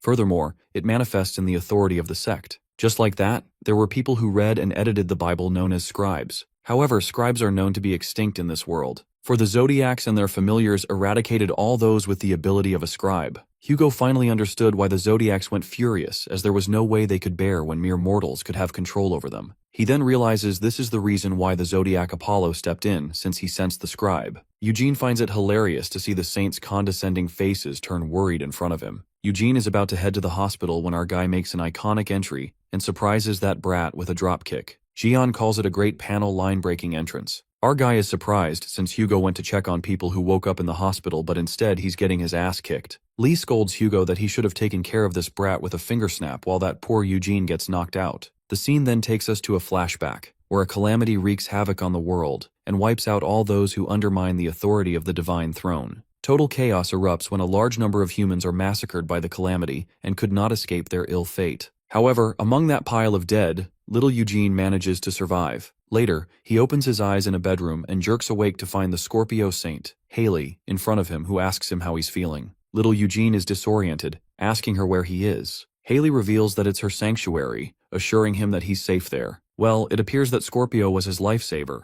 The next then takes us to the construction site near the Scorpio hospital, where Eugene finally regains consciousness, mumbling Haley's name. The boy opens his eyes only to realize that he's tied down by rope, but it's actually lime delightedly wrapped around him. The archers call the saints that the intruder has awakened. Meanwhile, poor Eugene screams to be set free. But Saint Hugo forgets everything when he sees Jiwoo, crying with joy. As the emotional reunion happens, Yeren and the other archers bawl their eyes out to witness such a touching sight, while Chief Goat misses Yuha. In the meantime, Jeon meets Eugene and learns about the interesting power the boy has. Our guy immediately senses that he's a scribe while Eugene tries to deny the fact that he is. Jian activates his god gaze and enunciates that he knows everything, so there's no point in hiding. Eugene realizes that he's been exposed, and that's when he activates the Scorpio's shadow skill, escaping away like a bolt of lightning. Using the shadow skill, Eugene plans to hold them as hostages and escape, leaping towards Hugo and Jiwoo. Our guy enters the scene, whacking Taesu's face and grabs Jiwoo into his arms. He then crashes into the wall. While Eugene keeps attacking Jian relentlessly, our boy evades each blow easily, holding Jiwoo. Eugene wishes to hit Jian just once while Jiwoo enjoys it as our guy carries her around like a freaking Spider-Man. Sungjae freaks out when he sees his mom, and Uncle Jaewon reveals that Jiwoo is a big Jian fan. Poor Taesu gets mad at Jian to get away from Jiwoo, feeling jealous. Taesu screams at Eugene to get the fuck away from here, but the scribe is determined to hit Jian. Just then, Jiwoo tells Taesu to wait a bit more, as a moment like this won't come in the future. Utterly heartbroken, poor Hugo can't take it as he vomits blood while Sungjae is worried sick about his dad, believing that mom being Jian's fan is too much to handle that he's coughing blood. Our guy tells Taesu to stop being ridiculous as there's nothing to be jealous about. Eugene feels left out as Jian doesn't even care about his presence and plans to browse through the Bible of the targeted opponent. However, Eugene fails to browse through Jian's Bible, getting to know that no record has been found for the new constellation. But the worst is yet to come when Jian's familiars crumble their way into the hospital as they hold down Eugene, smashing him into the ground. Our guy then approaches him and asks the scribe if he tried to force open his Bible. After that, Jian gets to know about Eugene Christane through the system, and learns that he's the possible candidate for this final trial of wisdom. Our guy bluntly offers the Scorpio scribe to be the scribe for his sect. But Eugene tells him to fuck himself as he shows him the middle finger, turning Lee's offer down in the most insulting way. But Jian is left with no choice but to make it happen forcibly, and commands the system to do it. Seeing the Scorpio familiar's poison gland, Eugene notices that St. Haley is here and calls her out for him. Just then, Haley appears, and lets out that she warned Eugene not to act on his own. While Eugene apologizes, Haley gets startled when she hears Jian's voice telling her. Our guy threatens that she better answer his questions if she doesn't want to die. Seeing her crush showing up unexpectedly, Haley panics while her familiar warns Jian to stop with his irrelevant behavior. Haley tries to stay sane, but she falls to the ground, making everyone concerned. But Haley reassures that she's fine and just needs to crawl around for a bit. In reality, Haley is taken aback by Jian's sudden appearance as she thought he was at the Leo sanctuary. She composes herself and turns around to have a talk. While our guy thinks she's crazy, but through Haley's view, Jian looks so freaking charismatic that nearly makes her faint. Sungjae wonders why people have been acting off today, and Jaewon thinks he's addressing his dad. Jian gets mad and understands that Haley is trying to avoid him as she's awkward around him. Our guy then grabs her by the shoulder and tells her to pull herself together since he needs to ask some questions. But Scorpio loses her brain cells when our guy touches her while her familiars tell Jian to take his hands off her. Sungjae gets baffled as he wonders what the fuck is wrong with Scorpio while Jaewon reads the room and guesses that he isn't too quick about this stuff either. The familiar forces Jian to remove his hand off her as, saying what he's doing is too intense for the princess as she blushes, lying down unconscious. Our guy laughs at her being lame and decides to talk with Sungjae first since Haley's dramatic ass will take a while. Our guy then informs Sungjae that he needs to get baptized and he gets baffled, wondering if he means getting introduced to a zodiac and getting acknowledged as a proper disciple. While Lee nods, Sung freaks out when he thinks the holy ceremony can be performed here. Jian thinks all the formalities are useless, and Sungjae doesn't seem to be mentally prepared for it either, but our boy decides to do it anyway. Sungjae opens his eyes in a dark place and gets questioned if he's the one who wishes to be the first follower of Ophiuchus. Agreeing, the red-haired kid introduces himself as Sungjae, who's ready to follow and serve Gaeon, the serpent bearer. As he looks behind him, Sung sees the zodiac of the serpent bearer that looks familiar. Sung recognizes him to be Jian Lee, and after a snap, eyes open in the real world. Jian asks him how it was, and Sung finds it insane as he's still mentally there. Getting baptized, Sungjae acquires new unique skills. Sungjae has awakened as the vanguard of Ophiuchus, and has been given abilities as the privilege of being the first disciple. The boy finally learns that his uncle was the zodiac of Ophiuchus, while our guy is relieved that he has a better awareness than Hugo and Kevin. With that, Sung decides to brag about this to Yuha, but the moment is interrupted when Haley regains her consciousness, asking if it was his first baptism. She congratulates Jian Lee for baptizing his first disciple. Smiling, our guy asks Scorpio if she's feeling better now, and activating the 13th sense, Jian goes straight at her neck while all the familiars get alerted. But our guy is shocked to see Haley being so calm because she's aware that Jian wouldn't hurt her. With that, she asks him about the questions our guy wanted to ask. Jian then questions her to explain why her source of power comes from an unknown civilization. Upon these questions, the people begin to gossip and wonder if the Scorpio saint is a calamity. Our guy lets out that Haley fooled the world and asks her if she fooled the Scorpio zodiac too. The Scorpio's familiar gets mad and asks Gaon how dare he lay his hands on the princess, ready to kill Jian. Our guy provokes them and suspects that Scorpio's underling must be a calamity disguised as familiars. The familiars get furious and ask what kind of calamity shows such loyalty to a saint, but then his words are cut off by Haley. That's when Haley answers Jian's question and opens up the source of her power is indeed from the unknown civilization, but she considers herself a human, and above everything, she's on Jian's side. Our guy demands her to prove it since he has a perfect thing for that, and hands her a paper with 2 questions. One question asks what she thinks of Jian Li, and the other asks what type of relationship she would like to have with him. Finding it unexpectedly easy, Haley scribbles and after a while she slides the paper back to him. Jian smiles evilly as he glances at how concise her answers are. Meanwhile, Haley feels confident as there's no way Jian could tell what her true intentions are. However, our guy smashes an Uno reverse when he pulls out the relic, a truth-writing wooden fountain pen that will show him the truth, no matter what she's written. Scorpio is rendered speechless, as it's the same relic she returned to Jian, and how he's using it against her. Our guy asks the same questions from the pen he asked Haley. The pen confesses Haley's true feelings,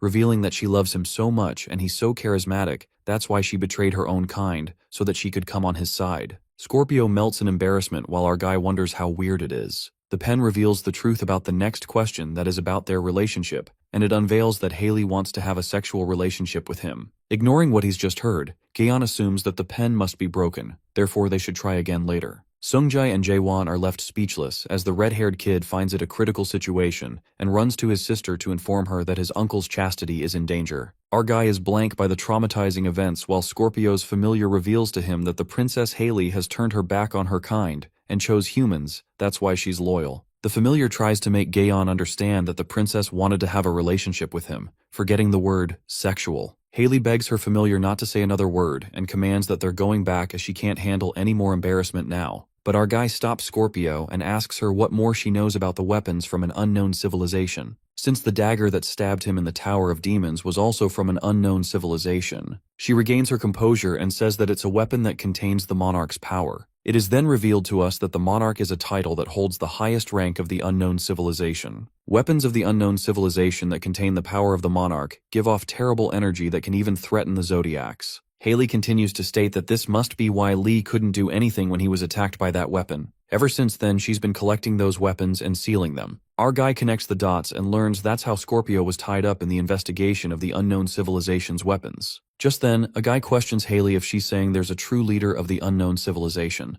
not the Red Eyes that Jian took care of 20 years ago. Haley reveals that Red Eyes isn't the true leader, stating there are at least 3 more monsters just like Red Eyes. Tension rises in the atmosphere, as Hugo wakes up with a jolt thinking that the disaster like Red Eyes was not the final boss. Now that Jian thinks about it, the one called the Administrator in the Tower of Demons said the same words. The Archer Saint freaks while our guy doesn't seem to care much and decides to slice whatever comes his way, and that's how it will be. But Hugo thinks it's easy to say rather than be done, and Jian knows it's not going to be easy like up until now, so he needs to get stronger. Our guy knows what he needs to get stronger and points at Eugene, requesting Haley to give him that boy to make him believe that she's on his side. Eugene gets furious, thinking he must be crazy, and believes Haley would never do it. However, Haley agrees in an instant to make Jian happy and asks him if there's anything else he needs. Eugene crumbles away in disbelief. In the Tail Hospital, Jian brags about finding time to relax no matter how busy life gets while Eugene curses him. Eugene shuts him up and wonders why he must suffer as he flips the pages aggressively. Our boy reminds the boy that he was sold to him for free by Scorpio, therefore he should work harder on his new job. Jian makes Eugene balls his eyes out as he decides to make him pay. Deep down, the boy resents Gian and plans to make him regret by having him as his scribe. As the synchronization with the Bible completes, the scribe tries to mess with Gian's Bible and changes a verse in chapter 5 and changes it to, "The scribe who denies the constellation has accepted the serpent bearer as a servant." Eugene laughs and commands Gian to kneel before him, but instead he gets punched by our guy. Meanwhile, Eugene is left baffled as to why it didn't affect him even after he changed the verses in the Bible. Our guy tells him that life doesn't always go the way we want. Just then, Jiwoo interrupts and reveals that she changed the exact verse as it sounded weird. Eugene is left stunned and wonders if Jiwoo could change the writing of the scribe, while Jiwoo, upon seeing his reaction, thinks she made a mistake. It is then narrated that Libra is the #1 sect with over 2 billion disciples, so fighting Libra won't be easy for Jian Li. Libra's Saint Giselle is not just a representative of the zodiac, in fact she shares a close relationship with the Libra zodiac, and some people even say that she's a clone of Libra. That means fighting against her means fighting against Libra zodiac, and even for Jian to face zodiacs or monarchs of the unknown civilization would be impossible. Our guy is notified about the urgent need for a scribe that would enhance his power and authority. Meanwhile, Eugene fails to understand how Jiwoo was able to change what he wrote. He wonders if she's a scribe as well. Just then, Gaeon reveals to him that Jiwoo indeed has the latent ability of a scribe. Haley is speechless over that fact as she thinks even the goddess of fortune is on his side. While our guy is lucky to get 2 scribes at once, he's notified about the completion of the trial of wisdom and all the other trials. With that, all the restrictions have been lifted. At Libra headquarters, the Palace of Libra, Giselle Lawrence receives the information about the meetup of Scorpio and Jian Li, and also gets to know that Sagittarius, Virgo, and Scorpio are on his side. Plus, Li also found a scribe, and Libra's disciples expressed her concern. Giselle calls Scorpio a moron for having a crush on Jian for over 20 years, and doesn't know where she belongs. Libra doesn't care how many people side with Li Jian because except for him, all the others are useless shits who are Li's fanatics. However, Giselle believes it's important to secure the scribe, and if that's not possible, she orders her disciple to get rid of him. The Libra disciple calls everyone foolish who side with Jian and flatters Giselle as nobody can surpass her power in the world. Giselle supposes that those who face Jian are often divided into 2 groups. Either they join his side or they despise him and become his enemy. With that being said, Libra asks who's the closest to Jaeon at the moment and learns that her son Yoon Siwoo is Taewoo's orders and trailing behind Gaeon. Giselle curses her daughter, Kaylee, and calls her useless, because if her daughter had control over her throne, her plan would have gone smoothly. The saint commands them to contact Siwoo and order him to go after the scribe to either kidnap him or take him out. In the Scorpio-affiliated construction site, Jian informs Hugo that Jiwoo is joining Ophiuchus, to which the archer saint freaks out since zodiacs go crazy when they see a scribe. For that reason, our guy believes that it's safer to hide Jiwoo and train her just like Scorpio did. But Taeksu is pissed at the fact that Jiwoo is going to Jian's sect, not to mention she's a big Jian fanatic. Jian then reminds Hugo where he mentioned that the energy of the 12 sects didn't go well with Jiwoo. This means she doesn't have much of a choice but to join Ophiuchus' sect, and Haley backs him up as she also believes they would be safe under Jian since it's him who's facing Libra. In order to convince Hugo, our guy states that since Jiwoo is his wife, he will treat her exceptionally and she can join his sect as a laywoman and not a disciple. Eventually, she will be dispatched to Sagittarius to serve his sect. Jian calls it a one-time deal, and the archer saint is left with no choice but to agree. After that, Haley opens up to Hugo about checking Yuha's arms while she was with her. She speculates that the thing planted in her arms was somehow able to restrain it until now, but it's almost at a limit. Haley anticipates that it will now only become harder to restrain it, and upon hearing this for the first time,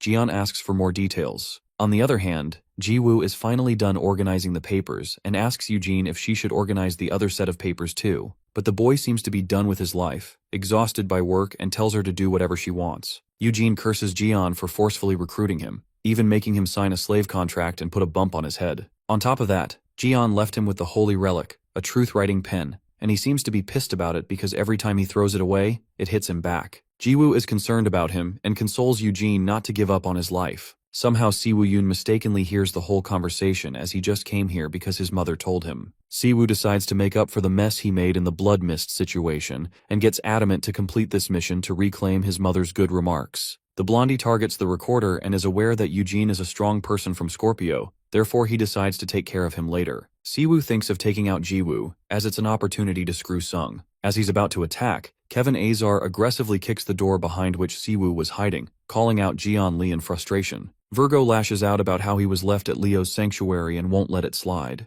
Jiwoo and Eugene are in shock as they did not expect Kevin to ask about Jian. In the meantime, Jian appears and wonders why the Whitehead always screams out his name wherever he goes. As Kevin is about to speak, he spots the Scorpio Saint and asks, "She's doing here?" But Haley isn't exactly pleased to meet Virgo as well. The commotion begins when Hugo spots Siwoo Yoon, as everyone wonders if Kevin bought him here, to which the white-haired guy seems to know nothing about it. Jian recognizes him as the guy he beat up in Chapter 25, and Hugo lashes out thinking that Libra's son is here to do something bad. Realizing he's Libra's son, our guy recognizes that he and his brother are the ones involved in the blood mist's appearance. As Siwoo tries to take a look around himself, his face is smashed with Jian's leg, as he realizes that he's the bastard who made his friend, his niece, and nephew suffer. Smashing Siwoo's face brutally, our guy lets the blonde boy that fucked up now. Hugo gets furious, asking Siwoo why he's here and thinks he's here to mess with his family. Haley figures out the reason and finds it's obvious that Siwoo is here since Libra found out that Jian has come in contact with a scribe. Scorpio asks Siwoo if Libra ordered him to kill the scribe while Kevin is simmering with anger after knowing that Siwoo was the one who released the toad in his holy domain.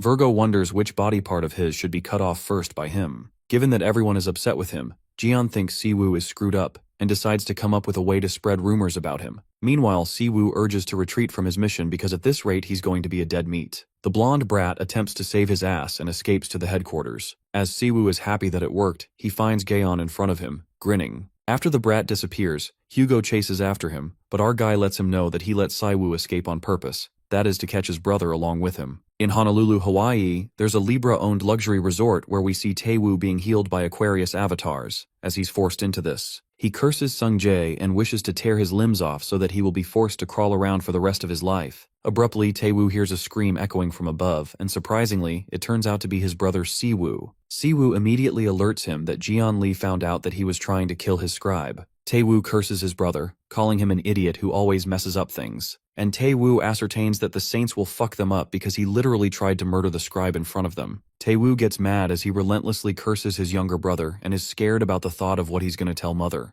Taewoo thinks it's a waste of time and his stupid ass plans to stop Jian Lee first. He takes his little brother to a place full of gems and reveals to Siwoo that they will use these gems for equivalent exchange since every one of these gems is a core of black-class disaster misfortunes. These are made from the disaster misfortunes during Jian Lee's raid at the Devil's Tower. Simply put, they will use the gems to summon a disaster-class misfortune like red eyes. Siwoo is concerned if they will be able to handle it, but Taewoo affirms that they have nothing to worry about since they have Libra Rosary. They're desperate to get rid of Jian Lee. Activating the Libra skill equivalent exchange, the cores of various black-class disaster misfortunes are offered as tribute. Finally, an uncontrollable disaster-class entity is summoned as a reward for their tribute. Taewoo is certain that the disaster calamity will easily defeat Jian Lee since they've offered many cores. A beam of light appears as Siwoo asks his older brother what he summoned for it to be like this. At that moment, they realize there's something wrong since this shouldn't be happening. Siwoo instantly feels the familiar feeling and promptly, Lee Jian appears, head-butting Taewoo and Siwoo laughs as he gets saved from the headshot. Our guy opens up about a parrot he found on his way here when it suddenly started dragging him somewhere so he just had to see what it was about. It turns out Jian Lee is the disaster-class entity that was summoned. With that, our boy released the bird and plans to have a heart-to-heart conversation with Siwoo, who curses the avatar, and is shocked to know the uncontrollable disaster class was Jian Lee himself. Libra's son gets scared as he admits they're wrong and claims to turn themselves in for what they did, even agreeing to apologize to Hugo. Our guy assumes that they have forgotten the real issue, and states that the Libra brothers are missing the punishment which they deserve. Fearing his death, Siwoo trembles, and as he stumbles back, he comes across the Libra rosary. At the same time, Taewoo, who was passed out, wakes up cursing as he wonders what kind of summon it is. Just then, Taewoo looks for his rosary like a maniac and asks Siwoo about it. That's when Siwoo betrays his own blood as he offers Taewoo as a tribute to summon a calamity, just to save himself. He sacrifices his brother by activating the Libra equivalent exchange skill and offering Taewoo as a tribute. Siwoo, instead of dying from guilt, finds it's a relief that unlike him, Taewoo is very useful since now he can be saved. At that moment, Yoon Taewoo transforms into a disaster, and witnessing this betrayal, our guy laughs how Siwoo used his older brother as a tribute, and their holy god just accepted the tribute. Our guy finally gets it how messed up the Libra sect is, comparing them with the family of the other sect he's well familiar with. Jian concludes that they're complete opposites. Jian reveals his holy domain, and the connection with Libra has been severed. He briefs Siwoo that he created a barrier after Ophiuchus's holy domain got bigger from clearing trials, therefore he won't be able to use Libra's power. It appears that Taewoo died instantly, because Libra's powers got cut off in the middle of his transformation, and Jian finds it hilarious that he offered his brother as a tribute, but now he's turned into a bunch of trash. Meanwhile, Siwoo seems crestfallen as the sacrifice was in vain. Siwoo is left with no more tricks up his sleeve, therefore our guy decides that it's his turn to play now. The records in Ophiuchus's Bible are acknowledged as power, and now that Sagittarius's saint has moved after seeing Ophiuchus's master, Jian can borrow Sagittarius's power. Jian then activates the Sagittarius skill, piercing eye, and asks Siwoo if he has some last words or sin he wants to atone for. Our guy calls him trash and advises him to choose his words wisely since they might be his last. Hearing this, Siwoo melts in breakdown, revealing the truth in pure frustration as he questions Jian who is he to harass him like just because he released the blood mist a long ago. The boy justifies his heinous crimes by saying that he was a kid back then, and it was just a mistake. Siwoo gets mad as he spits out all the crimes he's committed, just like controlling the blood mist in Europe and ambushing Scorpio's hospital. The boy reasons that he did what he was told. He was pressured, and since the blood mist is now killed, he wonders why it matters since Gion saved those people anyways. Rage takes over Siwoo as he screams and asks Gion why he's doing that to him when it's over already, boasting about being Libra's son again. Siwoo reminds him that he's the son of Giselle Lawrence, the Libra saint. In the middle of the rage talk, Siwoo looks at Gion dozing off and calls him a bastard, asking how the fuck he can doze of right now. Our guy admits it was hard for him to keep his eyes open, and says that he must have a lot of regrets to talk this much. Siwoo realizes Lee never planned on listening to him. That's when Gion reveals that he's listening, and tells Siwoo that whatever he said right now was broadcasted to the whole world. Our guy worked hard to let everyone see it, so he got a ton of viewers. Our guy estimates and states that it's about 8 billion viewers. Since the Sagittarius skill is a 1,000-mile eye type of skill, Gion used this skill to broadcast Siwoo's words to the entire world who spilled the hidden truth. At the Libra Holy Domain, Scales Castle, the disciples try to locate Gion and Siwoo like crazy, but aren't able to locate them yet. Chaos is spread in the Libra Sanctuary, as the disciples wonder how big Gion Lee is trying to make this, and takes whatever method necessary to figure out their location, since they have to save Siwoo. One of the disciples sees the crowding of civilians increasing outside the castle as people protest for their safety. People are in utter chaos to find out that Libra and her son actually released a misfortune like that. After hearing the truth, the citizens boil with anger as they wonder how someone can feel no guilt after killing so many people. They begin to protest that Siwoo should be killed. On the contrary, Kaylee, Siwoo's sister, watches the broadcast as well and smiles to see her little brother getting punished for what he did. Siwoo lowers his head as he doesn't want to hear things about him, while Lee Gion congratulates him for becoming a world class that everyone wants to kill. Our guy then points his spear toward him and concludes that he heard Siwoo's last words, but he never heard an apology, just excuses. Gion tells Siwoo that he lost the last chance to apologize to the world, and now no more chances will be given, neither by him nor by the people. The Libra disciples witness Siwoo's death while people are feeling incredulous towards Libra, resulting in decreased faith since they are displeased. Due to this, the Libra sect's power decreases and the favor towards Ophiuchus increases. The disciples inform the Castellans about their faith and power decreasing. They suggest they stop Gion Lee and send forces right away. On the broadcast, Gion decides to punish Siwoo in different fun ways with the crazy support of people behind him. As he's about to slash his head off, Gazelle makes an appearance and commands him to stop. Upon her entrance, our guy thinks she sure took her sweet time coming here and calls her trash, while Siwoo couldn't be any happier now that his mother has come to his rescue. Libra thinks Gaon should have made one shot against her, but to do something like this he must be insane. Our guy calls it ironic and mocks Giselle as he wonders if unleashing a misfortune on a city to cause destruction is sane. Our boy suggests she cut to the chase and says that he will release her son immediately. Giselle finds this taunting too disrespectful, while our guy gives her a reality check,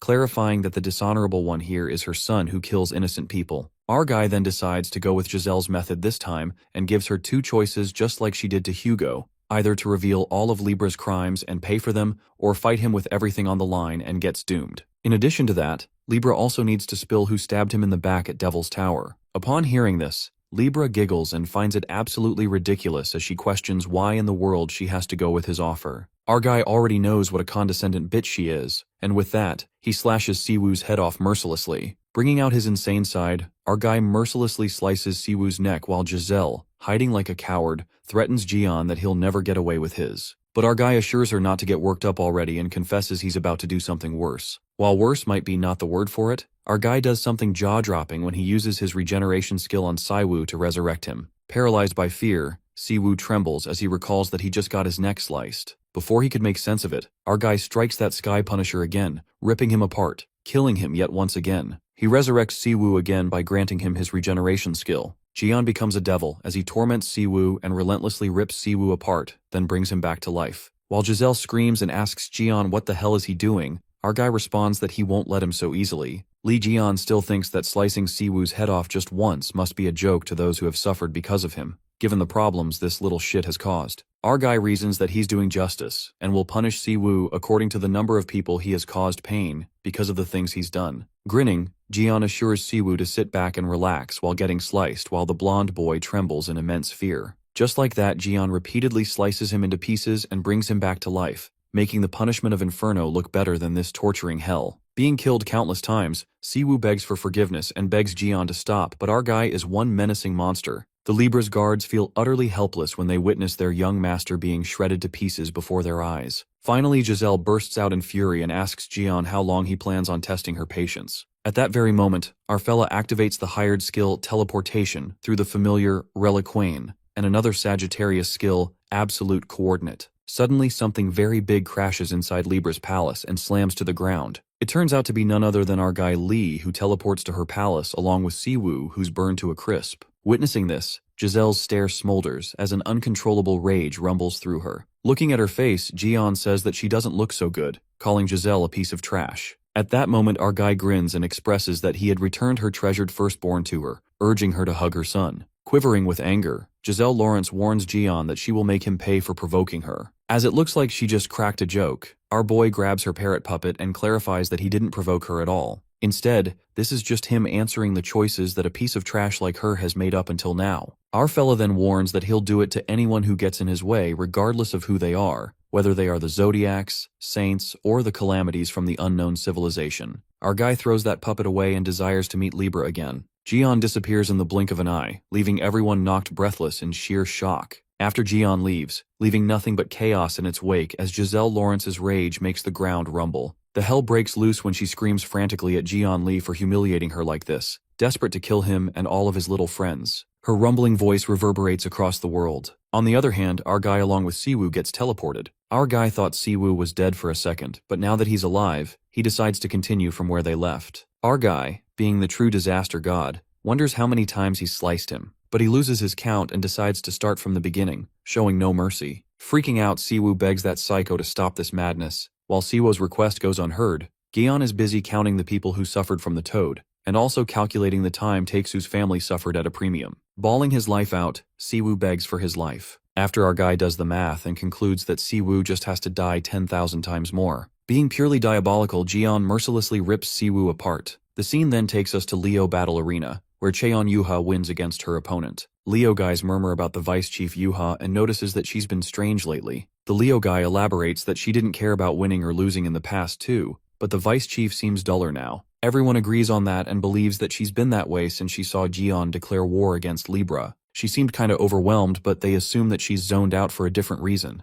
The Leo guys do admit what Jian showed the world was shocking in many ways, and they've never seen a person getting tortured like that. One of them thinks that Libra's son deserved it, and not to mention, those Libra bastards being condescending and rambling around pissed them off. Just as the guy announces another win for Yuha, she gets bored and leans closer to the mic, confessing that she's quitting Leo and gonna join her uncle's sect. While they all saw it coming, Stephen, who's in the hospital, also witnesses this. As his disciples hurries to change the channel, Stephen already blacks out from a mini heart attack. It seems that Leo takes this news to heart, and his subordinates tell him to get a hold of himself. Commander Oliver, who happens to be there, grits his teeth, thinking the Saint of Leo and the Vice Chief are disrespecting the sect. Meanwhile, Marker's subordinate bawls his eyes out, thinking that the Saint left them, but the other assures him that the boss just fainted. Taking the chance, his subordinate lashes out at Stephen and says that he got his ass kicked by Lee and Yuha, completely disrespected his authority, asking his Saint if this is the way he wants to end his life. In the media, the journalist infers that Libra has been deceiving the whole world, not to mention that they were hiding the truth about the Crimson Fog, and they even tried to cover it up, blaming it on Sagittarius. The other journalist believes that it's a bit too early to jump to conclusions as Libra has yet to make its statement, and none of the facts has been cross-checked. Plus, he speculates that all those accusations could be Jian Li trying to frame sect Libra. The guy then makes a bold remark, saying that it could be a common negative strategy used between sects.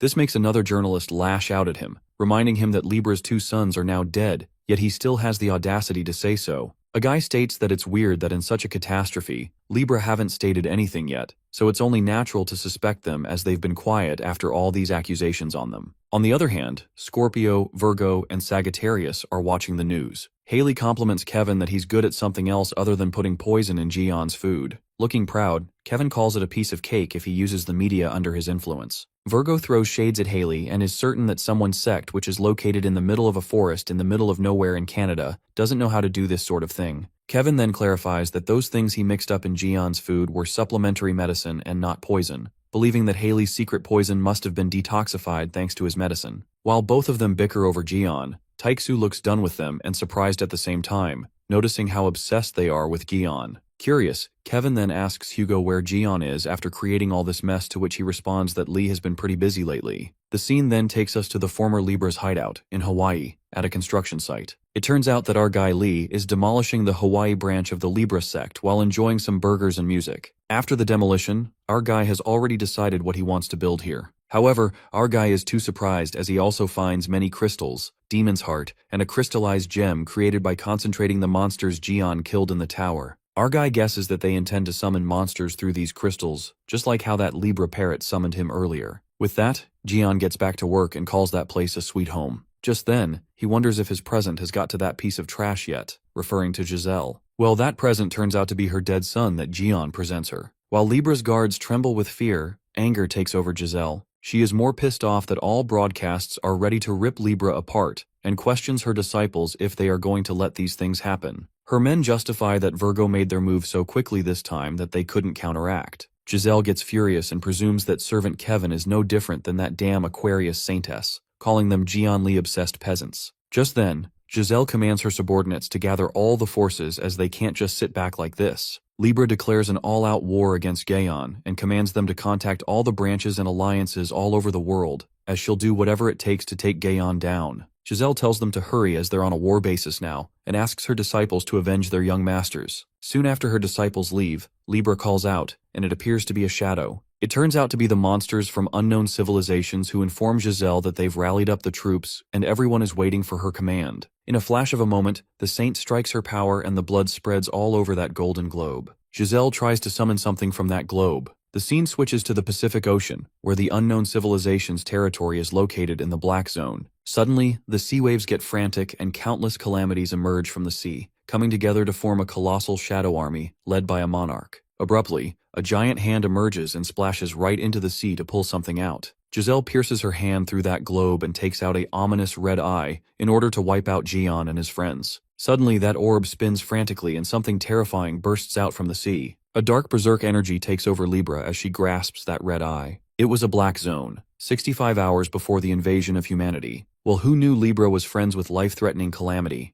Girl just summoned endless shadow monsters to wipe out our main character. The scene takes us to the Hawaiian Islands, the Holy Sanctuary Workshop, Palace of Ophiuchus. That palace looks rather iconic. Moments later, Hugo, Jiwoo, Haley, Sungjae, and Kevin teleport to Jian's palace. Kevin is annoyed as he asks why the hell Lee wanted them to come here, and while Hugo assumes that Jian was building something, and Haley finds a perfect chance to see Jian. Just then, their eyes land on Jian's palace and Taiksu freaks out, wondering when the hell did our guy make this. At that moment, a girl servant greets them and realizes they are the ones Master Lee was talking about. Hugo asks the servant who she is, and she reveals her name to Iaso, a former Libra and Aquarius familiar before that, but now she's the serpent-bearer captive known as Antiseptic. Iaso opens up that she was kidnapped and taken by Libra until Master Jian came and took her captive. This strikes suspicions into Haley's head when she hears that Jian took Iaso. Just then, they notice an egg she's holding, and Iaso elucidates that it's an egg of Master Lee's familiar, and he asked her to take care of since she's a goddess of health and nursing.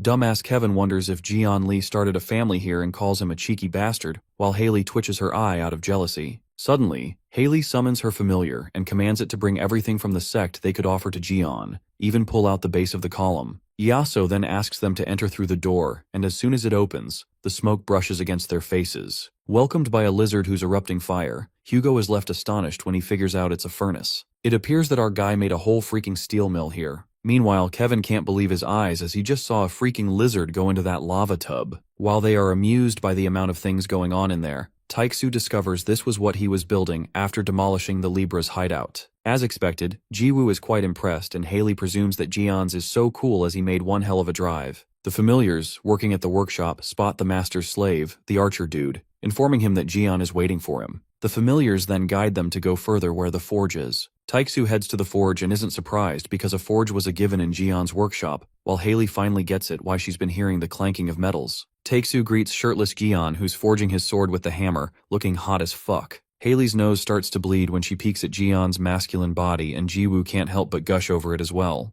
Kevin runs outside as it's too hot, and Haley blacks out because of the level of hotness Jian's exuding. After that, Taiksu curiously asks him how he managed to build a workshop when he demolished the hideout yesterday. Our guy then reveals that he's got a pretty handy skill, gluttony, where he can consume a designated target and recreate it into something else. Our guy combined the holy sanctuary, Palace of Ophiuchus, and his workplace, Workshop of Creation, into one. Jian smiles and says that he felt that it's been a while since he'd been faithful to his new job, and Taiksu recalls that our guy was in the field of production. Jian states that he'll be sitting in this sanctuary and forge where he will create numerous holy relics. Our guy couldn't wait to get to grind as there are tons of things to be made, but that piece of trash Libra declared a war, so he can't help but to step up and take action. Just then, Hugo asks what he's making, and our guy reveals that it's a weapon Yuha as he promised her, affirming that he'll make one for Sung Jae and Jiwoo as well, leaving both of them in awe. Our guy then asks Hugo for his broken holy relic when suddenly his sanctuary begins to rumble,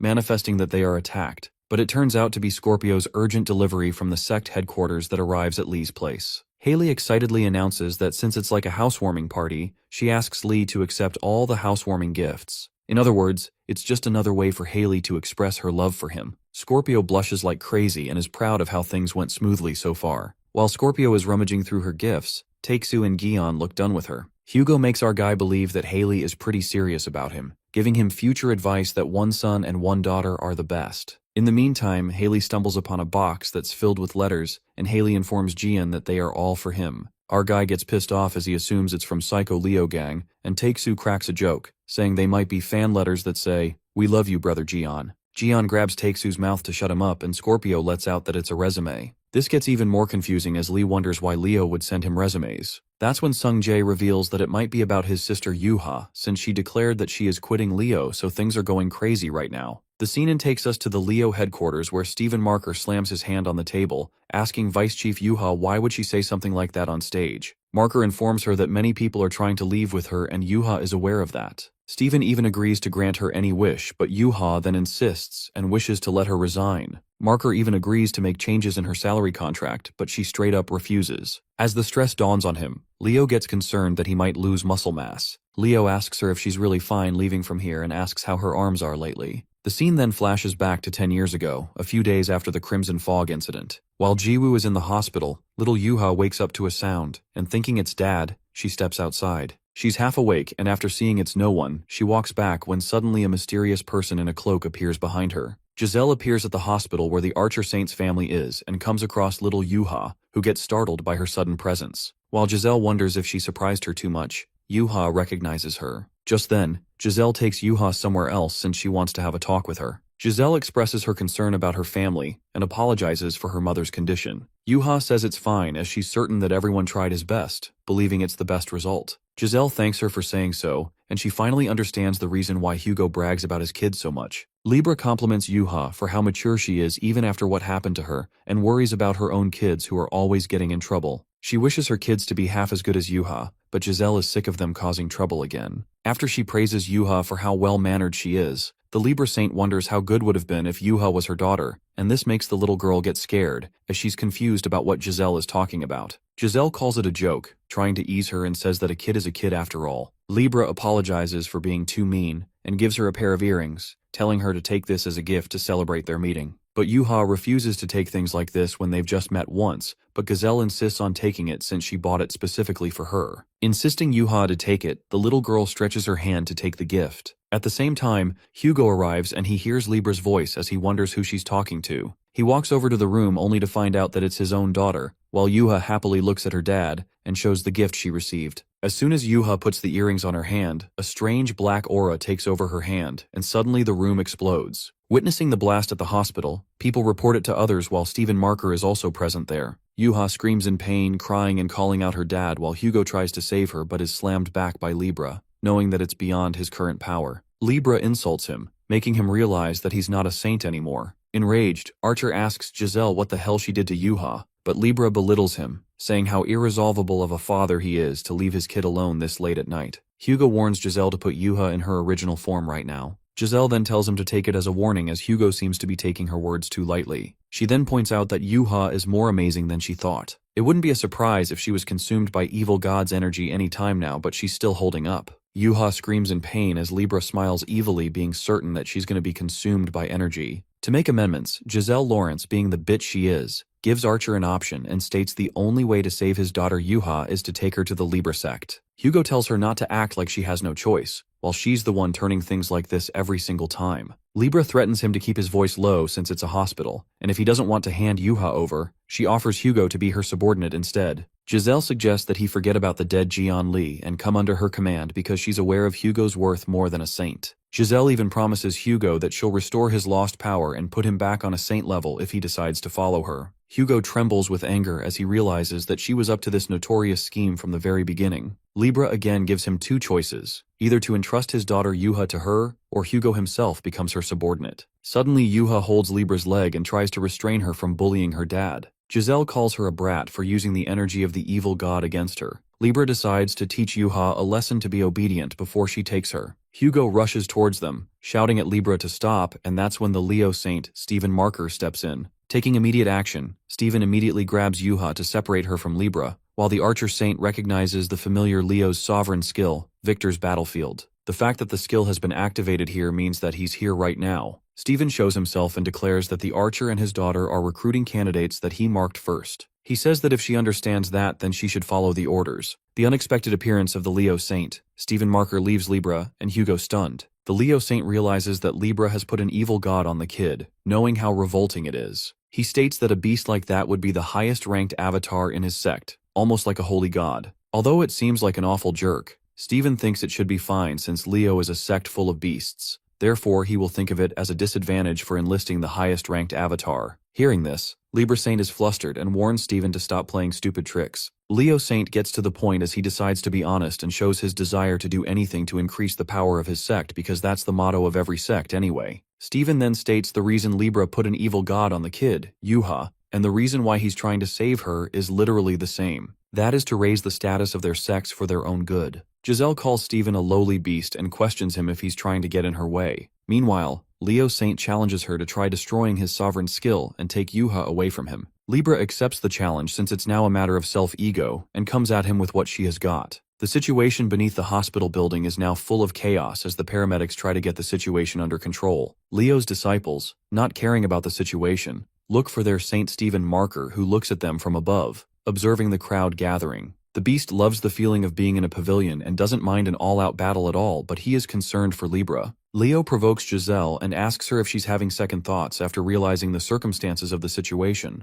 Frustration takes over Giselle when she attacks Marker and decides to take a step back. Giselle, being a coward, doesn't like it when the situation gets out of control, and after being threatened by Leo, she claims to Stephen that she owes him a big time and decides to pay his debt one day. But Stephen smiles, doubting if she will ever be able to do that. The beast claims to become the strongest soon, even surpassing Jian Li. The Libra Saint calls Stephen an animal for making that statement and thinks he's not aware of his place. Just like that, the cowardice Libra departs from the hospital, leaving behind Hugo and Stephen along with Yuha. The overconfident Leo asks the Archer Saint not to thank him, but he hasn't even said anything yet. Hugo then asks Marker for his true motive for showing up here, and Leo responds to him that he wanted to see him before he leaves the country. Since he's aware that the Sagittarius sect is in a tight spot because of all the public hearings and apologies, therefore Leo felt bad for him, feeling that the weight of the world was on his shoulders. The Archer Saint couldn't help but wonder if he's here to make a joke out of him. Just then, Stephen Marker offers him to join his sect before he gets into any more trouble. Stephen confesses that he wants Hugo to join the Leo sect because he's a sincere supporter of Jian Li, believing that having him in his sect can help him surpass Jian. But Hugo bluntly declines the offer, wondering why everyone is saying the same thing. Archer responds that he neither has time nor intention to join the Leo sect, and requests him to get Yuha out of evil god's energy already. Stephen's next words leave Hugo in absolute shambles as he reveals that no one can get her out of it. Leo explains that if he releases Yuha, with the evil god attached to her, his daughter will be affected by uncontrollable energy, or Libra might even try to target her again. He rhetorically asks Hugo if he's in the state to protect his own daughter right now, and the Archer stays silent. Knowing that Hugo does not possess any power, the Leo Saint gives him a reality check that he has no right to choose or even given a choice. He believes that the evil god attached to Yuha has its roots attached to beasts, and reminds him of his sect's characteristics, which is stopping it from going on rampage even if he can't get rid of it. For this very reason, Stephen decides to take Yuha with him. Leo holds Yuha in his arms and notices that the evil god's energy is suppressed somehow. Hugo interrupts him, wondering why he's gone this far as to go up against Libra. That's when Marker reveals to him that he wasn't able to recruit him, therefore he's taking his daughter who has great potential. In addition to that, he felt guilty about the time when Jian died and Hugo raged at him. Back then, Hugo questions Leo why he left Jian's corpse in the Demon Tower when he had the time to recruit Red Eye's neck. That pinched his conscience and reminded Leo of that bitter past. Coming to the present scene, Yuha expresses her gratitude for what Steven did for her, but she feels like her growth is restrained in Leo. She emphasized that needs to get stronger in order to help her uncle, therefore she needs something different from the way she's been doing things. Steven thought he was doing a great job being her guardian for almost 10 years. He even ignored the fact that she was secretly seeing Scorpio for the problem of her arms. Leo blames his lack of efforts, which is the reason why Yuha's quitting. But anyway, Steven thinks it can't be helped and advises Yuha to take good care of herself. The grown-ass Leo bawls his eyes out, and as Yuha tries to say something, they're interrupted when the Leo commander Oliver bursts into the room. Oliver snaps at Yuha and tells her to get out of here since he's always disliked her habit of treating the activities of the sect like children's play and paying no attention to it. Oliver warns her to get out and never even think of coming back. Steven, who was trying his best to make her stay with his crocodile tears, asks Oliver why he's vigilant on making her quit, as he's trying his best here to stop her. As dumb as it sounds, Steven holds a water dropper that reveals his fake tears, and Yuha calls him a jerk. While Steven and Yuha bicker, Oliver wonders why the Leo Saint wants to keep holding on to this impudent rascal since she keeps on mentioning that she wants to quit and go after Jian Li. The Leo Saint claims that Yuha is still a vice chief of Leo and thinks whom he is supposed to hold on to if a talent of her standard is leaving. Oliver catches Leo off guard when he asks Steven how he will react if he leaves, making him speechless. Steven gives up and tells everyone to leave since he's done. Upon hearing this, Commander Oliver is left shocked. He's been hurt by Steven's words and completely loses it when he gets jealous that Boss wouldn't mind if an SS rank like him leaves, but an A rank, Yuha, shouldn't leave. The Leo Saint defends himself saying that wasn't what he meant, but it was too late. Oliver concludes that in any case, Yuha and Steven have no importance for their sect, and accused the Saint that he disrespected the way their sect stands for. Suddenly Oliver unleashes an ominous energy which is Libra's energy. Steven is left in utter disbelief as he wonders what Oliver just did. Oliver thinks that with this power, he will be able to restore Leo's power and discipline. The Leo Saint orders Oliver to stop, trying to make him realize that he's doing wrong.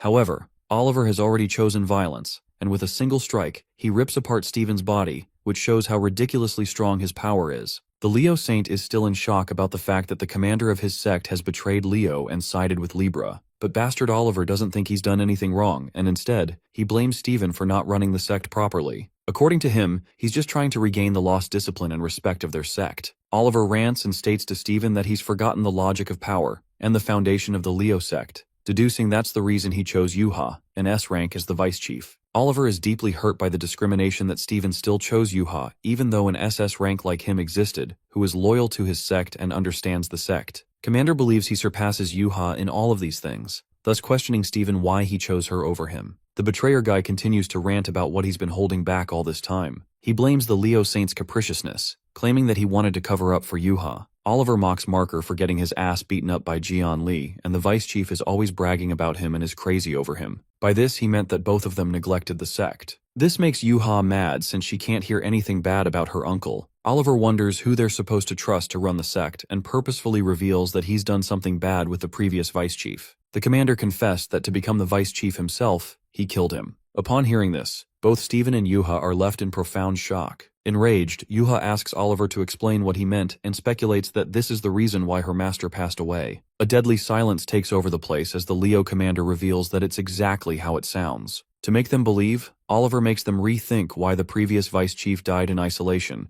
with no help while he was the one in charge of the troops back then. In the blink of an eye, Yuha leaps onto him while Steven yells out her name, warning her that Oliver is terrifyingly strong. Using her skill, Rock Smash, she swiftly goes straight for his face, but the guy holds her by the wrist. Bragging about being excited, Oliver corroborates if it's the same skill Steven Marker created with Jian Li, named Rock Smash. It seems like he passed it on to Yuha solely, and Oliver noticed that. However, Oliver states that for him a skill like that seems too weak as something to use in order to avenge her master, and with that he decides to show her what type of skill she should use. He punches her with such immense power that she goes down, plummeting through the walls. Yuha falls onto the gym floor where the people recognize their vice chief not to be in a good position, getting concerned for her. Yuha ends up in a rough state as her body trembles while Oliver jumps from above, mocking her now that she's weak, and challenges her to fight. The building of the Leo sect cracks as they continue to fight while Oliver warns Yuha that even the red lightning she possesses is powerless against him. Oliver makes it clear that Yuha is no match for her and says if she wants to live, she'll have to unleash the beast residing in her arms. The commander wishes to crush the vice chief, trying to trigger her to get the evil god energy out, which is going to result in the worst consequences. He attacks her as the building cracks even more, while the people standing around it run away since the building will now collapse any time. The scene then takes us to Jian Li's holy sanctuary in Hawaii, in the creation workshop where we see a weapon lighting up indicating that it wants to fight. Thinking it's about time, Gion decides to give the weapon to the person he made it for, which turns out to be Yuha. He then calls out Jiwoo and declares that he's going to give her the first task as a scribe. Our guy gets this strong feeling that Yuha needs help right now. In the Leo sect building, Oliver makes Yuha realize how the tables have turned as he stands above her. The commander thinks the view from up there isn't so bad now that he's defeated Yuha and Steven. For the first time in a while, Yuha speaks, asking him if he actually went through this much trouble just to become a saint. She sneers at Oliver, who got a bit too excited just because he became a little stronger, making him laugh. The commander tries to acknowledge his strength and reminds Yuha how he tore off Steven's arm, who's so strong, in a single blow. Gushing with pride, Oliver claims that he's the strongest since his powers now work against saints too. Yuha scoffs upon hearing the word strongest as she infers what else he's achieved other than luring her master into a trap and chopping Steven's arm off with a surprise attack. She mocks him for claiming himself to be so-called strongest as he hasn't even defeated an S rank like her. She unapologetically declares that Oliver's not the strongest, triggering him even more. Yuha puts him into his place and tells him that he's just Oliver, the dumb ex-commander of Leo who can't even figure out his own level. She then decides to execute the traitor of Leo and gets ready to attack him. Oliver, after being insulted by an A rank, activates the Leo skill, Beastification, and claims that she can't even use the power of the beast and leaps onto her. Just then, Yuha smashes him with full strength as he goes back flying, hitting the wall. She takes this chance to strike another attack by using her skill-lighting fist strike, and Oliver gets bangs into the wall yet once again. Yuha, attempting to attack the third time, gets caught by his beastified hand that smashes her on the ground while Oliver tells her not to make a pest out of herself. He tells Yuha that her struggles are worthless and it's her end right here and now. The guy reveals that even though Libra's saint tried to please Yuha in the past, he felt no need to please a person like her who couldn't even control the evil in her arms. But all this nonsense doesn't affect Yuha, but she's mad at herself for not being able to defeat a small fry like him. If this keeps going up, she knows she will not be able to reach this bastard, let alone her uncle. Oliver wonders what she's thinking about in the middle of a fight and warns her about getting hit by a train. After that imminent warning, Oliver throws a train in her direction. She manages to dodge it, but her thoughts preoccupy her mind, not wanting to be helpless like that in the past. Not wanting to lose like that, Yuha gets desperate to win and become stronger so that she can stand in the same place as her uncle. Just as she musters up her power, she hears the voice of Jian Li, telling her that he likes this attitude of hers. Shortly, she witnesses a spear descending from above, knowing it's from her uncle. Ophiuchus welcomes her, praising her for her unshakable spirit. Jiwoo, holding the spear, takes a vow of commitment, stating that this Ophiuchus weapon chooses its owner by itself and shall follow its owner no matter where they are. This vow lasts until the last breath of its owner's death, and it shall fulfill its task as stated here and now. After that, Jiwoo excitedly asks Jian what to do next, and he instructs her to throw the spear upwards. She then flings that weapon towards the sky, and as soon as it ascends, the spear soars like a bolt of lightning. That weapon tears through the skies only to find its owner, crossing oceans and the globe to reunite with its destined master. Just then, we see Steven getting healed by his disciple as he lost his arm, and his disciple suggests that he'd need to go to the Aquarius Saint for a proper treatment. While Leo feels embarrassed by the helpless state he's in, suddenly something pierces through the building, breaking through it only to find its owner, Yuha. Yuha's jaw drops as the weapon makes a dramatic appearance as it bursts through the walls, creating quite the chaos by igniting sparks. She stares mesmerizingly at the weapon, and as the dust settles, Ophiuchus welcomes Yuha, who has a will of iron. She pulls out that spear and the weapon urges her to prove her worth to the Ophiuchus. It asks her to accept the power of the immortal and destroy her enemy, which Yuha gladly accepts. As soon as she accepts the mission, a gust of blue aura howls violently, signaling something incredible. Meanwhile, Oliver witnesses Yuha in a perfect state and thinks she got lucky with the train. Stomping his feet like the beast he is, Oliver attacks her from behind to end things once and for all. However, Yuha is not to back down that easily now that she's got her weapon, and she charges her spear with skill, Flash of Lotus. The spear hits the beast, however. This doesn't affect Oliver as he already makes it clear that her power is no longer effective on him. She tries hard to pierce that spear through him, but it doesn't seem to work. Just then, she gets notified that the power of Ophiuchus spreads through her red lightning and Yuha uses her power. At that moment, Jian's fighting style replays in her mind, and she hits that bastard with the spear as she activates her ultimate skill, the Lotus of Disaster. The moment she hurls that spear, it rumbles through the city, rattling the city to its bones. The headquarters building Stephen and his disciples are in are left in utter shock to witness the surge of power. Before they could make sense of it, that dismantling blast carved its path, ripping through the city at merciless speed.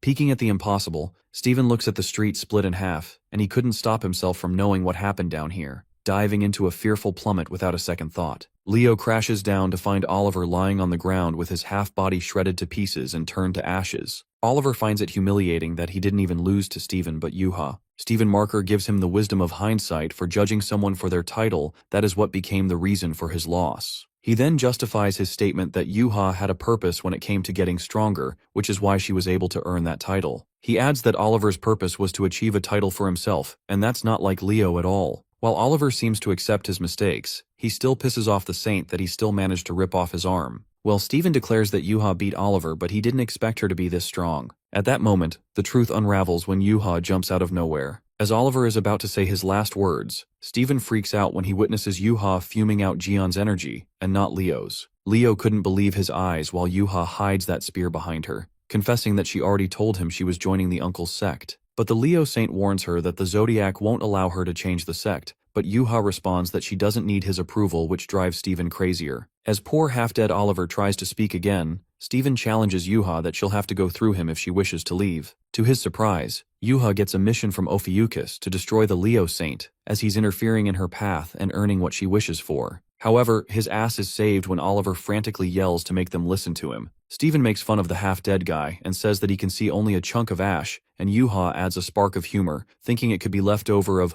Oliver the traitor while staring at his body. Jokes apart, Oliver starts to wither away, but he warns them not to think it's over, alerting that things are just getting started yet. He then warns them of the Libra's unmatched capability, and given that Leo's headquarters is severely damaged due to their fight, Oliver mentions that the barrier protecting this area has gotten weak. These words signal the imminent danger, and a grin spreads over Oliver's face. Suddenly his body vanishes, and Oliver accentuates that the catastrophic disaster will rain upon here. With that, his body ascends, and Stephen is certain that he must have had a backup plan. A tense moment unfolds when Leo guesses that he's trying to summon a monster here. That's when the unexpected happens, and a giant monster tears through the walls. A beast of such monstrous scale, so immense that its shadow swallows the towering building whole. Well, to everyone's surprise, that monster turns out to be the Crimson Eyes. They stare at the colossal crimson eyes that emerge right in front of their eyes. Stephen couldn't believe his eyes as he wonders how is this even possible, because he was certain this monster died in the Demon Tower. However, the big guy dismisses the thought when he hears the civilians who are running for their lives. Meanwhile, the Crimson Eyes rumble and erupt a big flare of fire. As the people are paralyzed by fear to see what's to come, that blazing attack is halted by the Leo Saint. The scene then switches to the Ophiuchus Sanctuary in Hawaii, where Lee could feel the strange vibe, knowing something's not right. On the other hand, the news breaks out about the monsters appearing all around the world and attacking cities. Furthermore, they report that a gigantic monster was seen in D.C., Washington, causing chaos in the area, and what's more shocking is that the monster is similar to the Crimson Eyes from the Demon Tower. On the news, Libra's spokesmen state that they will stand in the front line to prevent damage. While Haley, Jian, and Takesu watch the news, Scorpio Saint isn't surprised at all, certain that Libra must be the one who prepared this just to get to them. But she didn't expect that they'd summon the Crimson Eyes, and Taiku gasps in disbelief, wondering how they could summon it in the first place. Hugo knows that Jian ended that monster in the tower 20 years ago, and even the Saints brought back its head as proof. That's when our guy questions Haley about the Crimson Eyes' head afterward, and she confesses that there were some quarrels among Saints over the ownership. Scorpio then believes that the Archer isn't aware of this since he cut off contact with others. But after the long, meaningless quarrels,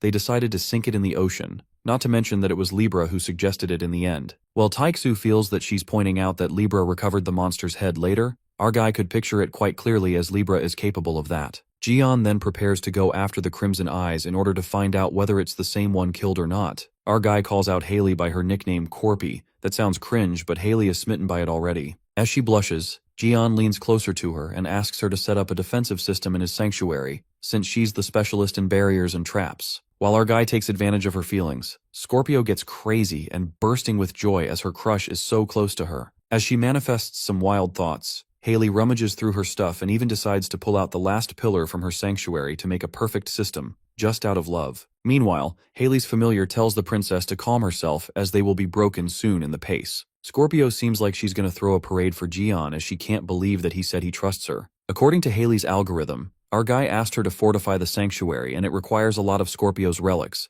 but to skip the trouble, she decides to move into his sanctuary. Kinda crazy. It seems like she's starring in a rom-com with chapter 1 being Delulu, assuming that maybe he proposed to her. But her familiar gives her a reality check and affirms that Jian did not mean that way, making her pissed. After that, Taeksu already seems to know his task, to follow Gion to get the Crimson Eyes. However, our boy asks Hugo to go to Korea, who gets worried about Yuha. Smirking, Gion then assures him that he can feel Yuha's energy well and strong and makes him sure that he'll take care of her. Our guy suspects that if Libra had planned something, then Taeksu's sect won't stand a chance without him. The scene then switches to Seoul, Korea, where the archers are fighting against the monsters as they keep emerging. The situation seems out of control as the monsters are attacking from all sides, and the archers find it tough to let them pass through the front line. The endless wave of monsters hit the city. Suddenly, there's a loud rumble, ripping through the city at merciless speed. That blast creates a hole in the giant monster, wiping it out immediately. Well, to everyone's surprise, it turns out to be the Taurus Saint, Ivan Kruger, who sneers at the Sagittarius disciples for not even being able to handle such monsters. Ivan guesses that he expected too much from the half-saint sect, mocking Hugo Otters. Taurus, acting cocky, asks the archers where Hugo is, and Chief Goat thanks the Taurus Saint for helping, informing him that their saint is absent at the moment. While the chief asks Ivan if he has a message for him so he'll pass it to him later, Kruger refuses and says that he's going to wait until Hugo shows up. As the archers seem to be standing in his path, the Taurus Saint grabs one of the archer's shoulders, warning him that he doesn't like when someone blocks his path. Ivan flings that archer away while the chief screams at him, asking what he's doing. Reeking of evil, Ivan assures him that his fellow archer will live as he didn't use his full powers. Just then, they're interrupted by that guy who Ivan just tossed away. It appears to be Jaewon, who asks the Taurus Saint if he's here to fight them, and not the monsters. As Ophiuchus's protection bound to his soul activates, Jaewon isn't amused at all to see that the one who despises their master is here. Ivan lets out that he looks tougher as Jaewon remains unaffected after the attack, believing this guy isn't under Hugo's sect. However, Jaewon requests the Taurus Saint not to mock their master, and not to call him that way. Trigger, Ivan feels disappointed that Hugo didn't teach manners to his minions. Jaewon's blunt words strike a nerve, and it was all taken to rip away the facade and expose the monster Ivan truly is. As the archers brace themselves, Ivan unveils that Libra told him that it's okay to wipe out the archers, and that's when he activates his powers, ready to crush the Sagittarius disciples. On the contrary, in Ophiuchus's sanctuary, Taeksu leaves and asks Jiwoo to call him if anything happens. Jiwoo lets out that she'll be fine since Master Jian will be protecting her, and Taeksu hates himself for not being able to argue with that. Activating the sanctuary warp, Hugo waves them goodbye and Jiwoo tells him to greet Sung Jae and the others. Jian tells him to clean the mess in Korea and informs Hugo he'll head there once he's done with the Crimson Eyes. Just then, Taeksu glides away, and Gaeon decides to get ready for some pest control before they go and get the Crimson Eyes. On the other hand, we see the Shadow Army across the Ophiuchus sanctuary. The Shadow asks the leader if they should follow Apollo's puppet, but the Night Leader commands them to leave him as they're here for the Snake Master, not a mere puppet. With that, the Shadow Army, Phantom Knight, and the Black Class monsters rumble towards the Snake Master's sanctuary. The leader of all the knights commands to prepare for battle, and it appears to be the vanguard of the unknown civilization. In the meantime, Scorpio is done creating a defensive system as she places relics all around Jian's sanctuary. The relics appear to be statues of a steady Scorpio that forms and maintains a barrier around itself. Meanwhile, poor Eugene is sucked to the bones with all the hard work. Haley suggests that they should be around to see if they've missed a spot, and Eugene bets that they've done their best. However, Scorpio bursts their bubble when she reveals that they need to cover the whole island. Eugene bawls his eyes out, and her familiar is certain that they're going to be broken for sure, as nothing can stop Scorpio now. Haley decides to place more relics as Jian asks it while the boy lets out that she's lost it. On a serious note, Eugene gets concerned as even the Scorpio's sanctuary is not covered with this much relic, and her familiar loses hope since Scorpio has made up her mind to give up anything for love. Just as Eugene thinks it's crazy, his eyes widen with shock when the relic they had engraved into the soil begins to tremble, and suddenly it shatters to pieces. Suddenly all the relics start bursting as if there's an earthquake. Haley assumes that there must be someone who these relics can't endure. That's when things unfold, and it appears that the Phantom Knights have reached the Ophiuchus sanctuary, asking them if this is the Snake Sanctuary. The Shadow Army rumbles through the water, and the vanguard makes a sneering remark, calling Jian's sanctuary shabby. The leader asks the Scorpio's saint where the Snake Master is, while Eugene bravely asks who they are. But the knight doesn't seem to take this act of bravado very well, and swishes his sword to strike an attack on Eugene for daring to speak rudely with their lord. Luckily, that attack is blocked by Haley's familiar, who holds it off with his armor, and asks the princess if she's alright.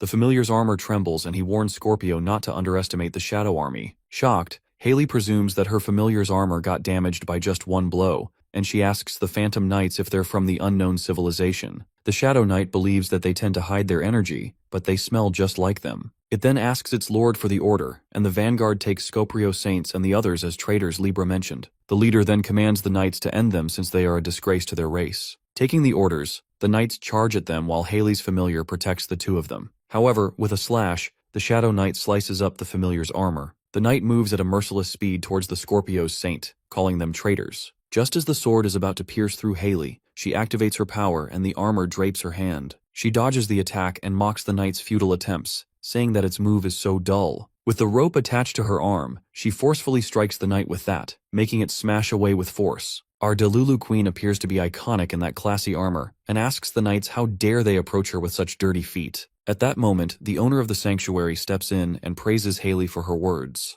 Our guy gives the Phantom Knights a welcome surprise, bombarding them with magic arrows that fling like a bolt. While those arrows rip the knights apart in a single hit, the leader remains unaffected as he grabs the arrow. Jian mocks the Phantom Knights, saying that he did hear some rats crawling, but to his surprise, the rats are quite big. Approaching with his new weapon, our guy questions who the fuck are they, and the vanguard believes that he's the Snake Master. As Haley and the others are delighted to see Lee, our guy calls the knights Libra's house dogs, while the leader warns him to watch his tongue. The vanguard mentions that Libra told him he'd find a narcissistic snake, but he's kinda disappointed as he didn't expect the Snake Master to be a kid. Our guy feels insulted as he wonders if he needs to satisfy them with his looks now, and asks the leader to answer if Libra sent them here. Just as the knight threatens Jian to slice off his tongue for being arrogant, an arrow strikes the knight right in the skull. Our guy gets mad as he didn't ask the underling and shoots an arrow at him. The vanguard gets humbled after seeing his knight strike down with that arrow, and presumes that Libra had her reasons to warn him about the Snake Master. Despite the fact that Jian attacked his man, it surely damaged good, and the leader decides not to underestimate the Snake Master much. Just then, the leader asks the Snake Master his name, and our guy reveals it to be Jian Li. The vanguard calls out Jian and apologizes for underestimating him. He then introduces his team as the Phantom Knights, the vanguard of the unknown civilization, under Baron Armet. The leader of the Phantom Knights reveals their motive that they've come to this place to end the human race who worship the sly zodiacs, and their path begins with the Snake Master, Li Jian. That's when the Phantom Knights charge at Li Jian, who is stunned by the statement from the mouth of the Lord, assuming that they must have seen him very easily. Our guy finds it funny to think they could end the human race and tells them to take a start with him who's stronger than any god. Our guy snaps at them and gets determined to teach them a lesson. Well, it looks like the Phantom Knights are gonna get their ass kicked now that they've pissed off the Snake Master. While the Phantom Knights charge at Jian, our guy stays his ground and summons his ultimate weapon, the Sky Punisher that slashes through the knights. The leader then gallops towards Gaon and gets adamant to pierce the sword through his weapon. However, our guy snaps the knight of his daydream bubble when he grasps his weapon and sneers at the Phantom leader, guessing that he must have skipped his lunch. Jian brings out the menace in him and wraps his arms around the weapon, making it clear that he can't even scratch his skin with such power. With that, our guy brutally slams the knight on the ground while the Phantom underlings attack him all at once. Our guy mocks their futile blows, saying they're too fucking slow. Just then, Gaon tangles all their weapons into that big bow he created, leaving the Shadow Knights in utter shock. The skeletons try to get their weapons out of that thing, but it's stuck with such a force that it's not even moving. Suddenly, Jian releases the bow intertwined with all the weapons, making all the knights crash away. As the weapons were useless anyway, our boy leaps as he increases the size of his achievement rammer and attacks the knights. He moves with that colossal hammer and smashes the skeletons, concluding that their weapons are gonna break just like their skulls. Just like that, Jian rips the knights apart with his weapon, causing a straight-up one-sided massacre. Suddenly, the flares of fire begin to emerge that burn up the knights, and Jiwoo shows up along with the Lizard Inferno who's ready to roar fire. But that's not all when Jiwoo excitedly informs Jian that she's gathered all the Ophiuchus demigods. Ready to beat the shit out of their enemies, the Ophiuchus familiars rage with anger as they challenge the knights who dares to trespass their master's sanctuary. Our guy gives a thumbs up to Jiwoo and thinks that the demigods are gonna handle the pawns. Well, Jian gets to the real business now as he confronts the Knight Leader. As he summons his Sky Punisher, the Lord of the Knights leaps toward him with dark energy, threatening Jaeon to slice him in half. The leader makes the shadow burst out of the ground to hinder the Snake Master. However, our guy remains unaffected and thinks how lame it is. Our guy halts the leader's attack with his Sky Punisher and he takes the chance, launching a powerful kick at the skeleton's horse, ripping its mouth. While the leader's horse collapses, our guy is about to slash the vanguard. However, it soars upwards, calling Jian a cheeky bastard. The Phantom Knight glides upward and challenges the Snake Master to stop the ultimate attack. The power rumbles and the vanguard makes it clear that he's going to end Lee and his puppets. However, the leader's sweet dreams fling away when our boy launches an iconic Sky Punisher fling. With a crushing force, our boy tosses the weapon toward the Night Leader, which lights up the whole sky with its magic power. Surprisingly, the leader's blow is directed toward his own knights who are wiped out. The leader was too stunned to witness that the Snake Master was able to change the direction of his attack just like this, and ended up killing his own men. Suddenly, a rope gets wrapped around the Phantom Knight's leg. It turns out to be Haley, the armor familiar, and Eugene, who uses their strength to bring that skeleton leader on the ground. Calling them a vermin, the leader tries to resist, but eventually gets dragged to the ground. The Night Leader waits until he gets closer to them and hits them off. But fate had some other plans when Haley seemed to be dragging the leader to his death. At that very moment, Jian emerges with menacing power and slashes that Sky Punisher across the leader knight. While the skeleton screams in agony, our guy scoffs at the leader, saying his scream was the most effective attack on him. With that, Jian forcefully penetrates that weapon, making the knight slam on the ground with a rumble. Haley concludes that it's all over now as the Phantom soldiers are soon to be finished as well. Meanwhile, the Lizard Inferno and the Familiar are ripping the soldiers apart. On the brink of death, the Night Leader couldn't believe the Snake Master got them this easy, but our guy reminds him that he wiped a bunch of his knights himself and thinks they're a tie on that one. Jian suggests the leader calls himself the Knight of Team Kill. The leader gets furious and stares at Jian when suddenly a blue hole appears behind them. Before our guy could make sense of it, the Night Leader grabs Jian and jumps into that magic hole, saying that he won't die alone. Gasping with shock, Haley and Jiwoo call out Jian while that knight drags Lee and tells him that he's coming to hell with him. The Night Leader laughs and tells him that they're at the height of the stratosphere, and even he won't be safe if he falls from such height. However, our boy, who's too stubborn to back down, kicks the Phantom Knight to release himself. Swapping their positions, our bro surfs in the sky with one of the strongest black-grade knights being his surfboard. While our boy enjoys the thrill and thinks the skeleton is a great sky surfing board, so they plan to hit the ground in style, the Black Knight is screaming as it can't accept this utter humiliation. Just as Jian descends an intercontinental ballistic missile, he wonders where the hell he is. The scene then takes us to the nearby Leo headquarters, Washington, D.C., where the blast of the Crimson Eye echoes through the city. However, that deadly blow is blocked by the Leo Saint, whose hand burns to a crisp. I mean, that guy literally halted that blazing blast with his raw strength. Truly remarkable. While the civilians are saved, Steven asks Yuha if she's alright, and she's too stunned to speak. Suddenly, Leo crashes to the ground in the aftermath of that attack and assures Yuha that he'll live. Even in dark times like these, Steven's sense of humor is at its peak when he feels sad that won't be able to eat with his arms, while Yuha is glad that he still has the strength to make them laugh. Just then, the Crimson Eye begins to rumble in another direction, and Steven urges that they need to stop it swiftly. His disciples gather around him and urge him to assist the Leo Saint in beating the Crimson Eye. Steven gets teary-eyed as he's delighted to see the spirit he expects from his Leo. His disciples cheer for Steven, thinking that he had killed the Red Eye once, so they assist their Leo Saint get him once again. Upon hearing this, Yuha and Steven's reaction is priceless, knowing that's not the truth at all. But Yuha decides not to burst their bubble and save Leo's ass as she says that the Crimson Eye is too dangerous. She understands how the disciples feel, but she warns them that there could be more casualties. Yuha then commands the Leo disciples to spread out and save as many civilians as they can. She tells them to protect those who are weaker than them, as that's the duty of the strong, and Yuha herself sticks with Steven to assist him in defeating the Red Eye. At the back, Leo nervously nods to whatever Yuha says, while all the disciples run off to rescue the civilians. After that, Steven thanks Yuha for saving his dignity, but she reminds him that he needs to stay alive as she needs to complete her mission to defeat Steven to move to Ophiuchus. Poor Leo looks sullen, and still not over the fact that she's leaving. Nonetheless, the Crimson Eye is stomping its way into the city, and Yuha asks Steven if he's ready for round 2 with the Crimson Eyes. Leo, feeling disappointed, reveals that he wasn't the one to finish the Red Eye, but it was Lee Jian. That's when Yuha gets reminded of what Uncle Gaon told him earlier about him killing the Crimson Eye all by himself. Unfortunately, Jian is not with them right now, so Steven decides to take the step to stop the monster as there's no other option. Leo states that he's summoning the Zodiac, but Yuha raises her concerns since the advent of the Zodiac would cost him. Steven admits that the foundation of the Leo sect could be lost. However, there's no point in not taking the risk if they can't save the people or the city. Marker makes up his mind and thinks it's a chance for him to settle things right. With that, Steven rumbles and summons the Zodiac as the power surges through him. He reflects on his past and gets determined not to run away like he did back then. The power flashes while Steven gathers all the constellation points and resources to summon the Zodiac. He then asks Yuha to cover him while he summons the Zodiac. Moment crackles with intensity as Yuha covers Leo while the Crimson Eyes stomp toward them. On the contrary, the black-grayed knight is descending as Jian uses him as an air surfing board. Exhilarated, our guy could finally see the ground as Steven's energy reverberated through the city. At that moment, Jian plummets like a ballistic missile as he slashes through the Crimson Eye. Steven freaks out to see what the hell is going on,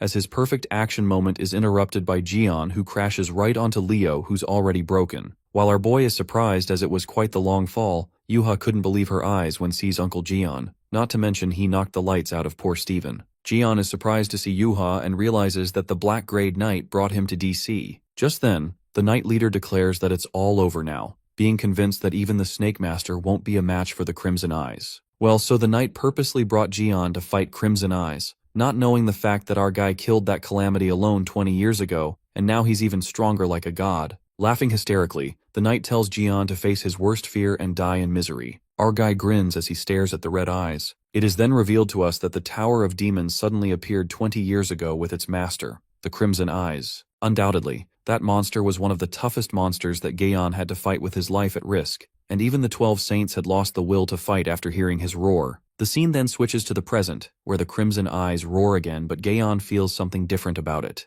The monster rumbles after Jian as he dashes away and tells the Crimson Eyes to try a bit harder. Jian climbs on the top of the building with his Sky Punisher and reaches the monster's level, launching an attack at the calamity, not to mention the amount of property damage that's diabolical. After the relentless scampering, our guy feels strange as he scrutinizes that the Crimson Eyes look similar to the one from 20 years ago. However, this one looks awfully stupid as he meaninglessly keeps chasing Gaon. To discover the truth, he activates his 13th sense, and what he witnesses leaves him staggered. Our guy discovers that the Crimson Eyes he's dealing with now is just a cheap copy. But this makes him wonder how the hell he'd come back alive. The system notifies Jian that the Crimson Eye's original body structure is missing, except for the head that most probably Libra retrieved from the sea, and a small amount of energy from the unknown civilization was detected. What's more surprising is that a large amount of energy from the Libra was detected. The scene then takes us to Libra's sanctuary, where her disciple raises his concerns about the Red Eyes not being in its best form, but Giselle overlooks it as it at least made a mess out of Leo's sanctuary.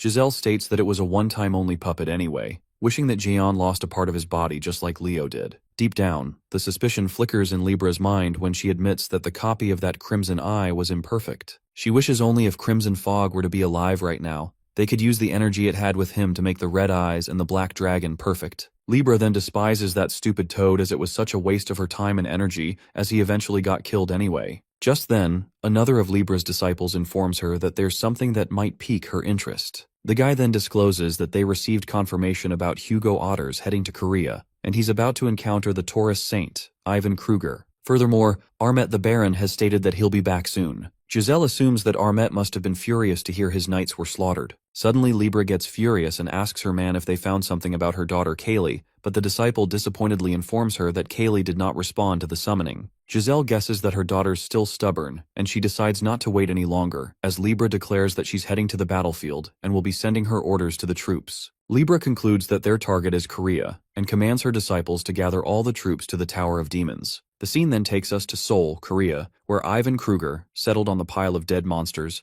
finally encounters the Sagittarius Saint, Hugo Otters. Kruger addresses Hugo as a half-saint and asks where he has been all this time. Hugo then asks Taurus what brought him to Korea and why did he attack his man. Acting cocky as always, Ivan, sitting right in front of the Demon Tower, justifies that the Red Eyes appeared in the US, so he got worried and came here to investigate, but his men blocked him, so he just taught them a proper lesson about how to respect a saint. Hugo admires Ivan's courage for coming here, when the Crimson Eyes is actually in the US, and clarifies that he would have appreciated it if he had given a lesson to the Red Eyes instead of his men. Archer really pushes Ivan's button when he mocks him, saying that other than investigating he's still roaming outside, thinking the bull got scared. Hugo drops some truth bombs when he asks Ivan if he's scared shitless just like he was 20 years ago. Ivan calls Hugo a son of a bitch, and knows the Archer got his powers back, but he gives him a reality check that he's still a half-saint without the divine relic. The truth slaps Hugo in the face when the Taurus Saint asks the Archer if he has forgotten who broke his divine relic. The scene then takes us to a flashback where Taeksu lashed out when all the saints left Jian alone in the tower and they held him down as he was the only one screaming for his friend, and it was Kruger who broke his relic. Snapping out of it, Ivan Kruger suggests that he should break Hugo this time as he activates the Taurus skill, Ravager Tank. Just as Ivan's bull gets prepared to rip anything in its path, the archers scream at St. Hugo and tell him to be careful.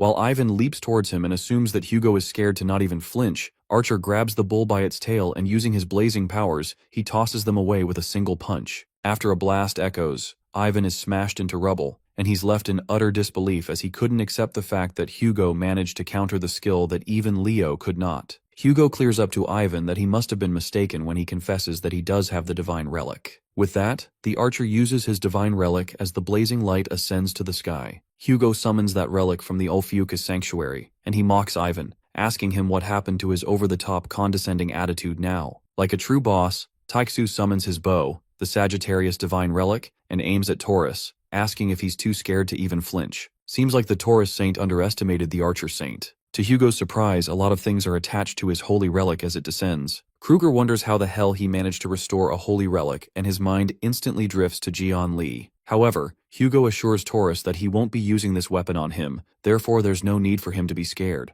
Although the archer saint is pissed about him messing with his subordinates, they already have a lot of things to settle. Taixu thinks using the weapons would feel inadequate for both of them. Therefore, he suggests they fight with bare hands and make this gratifying. Trembling, the Taurus saint calls him a half-assed bastard for thinking he's that great just because he fixed a holy relic. Kruger couldn't tolerate the thought that Archer is underestimating him and claims to crush him. The archer saint challenges Kruger, stating that he often bragged about his strength, hence he should consider it a chance to show off his skills. Taurus gets overconfident about his strength, but after feeling the immense strength of Hugo against his arms, Ivan gets humbled as he groans in pain. Hugo reminds him about not underestimating the strength of an archer. Kruger gets pissed off and attempts to headbutt Archer in the face, but as a result, his nose starts bleeding. Taixu calls it a pack for a punch and punches the Taurus saint in the face, making his mouth bleed. The fight continues and Hugo seems to have humbled Kruger down big time. Kruger's leg looks injured, but the archer saint wants to test how a bull handles a beating. Cursing each other, the fight starts again as the ground rumbles with their fight affecting the surroundings. People gather at that place, curious about what's happening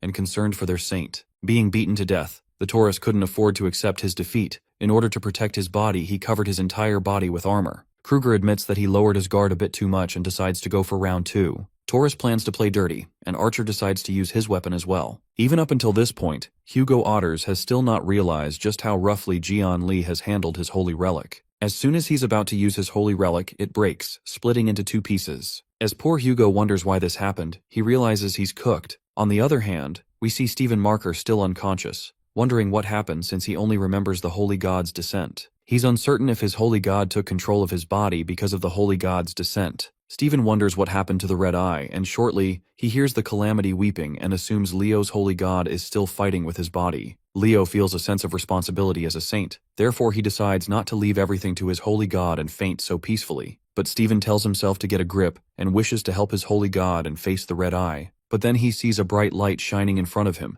making him wonder if it's the holy god's guidance telling him to wake up. If that's the case, he tries to wake himself up, replying to the holy god that he's coming. Upon opening his eyes, the Leo saint finds himself lying on the ground. Above him, he witnesses the Red Eye, who's up against Jian Li. Stephen finally figured out that Jian was the one fighting the Red Eye this whole time. While poor Stephen wonders what he's been doing the whole time, Yuha lets him know that he's been lying down since chapter 83. Jian is annoyed by the bastard Red Eye and strikes its body, realizing that at least its head is genuine. Jian wonders if the Red Eye remembers their time back in the Demon Tower. Since it didn't matter how many times he killed him, the administrator kept reviving him, but it's thanks to him that he now knows how to take it down. It's not like they're close enough to catch up on life after a long time. Therefore our boy decides to end the Crimson Eyes quickly, so that he won't have any regrets and die peacefully. Jian jumps in front of his mouth when Stephen tells him not to jump carelessly, warning him about its breath attack. Just then, our guy used his holy relic, the imbuing hammer in full size. He finds the dragon burp disgusting and tells the Red Eyes to swallow it back. By using his imbuing hammer, Jian pushes back the fire which would come out with the burp,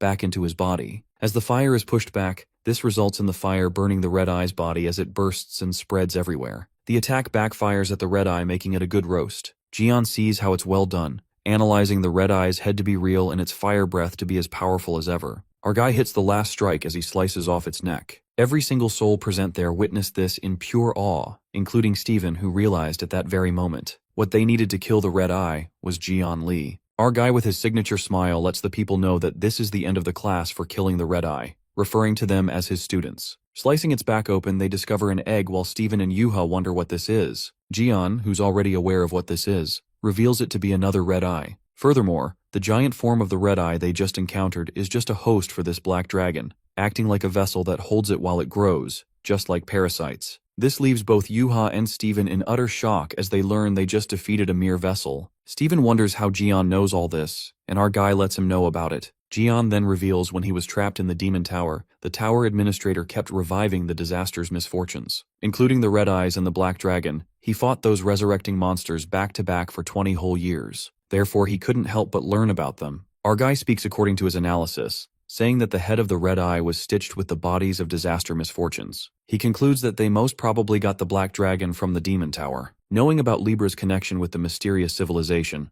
our guy guesses that much is possible. Jian manifests so much that if the Crimson Fog would have gathered enough power, the Crimson Eye would have been resurrected fully. Our guy then refers to the Phantom Knight and assumes that he must be disappointed, witnessing the defeat of the Crimson Eyes. The Knight, on the other hand, is just begging to be killed, as he keeps repeating the same thing, that is to kill him. Yuha asks her uncle what he's gonna do since they have to decide how to dispose of this giant and the Black Dragon. In the meaning, our guy gets notified about the claim that has been filed by Taixu, the insignificant Sagittarius saint, referring to the damage to the holy relic and initial defect issues. The realization hits our guy that the bow he gave Hugo might have broken. Our guy realizes he messed up pretty bad and ignores the message yet again, pretending to be busy at the moment. Archer, who's been sending the messages, curses his Jian, urging him to read the damn messages. Hugo runs for his life when Kruger asks him where his triumphant attitude went from earlier, calling him a half-ass. Hugo corrects him that it's not destroyed but it's just a common initial defect. As the Taurus Saint attacks him, Taixu successfully dodges it, telling him he's too slow. Hugo tells Ivan not to underestimate the power of an archer while proceeding to land on the ground. Just then, Archer notices a black blade aiming at his feet, and he instantly realizes that it's from Jean-Louis Morin, as he's barely able to evade. The Taurus Saint praises Cancer on his surprise entrance and takes it as a chance to pull an ambush attack on Hugo. Suddenly, a sword is pointed at Kruger's face and it freezes along with him, leaving him to wonder who the hell did it. The Archer Saint feels relieved and falls on the ground since he almost got hit. Well, it appears to be Kevin Azar who comes as a savior, telling Hugo that he's in a terrible state. Archer then questions his sudden arrival, and Kevin sarcastically states that it's a nice thing to say when he went through the trouble to save him. The Virgo Saint gets mad and wonders why Hugo is always getting his ass kicked, informing him that it's his rematch with the Taurus, and he could have pulled off something. Getting a bit personal, Kevin gets the reason why Jian doesn't trust Taixu. The Archer Saint shuts Kevin up, letting him know that he was winning the battle until earlier. After that, Kevin advises him that he needs to pay more attention to the defense of his holy domain. Virgo alerts Hugo that his holy domain was flocked with bugs from Gemini, Aquarius, Capricorn, and Aries who lost their saint attacks. Upon hearing this,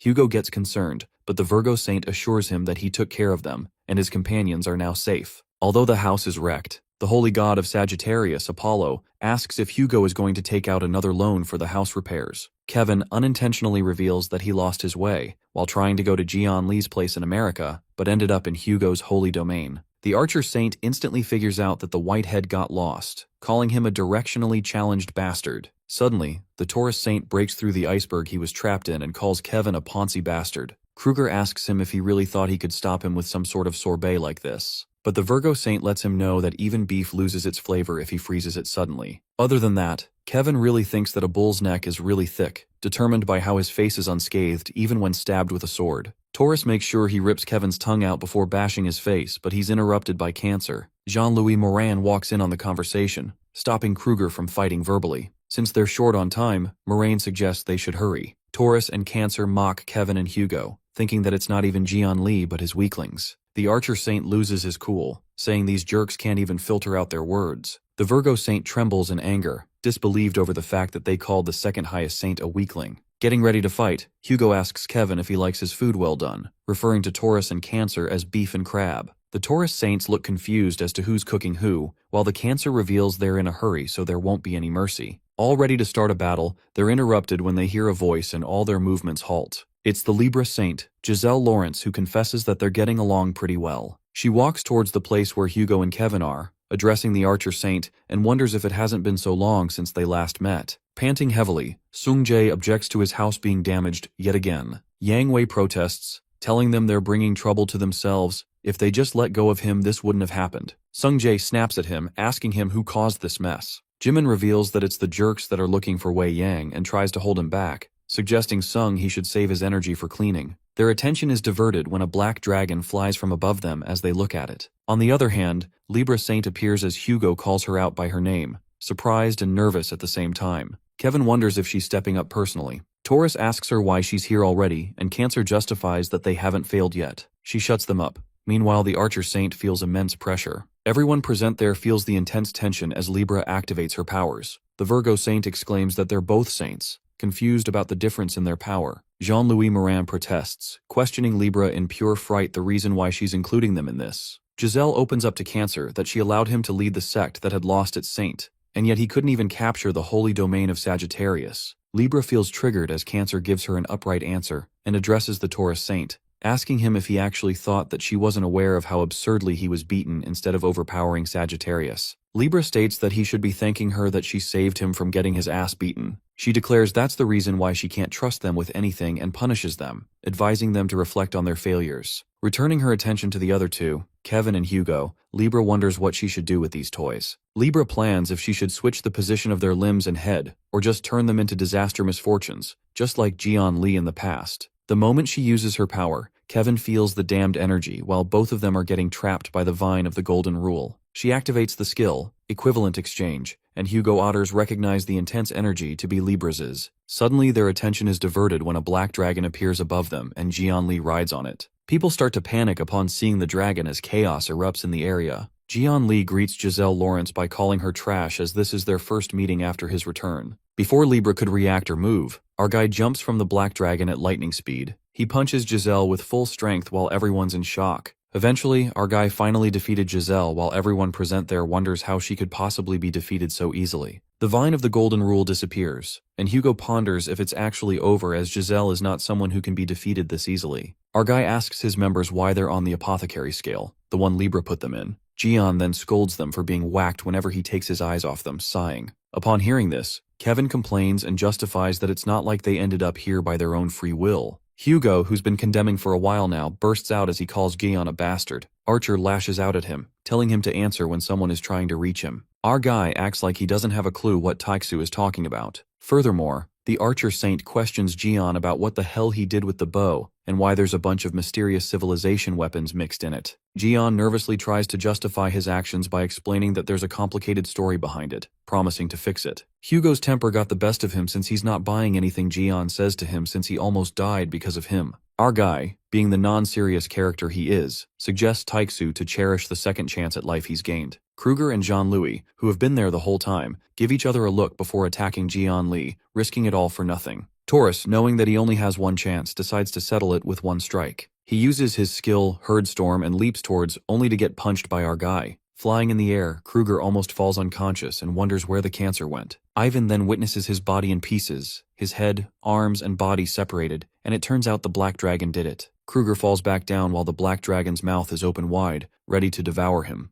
The Taurus meets his end by ending up in the black dragon's stomach, getting swallowed by him. The Archer Saint freaks out, asking him what's that dragon while Kevin is amazed at the sight. Our guy reveals to him that it's the red eye he mentioned in chapter 12 before while Hugo wonders why he's the one bringing it. Gian explains that it was inside the giant red eye that appeared in America. By using the commander of Phantom Knight and the head of the giant red eye as materials and some other skills, Jian Li was able to revive the dormant beast with his power and tamed it, and to his luck he had a lot of tools for that. The Archer Saint opens up that the dragon looks terrifying at first glance, but our guy seems to be pretty chill about it since he just gave it a chew who is the Taurus Saint to nibble on, thinking it should be fine. Gian then asks his buddy if they can raise him in his backyard, but Hugo thinks he's crazy just for even thinking about it. He states that he would be in trouble even if he raised it in Hawaii. Kevin Azar, who's observing the scale, seems to be confused about the fact that Libra's apothecary scale hasn't disappeared yet. Suddenly, the vine of the golden chain reappears and Giselle comes back to life again. Upon that response, Gaon seems to be even more excited, realizing why it seemed so easy to kill her. Our guy discloses that he smashed her face because he couldn't stand it. Now that she's replaced it with even an uglier one,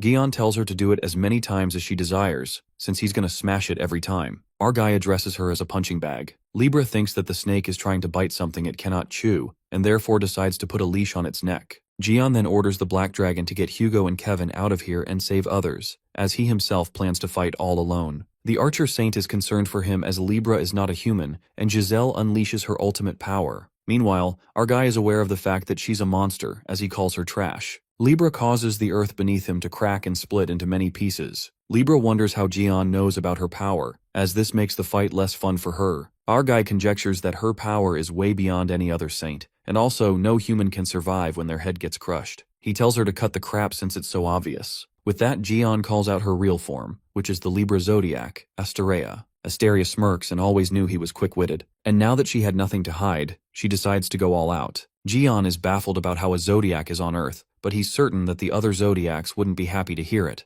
But Asteria tells him it doesn't matter as she grips her hand into a tight fist, ready to punch him, and uses the Taurus divine skill Stampede of a Horde. The zodiac punches him as our guy goes flying across the river while Archer and Virgo witness this from above. While they're worried for Jian, Libra takes a sigh of relief, not knowing such a vicious skill is suitable for her. At that moment, Kevin sees the divine mark of Taurus, while Hugo wonders what it's doing over Astria's head. But the zodiac Asteria has some more tricks up her sleeves and claims it's too early to be surprised. It turns out that it's not only Taurus, but she has the divine marks of Dark Cancer, Gemini, Capricorn, Aquarius, and even Aries. Jian understands it now. The reason she said it doesn't matter if other zodiacs find out. Our guy curses them since all the zodiacs teamed up against him. Libra reveals that the reason why they teamed up is because they were enraged after losing their saints. Therefore, she concludes that these divine marks represent their wrath upon him while she's just a deputy of all the 7 constellations. The Zodiac questions Jian if he will be able to face this power, and our guy gets furious over the fact that they're facing the invasion of monsters,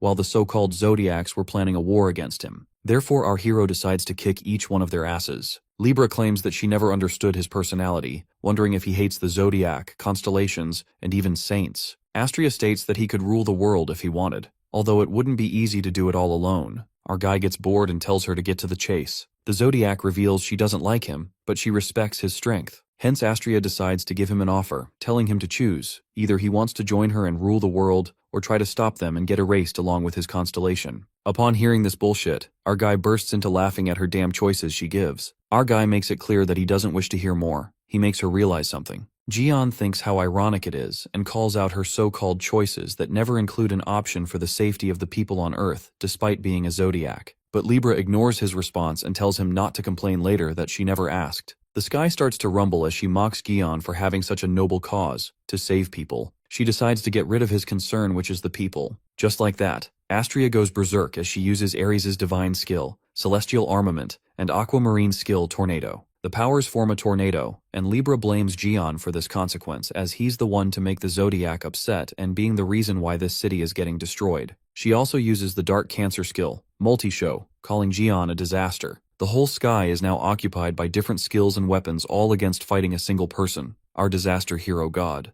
That explains how strong our guy is. Astraria attempts to trap him with the vine of the golden chain and commands all the swords to attack Jian Li. Each sword is huge, and the sky is full of them. Our guy growls that she has already used this on him before. She can't capture him with this. All the ropes snap, as Gaon breaks through them while the swords fall on the earth, destroying the city. As the massive sword is about to fall on our guy, he uses his Sky Punisher, Spear, to stop it. The sword cracks, while Libra is having fun. She questions Jian if he feels the power of Zodiacs now, and warns him of what's more to come. The colossal sword, when it hits the ground, it cracks while our guy struggles to stop them. Libra mocks him and tells Gaon that she has so many of these swords so she doesn't want to waste them. She threatens our guy to come in front of her or else she'll have no choice but strike the swords on the city. Meanwhile, the swords hit the earth and people start running away for their lives. As the reporters try to make a headline, a giant sword falls towards them, but Kevin Azar saves them. Barely able to freeze it, he tells the Archer Saint to attack where it's frozen. Virgo is annoyed since he only managed to scratch the surface and wonders how Gion is breaking them. Hugo finds themselves lucky since they were able to break it together and instruct the people to evacuate as it's dangerous here. After that, Kevin states that it's not the same power he has experienced before, and he can't believe that it took 2 of them to break the scrap of a skill. Archer is aware it's because of the divine marks, as they're not only one but several. They infer that even Gaon wouldn't stand a chance against them, all alone. The Virgo Saint thinks the battle should end at any cost, but he can't find a way to help Jian Li win it. With that, they both remember how Gaon told them that they were of no use, and would be of no help in the fight. Hugo cries dramatically, thinking that even the dragon is more useful than them, while Kevin couldn't disagree with that.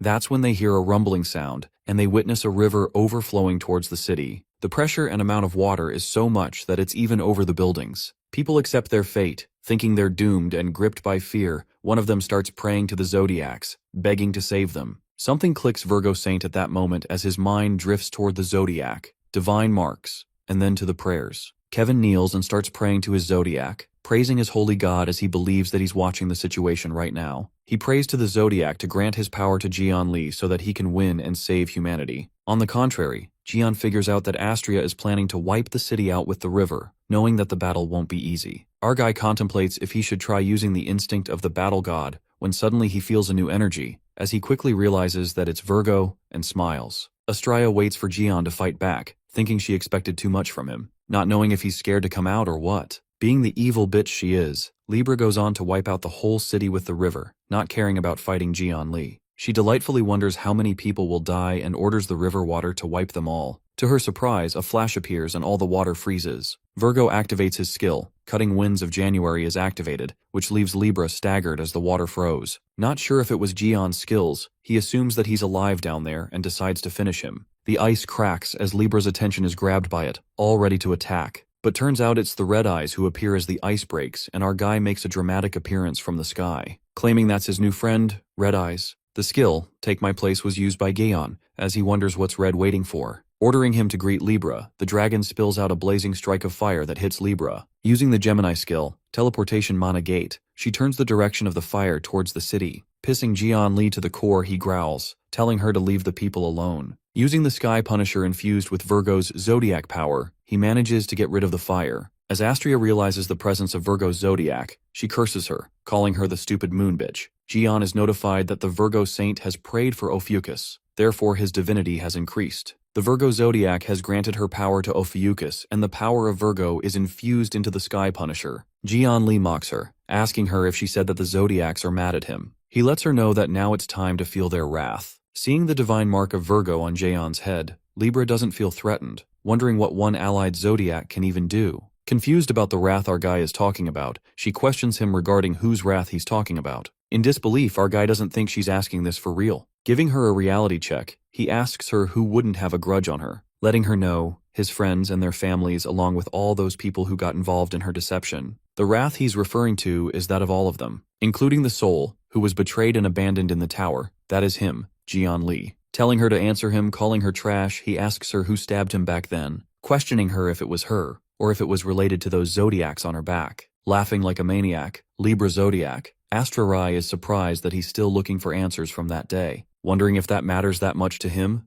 or is it so important to him. Insulting our guy, she reminds him that questions are allowed for those who have power. Smirking, she states that only she gets to ask him, not vice versa or the other way around. Asking him yet again, what can the two of them do against them? Using the Gemini skill, the Comet of Extinction, she targets it upon Jian, while our unbothered guy smiles. Just then, our guy uses the Sagittarius Divine skill, Helio Ring, to counterattack the comet. Seeing the Helios ring, Libra realizes that Sagittarius is also helping Jian. Leaping towards her, our guy grabs her by the neck while the Sagittarius Zodiac Apollo stands with him. While we see the Archer Saint and Virgo Saint, ordering the followers of the constellation, as a saint, to pray to the Zodiac. To pray for Jian Li, while our guy is notified, the Sagittarius Zodiac has stood up for Ophiuchus. Sagittarius and Virgo's sex are praying for Ophiuchus. He reminds Astria what he said before, that a lot of people are in pain because of her, and not just people he mentioned earlier. He questions her about what she thinks the people of this city think of her. Moments later, Jian Li is notified that a good number of people are praying for Ophiuchus, and his divinity is being increased in a great ratio. She dares to compare the wrath of just 7 zodiacs with them. They're at least tens of millions. Talking as he attacks her, our guy smacks her real good as she groans in pain,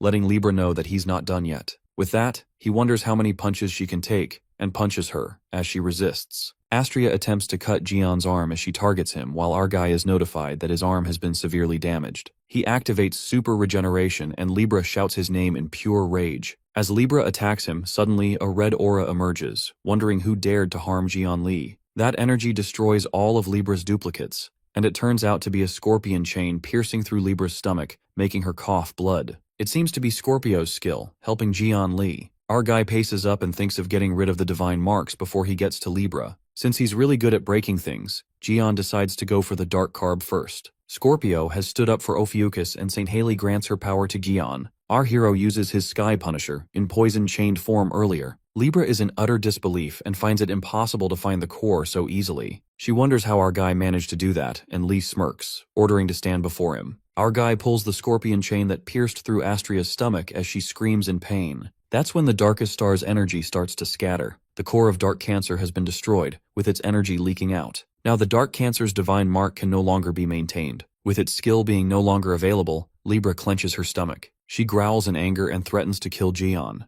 The remains of her duplicates grab Lee's leg as she activates the Capricorn skill, World Destroyer. With the divine power bursting, the whole place rumbles and the divine marks cover the horizon. At that moment, Astrea states that this planet along with the zodiacs belongs to her. She uses Aries and Libra's alliance skill, the Sword of the Golden Rule, and claims that none of them can take it away from her. The colossal sword falls on the city as a blinding flash appears, along with cold air. Libra wonders if it's Virgo's cutting wind and witnesses the sword getting frozen. While Astrea doesn't think it's even possible, our guy smashes the sword and aims straight at the bastard Libra's face to punch her. It makes her fling due to immense force. Jian is disgusted to see how much greed this bitch has inside, and humbles her over-the-top attitude for literally claiming this planet as hers. Our guy feels like a good stomp on her face will give her a lesson, but as he's about to do it, Astrea activates Gemini's teleport skill. Jian looks for her and Libra ambushes him, claiming to end him now and lands a punch. Libra's smartass thinks that Jian is done for, and she uses Taurus and Capricorn alliance skills, ramming Bomber along with all the buffs from Aquarius activated. At the same time, our guy uses the Sagittarius skill, Absolute Coordinates, and detects Astrea. Jian wishes that she would go to hell and attacks her yet once again. Libra wonders how it's possible that Jian's alive even when her attack had Taurus and Aquarius energy. That's when the realization dawns on Libra, and she discovers that it's Scorpio's poison that's decreasing her stats. She curses damn Haley, as pure rage takes over and gets adamant that she won't go down like this. Libra uses her deadly last card when she increases the power level of the 7 sects to the top, combining all of them into one. The sky rumbles with an extreme amount of power. Our guy wonders if this is a death trap and he gets excited. Jian wants to see this sight from the front and strangely, he calls out the red eye. Libra gets warned that she has combined all 7 sects into one by force, resulting in great resistance to the bonding. The rumbling gets more intense, while Jian orders the red eye to go steady, trying to go through it. The people on the ground witness this and the news gives live headlines. The fate of the Soul City is still vague, yet to be determined, unaware of whom to trust in such dark hours. That remains a mystery for all of them, as everyone prays, including the people present there, Sung Jae, Reliqueen, Jimin, Hugo, Kevin, Haley, Jiwoo, and her sect. In Leo's tent, the disciples of Leo try to stop Yuha from praying, knowing that their constellation won't be happy to see her like this. But Yuha tells them to let her concentrate since this is the only thing she can do to help her uncle, who's fighting out there all alone. At that moment, Stephen Marker enters the place and tells them to leave her be. He too sits down beside her. Leo is well aware that there's no one to end this misfortune but Jian Lee. Stephen raises his hands to pray and commands all followers of Leo to pray for Jian, in order to provide him with their energy. On the contrary, our guy appears and Libra mocks him that he took his sweet time to appear. At the same time, our guy gets to know that the Leo sect has stood up for Ophiuchus, and his divinity has increased. The Leo saint, Stephen Marker, granted his power to him. Jian gets prepared with his achievement hammer. Both powers collide relentlessly, while Libra seems to be reassured, since the divine marks given to her are by the zodiacs themselves, thinking that not even he can penetrate easily. Hearing this, our guy reminds her that he's got something too. The matter of fact is many people in diverse constellations are praying for him, which is increasing his divinity higher than ever. He then activates all divine marks that he's given. Our guy uses battle instinct. With 4 divine marks on his side and the people, Gion tells Astraea to get the fuck out of this planet. Our hero then uses the ultimate skill, the Abyss Cutter, and completely destroys and severs the divine marks of Taurus, Capricorn, Aquarius, Aries, Dark Cancer, and Gemini. As the divine marks lose connections with Libra, her body is ripped into half while the whole place is now in ruins. Jian Lee fails to understand what the hell she planned all this for, although he's now aware that he won't be able to get a response from her like this. Our guy reminds Libra what she said earlier and can't let her go until she answers his questions. Hence, Jian decides to use whatever skills necessary to get all of his answers. Just then, they're interrupted by a voice that calls out Jian Lee and is amazed that he really defeated Libra. Our guy turns out and sees an armor, looking confused as to who it might be. It occurs to be Armet the Baron. Armet crashes his deadly weapon on the ground to flaunt its power and introduces himself as the vanguard of the Great Civilization, one of the 13 generals, Armet the Baron. Another catastrophe emerges. Armet the Black-Grade vanguard of the unknown civilization. It is then revealed to us that 30 years ago, the day came when an unknown civilization invaded the Earth and threw everything into disarray. The UN strongly refused the demands of the unknown civilization as these monsters were trying to feed on humans. Meanwhile, the unknown civilization brought mayhem to the world when they declared to humanity that they all would be under their rule. 30 years ago, Armet the Baron asked the humans for the impossible, commanding them to give up their freedom, rights, and resources if they wanted to live. Jian remembers that the Vanguard was the one who appeared that day and gave a memorable speech. He also recalls the Phantom Knights who intruded his sanctuary under Armet, asking if he's here to avenge his minions. That's when Armet reveals that Libra was supposed to kill the Snake Master, and he was to rebuild the Tower of Demons with the power given by their lords. However, Jian crushed their master plan and made it all twisted. While the thing about rebuilding the Demon Tower doesn't settle with Jian, Armet didn't expect Li to be able to defeat his Phantom Knights in Libra, not to mention that the Snake Master also destroyed the Tower of Demons. In that case, the Vanguard had to change his perspective on Jian and had to change his plan. The Baron then wields his weapon and decides to put that Demon Tower on hold to kill Jian first with the power given by his lords. Our boy knew there'd be more than just Libra and other zodiacs. Jian grins and feels glad that the Vanguard came because he was going to come to him and finish each of them himself. The divine marks flash as Jian activates all of them and he dashes towards Armet. To his surprise, the Vanguard blocks his attack and that shocks him. Armet, having the upper hand, infers that a strong zodiac is still just a strong zodiac within their range, and energy from any constellation has always been weak against them. He then makes it clear to Jian that he's nothing but prey to his lords. Strangely, this time our guy couldn't fight back as he sensed that feeling of getting weak, reflecting that he'd felt this before. That's when the realization sets in, and Jian vividly remembers that this is exactly how he felt at the time he got stabbed in the tower back then. The ominous energy overpowers our boy when he ponders that this was the power of Lords Haley mentioned earlier about the weapons of the unknown civilization containing the power of the monarch that give off terrible energy that can threaten the zodiac. Suddenly, the divine marks begin to shatter, and the system warns Jian that the unknown energy is isolating him from his world. The divine marks get disconnected, which means our boy cannot use the zodiac powers anymore, and Jian is left helpless as the light of the constellation falls into shade. He then gets teleported in a dark realm, into the unknown.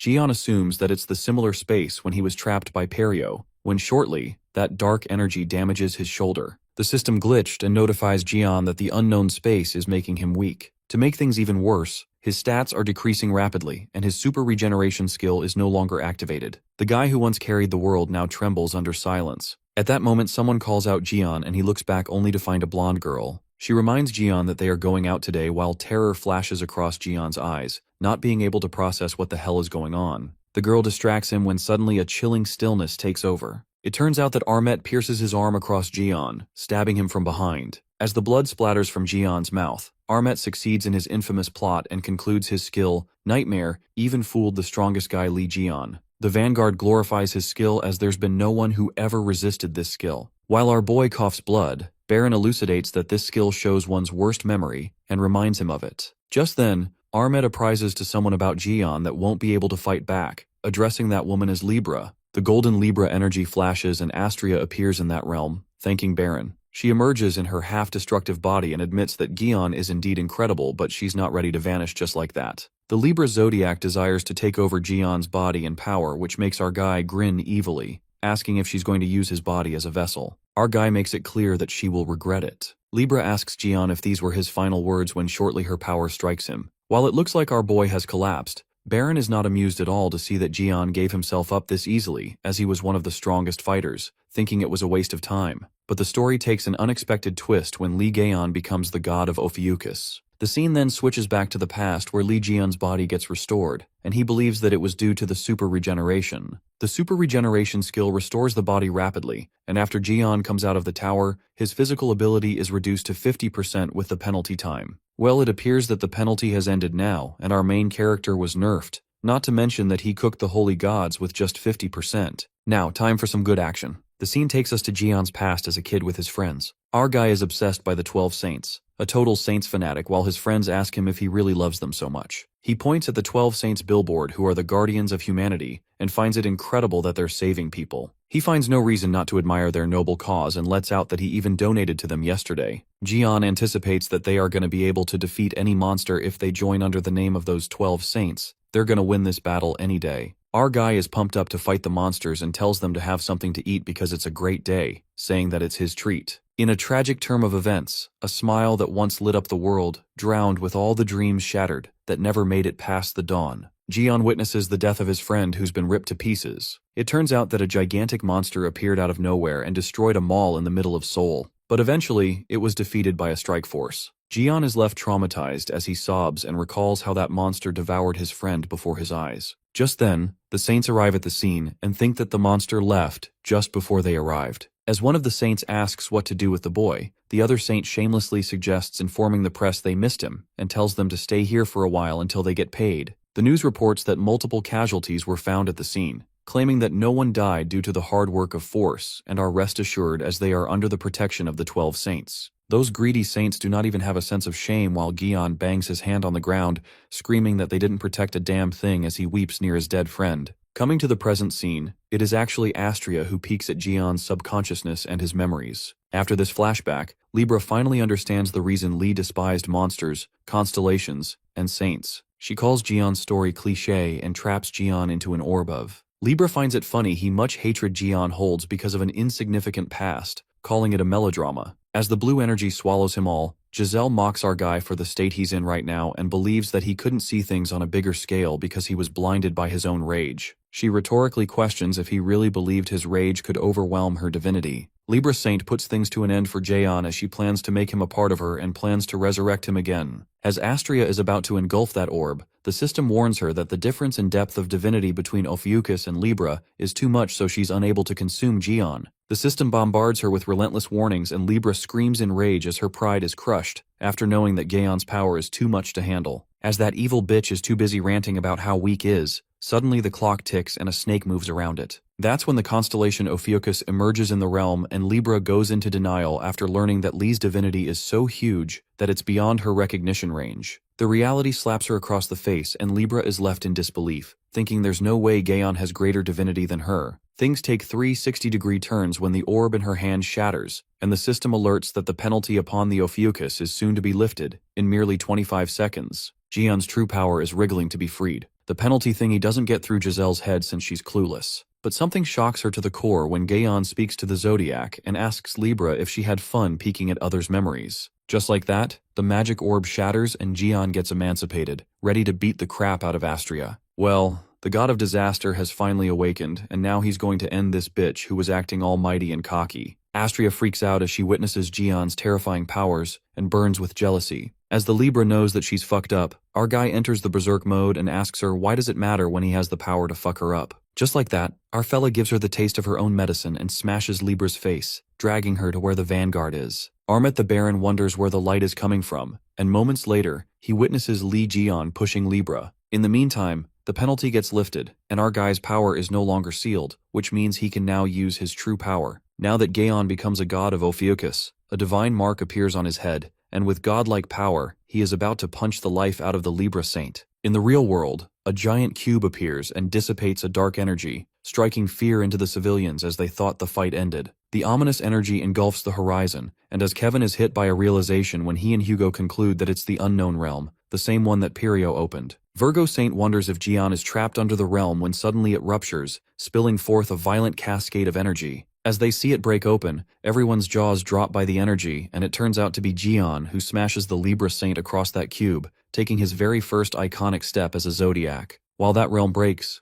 Armet is left flabbergasted to see that the Snake Master broke out from the Lord's nightmare skill. On the other hand, our guy beats the shit out of Libra God for making him pissed off by showing some of his memories, and that sucked. Gion finally understands how pathetic their so-called Lord is, and mocks at Armet's Lord for being proud of himself after naming such a peeping skill. Our guy believes that the Toad got this charm from his master as well, and Armet gets enraged to see his Lord getting mocked like that. Just then, Lee confronts the Vanguard who strikes him with his weapon. However, our boy blocks the Vanguard's axe attack with one finger that shocks Baron to the core. Our guy is tired of Baron praising that Lord of his a lot, and with a menace flashing across his eyes, he decides to give the knight a present as a reward. That's when he summons his dagger and stabs it across Baron's neck. While Armet gets stabbed, the knight couldn't help but wonder that it's the same dagger consisting of the power of the Lord, wondering where he found it. Gion reveals that it's the dagger that was used to stab him in the tower. Gion infuses the dagger with the power of Ophiuchus. Our boy decides to give Baron something extra on top since he's so crazy about his Lord. The power of the dagger strikes the vanguard, and he screams in agony, yelling how a newborn zodiac can be so freaking powerful to withstand the power of the Lord.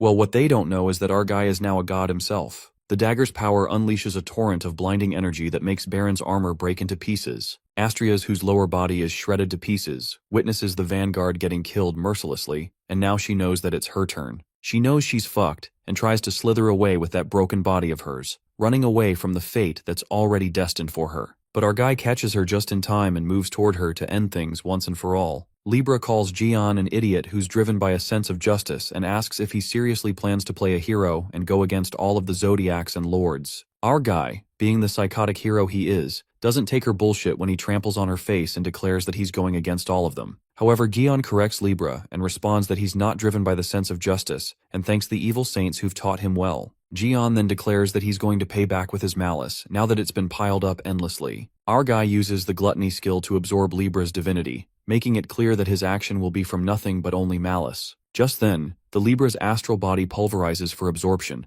and the magic serpent appears to devour Giselle. Our guy then concludes that this is where Libra's journey ends. In the most pathetic way, just like the trash she is, she deserves it. But that persistent bitch doesn't want to die like this as she screams in agony, and death flashes before her eyes. As our guy steps on her, she tries to do everything she can to escape her narrow death. Just like that, Libra declares to execute the contract and drop the palace. At that moment, the light descends from the sky and Libra's palace plummets from above right onto Jaeon to crush him. Well, at least that's what she manifests. Our guy looks above as the palace is falling, while Libra's cockiness doesn't go away when she assumes that Jian will die helplessly. I mean, she's just making a fool out of herself to think that the palace can destroy the Ophiuchus god. In her wildest dreams, maybe. Grinning, Jian seems done with her puny tricks. While Libra couldn't process that he's smiling, our guy takes a leap as he shall take it as a whole and glides with his power. The people witness the palace crashing on the ground while Taexo freaks out as he thinks Astria crushed Jian with her palace. But the disappointment is short-lived when a radiant power erupts from underneath that palace, which is Jian's energy. The people are left wonderstruck when it dawns on them that the palace is changing its shape into something else. Our Ophiuchus god recreates the Libra's palace with his gluttony skill and absorbs the Libra's divinity. The Ophiuchus, being the greatest of them all, becomes a true zodiac and obtains a divine mark that's freaking iconic. Our guy soars and thinks that being a zodiac doesn't feel like anything special, yet those fuckers have been arrogant about it, referring to the zodiac bastards. Jian lands on the ground and declares these bitches are dead meat, referring to the holy god who sided with Libra. I mean, what an absolute Chad. Bro got pissed off at gods and became one himself just to keep mocking them again. Hella iconic. The scene then takes us to a dark palace. Li Gaon, who somehow ends up in this place, wondering where he is as he was just standing on top of his new building. Abruptly, the Vanguard generals call out Libra and ask if she's ready. That's when our boy realizes that it's Astria's memory. In the memory, Armet confirms with the Libra Saint if she is to kill the Serpent Master this time. He asks her if that's even possible because from what he remembers, she failed once 20 years ago. Amret opens up that Gaon was able to kill one of their generals even before he had earned his divinity, assuming that he might have a power that exceeds the power of now. Libra scoffs at the Vanguard, asking if he's scared, and says there's nothing special about the Snake Master being stronger than a general. At that moment, Astria grins and a light flashes, flaunting the colorful divine marks she possesses powers of. She laughs hysterically and states that Jian will have to face her and the 6 other Zodiacs, so there's nothing he can do. Not to mention, she also has the ultimate secret weapon, the Red Eye's heart she retrieved back then. This makes her certain that our guy will be nothing more than a newborn snake, concluding he won't stand a chance this time. Libra then provokes the Vanguard, and gets worried about Baron not getting to have any fun at all. But the Vanguard warns Giselle not to let her guard down and tells her to reflect on the time when Lee returned from the tower when she thought he was surely dead. The knight mocks the Zodiacs for always lacking the final touch, and Libra responds, "No lord is that different though," making him remember about the one who got backstabbed by his lord and is now being held in the heart of the Tower of the Demons. The Vanguard admits that she's not wrong and wishes Astria good luck on her mission, assuring her that he'll send his knights as a vanguard. Armet then anticipates that he'll see Libra again at the tower after Jian Li is dead. With that, the Vanguard disappears. Jian deduces that Libra's memory was passed to him while he absorbed her powers. He infers that this memory was before the invasion when Libra met up the Vanguard, but now it's useless. Suddenly, his thoughts are interrupted when he comes across another memory. It's Libra's daughter Kaylee who tries to contact her mother.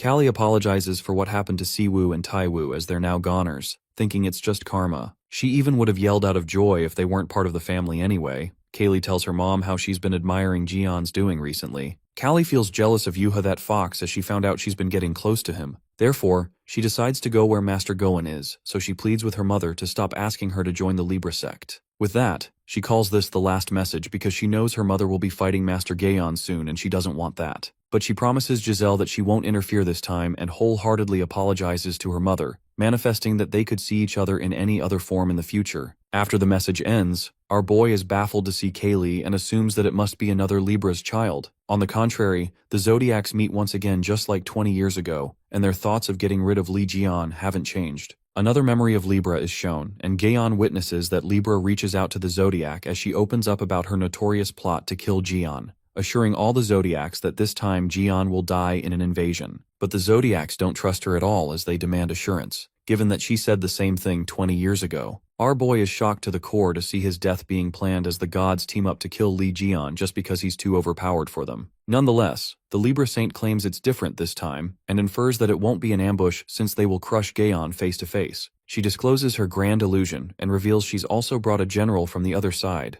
unknown civilization. Libra makes it clear that Jian Li will be crushed with the help of the general and his lord. Upon hearing this, some of the Zodiacs don't like Astria teaming up with a general on the other side, objecting as they find it unacceptable to drag them into this fight. However, the Taurus Zodiac is okay with it, and makes the Zodiac recall that they agreed to do anything to stop the 13th mutant from turning into the disaster god. Just then, the Aquarius Zodiac agrees as well, believing that Li Jian wouldn't be able to fight against the power of that lord, while the Cancer Zodiac states that they must get rid of him this time. After that, all the gods team up and cover for the eternal death of Jian and the absolute destruction of the Ophiuchus. Well, these god bastards were safe until Li looked into Libra's memory, because now they're all fucked as Jian's rage erupts when he unravels that Zodiac's trying to get rid of him since back then. But Jian is not surprised to see how desperate they are to gather for such a meeting, and even though it's just a memory, he could feel the unilateral malice. Our guy wonders what he should do with these bastards who were planning to fuck him up. Shortly, he regains consciousness and everyone gasps to see him finally awake. Our guy snaps out of the memory, however, he cools down when he's surrounded by his people. Jian asks what's going on, and that's when Taeksu makes him recall that he was screaming and shouting until he collapsed.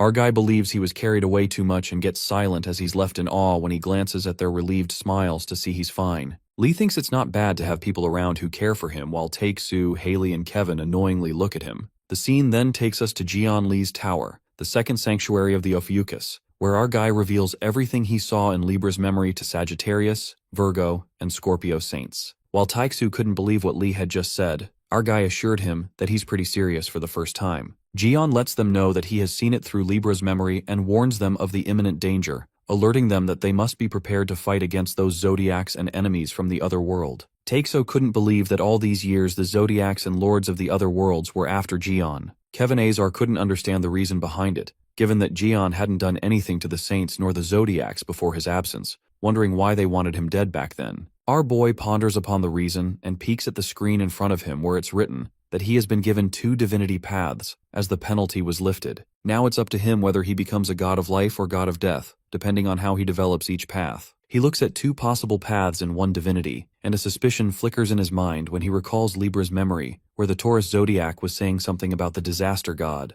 That's when it occurs to Lee that maybe the 2 paths are referring to the mutant or the disaster god they mentioned. But whatever it is, our boy doesn't give a damn if he becomes a god of life or death because he's adamant to get every possible power to make them tremble before him. As our guy is still plotting in his head, Taeksu is creeped out by his evil grin, while Haley finds that evil face pretty handsome. On a serious note, our hero warns the 3 saints that they're about to face enemies beyond anything they've encountered before, which means he winning one-on-one fights wouldn't matter much if they come in number. For this reason, they couldn't ignore the possibility of the enemies attacking cities where Gion was not present. Our guy enlightens that they need to gather more allies and become stronger together, so they will be able to fend them off. Gion concludes that they've got a lot of things to prepare, advising them to keep their spirits up. Later, in Gion's workroom, our guy puts all his best efforts into preparing the weapons for the upcoming catastrophe. Our guy peeks at the Vanguard's armor he got after shattering it, thinking of making a prosthetic arm and upgrading some gears with his weapons. He plans on using every piece of him. Gion then glances at the Demon Tower and recalls that Baron mentioned restoring the tower. The thought disturbs him as he wonders why would they care to do it after all these years. Suddenly,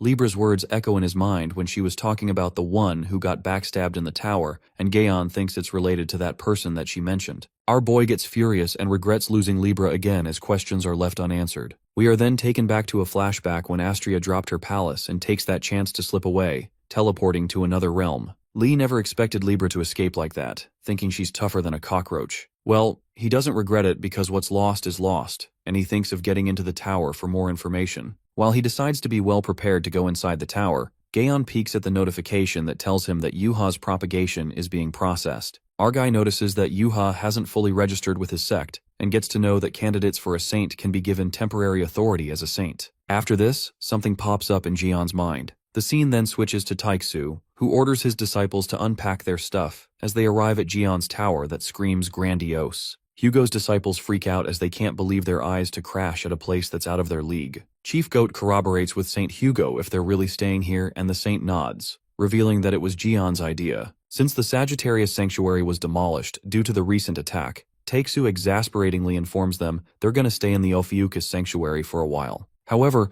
everyone is rather thrilled as they're at Jaeon's place, and Sung Jae couldn't be happier. Sung Jae diabolically feels great about their house being destroyed, while the disciples wish to stay here for the rest of their lives. But Hugo bursts their bubbles when he clarifies that they will go back as soon as the sanctuary is rebuilt. But the disappointment is visible on their faces, and Hugo's pride is crushed. The disciples oppose moving back to their sanctuary, complaining that they're sick of rebuilding their sanctuary over and over. The frustration is at its peak, as if they would chew Taixu alive, claiming that they deserve sanctuary like this one too. While Hugo is taken aback by the sudden backlash, Zodiac Apollo giggles and says he knew this would happen sooner or later. God Apollo enjoys his saint who's going through an existential crisis and suggests that they should build a nice sanctuary this time. Taixu lashes out at Apollo and asks him to send him some money for the sanctuary, because that's what he's lacking. But Apollo, enjoying Taixu's breakdown, clarifies that it's not part of his purpose. Just then, Jian witnesses the chaos going on and asks Taixu to get ready as they are going to Leo's. Taixu justifies that he wasn't fooling around and asks why they're going to Leo's. Jian explains that he gave a mission to Yuha to join the Ophiuchus, and was thinking about appointing her to be his saint if she proved to be suitable. Hugo overlooks for a second, however, the guy goes frantic, knowing his daughter is going to join Jian's sect. Hugo was scammed by our cunning fella as he thought he was just giving Yuha a new weapon, but he was actually testing her. Archer grabs his hair and goes through an emotional breakdown, muttering that bastard Jian stole his family. Archer sulks as he couldn't take this anymore, given that his god is disrespectful to him and none of his men obeys him anyway. Hugo grabs him vigorously and asks Jian to appoint him as his saint. While Apollo thinks his saint is joking and calls it pure nonsense, our guy pats Taixu's head and immediately agrees. What Taixu didn't realize was the intensity of his words, but Gaon was exactly looking for this opportunity. As Sung Jae, Hugo's disciples, Hailey, Reliquine, and Little Wei Yang are left in a state of hysteria, Gaon takes Taixu into the Ophiuchus realm and chooses him as a temporary saint for the Ophiuchus. Our guy welcomes him to the sect while Taixu's head is spinning around as he can't process what has just happened.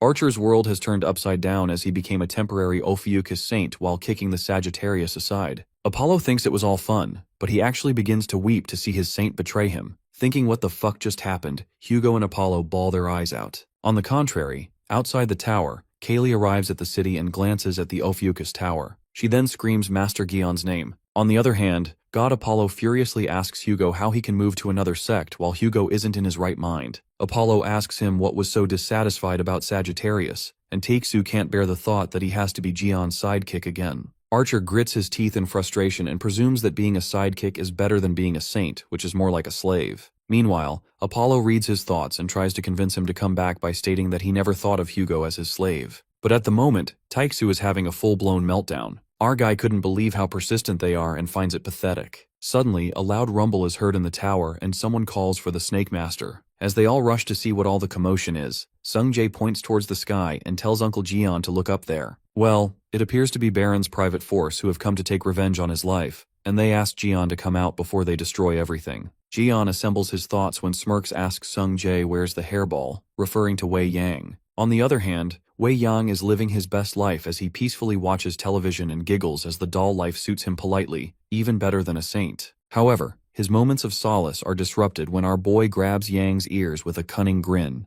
Jian asks Wei Yang to do something for him, and starts crafting something while poor Yang cries his eyes out, begging him to stop as he can sense his malicious intentions. Lee gets even more frantic as he does something with Baron's armor, while Yang begs him to stop whatever he's planning to do. On the contrary, everyone except Gion and Yang Wei heads outside of the sanctuary to face the enemies. The leader of the Baron's private force couldn't believe that the Snake Master sent his men instead to fight them, guessing that Jian didn't think they're good enough for him. But from Kevin's point of view, we get to know that our boy was too distracted to come outside. The Knight Leader then decides to make the Snake Master come outside by killing his men one by one until he shows his face. The captain plans to begin with the stupid-looking one, referring to Hugo Otters who has lost his brain cells. The Knight charges a spear, targeted at Takesu, and while Kevin yells at him to dodge. While all of them gasp with shock and ask Archer if he's okay, the spear couldn't pierce through Takesu's head, since he is under the protection of the Ophiuchus, pointing out that the protection is unparalleled to Sagittarius. Apollo bawls his eyes out to see Takesu under the serpent's protection,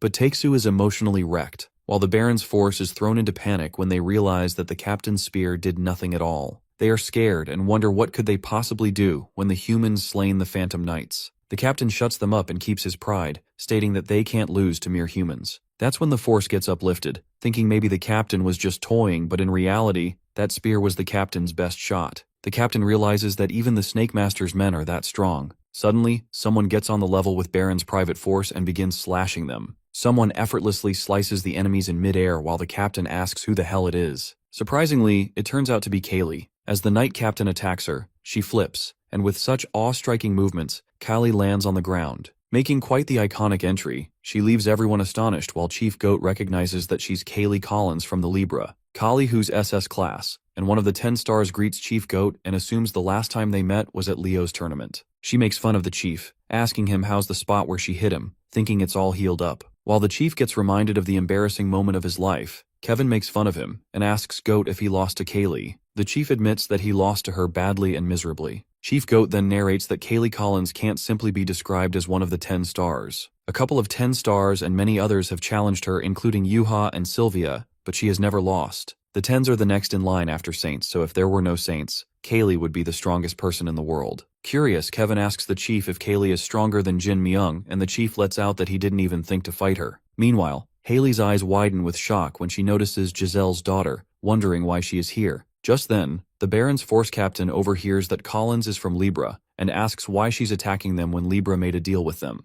Callie responds bluntly that she's not part of Libra, confessing that she left the sect. While everyone gasps with disbelief, Kaylee warns the knights to get ready to be chopped. She grasps her weapon that looks similar to Gion's Sky Punisher, and makes it clear that she's going to join Ophiuchus today, no matter what. The captain thinks Collins got a little proud of herself, slicing off some of his weakling. He then declares a battle. As Kaylee is ready to chop off their heads, suddenly our guy steps in with a big-ass box in his hand. The box gives off enormous divine energy as it swirls around the tower, plus the mysterious civilization is peeling away with the energy. Our guy questions the Baron's force, asking what they're doing in his sanctuary. Just then, Kaylee catches a glimpse of Master Gion and blushes while the Baron's force finally gets to confront the Snake Master. Lee gets to know they've come to take revenge and believes that Baron must be proud to have such faithful servants, but he warns them if they don't stop now, someone will get into trouble. That's when he throws that big box on the ground and opens it up. To everyone's surprise, the armor that was once broken was now fixed into Armet the Baron's face. Lee lets out that he was having a great day so far with a new sanctuary and everything,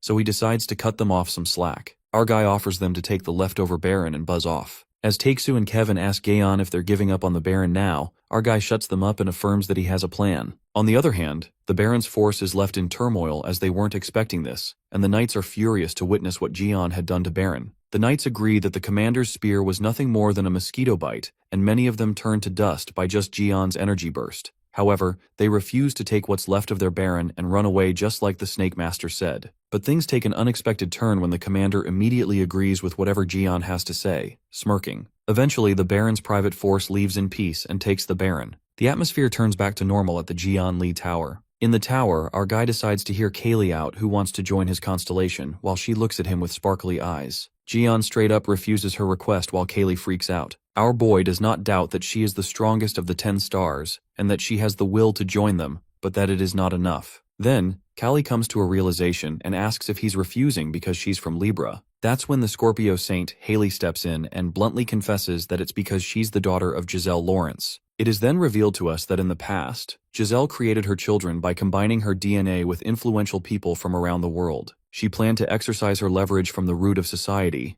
Nonetheless, the Scorpio Saint can't exclude the possibility of her children having the same moral values as her. Hearing this, our guy feels pessimistic about what Scorpio said while Take-Su presumes that it's not like Giselle had multiple relationships. Haley lets out that she can't blame them for having such an idea, given Libra's evil doings. She then asks Haley why she is trying to betray Libra and join the Ophiuchus Saint. Callie turns red, and as she's about to spill some truth, she immediately confesses that she's a Gion's daunting fan. Admitting that Libra has done bad things, Callie justifies that she didn't want to just move to any sect. She pleads with Gion to trust her and assures him that she'll prove her loyalty. Our guy activates his god's gaze to find out the truth and looks through Kaylee's faith, which is 200% Ophiuchus and 1% Libra. Even our boy is shocked to look at her faith and thinks she'll never betray him. The system gives remarks that Callie possesses a similar aura to that of the Serpent Bearer, which leaves him baffled. Gion tells her that it's her lucky day and asks Kaylee to meet the rest of them and prove her sincerity. Callie smiles and assures Master Gion that she'll do her best.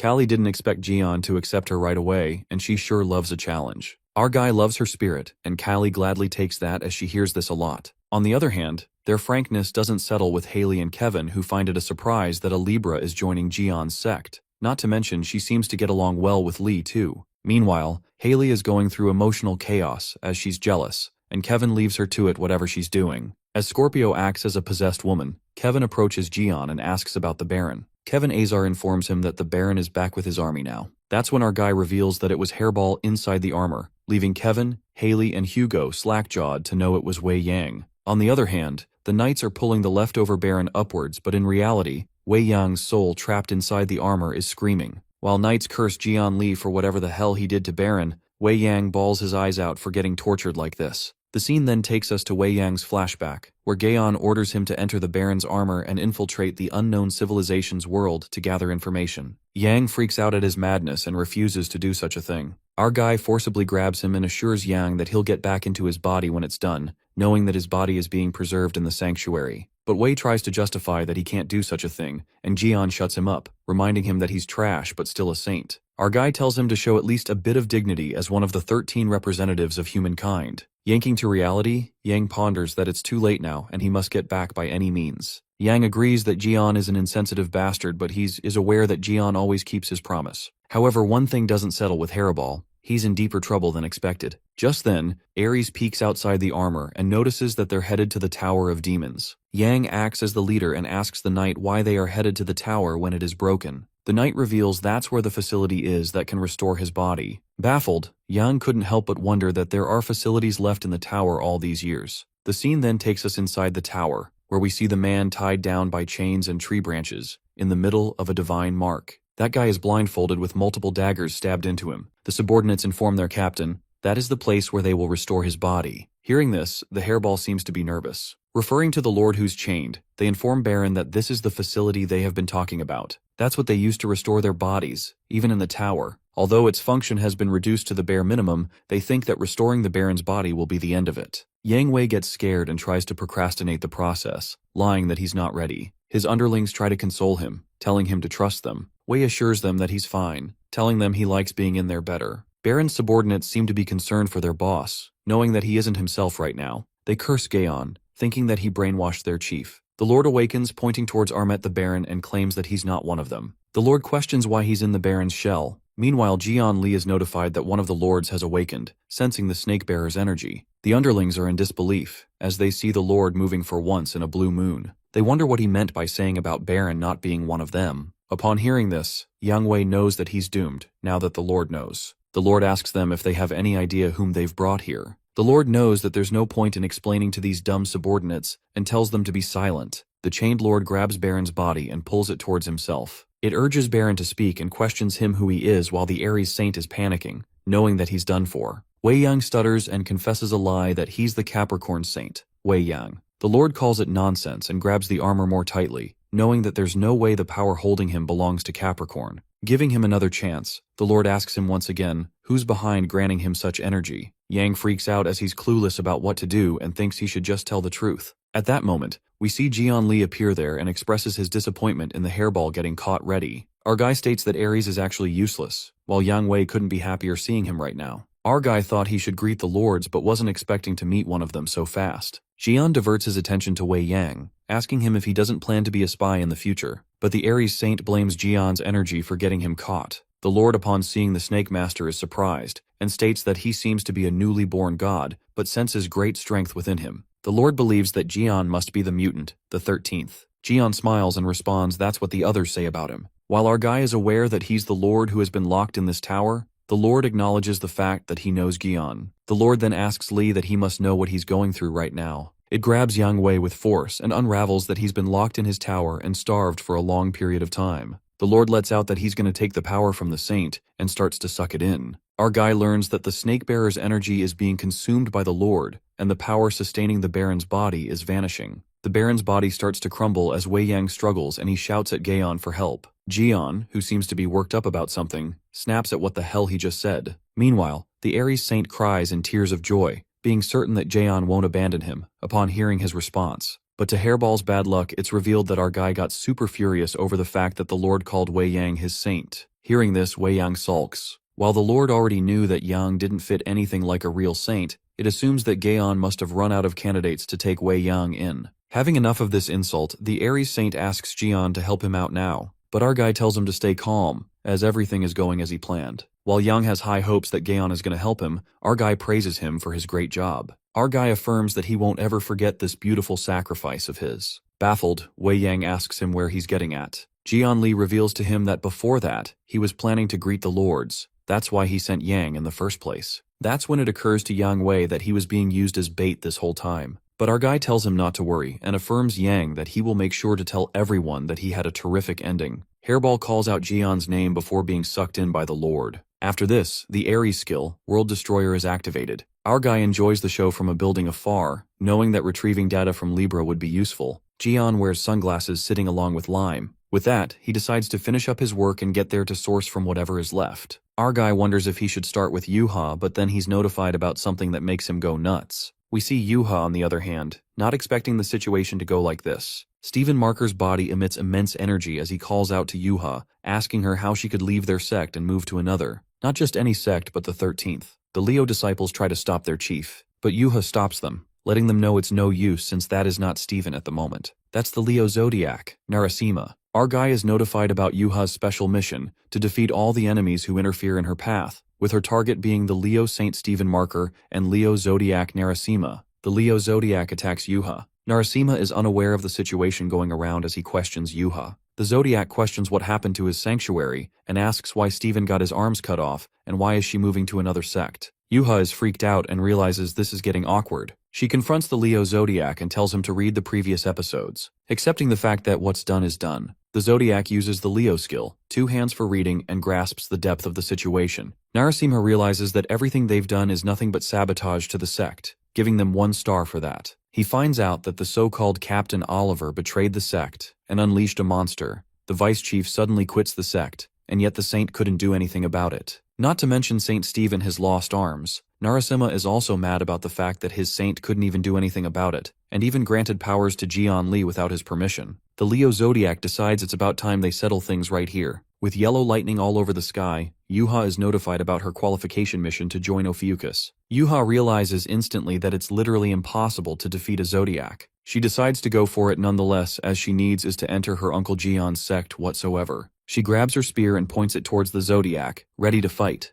The Leo Zodiac is shocked to his disciple as Yuha just pointed the weapon at him. Narasimha accepts the challenge, determined to teach her a lesson now. As the Leo Zodiac activates skill, Lightning Mace, the disciples worriedly call out for the vice chief as she's literally going up against the Zodiac. The disciple warns them to get away from there while Yuha awaits the attack approaching her. Suddenly she hears a voice, telling her that her decision was reckless, and instructs her to quickly insert the spear on the ground. She instantly recognizes that it's Jian's voice that tells her to follow the instructions. The Ophiuchus snake scale protects Gian's temporary follower Yuha from the lion's attack. While the Leo Zodiac lashes out, asking if this is Jian's power, he uses the Leo skill, Thunderclaw, letting her know it can't protect her forever. The lion decides to rip the shield apart with his bare hands as he leaps on the protective globe. At the same time, Gaon's leg appears out of it, and he greets Narasimha, calling him the Captain Cat. Narasimha holds him accountable for what he's doing to his followers, but before he can continue, our guy smacks his foot onto the Leo Zodiac's head, slamming him on the ground.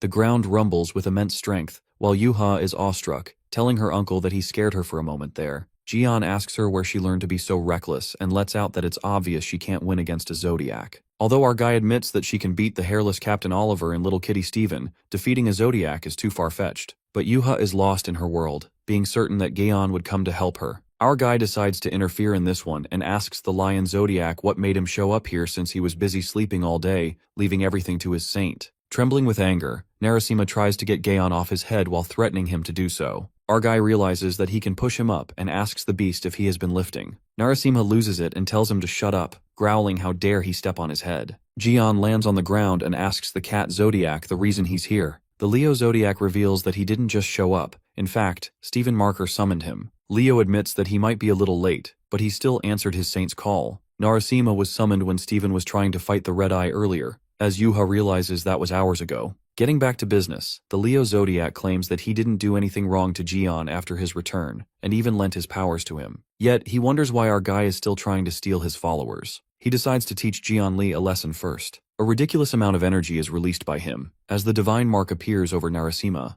Our guy, upon witnessing this, smiles, knowing very well that they can never settle things out with words. Meanwhile, the Leo Zodiac claims to settle this with powers. Yuha discloses a weak point of Narasimha, that he can only be here until the energy gained from the offering is depleted. Jian then decides to fight with the time being key in it. Jian takes out his Sky Punisher and grins when he gets reminded that penalties are gone, planning to test out how strong he's actually gotten. Hopping mad, Narasimha tries to put Gaon in his place and threatens to crush him with all his might. While the lion traps Jian with colossal claws, our guy lets out that he can't crush him this easily, telling the lion to do better. Jian strikes a punch that makes Narasimha smash away with brute force and mocks the beast, asking if this is what he calls power. Our guy leaps with his Sky Punisher and warns the lion to get back on its feet, otherwise it just goes back to sleep more. Pissed off, the Leo Zodiac roars and calls Jian an arrogant bastard. The lion's roar rumbles, and that's when Leo uses the skill, Divine Lotus of Punishment, that echoes like thunder, hitting right at Li. The crushing attack makes Yuha worried about Gaon, while Narasimha makes it clear that he's not done yet as his power blasts through the ground, wanting to turn Gaon into dust. However, our unbeatable disaster god emerges, and tells the lion to keep wishing to turn him to dust. Jian emits the divine power and the Ophiuchus divine mark appears on Li Jian's forehead. It appears that our guy steals the skill of the Leo Zodiac, the Lotus of Disaster, which makes Narasimha mad as hell.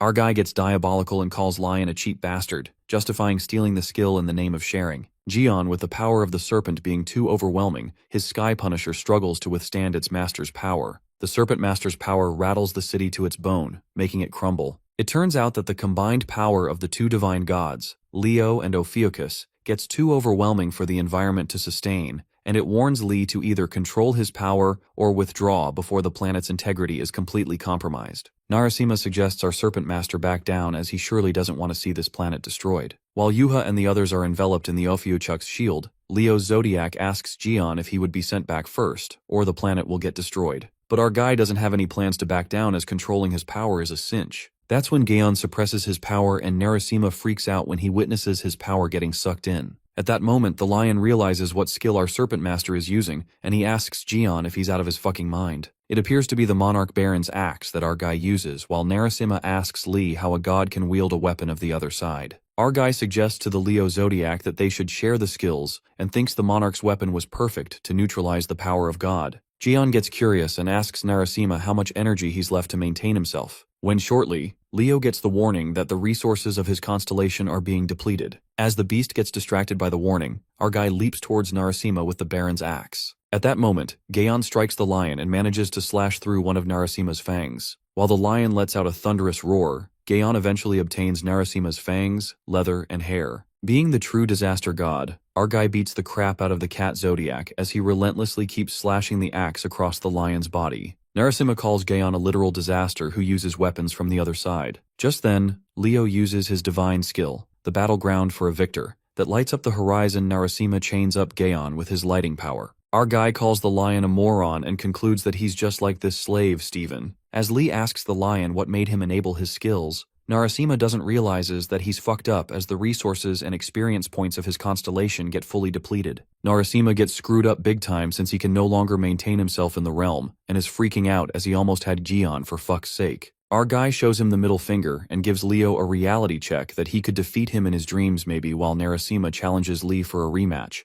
saying that he's gonna end him for good. Just like that, the Leo Zodiac returns to the divine realm, and the Leo disciples are astounded that Jian defeated their Zodiac. Our guy then informs Yuha that the matter has been resolved, suggesting that they should finish up the business. On the other hand, poor Steven finally regains consciousness and asks himself if he lost his mind again. As Steven is unable to process the situation, Yuha grabs the saint's attention by saying that he's finally awake. Yuha reveals that the Leo Zodiac himself came by and assures Steven that he doesn't need to worry. Yuha pulls her spear out and gets to her mission to defeat the Leo Saint to join Ophiuchus, which scares the shit out of the armless Steven. As it seems like Yuha is about to hit Steven, unexpectedly, she bows to Steven and apologizes to him. Yuha expresses her gratitude for everything the saint has done for her and explains the reason why she's joining his uncle's sect. She knows how Marker feels about this. She assures Steven that she won't forget about what he's done for him and hopes he would understand her. She then asks Steven for his permission to join Ophiuchus, pleading to let her go. The Leo Saint without a thought allows Yuha to change the sect, while the Leo disciples freak out and ask if he's really letting her go. The Leo Saint states that Yuha has already made her choice, so there's no point in stopping her. Steven believes that he may have kept her in his sect due to his guilty conscience, and concludes that he can't hold her back because of his past. He tells Yuha to leave and encourages her to get stronger as much as she wants, because that's the spirit of a true Leo. Steven tells her to take care while Yuha calls him out.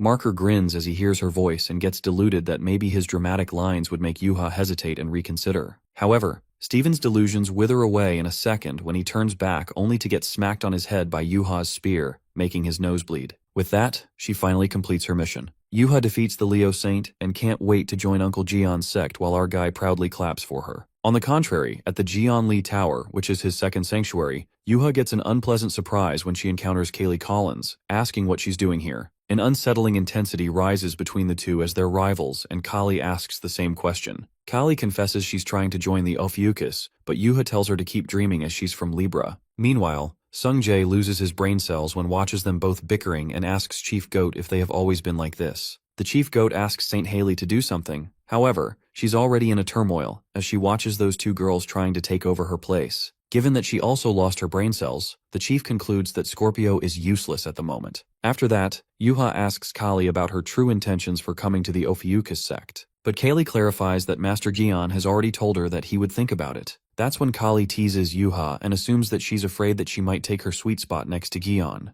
Upon hearing this, Sung Jae and the Chief Goat freak out, and Yuha gets furious as she clenches her fists and challenges Kali for a fight. Kali looks forward to seeing her try. Sung Jae thinks that it's his time to shine, but doesn't know that he'll regret interfering in a girl's fight. Kali tells Sung Jae to read the room, and so does Yuha, while poor Sung clarifies that he's going to be the one standing right next to Lee Gion. St. Haley thinks it'll be fun and decides to be a judge while the chief begs Haley not to encourage them. Watching television, Kevin asks Taeksu if they should stop the kids as the atmosphere is getting hot, but Taeksu is certain that they won't listen, and is reassured that Haley would stop them if things heat up too much. Archer frustratingly asks Kevin why the hell is this meatloaf doing here, referring to Steven Marker. Poor Steven tells them not to blame him and justifies that he was here when he woke up. Taeksu asks Gion why he brought the meatloaf over here and tells the big guy that he's taking up too much of the space. While Kevin and Taeksu push the meatloaf into the corner, Steven gets bullied as he has no arms to fight back and thinks how cruel these guys are to treat an armless guy like shit. On the news, it's reported that the recent attack from an unknown civilization has left them with global destruction,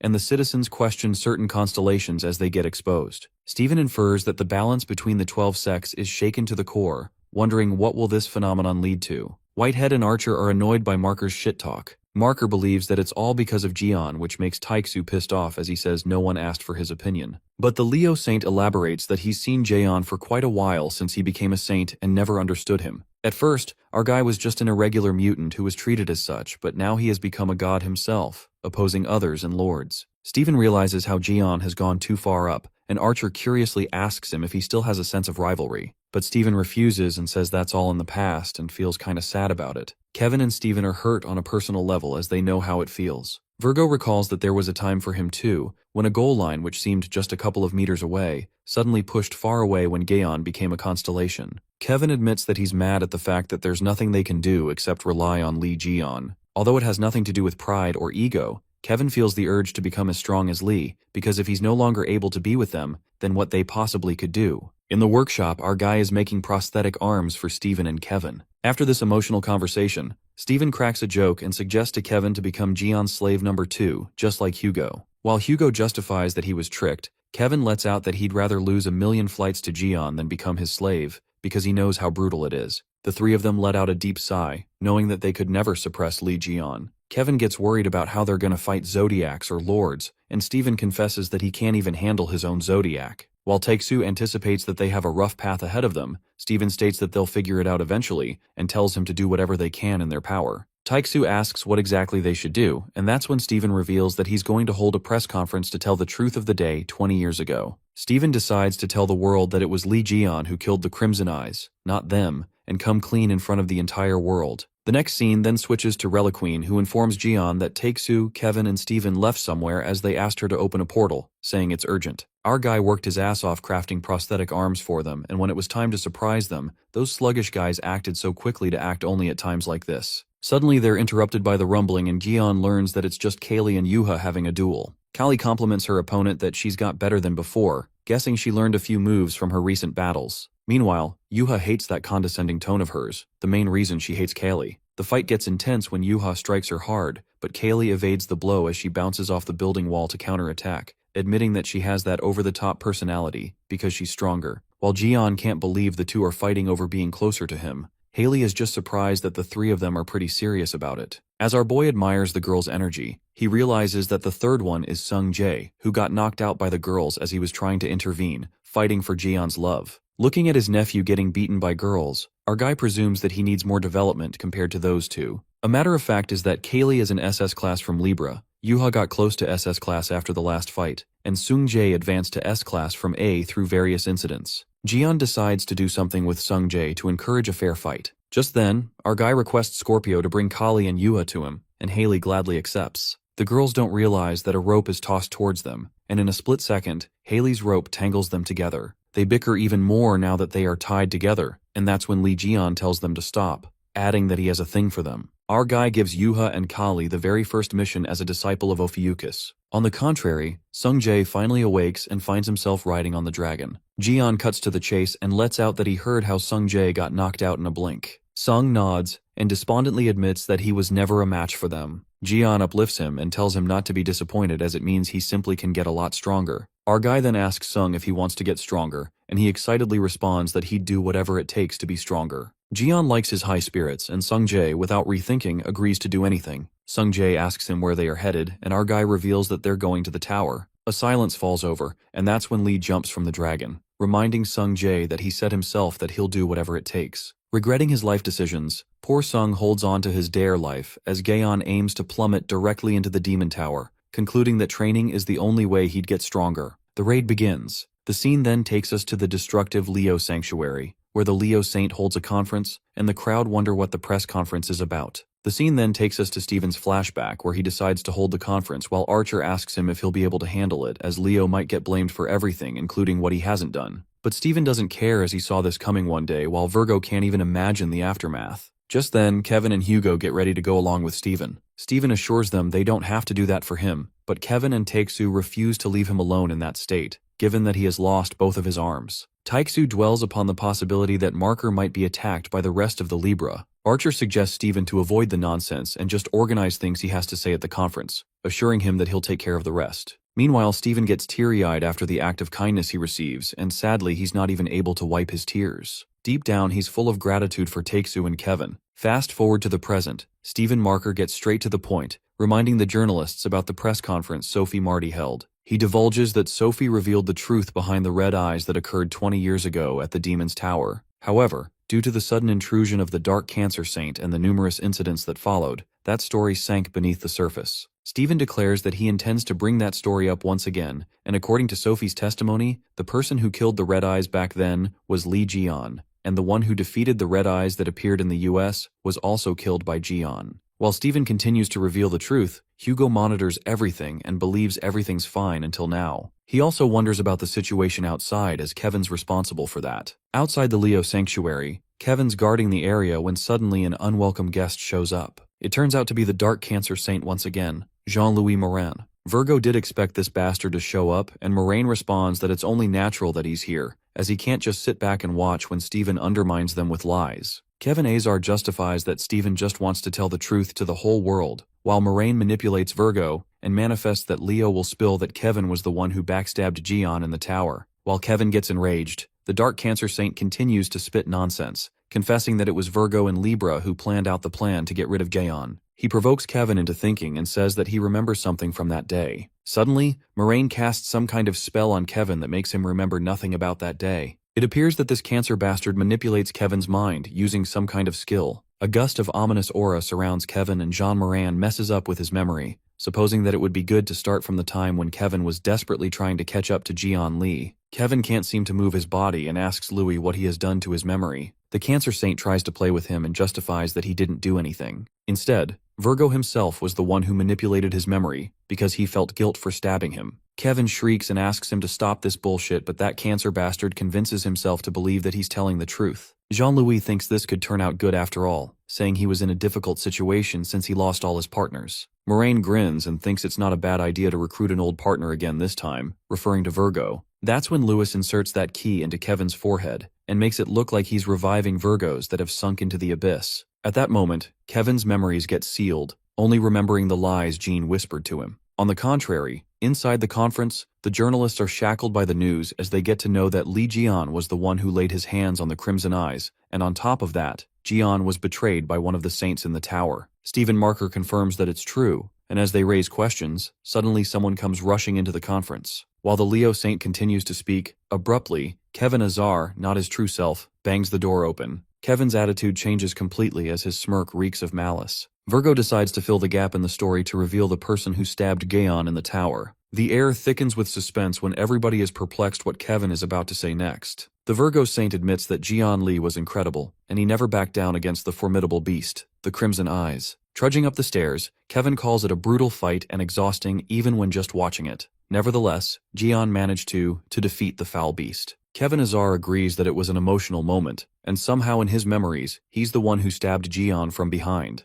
Kevin then reveals to the world that the moment Li killed the Crimson Eyes, he could easily finish him as he was exhausted and defenseless. Kevin screams and lets out that he felt very empty in a way. He was so tense, yet it was so easy. Kevin urges them that they should have watched Jian fall, shocked, with a look of disbelief on his face. As Stephen and Hugo ask what the hell he's saying, Virgo repeats it one more time so that they can believe his words. At that moment, a chilling smirk slithers onto his face, and Kevin confesses that he was the one who stabbed Jian in the tower. Things get heated up when the Archer Saint gets furious after hearing Kevin's confession, and he tells him that he better have a pretty good reason for that. Virgo responds that he has already said it, but Hugo demands to explain everything in detail. With unsettling intensity rising between the two, Kevin bluntly mumbles that he doesn't have time for that right now, and just then, he holds a relic in his hand. A strange aura oozes out of the relic that turns out to be soul monsters, similar to the Crimson Fog. Chaos rumbles through the crowd when they're attacked by monsters, and Stephen immediately commands his Leo disciples to stop them. Stephen wasn't expecting this commotion and asks Hugo what they should do. Archer suggests that they kill the monsters and grab Kevin for more answers. Kevin sends more monsters their way.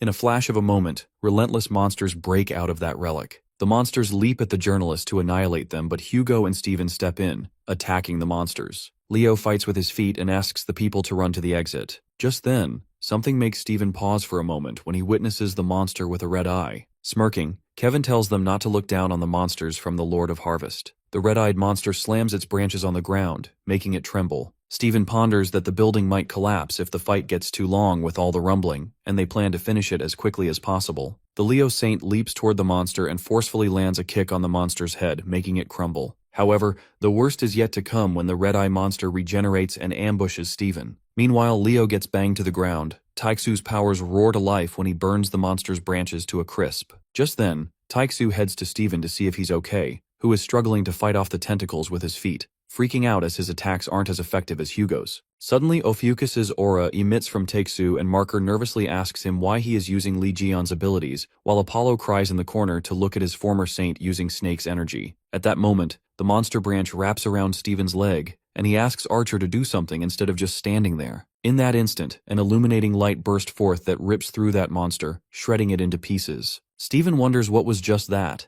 and to their surprise, it turns out to be a flashy prosthetic arm that cuts through the monster like a vengeful comet. Looking at the arm showing up a thumbs up, Marker is left speechless. While Stephen notices it's an arm, suddenly, that arm flies towards him, scaring the shit out of the armless guy. The arm fits into the right place, and that is one of Leo's arms. Leo couldn't process what had just happened, and just then, Yuha barges in, searching for something. Yuha is relieved when she sees Stephen and is glad to see that arm found him well. Leo is utterly shocked as it flies right into his arm, and Yuha reveals that it's a prosthetic arm Uncle Jian made for him, a custom-made arm made for Stephen Marker by Jian Lee. Upon hearing these words, immense energy explodes through the lion, given that Jian made an arm for him, custom-made at that. Virgo is left slack-jawed. Leo couldn't control his happiness to see Jian finally acknowledge his true power, and made this for him while Yuha thinks he's such a drama queen. Stephen's dramatic ass thinks he's the boss, and gives an entry monologue which says the main character always shows up when they are about to be forgotten.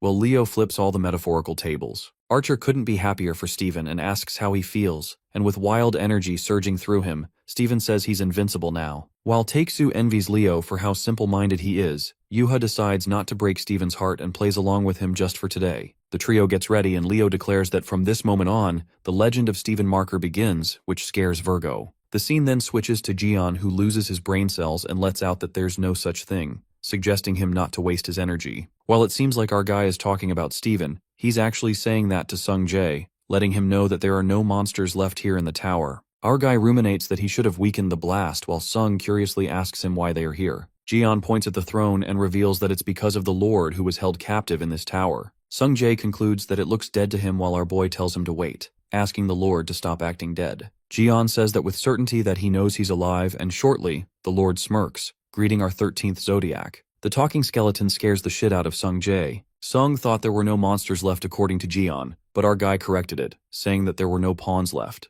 Lee knew the Lord wouldn't be harmed by such blasts, and the Lord responds that no Lord could be taken down by an explosion. The Lord addresses him as Jian Lee and greets him while our guy is startled and asks if he knows him. The Lord knows Jian somehow, and elucidates that he's not just the power source, but also the archive, revealing that Jian successfully raided this tower 20 years ago, yet he was betrayed by his own kind and stuck here for decades. The Lord couldn't help but to pay attention as he was stuck in his damn tower. Our guy is convinced that the Lord knows him well and decides to question him directly. Suddenly, Jian switches to serious mode and asks the Lord who the fuck stabbed him, knowing that he'd know. Of course, the Lord knows really well, but he makes it clear that it'll cost him. Our guy clarifies that he isn't here for some kind of stupid negotiations, and furiously summons his weapon to beat the fuck out of the Lord. The Lord suggests Jian that they help each other since he has nothing to lose, and puts up a rather tempting offer to show him everything that happened in the tower, and in return, Lee has to free the Lord from here. Our guy is gripped as it's quite the offer and asks what's the catch.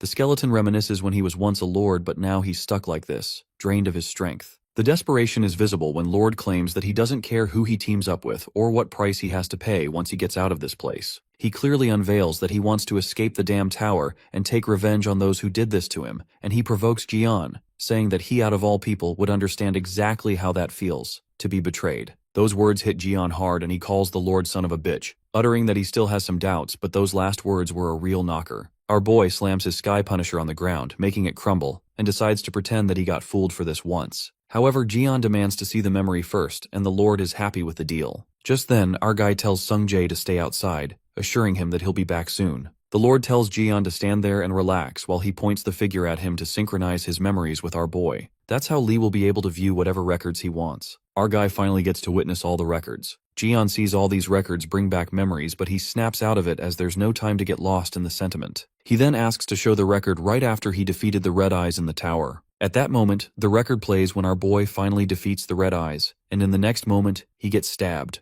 Our boy finally gets to know who backstabbed him, the Dark Cancer Saint, Jean-Louis. The scene then switches to the Dark Cancer Saint who confronts Kevin Azar. Moraine blames Virgo for not accepting his offer when he could, and assumes that the press must be a chaos right now, as the whole world now believes that it was Kevin who stabbed Jian in the tower. Being diabolical, that cancer bastard dumps everything on Virgo, who finally comes to his senses. Moraine congratulates Kevin for becoming the betrayer of humanity, who will go down in history. The scene then takes us to the moment just before the press conference in DC, where Kaylee and Yuha are bouncing in the air as if they're competing. Callie is super excited for her first mission as Ophiuchus and thinks that she needs to be perfect. It appears that Jian had assigned them both a job, which is simply to deliver these prosthetic arms to Kevin and Stephen. He instructs the girls to make sure they deliver properly, since it's their first mission. Callie dashes at light speed and is determined not to disappoint Master Jian. Moments later, Kaylee spots Kevin while Yuha freaks out as she's way too fast. On the other hand, Virgo is being manipulated by the Cancer Saint, who inserts a key in Kevin's forehead.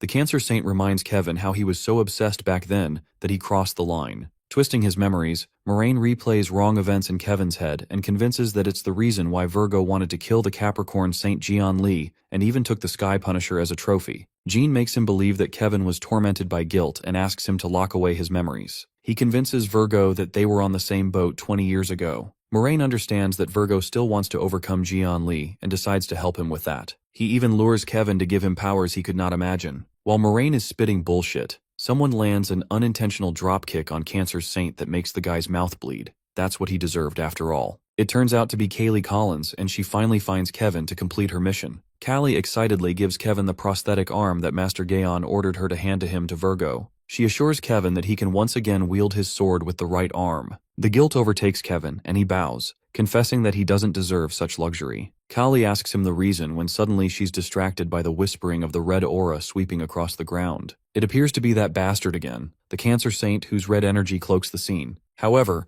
Moraine's energy is so terrifying that Kevin sticks his sword to the ground while Kaylee trips as she couldn't take it. Virgo then assumes that the Cancer Saint has teleported them to a different location, which looks like a desert. Cancer's divine mark emerges and Moraine lets out that he moved them to a location where they have no disturbance, making it look like it's Kevin's last conversation. The crab turns into half-god mode and asks Kevin if he is confused. He makes Kevin regret not accepting his offer, and believes that the conference must be in chaos, since the whole world will think that it's the Virgo Saint who stabbed Jian Li, and congrats Kevin for becoming a betrayer of humanity who will go down in history. Moraine anticipates that it's just a matter of time before the truth is revealed to the world, and puts Kevin in a helpless situation, saying that his only way out is to be with him now. He provokes Virgo into thinking what Jian would do to him. Smirking, Kevin doesn't give a damn about it and responds that if he really was the one to betray Jian back then he just needs to accept the consequences and face the punishment. Wielding his sword, Kevin Azar makes it very clear that he has no intentions of siding with Moraine. Suddenly, a chilling grin spreads across Jean's face and he tells Kevin to suit himself. That's when something shocking happens and Kevin gets stabbed from behind. Looking back, Virgo is left disoriented when he witnesses Kaylee was the one who stabbed him,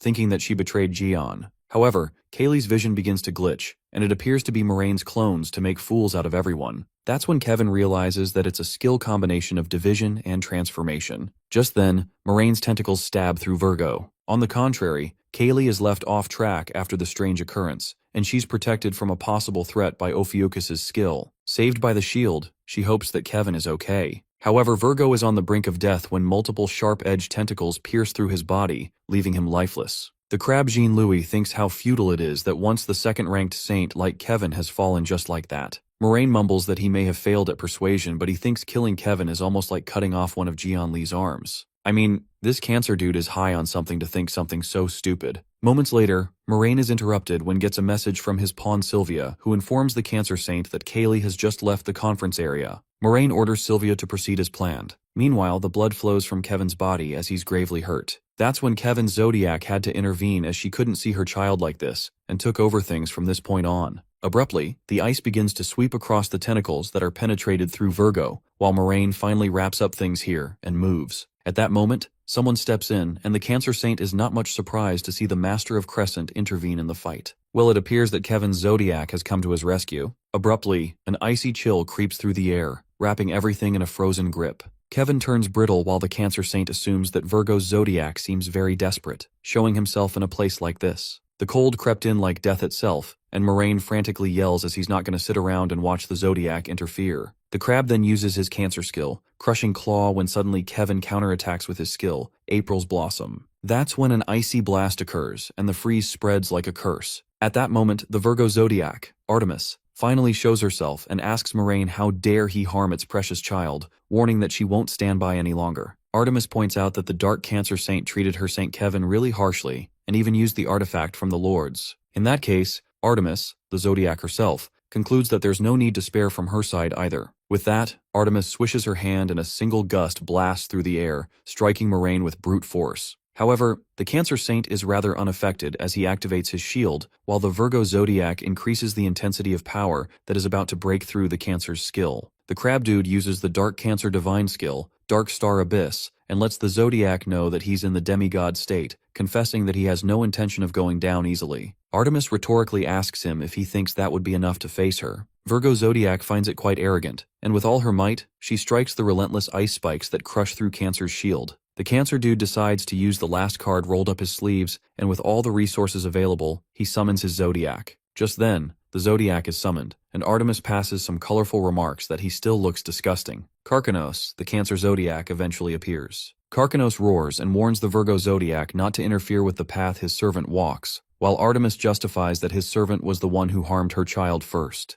With that, the power of the two Zodiacs now confronts each other, and with their divine powers so immense like God's wrath, the surrounding environment gets destroyed. As they're in the middle of an intense battle, suddenly, the Cancer Zodiac is interrupted by a noise, wondering where it's coming from. It turns out to be Kaylee. Callie holds onto Kevin's prosthetic arm as it dashes at light speed, and she warns everyone to move aside. Moraine stiffs for a second, and before he can make sense, that arm forcefully smacks the Cancer dude across his face. While Kaylee fails to control the arm's speed and crashes into Moraine, it occurs to be Moraine's other clone as it begins to dissipate. Things begin to take a turn when the summoner, Moraine's clone, is no longer present, which means the Cancer Zodiac gets forced to return to the divine realm as it teleports. In the meantime, Callie gets relieved as the arm finally stops flinging. Callie then realizes that she hit something really hard. It's the clone. She then gets notified that the relic, the right arm of the Frost Swordmaster, crushed the head of the rotten crab, obtaining the core fragment of the Dark Cancer. Surprisingly, that prosthetic arm snatched that core right out of that Cancer bastard as it held it proudly. As Kaylee wonders what's the core doing here, Artemis calls her out. However, she doesn't recognize the Virgo Zodiac and asks who she is. Artemis understands that Kaylee is not familiar with this form of hers,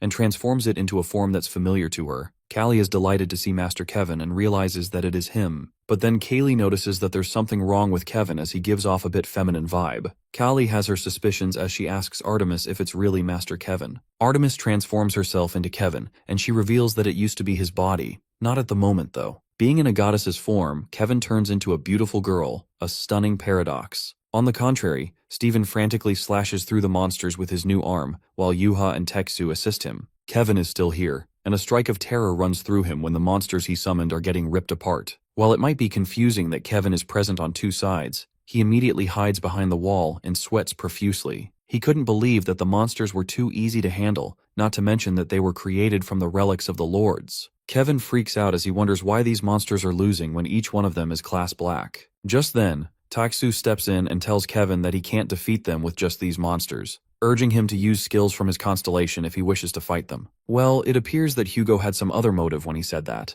Archer asks Kevin if something is bothering him, and Yuha forces him to use his constellation powers because if he's not going to start, she will. With that, Yuha dashes towards Kevin, and using her rapid step skill, she chases Kevin at crazy speed. Suddenly, a monster bumps in Kevin, making the relic slip out of Kevin's hand. Steven blocks Kevin's way, asking where he's going. The holy relic falls near Hugo, and that's when there comes a plot twist when Kevin starts to glitch, and it turns out to be someone else who used the Aquarius skill, Metamorphosis, which finally deactivates and exposes the truth. That person mutters about her streak of bad luck. In an inexplicable scenario, that person happens to be Sylvia again, Pisces SS class. Now that she's caught again doing bad stuff, Sylvia is feeling jealous and asks where they got those new powers. Stephen Marker gets to see Sylvia again, who once disguised as Commander Oliver with the same skill, and asks her what's the deal between her and Leo's constellation. In the meantime, Taiksu grabs the relic and seems certain that Kevin would never use such an item to summon monsters. He's just too proud of himself. While Taiksu pulls Sylvia's leg lying, she is screaming inside as her relic also gets caught.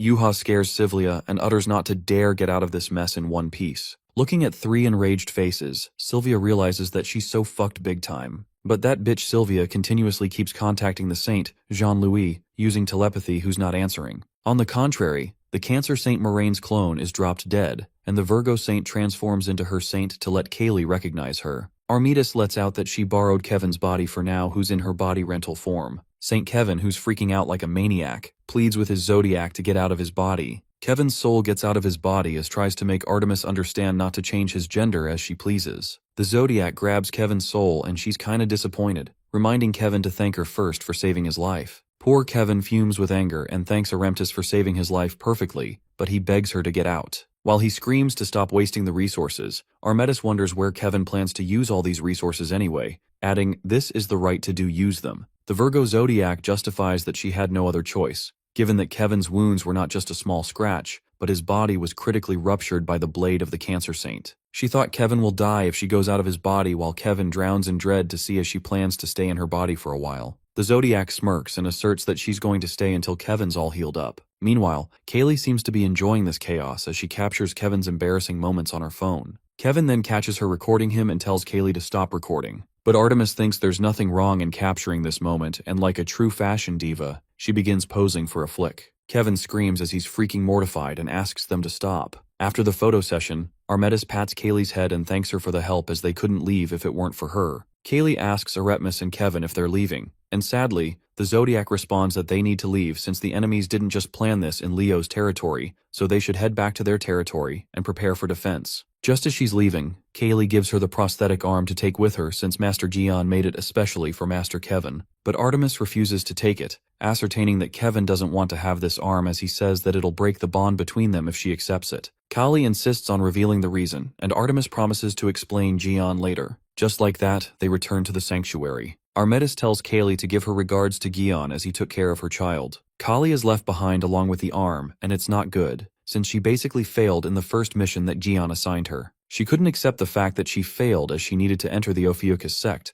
wondering what she should say to Master Gion. On the contrary, our boy is still watching the memory when the Lord interrupts him, asking if he has watched everything he wished for. Gion responds that he has not had enough of it because the Lord's memory is limited to just inside the tower. Our guy then desires to watch his own memory as the Lord as he needs more information about the other lords as well. But the Lord thinks it's difficult, and the fact that he already kept his promise to show Lee who stabbed him is complete. Calling it bullshit, Gion asks the Lord if he thinks he's stupid, which catches the Lord off guard. Our fella elaborates that the Lord synchronized his memories with Gion, which simply means he's able to see his memories as well. The Lord is impressed to see how keen our boy is as he almost fooled him, but Gion got him instead. He then asks Gion why he didn't say it from the beginning, and our guy responds that he needs tons of information from him, adding that it would only be fair to share his knowledge with the Lord to have a fair deal. Our guy states that the Lord better put everything he's got on the table before he bets on anything if the old hag desires to leave the tower. The Lord doesn't mind sharing his memory with Gion, however, on one condition. He offers Gion to become one of them. As ridiculous as it sounds, the Lord gives our guy a chance to become a devil and devour this world, urging him to become the Lord. Sung-jae, who is waiting on Gion, wonders if he's alright since it's been a long time. His attention is diverted when he hears someone talking while entering the tower through the gate. He overhears them and gets to know that some knights were sent here by the monarch since the tower collapsed. Realizing the door is opening, Sung-jae turns around only to be caught by them. The monarch's minions take Sung as an intruder who's a human, asking him who the hell is he. They wonder how a human entered this place and thinks he's the one who destroyed the tower. As Sung-jae tries to confront them, they find out that the tower system is being used. The minions try to stop Gion as one of the monarch's subordinates attacks him, but his first disciple Sung-jae defends him. The boy makes sure they won't lay a finger on his uncle, however. The other minion comes forward. The knight kicks Sung-jae, but he's protected by the Ophiuchus snake scale shield. Sung-jae feels relieved as if it wasn't for his uncle he would have died by now. Although the boy is clueless where these monarch minions came from, he knows they're very strong to deal with. Sung knows that Uncle Gion is completely defenseless right now since he's reading the memory of the monarch. Therefore, he decides to stop them until Gion comes back. One of the underlings suggests that he will deal with the human and orders the other minion to deal with Gion who's using the system. Sung-jae interrupts them yet again, telling them he won't let them do that. The subordinate thinks he's very brave for a human, as he positions himself to attack him while Sung-jae punches him. The underling is impressed by the boy's spirit and makes fun of him, asking if that's all he has got to fight. The monarch minions thought Sung-jae would be fun to fight with, but his powers disappoint them. Sung-jae trembles as he ponders about how much this guy talks and desperately wants to defeat him by himself. He then looks for an Ophiuchus skill and he finally finds one, being sure it would help him. On the contrary, in Washington, Leo's Divine Cadre headquarters, we see Sylvia, who's captured by Hugo's team. Archer interrogates Sylvia, who reveals everything, and Hugo confirms the details with her. Archer sums it up that the Cancer Saint Moraine kidnapped the real Kevin, and Sylvia transformed into Kevin in his absence to fool the world. Sylvia agrees, and Hugo asks her where the weird-looking cube came from, which was summoning monsters earlier. The Pisces disciple then unveils that Moraine gave it to her, other than that she doesn't know anything else about it. Stephen urges to find the location of Kevin and the Cancer Saint at the moment. As Hugo asks about the whereabouts of Kevin and Jean-Louis, Sylvia bursts into laughter, making it clear that their efforts to find them are worthless. Even if she failed to carry out this mission, this doesn't mean their plan flopped. Sylvia manifests that Moraine must have killed Kevin by now and started invading the Virgo sanctuary. She evilly declares that their plans have been accomplished. As Sylvia laughs, the door bangs open when an angry Kali enters the room. Kali leaves everyone confused while Yuha asks her if her task is completed. Upon this, Kali gets more angry, telling her to figure it out already. Just then, Yuha notices the prosthetic arm that's still in her hands and gets to know that she couldn't deliver it to Kevin. Callie bursts into tears and tells her to stop talking about it since that's making her mad now. She calls out Sylvia and that traitor seems to be scared of Kaylee, wondering what's wrong. Callie smacks the prosthetic arm on her face to vent her anger and asks her what's so funny. With that, Callie starts beating the shit out of Sylvia and warns her to shut her mouth. While everyone is taken aback as Kaylee gets frantic, Hugo and Steven ask Yuha to stop her right now. But Sylvia gets knocked out by now while tears stream down Kaylee's face as she's frustrated that she lost the first mission that Jian Lee gave her because of them. Meanwhile, Yuha tries to calm her down. Kaylee looks unstoppable and tells Yuha that it's none of her business. To tease her more, Yuha brags about completing her mission. Hearing this, Kaylee snaps her head towards her as it is the last straw for her. The poor girl sobs while claiming to kill all of them. Steven stresses out as he can't take care of this while Hugo sighs, looking done with everything. While Archer begs everyone to stop Kaylee, he's interrupted by a notification. It is revealed to him that the skill "Get Hit Instead of Me" is used, and Hugo gets teleported to be the family shield. Suddenly Hugo disappears while the Leo Saint looks at his side only to see nothing. Kali is ready to slap the shit out of everyone, while Yuha sneers at her for not being able to deliver a mere item. Kali warns Yuha that she's next after this fish bastard.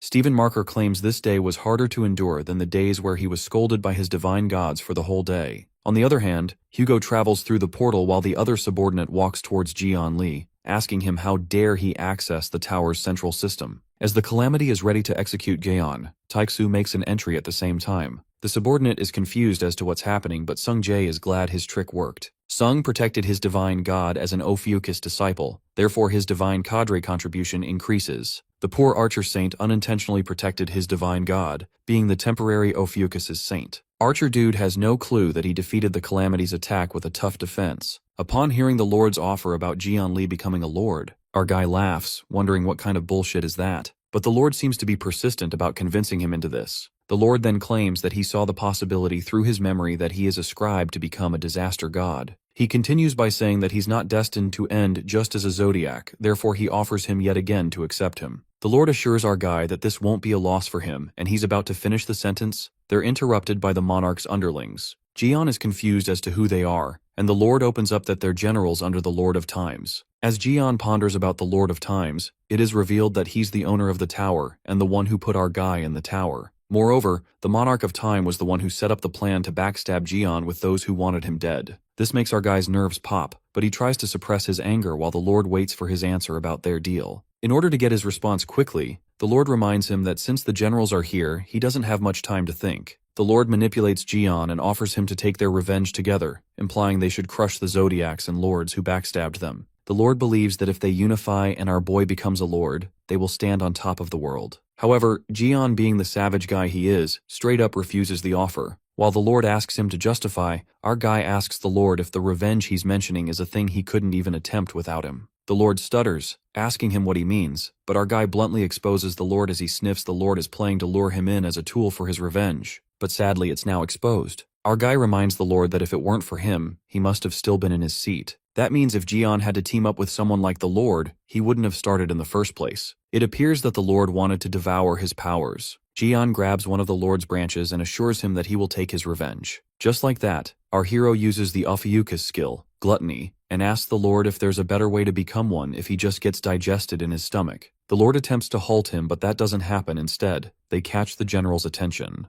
The general questions what the human is doing, and Sung Jae wishes he could answer that, since he himself doesn't know what's happening here. One of the subordinates leaps onto them while Hugo gets ready to defend. Sung, who's clueless about this whole thing, plans not to let anyone go near Jian. The subordinate threatens to kill the red-haired boy as he's blocking them. As they are about to attack, Archer uses his skills and burns them away. While Sung Jae grabs one of them, he wonders how dare he lay a finger on him. Sung tries to save himself but fails. Eventually, Taixu comes to his son's rescue and uses a powerful attack on the enemy. The generals find Hugo's strength unexpectedly strong, making them wonder if they have gotten weaker somehow. The general speculates that these humans are utilizing power from a stronger being. In addition to that, they observe that the older human, Hugo, is using more than one Zodiac's power. This leaves the generals with no choice but to use their time travel ability. They possess the power to turn back the time of the tower while Hugo doesn't like the feel of it. That's when the tower restores itself as monsters start appearing from everywhere. Taixu wonders if this is what Jian Lee mentioned to him earlier. the resurrection of monsters. Meanwhile, our guy's gluttony skill is interrupted by the Lord's control inside the tower. Our guy gives credit to the old hag for being able to block his skill by doing God knows what. Just then, Jian stumbles upon the message by the Lord of Times, realizing he's trying to make an impressive first demeanor. Our guy, setting his priorities straight, ignores the message sent by the Lord of Times. Li tells the Lord not to interrupt his dining time and reactivates his gluttony skill, hence breaking the suppression. The Lord struggles to stop him from devouring him as he tells him to reconsider his offer. Jian, being steadfast in his decision, lets him know he's way too diligent. He advises the Lord to accept his fate and affirms that he'll take revenge on his behalf. While the Lord screams as he gets devoured, our guy eventually spots its core. Our fella knows the core is the real deal, and thanks the Lord that it's for the satisfactory meal. In the meantime, to everyone's surprise, the Lord of Time makes a sudden appearance and interferes with our guy's business, stating he can't let him do that. Jian received a warning about the mighty power of the Lord being overpowering from everywhere. The Lord, while being devoured, growls, harshly questioning the arrival of the Lord of Times. As our guy finds out that it's the Lord of Times, he gets furious, ready to attack him. Claiming that it's good to finally meet him in person, Jian Li lets him know that he's aware of the Lord of Times being responsible for him getting backstabbed. He also just interrupted our hero's dining time, adding a cherry on top. The Lord of Times, on the other hand, seems to be pretty calm, letting Jian know that he can't just let him devour the Lord. Although he's competent and useless, he's still a good energy source for the tower. Telling him to shut up, our guy attacks him but couldn't really do anything to him. The Lord reveals to him that he is no match to the Lord of Times. In fact, it will only be absorbed by him. Hearing this, the Lord of Times mocks the Lord, telling him to worry about himself rather than the others. With that, he reveals that his generals have turned back the time of the tower. That means that the Lord will vanish completely. The Lord reminds him that he needs him to maintain the tower, but the Lord of Time reveals his true intent, that he didn't come here to save the tower, but to end the Lord for good. The Lord bursts out, calling them ungrateful bastards who took everything away from him and treated him like trash. To his ill fate, the Lord was killed by the Lord of Time. After that, our guy guesses that they're tangled up in a fucked up business as well. The Lord of Time agrees and expresses that life is pretty much similar everywhere, revealing that it's not his time of departure since the time-space is collapsing. The monarch alerts Gion that the tower's time will be reversed and reset, so he may do whatever he wishes with it, telling our guy to consider it as a token for interrupting his meal. But our stubborn main character decides not to let the monarch get away like this. But the monarch gets lucky this time as our guy tells him to be patient since it's not just the right time. Our guy declares that they will meet again, and with that, he departs from there. Later, Jian returns to the real world, not happy with the fact that it didn't go as planned. Hugo calls him out as our guy awakes. Our fella then looks behind only to find Hugo and Sungjae fighting an army of monsters. The generals, referring to Gaon, ask him what he did to the Lord of Space-Time that made him burn like that. Our hero then analyzes the dead body of the Lord, seeing him burnt to a crisp. Jian then warns Taeksu and Sungjae to duck as he uses a powerful attack. With most of the monsters now gone, our boy addresses the generals, stating that he's in a bad mood because of their boss. The generals tremble in fear when they see the disaster god furious. Jian reveals to them that he has nothing to do with the Lord of Space-Time, but their scaredy cat boss. The general gets furious over Jian bad-mouthing their lord, and as he threatens to rip his body into pieces, a huge number of monsters appear. All of the monsters appear to be red class or higher. Sungjae gets terrified and wonders how his uncle stayed in a hell of a place like this for 20 years. Our hero then reminds him of the training he mentioned earlier and decides to demonstrate for him a little before the training begins. Jian instructs his nephew to watch and learn since Sung has always wondered how to survive and fight for 20 years. While Sung sees this as a golden opportunity to learn, Gaon lures all the monsters to attack him. Our guy feels sorry for lying to his nephew, but can't let someone else defeat these monsters when he, himself, is too freaking excited to get a chance to crush them all once again in the tower. Looking around the mess our guy just made, the general wonders if they're still going to continue the fight. The generals try to find the humans' whereabouts but are left in disbelief upon seeing the damage Gion has caused. Our guy sarcastically confirms with them if they're the generals as he shows off his power. Archer behind his back witnesses the scene and learns that Gion was stronger before but now he's just unparalleled. After our guy got his dignity, no one can imagine his limit. Our guy makes it clear that the generals are no match for him, demanding them to bring someone like the Baron. The generals shut up our disaster god and tell him not to compare them with someone who has already lost, justifying that they would have been stronger if they were given the powers of the lords. Our guy learns that they have the same hierarchy system as them. The generals and the lords must be the same as the saints and the zodiacs. Gion supposes that these two generals haven't been authorized with the power of the lord yet, or maybe he's just too strong.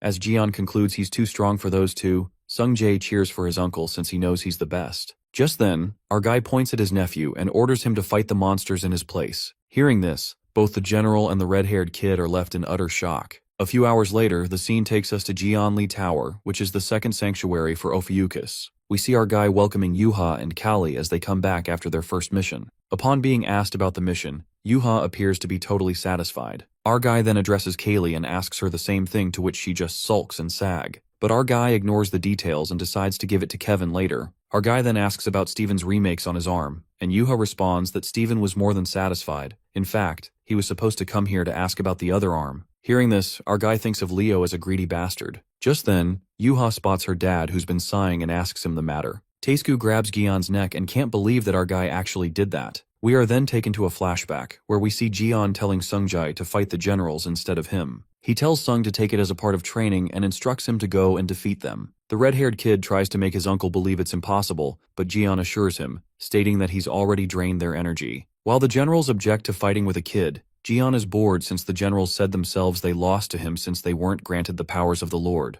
Therefore, in order to make this a fair fight, Gion, who's too strong for them, puts them against someone on their level. The general thinks he's mocking them, but our guy tells them not to be upset since Sung Jae is the candidate to be his right arm, although he's 4th place out of 4. Sung Jae gets insulted, yet praised at the same time, but being positive, the words about him being Gion's right arm echoes in his mind. Archer interrupts and reminds Gion they're freaking generals they're talking out, but his son Sung Jae cuts him off, confessing that he's the right arm of Gion Lee and the first disciple of Ophiuchus, so he will take over from here. Hugo calls him an idiot for his foolish choice. In the present, Yuha assumes her dad is worried about Sungjae being all alone. The restless Archer shakes Gion like a ketchup bottle and freaks out, wondering what if Sung gets hurt, or worse. However, Yuha thinks that Hugo is being too soft for Sungjae. And since her bro is one of the disciples, in order to become Uncle Gion's right arm, this risk must be taken. In her opinion, Sung has already gone through a few crises, therefore he should be fine. Kali agrees with Yuha on that and Gion as well, while he blinks at Hugo with an evil smile. Our guy tells Taeksu not to worry about Sungjae, since he can get to the Demon Tower in no time in case anything goes wrong. After that, Taeksu asks him about his plan, and our boy reveals that he's now heading to Virgo's place to face the Rotten Crab.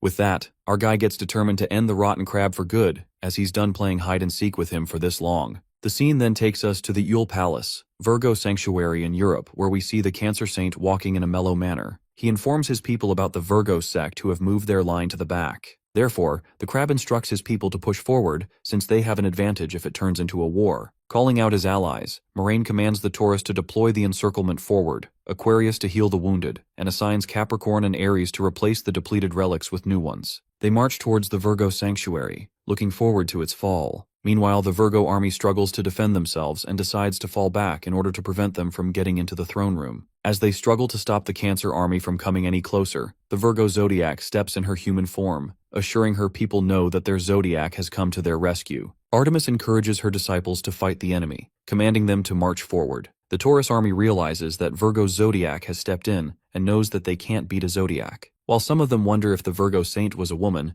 Kevin roars out of embarrassment upon hearing that. At that moment, the Cancer Zodiac decides to step in as well, while Artemis uses the Virgo skill, Meteor of July, to attack him. Jean-Louis Morin manages to block Virgo's skill, which means he's using his Zodiac too. Moraine gets confident since it's nothing new for him, and plans to make the fight difficult to end. Karkanos, the crab, tells Artemis that it's their rematch now. Meanwhile, the Virgo Zodiac exactly hoped for this to happen, and plans to put an end to this mad fight. The palace shakes with thunderous roars of explosions, and while everything's dismantling, the journalists report that the allied force led by Cancer is invading Virgo, and an intense battle is underway. The rumbling gets stronger and the force is so intense that the journalists fail to stand on their feet. However, something more jaw-dropping grabs their eyes, when they witness that it's not the fight between two saints, but the two zodiacs. On the other hand, our guy is surprised by the Virgo and Cancer zodiac appearance as he's watching through Haley's mirror. Gion is disgruntled to see the evil bastard crab causing trouble again. Just then, Gaon is interrupted by Kali, who gives him something to take just in case.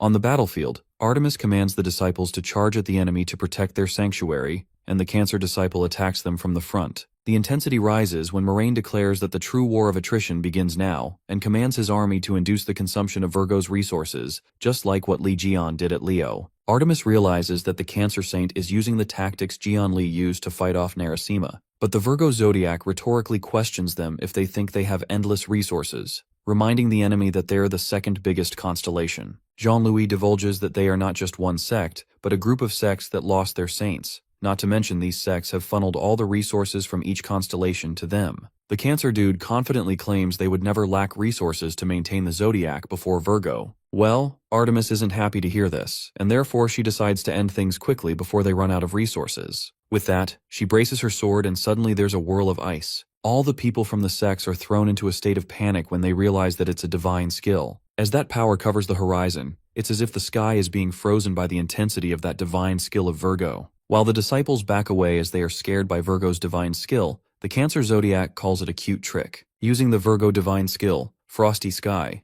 Artemis wields her sword, and as soon as she slams the sword, endless frost spikes pierce through them. However, those deadly ice spikes fail to penetrate through something, and it even leaves the Virgo zodiac in shambles when she witnesses those getting sucked into the abyss. The Cancer zodiac brings out the big guns when he reveals his dark skill can still be used like this. It's an abyss that engulfs everything. As crazy as it sounds, the abyss blocked Virgo's divine skill like it was nothing. Strangely, the Virgo disciples also begin to get sucked into the abyss, while Artemis seems helpless at the moment since her sword is stuck in the ice rock. At that moment, the red aura lingers around Artemis as she trembles in pain, while Moraine declares that it's about time things end. The Cancer Saint has another card up his sleeves when he says that it took quite a while to penetrate the mind of a saint when the zodiac is being descended, asking Artemis how she feels to be affected by the skill of Lord in the flesh. Artemis learns that the binding skill Jean used on Kevin back then is still in effect. Meanwhile, Jean's allies from the other sects notify their master that the binding skill is effective against them as well. The Cancer Saint discerns that it's not a precise skill to distinguish between allies and enemies, telling them to hang on until it's over soon.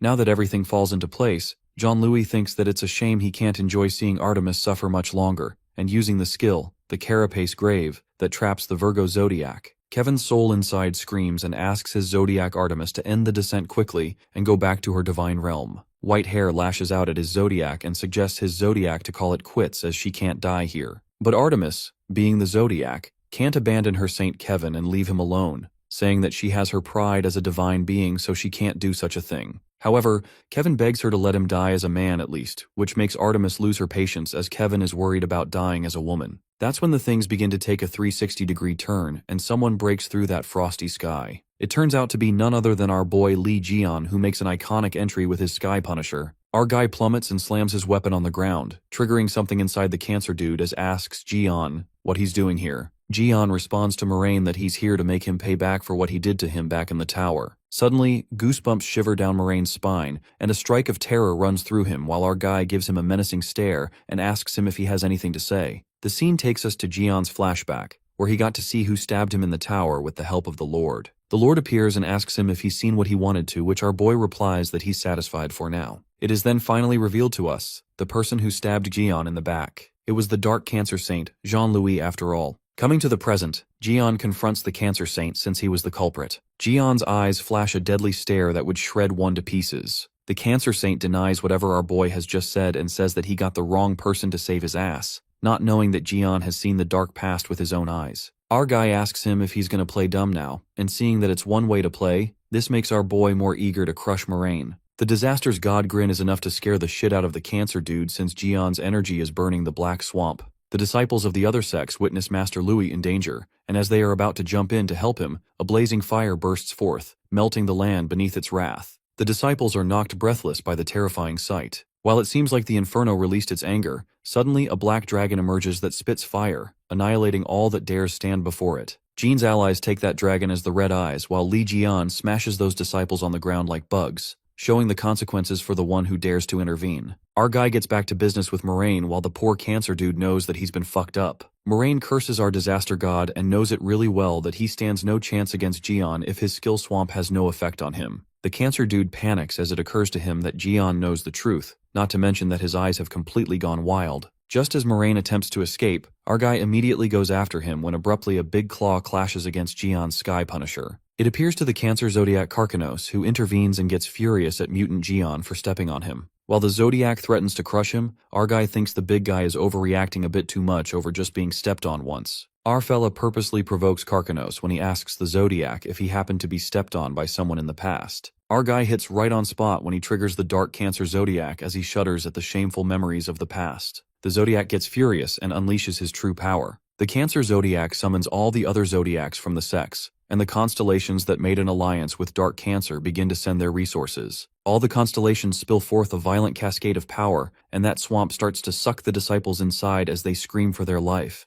wondering where Jean-Louis is. The system warns the Virgo Saint that the darkest star's power is engulfing everything nearby, and the integrity of the surrounding won't be able to withstand it. Artemis wishes she could do something if it weren't for the Cancer's binding skill. She tries to make the other Zodiacs understand that Karkanos' swamp is not only damaging them, but everyone. However, the Zodiacs remain silent, and Artemis calls them a bunch of fools, realizing that the Zodiacs are willing to endure this much just to end her and Li Jian. On the other hand, Jian is left with no choice when he calls out Lime, who plops on Artemis's head. Lime begins to swallow the red energy, and the Virgo Zodiac could feel the binding energy getting weak. At that moment, our boy calls out the crescent moon, referring to Artemis, and elucidates that as long as Lime is with her, the binding skill will be weakened. Our guy thinks Artemis can move in this state and commands not to let the other Zodiacs interfere, affirming that the red eyes will help if needed. Artemis asks him what's his plan, and our guy confesses that he's getting into the abyss. But she reminds Jian that's the abyss Karkanos created, and our guy goes in there exactly for this reason. Our fella feels that the abyss holds something important,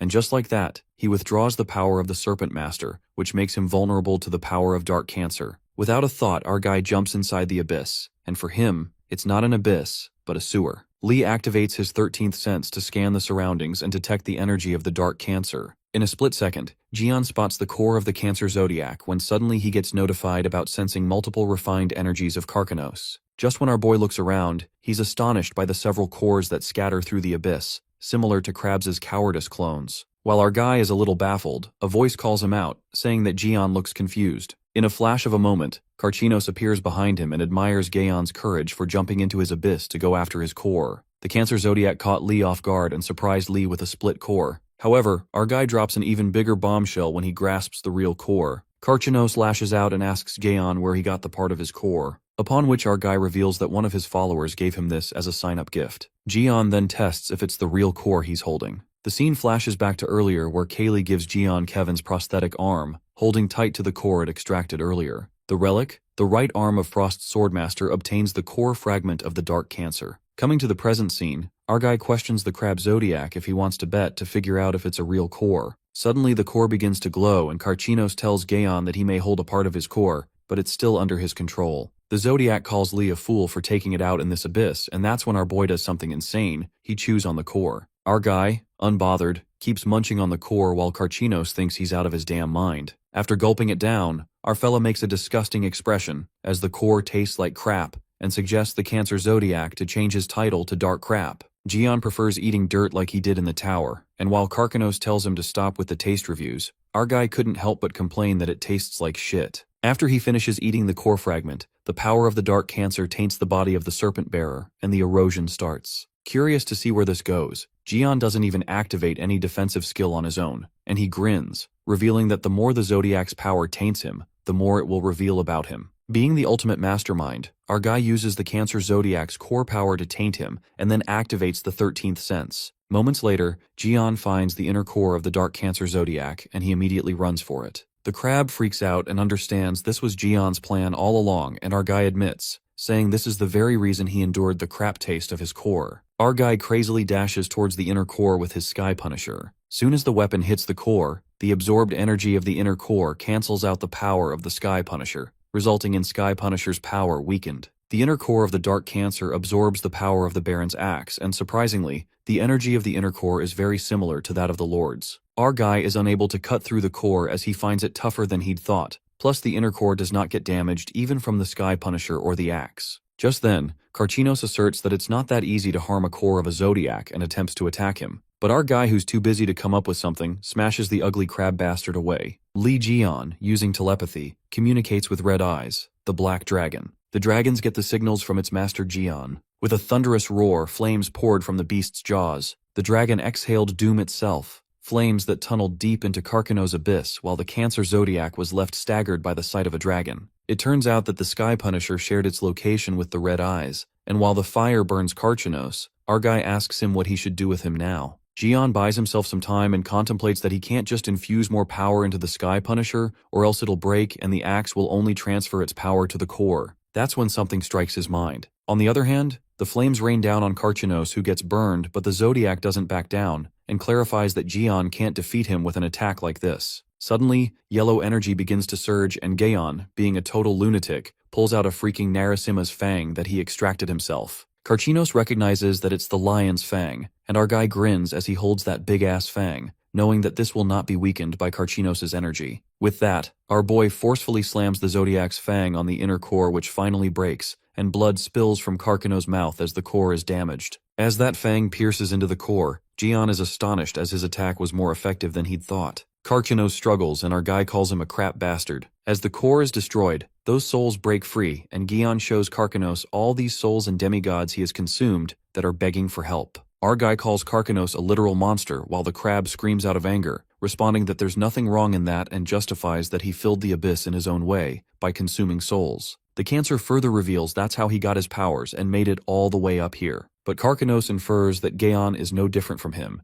since he also doesn't hesitate to use any means necessary to fulfill his goal. Our guy agrees that Karchinos did not get him all wrong, and gives Cancer a wisdom of hindsight that he wouldn't have messed up with him in the first place. Jian claims that he's going to grind them both and pull the inner core out of the place. The Fang's lighting strings tangle the inner core and pull it upwards while the lighting energy also hits Karchinos as he's freaking out. The Cancer Zodiac witnesses how they are all planning to pull his core out, and looks at the dragon using the lighting ropes to tug the core above. While Cancer underestimates their power, there comes another help to hand, and it's Artemis in her true Zodiac form who descends and helps the Black Dragon in yanking that core upwards. The scene crackles with intensity when the core is pulled by the crab's claw from one side in the abyss, and yanked by the Black Dragon and the Virgo Zodiac from the other side. At that moment, Li Jian makes an announcement, stating that all the personnel are released, and assures them that they won't get sucked in the abyss anymore. While Karchinos screams as loud as he can, Gaon grins and thinks that it's for liberation. With a single snap, our guy uses the skill Lotus of Disaster that shatters the core into pieces. Just like that,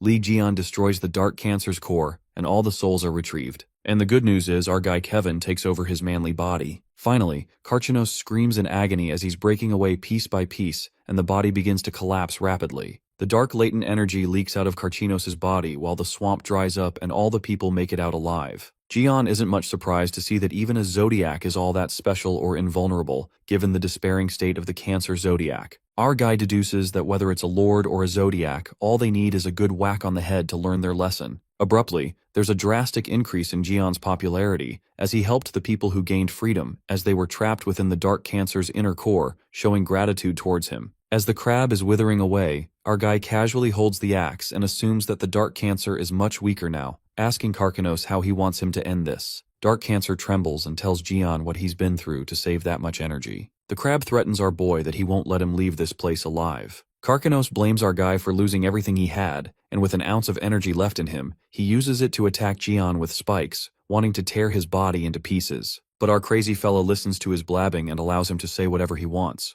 The Dark Cancer loses his shit and attacks Jian with the spikes emerging, but our guy evades each blow spectacularly. Our guy breaks those tentacles and summons his achievement rammer. He then uses it to smash the crab's head, whacking the daylights out of him. The Dark Cancer crab gets squished like a lifeless creature. Looking hideous as ever, the crab couldn't accept the fate that he called upon himself, and it appears that Karchinos is in shock from revealing his true form, writhing in agony. Our guy looks at Cancer and understands why it gathered the energy to hide its ugly ass, given that the shell is now completely broken. The Serpent Bearer's hostility towards the Zodiac, Karchinos overflows as Jian is about to use the divine power, Death, against him. The serpent speaks through Gion. Our guy uses the divine power of death and plans to fucking grinding the crab to dust. The Dark Cancer Zodiac is in an extremely vulnerable state, and the system assures Jian that he can crush him with the power of death. With that, the death energy exerts and Karchinos cries in pain as he's being annihilated. Still, that ugly crab apprises Jian of the imminent trouble and makes him ponder why the other Zodiacs, despite being hostile towards each other, avoid going to the extreme. Karchinos states that Li Jian will become the enemy of each one of the Zodiacs, but our guy doesn't give a shut about it since he's the disastrous god himself, and responds that he doesn't just intend to end this with the Dark Cancer Zodiac, but his friends as well. Just like that,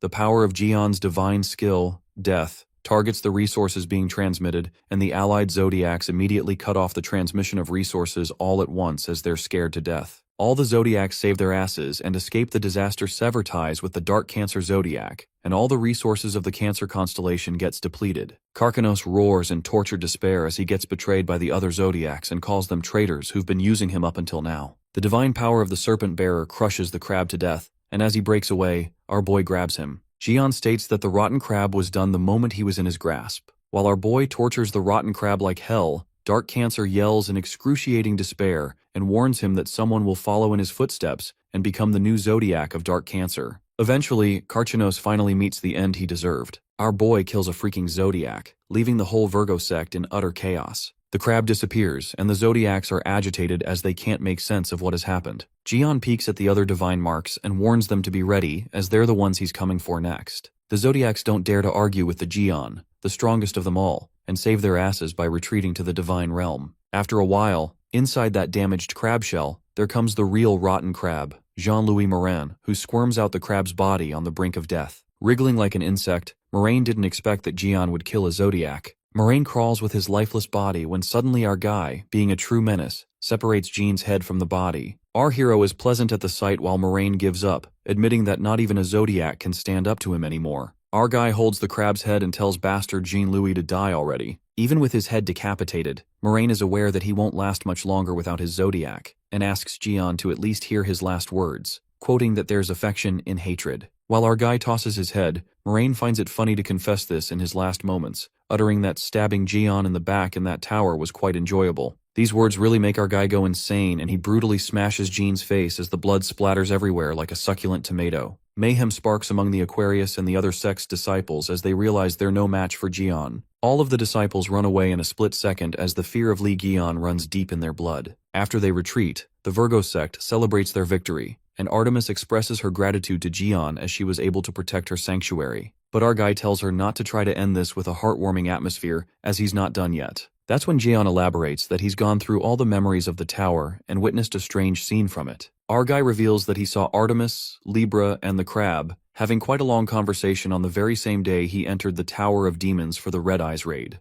Jian declares that he deserves an explanation about it, while the Zodiac is left speechless. The scene then takes us to 20 years ago, in the Tower of Demons, the day Li Jian went in for the Red Eyes raid, where our guy is slashing through the endless monsters. Jian speculates that the monsters might be respawning, or they are being summoned here from somewhere else. While his mind is clouded with doubts, he's interrupted by Hugo, who tells him to move to the next floor. However, our boy refuses and tells Taixu to head back to the entrance to make sure no monsters escape from the tower. The rest of the saints move along with Gion. Taixu questions Li about what he's talking about, and our guy feels like something's off here, dwelling on the possibility that the monsters downstairs might be getting out of the tower. While they know the four saints are already guarding the outside of the tower, Gion confesses that he doesn't trust them and sends Taixu because he trusts him. Taixu heads downstairs and feels frustrated as he always gets stuck with stuff like this. As Taixu's walking, someone stands alert to ambush him when suddenly Kevin Azar points his sword at the girl's neck, commanding her to stop. The person turns out to be the Pisces saint. Fish and Kevin asks her why she is following Archer. Kevin demands a reason that makes sense, and questions Fish if she was trying to harm Archer because of the competition between the constellations in this situation. Fish responds that it doesn't matter if the order changes and concludes that getting rid of Kevin first is better. Suddenly, Virgo is ambushed by the dark Cancer saint, Moraine, but before he can counteract, he's tangled by Libra's golden rope. The Pisces saint casts her skill, the silence barrier, to peacefully wipe out the Virgo saint. While Kevin couldn't make sense about why they were using Libra's rosary, Moraine brutally stabs Virgo in the chest and uses the binding skill on him to make him forget this. Moraine takes a sigh of relief as things almost get tangled up. Given the location, the Pisces saint deduces that the weak mental barrier of the saint is easily invaded by the Lord's skill. Moraine lets out that it's not time to feel relieved and tells Fish that it was a close call since she almost jeopardized the whole thing. Fish feels glad that at least Hugo didn't notice thanks to the silent barrier. She apologizes to the Cancer saint as she's not used to these kinds of ambushes when suddenly Fish transforms into Giselle Lawrence. It turns out that she was Giselle from the beginning, the Libra saint. After that, Moraine asks her what they should do with the Virgo saint when Giselle expresses that Kevin Azar is the most dangerous one to watch out for, aside from Gion and Hugo. Giselle orders Moraine to kill the Virgo saint and affirms that she'll cover up the aftermath. The Cancer saint follows the orders to stab Kevin when suddenly a barrier blocks his attack. As Moraine is left disoriented, it turns out to be Artemis who protects her saint. Giselle smirks, saying the Zodiac who wraps her saint in the folds of her skirt has arrived. Giselle greets the Crescent Zodiac, and Artemis reveals herself in her spiritual form, whose power greatly diminishes due to the influence of the tower. Artemis asks Giselle what the hell she was doing to her saint, and she shamelessly confesses that it's her last chance to get rid of Gion's followers. The Virgo zodiac lashes out and warns Giselle not to dare touch Kevin and states that she refuses to overlook the violation of the constellation's rights, despite how Libra is acting recklessly since she's allies with other zodiacs. Being an over-the-top bitch, Giselle challenges Artemis to stop her because she knows if the zodiac descends, she'll be pretty weakened due to the influence of the tower. Artemis grits her teeth in anger, and Giselle lets it slide this once that Virgo is not helping in her evil plots, but the majority of zodiacs have already agreed to eliminate Gion from his operation. Giselle clearly warns the Virgo zodiac not to interfere in their plan, and being the bigger person this time, she says that she's not planning on creating any difference between her and Artemis. The Libra Saint then gives Artemis two choices, either to keep quiet about his forever in exchange for saving Kevin, or come down and face her along with the other zodiacs in the tower on her own. Virgo is left to make an arduous decision, and eventually she surrenders before Giselle Lawrence, agreeing to save Kevin. Moraine is glad that she's come to her senses, but this doesn't end here when Giselle takes out a key, thinking it's a good idea to have some insurance. Libra inserts that key into Kevin's head and reveals that she's implanting a mental restraint skill in him. Artemis could feel it clearly and concluded that it was the energy of the lords. Coming to the present scene, the Virgo zodiac explains herself, and our guy is pissed off that Artemis knew it all along, yet stayed quiet. Kevin also lashes out at his zodiac, and Artemis drops her head in her shame, justifying that she couldn't do anything else at that moment, as there was no way she could face all those enemies alone. But Artemis reveals that after Gion was resurrected, she believed they could get out of this situation, so she cooperated with everything. Kevin scolds Artemis for the real problem that she even listened to the words of Libra in the tower from the start, and asks her if she thought he'd be happy to survive. Poor Artemis bawls her eyes out as it seemed the only way to save Kevin back then. Nonetheless, Jaeon understands the whole thing now, and suspects that it was probably Jean or Giselle using transformation skills when they went to Sebastian. Our guy ponders that the main problem is that Libra used the power of lords, and through several circumstances, it's certain that Libra was colluding with the lords. If that's the case, it all makes sense to Gion that Giselle was using the lord's skill, but it still has left a bad aftertaste. Our guy obtains the mysterious key the Dark Cancer and Libra were using. On the other hand, Kevin is being a dramatic ass, as he declares that he's leaving the Virgo sect, given that Artemis hid such things from him. While Artemis thinks he's being cruel now, our guy tells them to cut the crap since it's annoying. It seems that Artemis is screwed. However, our guy chooses kindness, and says that it's true the crescent moon helped him from behind even when they were fighting Libra, and decides to call it even with no more debt from him. The crescent moon is relieved and thanks Gion while our boy asks Kevin what he's planning for now. Abruptly, Kevin Azar tugs his badge and tosses it to Gion. It occurs that the saint hands him the badge symbolizing the Virgo constellation. Therefore, Kevin Azar transfers the full authority of Virgo's divine cadre to Li Gion,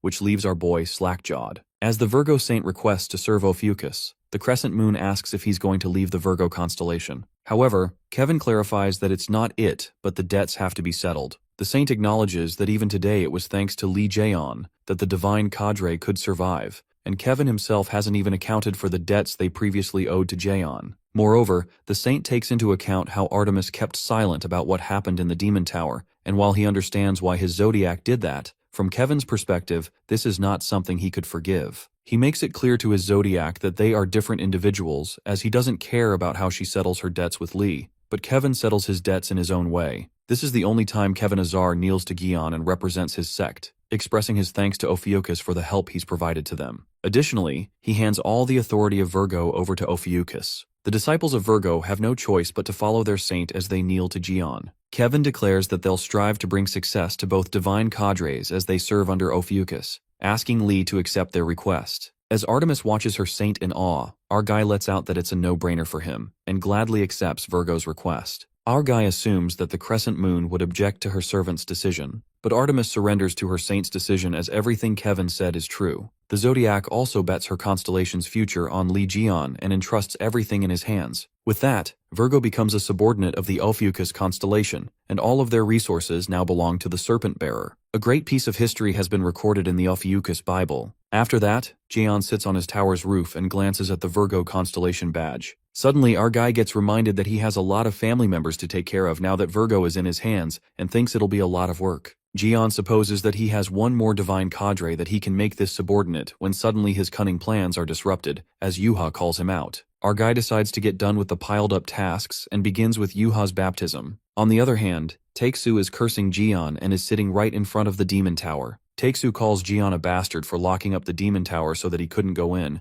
but he still asked Archer to come here. It turns out that Lee puts a certain time limit that no one can enter until disciple Sung Jae completes his training except the Ophiuchus's divine god and saint. Hugo furiously backs down as he can't do anything since it's the god divine's authority, but he finds it weird that he can't enter the tower despite the Ophiuchus saint. To make it worse, Hugo gets notified that his entry is not permitted since he's a temporary saint. Along with it comes an offer when the system allows Hugo to enter the tower, on a condition that he becomes the Ophiuchus's official saint. Hugo ponders about becoming Ophiuchus's official saint. However, he refuses to go back to being Jeon's lapdog. To ease his decision, Apollo appears and pleads with Hugo not to leave and even asks him what he'd like to eat. The Sagittarius divine god even offers to pay interest on his house repair loan. While the divine god bawls his eyes out, suddenly, Taeksu freaks out when he witnesses the Ophiuchus energy bursting out of the tower. Hugo learns about his daughter Yuha's baptism in Ophiuchus, and his dramatic ass spirals down in disbelief, screaming at Jeon to keep his hands off Yuha. Just as Hugo rushes to interrupt the most awaited baptism of his daughter, he's grabbed by Apollo, who begs for an answer before he leaves. Apollo's giant hand grabs Taeksu at such an important time,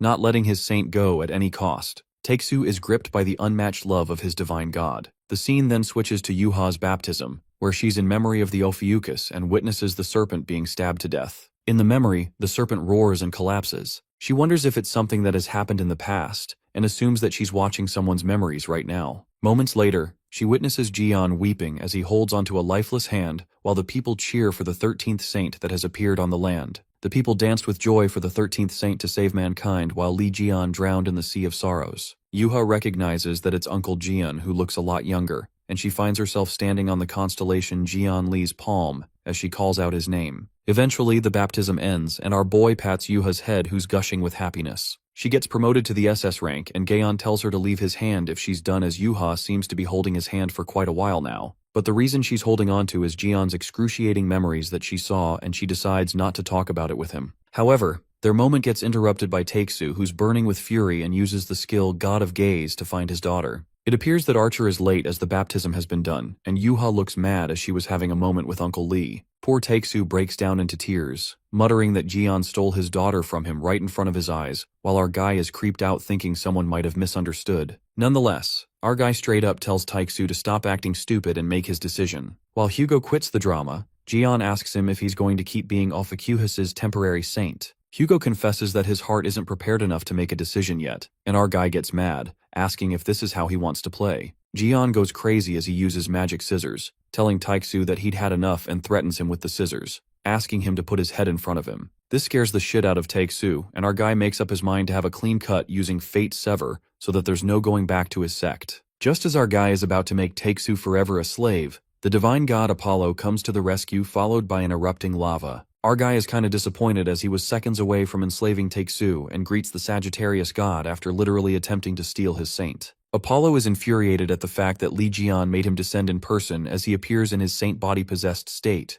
Apollo then concludes that Jeon's really a horrible disaster god. Moments later, Kaylee delightfully comes along with the pile of papers as Jeon assigns her a task and tells her to write a 500-page self-introduction letter if she wants to become an official disciple. Kali is ready to present her life's masterpiece with great literature. In her delusions, Gaeon makes her a saint after reading her letter while Yuha is infuriated. Kali then calls out Jeon, but at that very moment, a gust of blazing fire burns the 500 long letters in a split second. It appears to be Apollo's blazing entry as Jeon makes him descend in person. Meanwhile, it happens, Kali watches her letter turn to ashes. She loses her shit and lashes out at God Apollo while Yuha grabs her and tells her to hold it in. Our guy then asks Yuha and Kali to leave as they're talking about something serious. As poor Kali is freaking out, Yuha believes that things should be fine if it's Dad's divine god. On the other hand, Apollo is not happy with the fact that Jeon summoned him like that, and our guy justifies that this is him being courteous already. Nonetheless, Jeon gets right into this as he has a lot of questions for the scorching sun, Apollo, and states that he discovered something strange after appointing Hugo as his temporary saint. Lee reveals that he received a standard contract between the divine god and the saint, claiming to find some strange sentences in it.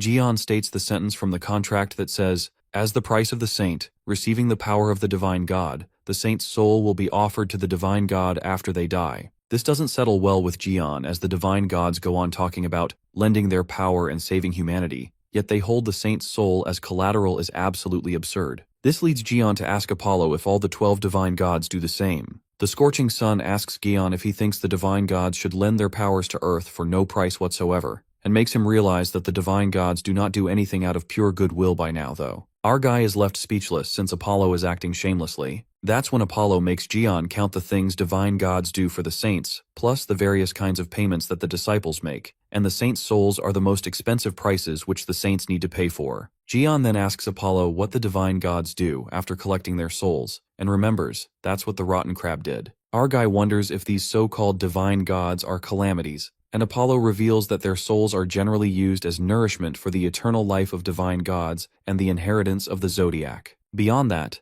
the Sagittarius god clarifies that how each divine god uses them is none of his concern. There are also some who make that payment in advance, knowing that Gion knows that person very well. Our guy gets the hint that Apollo is talking about the super trash Estrella, while Apollo nods, elucidating that the soul of Giselle Lawrence, the former saint of Libra, was collected, and her divine god took over her body. Gion asks Apollo if he's going to take away Taeksu's soul one day, and the scorching sun confesses that he does not need Hugo Otter's soul since he also got the payment in advance. That's when Apollo opens his hand, and two souls linger above his palm. The souls turn out to be the souls of Hugo's parents, Emily Otters and Sam Otters. Gion gets furious as he asks Apollo what he plans to do with Hugo's parents' souls, to which the divine god responds that he will do nothing with the souls. Apollo further reveals that this occurred when his servant had just awakened as a new saint and was killed by a calamity, so he simply saved their souls and held on to them. Apollo admits that he did list it as compensation when drafting the contract and hopes that Gion would understand, because even divine gods are bound by certain formalities that don't even make sense. With respect to taking their souls,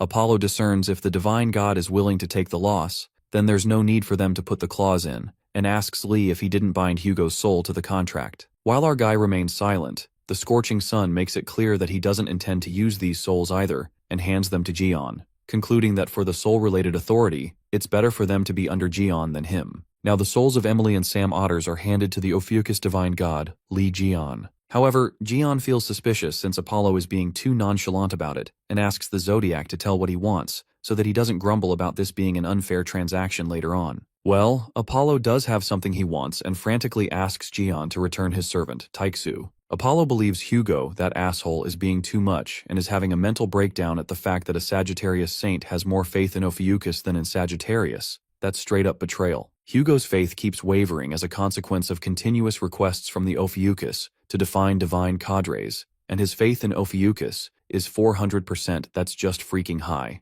Our guy confidently confesses that it's because of his great personality, while Apollo freaks out at such a lie, and is glad that Gion brought that up. The scorching sun stresses out and tells Gion to take Hugo if he wants, but first, he asks him to consider the help he's given to Ophiuchus this whole time. Gion couldn't remember what help he's talking about and asks Apollo to make him recall. Sagittarius begins spilling the endless list of the prerogatives he's given to Gion, like how Apollo gave him the artifacts as thanks for looking after his servant Taeku and asked Gion to pay him back later on. Secondly, 20 years ago, Apollo was the one who prophesied the danger for Gion, which he called bullshit, and totally ignored it though. Thirdly, Gion makes use of his servant Taeksu as he pleases, reminding him how the scorching sun stood by when he fought Libra. Not to mention that Apollo returned the souls that were mentioned in his contract. Apollo finally hits the end of his tolerance bandwidth when he rolls on the ground while Taeksu tells him not to do it with his body. Our guy guesses that Apollo completely loses it when he has an outburst and asks the Zodiac if he lost his screw or what. As this shit continues for quite a while, Gion eventually acknowledges that his relationship with the Sagittarius divine god has been pretty good. He admits that Apollo was his biggest form of support. Meanwhile, Apollo's dramatic ass goes on a rampage. Our guy admits that he did go a little overboard. Just as Gion is finally about to set things right,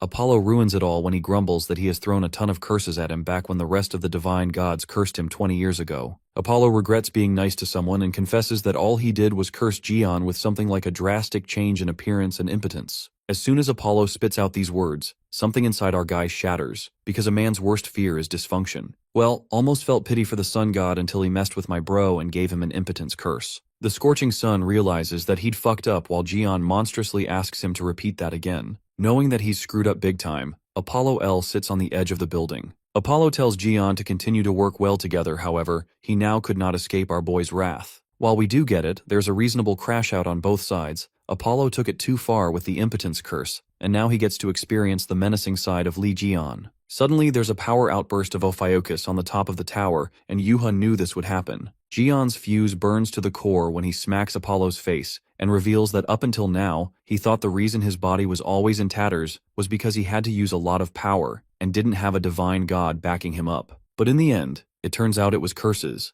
and our guy furiously asks Sagittarius what other curses were on him. Hoping for a chance to save his ass, Apollo has nothing to hide in front of Gion and reveals that the other divine gods cursed his life and stats, but all he did was make him less charming, change his appearance, and inflict his impotence. Our guy calls Apollo an asshole because impotency is a huge problem and can't even beat him since it's Take-Su's body. The scorching sun reminds Gion that offset Virgo's debt to him with the help she gave, supposing he can also do that for him. However, our guy straight up refuses as it's way too much for him to call it even. To make it up, the divine god decides to disclose a piece of good information and asks Gion to let him off this time. It turns out that Sagittarius is on the way to betray his own sister, the crescent moon, Artemis, and deep down apologizes for being a lousy brother. Apollo reveals that Artemis has casted a curse on Gion that watches him 24/7, not to mention she's also seen his private life along with everything he did in his private time. Sanity slips away through Gion's fingers as he couldn't process that first he got cursed with impotence that makes him less of a man,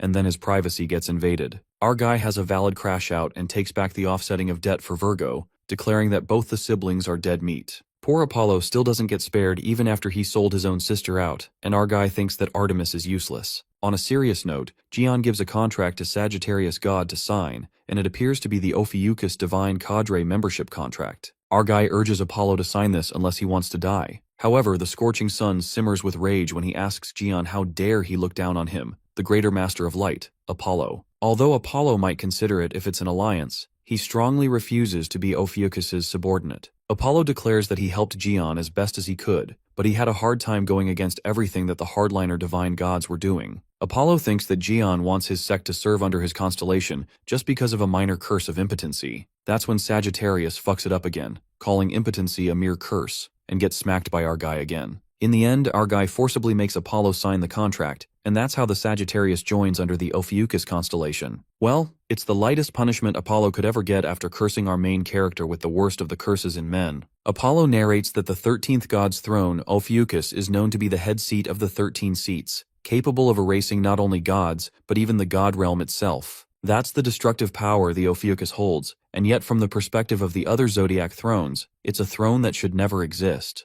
Apollo concludes that this is the reason why most holy gods are wary of Gion. They're terrified by the power he possesses. Our guy was aware of the skills and abilities related to life and death, but failed to realize that its power reached such a level. The Sagittarius zodiac warns about his power being that powerful, reminding Gion that he used this power to annihilate Karkanos. He then narrates about the zodiac thrones being the highest of the thrones converted by countless gods. Therefore, if one of those seats is left vacant, then a storm is bound to follow. Gion asks him if he means that a war for the throne will break out, and Apollo agrees on that, making our guy recall that he has already demonstrated the power to remove a holy god sitting on the throne. That means infinite beings will strive for Gion's life or power, including the gods, disaster misfortunes from the mysterious civilization, and even monarchs. Apollo tells Gion about the caution from the desires of the transcendent beings, which has no limit to it. Since Sagittarius has now joined Ophiuchus, Apollo proclaims that its safety is now directly linked to him and tells Gion to be fully prepared. The scene takes us to Hawaii, in Ophiuchus's holy domain, the Serpent's Palace, where we see our guy thinking about the conversation he had with Apollo. Our guy thinks Apollo is right about the Zodiac War and plans to be prepared extensively now that he's aware of who his enemies are. Our guy starts upgrading his weapon, using the Sky Punisher, and first he decides to check the enhancement material before he starts. He finds out about the axe of the Baron helmet that contains the power of a monarch capable of neutralizing the holy god. Our boy then chooses to test out the firepower of the Ember of the Sun, which is a fragment of the sun bestowed by Apollo. A tremendous amount of fire pours out which amazes Gion, and he's satisfied by the amount of fire. Our guy peeks at the Fang of Narasimha and thinks of it as a solid material for the frame. As he's waiting for the rest of his materials, his familiars arrive just at the right time. They announce that they've bought the holy god of Cancer's body, just like he ordered. He learns that the corpse of Karkanos is corrupted by the energy of the abyss, which is causing it to have poor compatibility as compared to other materials. Our guy sulks since this thing needs adjustments as well. This looks like a hassle to him, but then he remembers that purification is the type of contamination Aquarius is an expert in dealing with. He knows that a half-assed power won't work to adjust the power of the monarch and the Cancer, and concludes that the teardrop of the goddess is all he needs. The tears of goddess is the sovereign skill of Aquarius,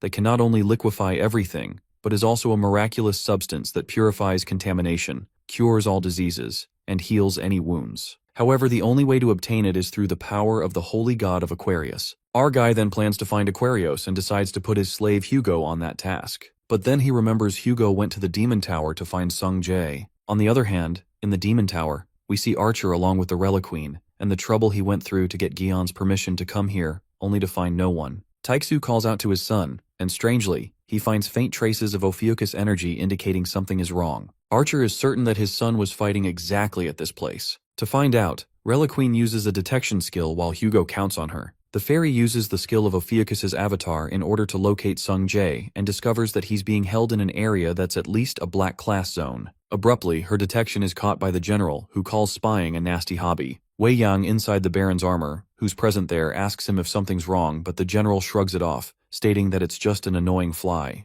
The monarch wonders if the detection skill used was the same used by the jerks from those sects. He concludes that they're trying to locate their disciple. The monarch saves them the trouble and sends them an invitation himself. While Hugo and Reliqueen are busy freaking out, the generals appear through the portal. They call out the humans and the holy god of Ophiuchus, and introduce themselves as the direct generals serving the great monarch. The generals cut to the chase and inform them about the 2 human hostages that they've held. In order to rescue them, the generals command Hugo to appear before them through the portal in the sky. Yuha and Kali, who also have been seeing the portal, can't believe Sung Jae is captured by the monarch. Kali sarcastically says to Yuha that her brother is something else, as he was blabbing about some special training in the Demon Tower, but ended up getting caught by disaster misfortunes instead. Yuha doesn't think it's the time to joke around, not when her brother is screwed. Suddenly, Kali finds the person tied up next to Sung Jae to be familiar. On the other hand, Taixu peeks at the person next to Sung Jae through the screen and finds her familiar no matter how much he looks at her. The person next to Sung turns out to be Sophie Marty, the Aquarius saint who cries out for help, calling Hugo to help her. Sung Jae finds it strange and explains to Yang that he was busy fighting in the Demon Tower with the generals, just as his uncle instructed him. But he couldn't remember how he ended up in the monarch's realm. Shortly, the boy recalls when he was fighting the generals, and he became totally different from what he was just now. The generals are shocked and wonder if the kid grew strong in a short time when they suddenly disappear. Sung, whose mind is only filled with Jian Li's right arm,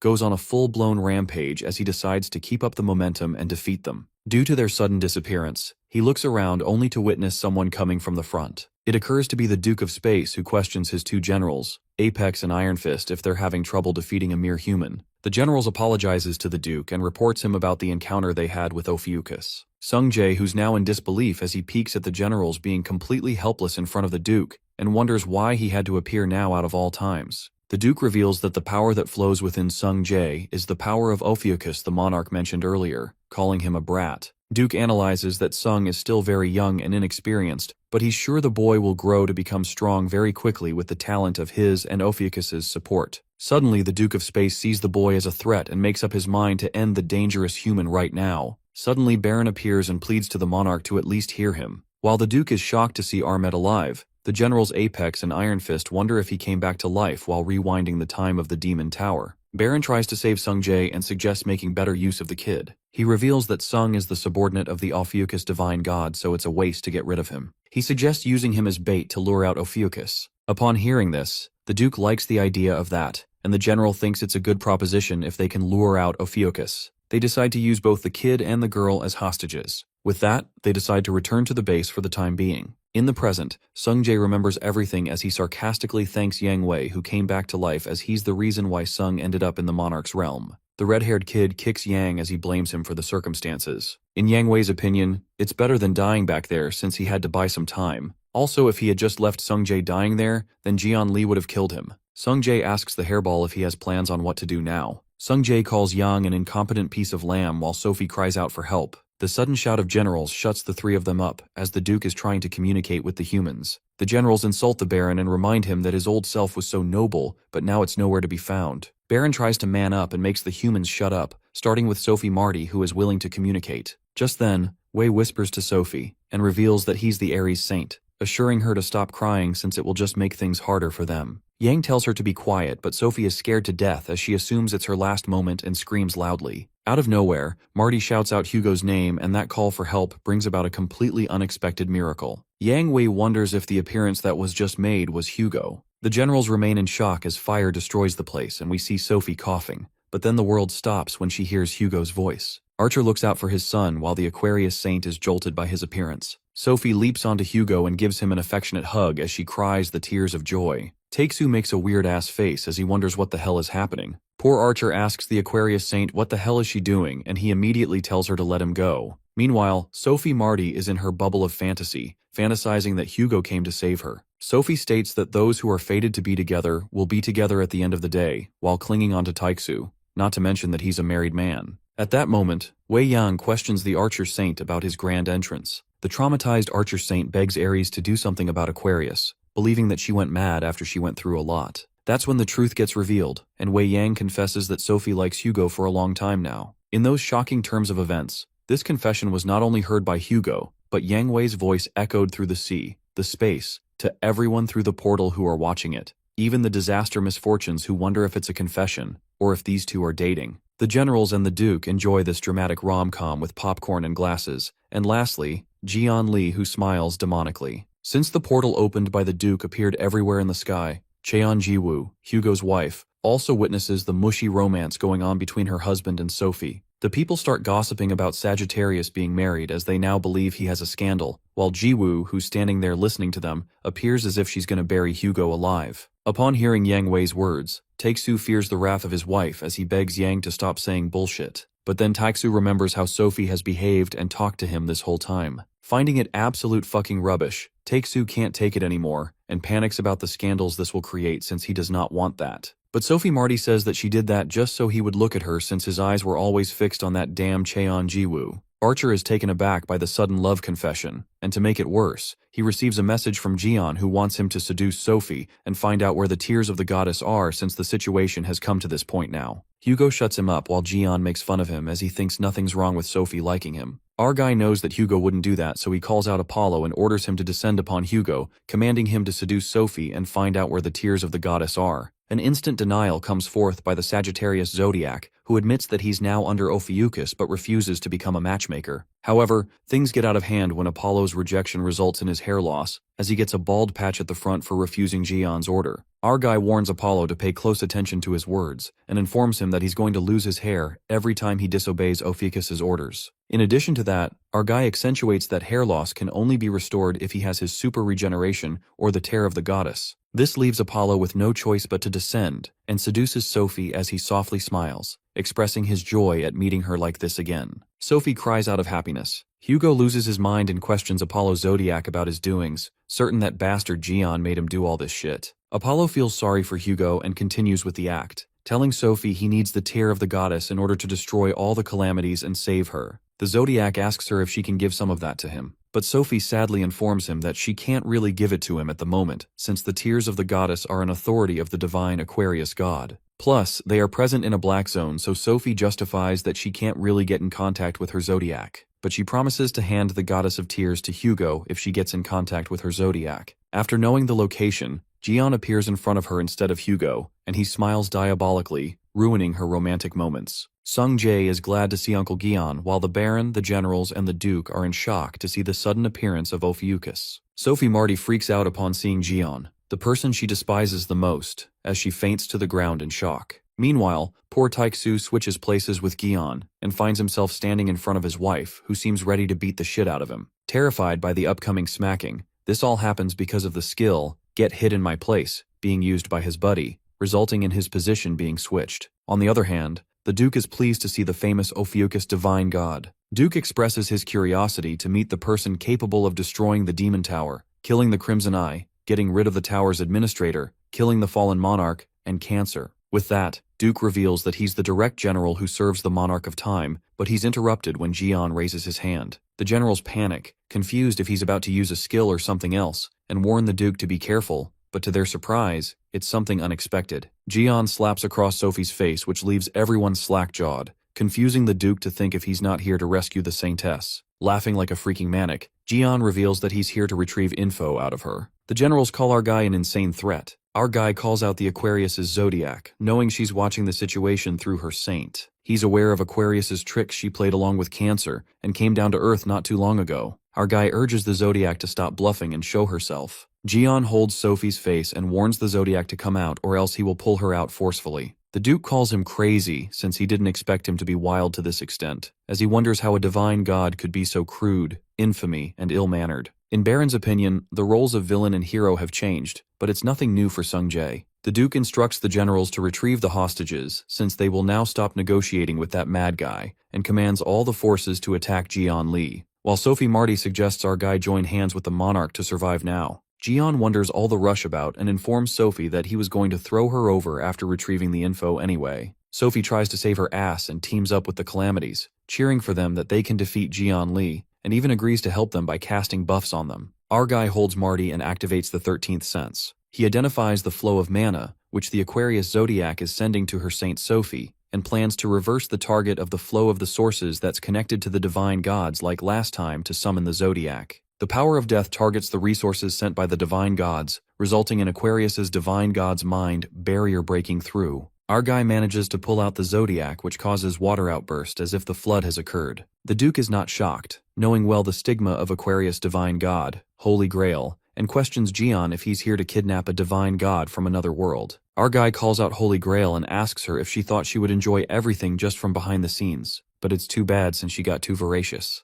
Jeon brutally holds Holy Grail by the neck, having a chokehold on her, and demands that he needs the tear of the goddess, and knows that she won't hand them over nicely. Upon hearing this, Holy Grail snaps at him and immediately refuses to give the goddess's tears to a bastard maniac like him. Our guy turns his attention to the Duke and tells him to come back later since he needs to talk to her for a while. The Duke gets angry and tells him not to be ridiculous as he gets ready to attack him. Our guy then advises the Duke not to push back today and go all out since he will make sure to raise hell this time. The presence of Aquarius brings a tremendous amount of water that floods all over the place. General Apex struggles to maintain his composure as he calls out for Iron Fist and Baron, asking them if they're alive. We see Sung Jae along with the Baron clinged on a tree to save themselves from getting swayed away by the water. Baron, being busy saving himself, wonders why General Apex is calling him for help. Apex questions Armet why he's stuck on a tree, but Baron, instead of answering, fires back another question, asking if he can't see he's avoiding the water. General Apex bursts out of anger to see how useless fuck Baron is. Since he's not the real Baron but Yang Wei, he makes the general understand this is the best he can do. The general calls him a piece of trash while he swirls away with the waves. Sung Jae freaks out by the pressure of water, seeing how Apex swirled away like a fly in the toilet.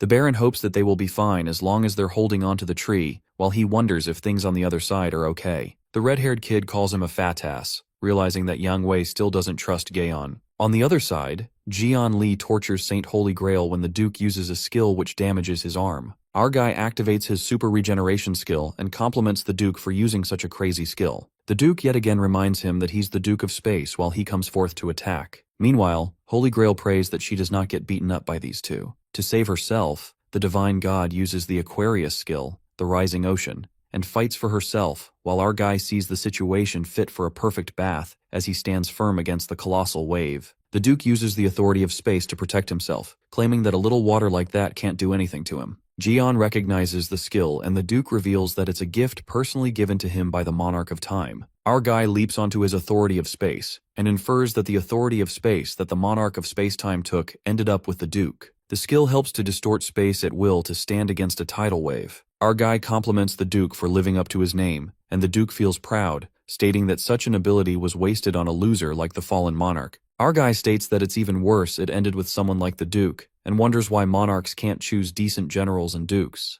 The Duke calls him a punk and attacks him, wondering how dare he insult him like this. Jeon swims away into the water as his arm is injured, and the Duke yells at Holy Grail to get out of the way as his prey is swimming away. Losing her nerves, the divine god is amused to see a mere calamity raising its voice against her and finds it absurd. She lets it slide for now and worries about the bigger problem that is to get rid of the disaster god in front of them first. Aquaria's divine god allows Jeon to be as much goddess of tears as he wants. Holy Grail acts smart and activates the royal skill to test if our guy is capable of even receiving it. The goddess's tears liquefy Jeon Lee, but his body adapts to abnormal physical conditions and activates super regeneration skill. Holy Grail claims to melt him into water and scatter him into the sea, thinking she actually did it. The Zodiac is too immersed, thinking she defeated Jeon when suddenly she is ambushed by the Duke of Space. Holy Grail realizes that she got reckless while the Duke addresses it as a pathetic sight of seeing a divine god getting hit by a spear. The Duke finds it ridiculous for these freaks to be called divine gods of the Zodiacs, who are supposedly fighting against them. Just as the Aquarius Zodiac attempts to attack the Duke, her efforts are pitiful as the Duke intercepts it.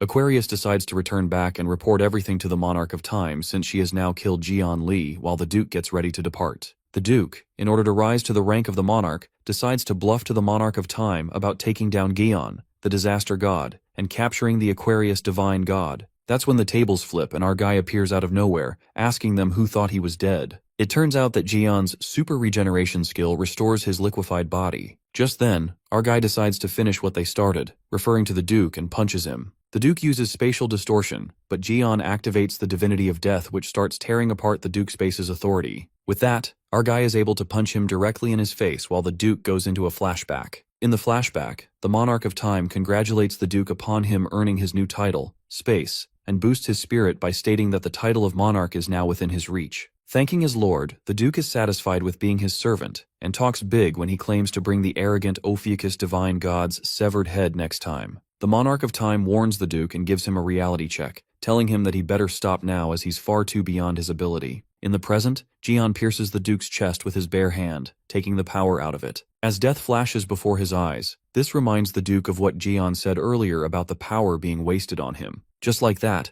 our guy takes the powers as he tears the Duke's body apart. Our guy rips his body to shreds and Holy Grail takes it as an opportunity to run. She decides to return to the God Realm but then sees Sophie Marty in Baron's captivity. The Zodiac senses the danger that she might get because her saint, Holy Grail, cut off the contract with Sophie Marty. After that, Holy Grail quickly escapes, believing if she crosses over to the God Realm, she will be safe. Upon reaching the God Realm, Aquarius Sanctuary, the divine god makes an alarmed entrance, telling everyone to get out of the way. The Aquarius disciples guarding the sanctuary seem to be concerned to see their divine god in such a frantic state as they question her about being in a rush. Holy Grail frantically commands them to block the entrance as she finally eases down. She takes a sigh of relief and believes that not even Jian Li can do anything to her now. But she's just making a fool out of herself to think that. She breathes heavily as if she just ran a marathon and asks for something to drink as she's thirsty. Aquarius is glad of how quick the service was, but her happiness shatters when she witnesses the guy who handed her the water turns out to be Jian Li, who freaking broke the wall of her sanctuary.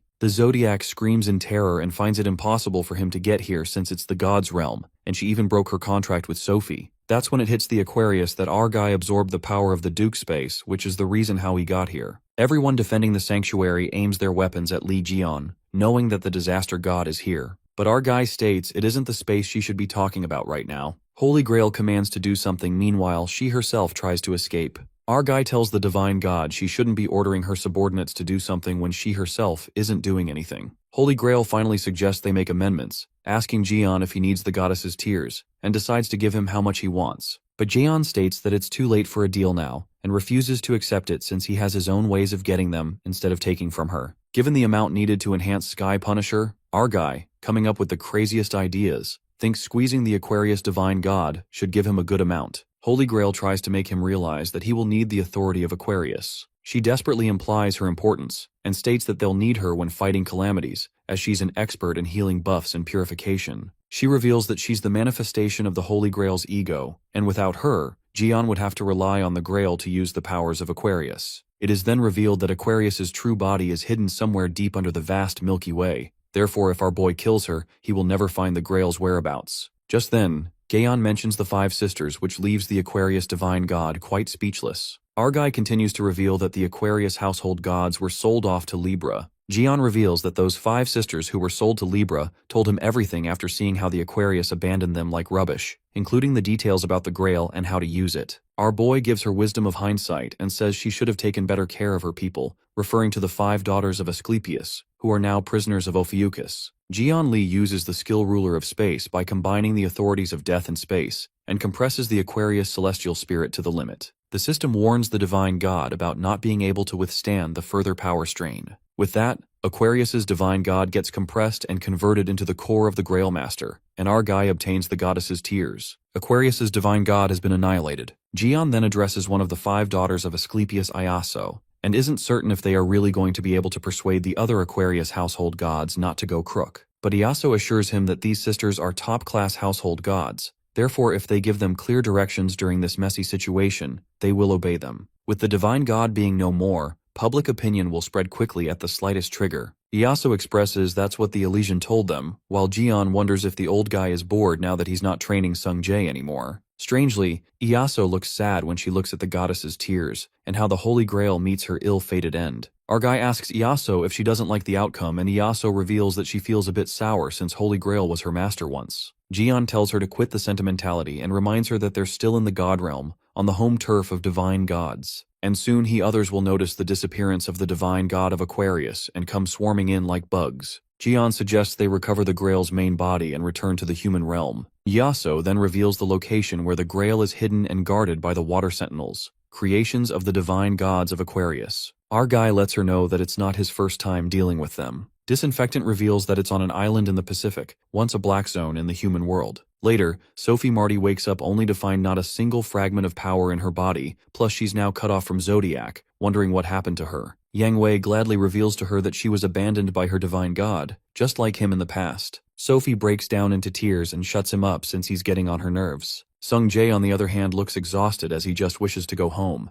Suddenly Hugo, alongside Jiwoo, appears out of a portal, and the archer saint, looking concerned for his son, rushes towards him. Sung runs towards the direction of his dad, happy to go back while Hugo is relieved to see that he's safe. The red-haired kid suddenly gets curious as to how his dad managed to survive his mom's temper. Taeksu doesn't want to answer that, but eventually reveals that it was the worst crisis of his life. Taeksu then asks Sung about Jian's whereabouts, but the kid speculates that our guy followed the Aquarius divine god when she tried to escape earlier. Sung believes that Lee might have followed her all the way to God's realm, but isn't certain about it, while Sophie freaks out upon hearing that. Yang Wei sniffs and assumes that Sophie is hiding something from Jian. The hairball gives her a piece of advice to reveal anything that might get her into trouble before it's too late. Otherwise, Yang warns her to be prepared for the consequences to receive 100 flicks on the forehead and 50 slaps on the cheek. However, Sophie can't bring herself to say it since she's afraid, because she is aware that after she confesses, it won't be just flicks or slaps, but she might actually be killed. Moments later, we see Yu Ha and a yawning Kali appear out of the portal as well, and they witness Sophie having a breakdown on why her life is such a mess. In God's realm, Aquarius jurisdiction, Milky Way Jian confirms with Disinfectant if that's what she warned him about, referring to the army of monsters. Our guy activates the god's gaze and realizes the reason why Aquarius has been hanging out with that trash cancer lately. Aquarius used the data from the Demon Tower to make these creatures. It is revealed that replica water sentinels of Jian and an Aquarius skill, Mirror of Duplication,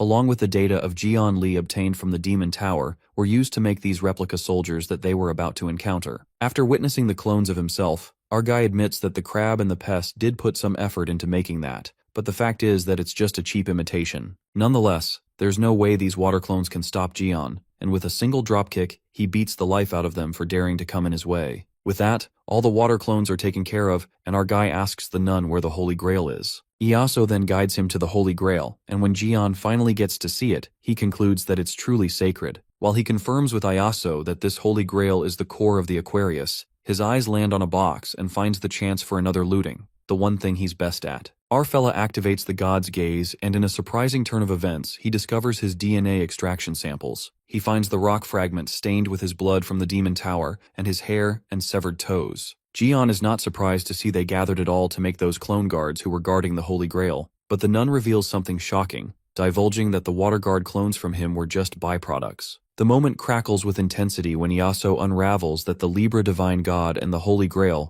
were not actually just trying to make some clone guards. In fact, they were trying to clone Li Gion. It seems that they believed combining their divine powers with Jian's data would make it possible. Our guy then asks the nun if they succeeded, and she responds that they failed to clone Jian. As far as she knows, all they managed to create were the water guards he just fought. The nun infers that if the Libra Divine God and the others continued the project in any form afterward, they might run into the result they created somewhere else. The scene then switches to Kaylee, who's frowning at Sophie. Creeped out, Sophie asks her why she's staring at her like that, and Kaylee leans closer to Aquarius, asking the same question. While Sophie tries to hide the fact that she wasn't doing that, Kaylee straight up calls Marty a weird old lady who kept peeking at her. After that, Kaylee looks up at the sky and wishes that Gion comes back soon from the divine realm. The scene then takes us to the God realm, the secret sanctuary of Aquarius under the Milky Way, where Gion successfully secures the Holy Grail and breaks the damn box that had his DNA samples. Our guy is done with the business in the divine realm, and Yaso apprehensively notifies Gion that the other gods have noticed that the Holy Grail's gone as she gets told by her sister.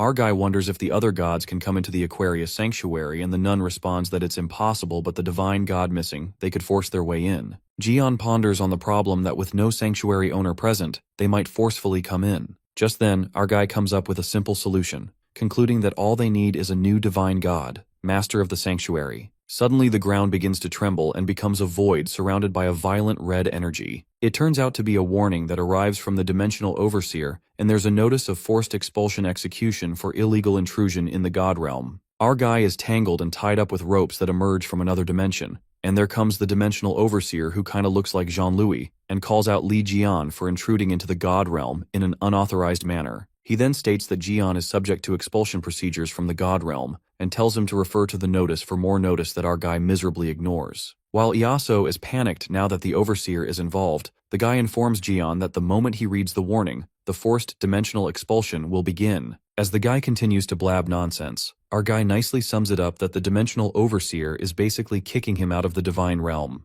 The overseer begins with the expulsion right away, but our guy seems to have some objections, justifying that he's bigger than he looks, not to mention that he's got quite a lot of luggage to bring with him. Smirking, Jian rhetorically questions if this tiny dimensional rift is enough to let him through. As he was planning to leave anyway, our guy does something crazy. He opens an exit for himself. As frantic as sounds, Li Jian literally tears apart the divine realm as the crack splinters the realm. Like a freaking insane disaster god, Jian effortlessly makes the realm split open, leaving their jaw dropped. Our boy mocks the overseer about how nice and big the exit is, easy to come and go through it. The dimensional overseer concludes that Jian invades the divine realm by doing that, and before he can do something else, our boy grabs his face to tell him that he's correct. But it doesn't hear when Jian reveals that the dimensional overseer has won a prize for correctly guessing. Well, it seems our guy has acquired another slave. Jian instructs the overseer that he'll have to keep the exit open so that our guy can leave when he wants. Just then, Jian calls out the disinfectant, Iaso, and tosses the Holy Grail owner's core badge towards her. On the contrary, in the God realm, at the Aquarius sanctuary entrance, the Aquarius Zodiac's disciples are thrown into turmoil as they sense the Holy Grail's presence fading. While the other divine gods are making a fuss about the damn disaster god who's now causing chaos in the divine realm,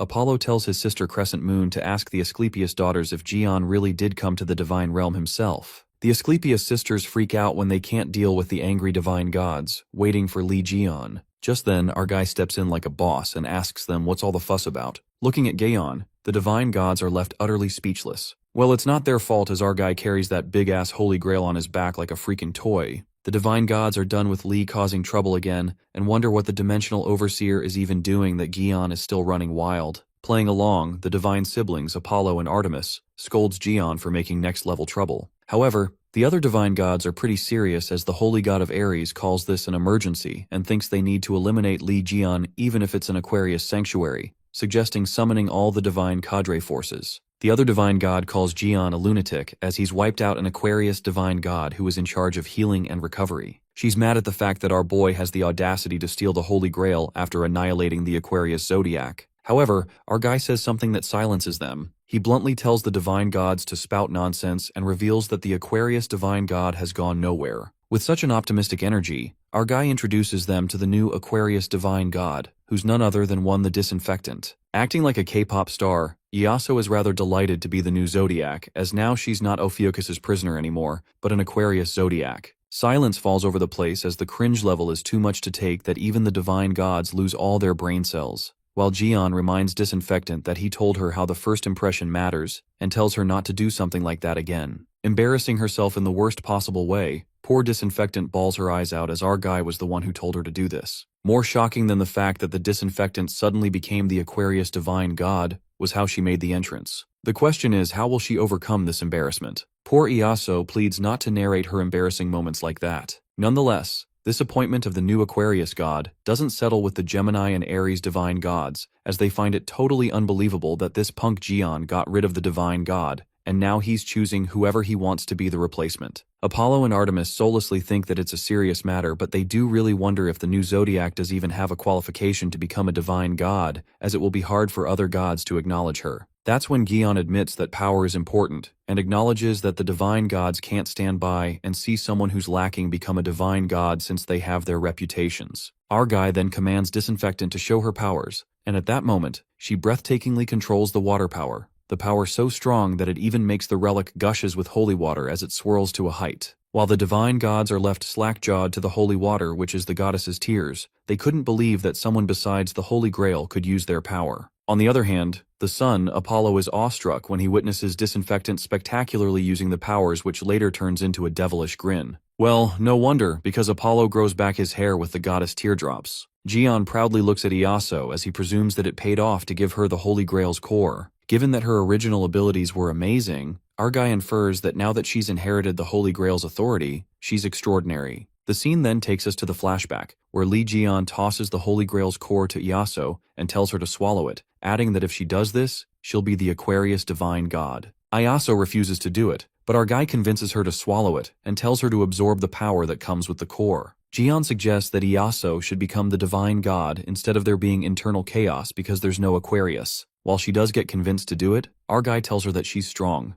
assuring her he'll cover for her when it comes to others. Lastly, he tells her to show off her powers properly in front of the other divine gods. Coming to the present scene, Iaso, who's now known as Disinfectant, confesses that she can manifest the power of the Holy Grail and can also use all authorities that the previous divine god used. She confidently represents Aquarius, making her sisters proud of how strong she is, while Apollo fiercely decides to be a stern supporter of the new Aquarius god unconditionally because his bald patch is filled with hairs. Given that the siblings couldn't hide their true feelings, Phrygia, the Gemini divine god, calls them disaster god snitches, while the Jade Emperor acknowledges that Iaso is qualified. However, he refuses to let her ascend to the position of divine god just because of Jaeon's recommendation. Jian comes fully prepared when he replies to the old hag that everything has been already organized within the Aquarius divine cadre. He further elucidates that he's already asked all the Aquarians that have gathered, and they didn't disagree, gladly accepting Disinfectant as the new Aquarius divine god. At least that's what our guy is saying.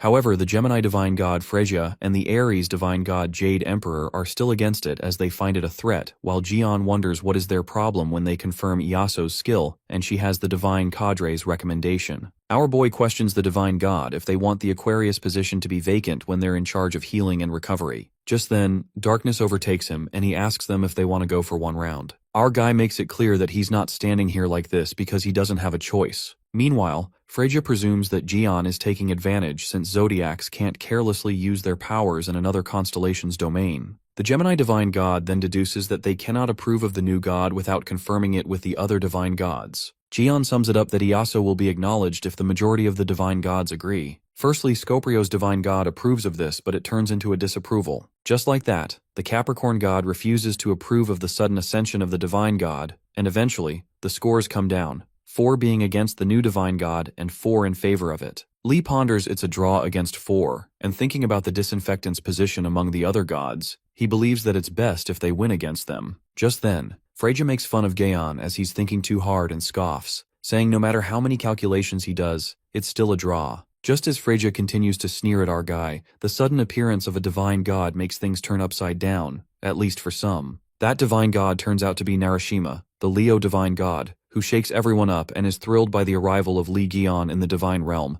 thinking how gutsy he is. While Apollo recognizes his voice, a cunning grin spreads over Gion as he knows that his pushover is here. Narasima straight up challenges Lee Gion for a rematch while Gemini lashes out at the stupid beast Leo, making it clear that now's not the time for a rematch. Jade Emperor lets Leo know that they're a new Aquarius divine god, but Narasima doesn't give a fuck about it as he's fully focused on having a fateful match against our fella. While Phrygia calls him a beast bastard, Gaon steps in and uses his wild card when he agrees to fight with Narasima on the condition that he votes yes for the new divine god. Our guy even offers the beast a complimentary sports drink made of the Aquarius holy water, while Narasima roars with a broken fang and votes yes. The deafening lion's roar shakes everyone while Phrygia, covering her ears, thinks how senseless and idiotic of a beast he is. Gemini immediately tries to make 23rd attempts to contact the Pisces divine god, however, there's no reply. With that, the vote closes, and with one divine god being dead, one being absent, and one missing, 5 votes are in favor, and 4 are against it. Now with the support of the 4 divine cadres excluding Ophiuchus, Disinfectant,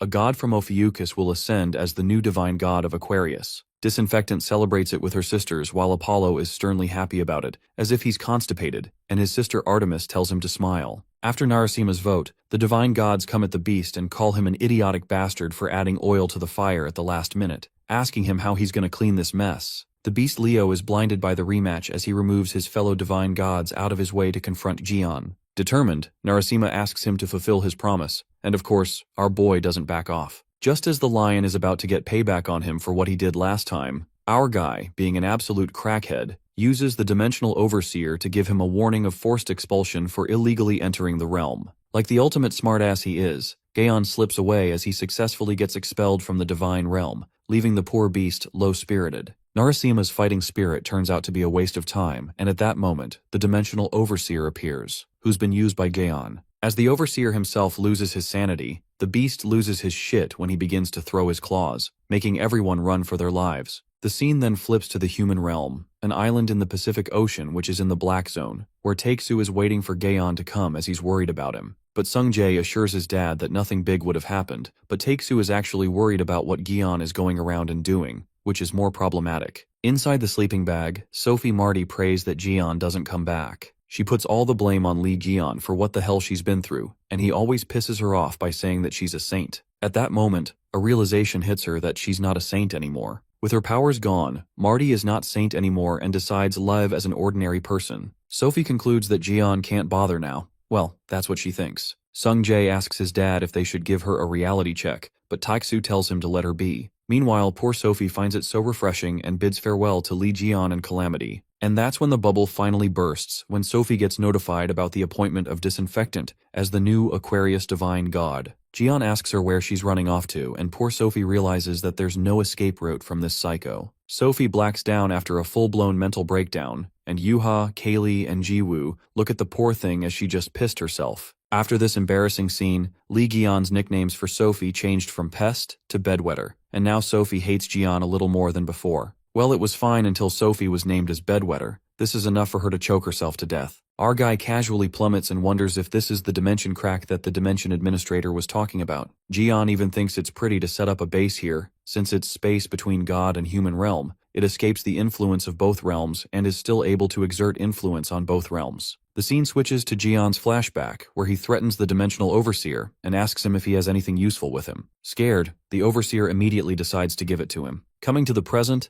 our guy is proud of his decision to rip that Dimensional Overseer off and looks up at the things he's gotten, more like stolen. As the Aquarius Divine Cadre now serves Ophiuchus, our guy obtains the goddess's tears, not to mention that he stole the coordinates of the sub-god realm and the god realm entry permit from the Dimensional Overseer. Jian believes that he can go in through the front doors of the god realm since he has the entry card. It is then narrated by our guy that he was called the Disaster God by the other saints, and just as Apollo told him, all gods in the god realm fear the Ophiuchus, the forbidden 13th sign of the zodiac. That is because the power of Ophiuchus could influence not just zodiacs, but all gods, and this is the sole reason that led the zodiac gods, Libra and Cancer, to attempt to eliminate Jian in the Demon Tower. Lee Gaon was given a choice to either come under Libra and be reborn as a being at the top of this world, or fall and be erased as just another insignificant constellation. However, when things didn't go their way, they tried to win over Jian instead, even trapping those who were once friendly toward him. Since they kept resorting to such underhanded tactics, Jian couldn't sit back and wait for them to attack. Our guy decides to prepare thoroughly this time and then storm through the gates of the god realm like a boss. Lee for the very first time thinks that he's not prepared yet, but he's taken down 3 divine gods so far. Jian infers that Libra's trash, Astrea, fled to the monarch's side, and soon he decides to check whether there's something worth salvaging from the remnants of Libra. Cancer's rotten crab,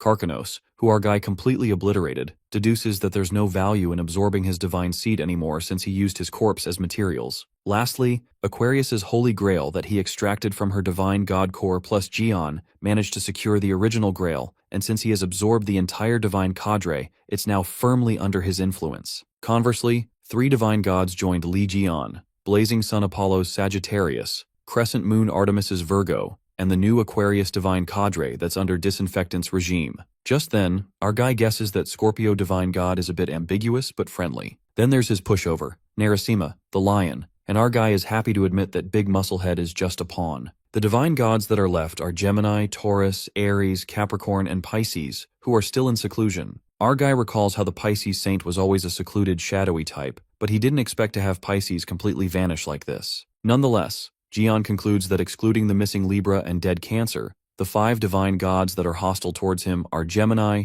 Aries, Capricorn, Pisces, and Taurus. So far, these divine gods seem to underestimate the serpent bearer, coming at him one-on-one, but now taking down one or two divine gods is not a big deal for him. However, a thought lingers in Gaon's mind when he manifests that he might end up facing all the divine gods, or he might have to fight all the other gods of the god realm. Even so, an all-out war and being outnumbered would still overwhelm Gaon at this stage. Plus, if he also factors in the monarchs of the unknown civilization, our guy recalls that the Duke Space once desired his power, and according to Apollo, the reason they're after Gion is because of his dominion over life and death. It is anticipated that many beings will come after Gion's power, and there's no reason to think the monarchs will be any different. After a long contemplation, Gaon organized his thoughts because in the end he'll have no choice but to face his enemies. Gion also gets reminded that he'll have to enhance his Sky Punisher to face them, and he finally arrives at the island where Taiksu and the others eagerly wait for him. Our guy comes back stronger as now his motives are clear. He decides to finally confirm the Saint of Ophiuchus that he's been postponing, and gets adamant to crush the divine gods that tried to kill him in the Demon Tower and eliminate the monarchs who orchestrated and supported it all. Just as all of them rush towards Gion, our guy concludes that they must become resilient enough to endure and overcome any external assault. The scene then switches to the monarch, who gets to know that disaster god Li Jian is unlikely to collapse from external attacks. The monarch's underling informs him that it was reported that Duke Space died after having his powers stolen by the disaster god. While the monarch assumes that the monarch of time must be feeling bitter now, the underling further states that Cancer and Aquarius divine god has also fallen, which makes it seem that the disaster god's power exceeds their expectations. Addressing the underling as Prosperity, the monarch asks him if he has a plan in mind, and Prosperity assures his monarch, opening up that he plans to rally the remnants of the former Sloth faction and work with Pisces to carry out the plan. Just then, we see the Libra divine god chained up by the monarch, and Prosperity anticipates that now that the Cancer has vanished too, surely Pisces won't remain silent forever. Based on the information they've gathered, it seems that the disaster god's forces were gathered by making them submit to his powers,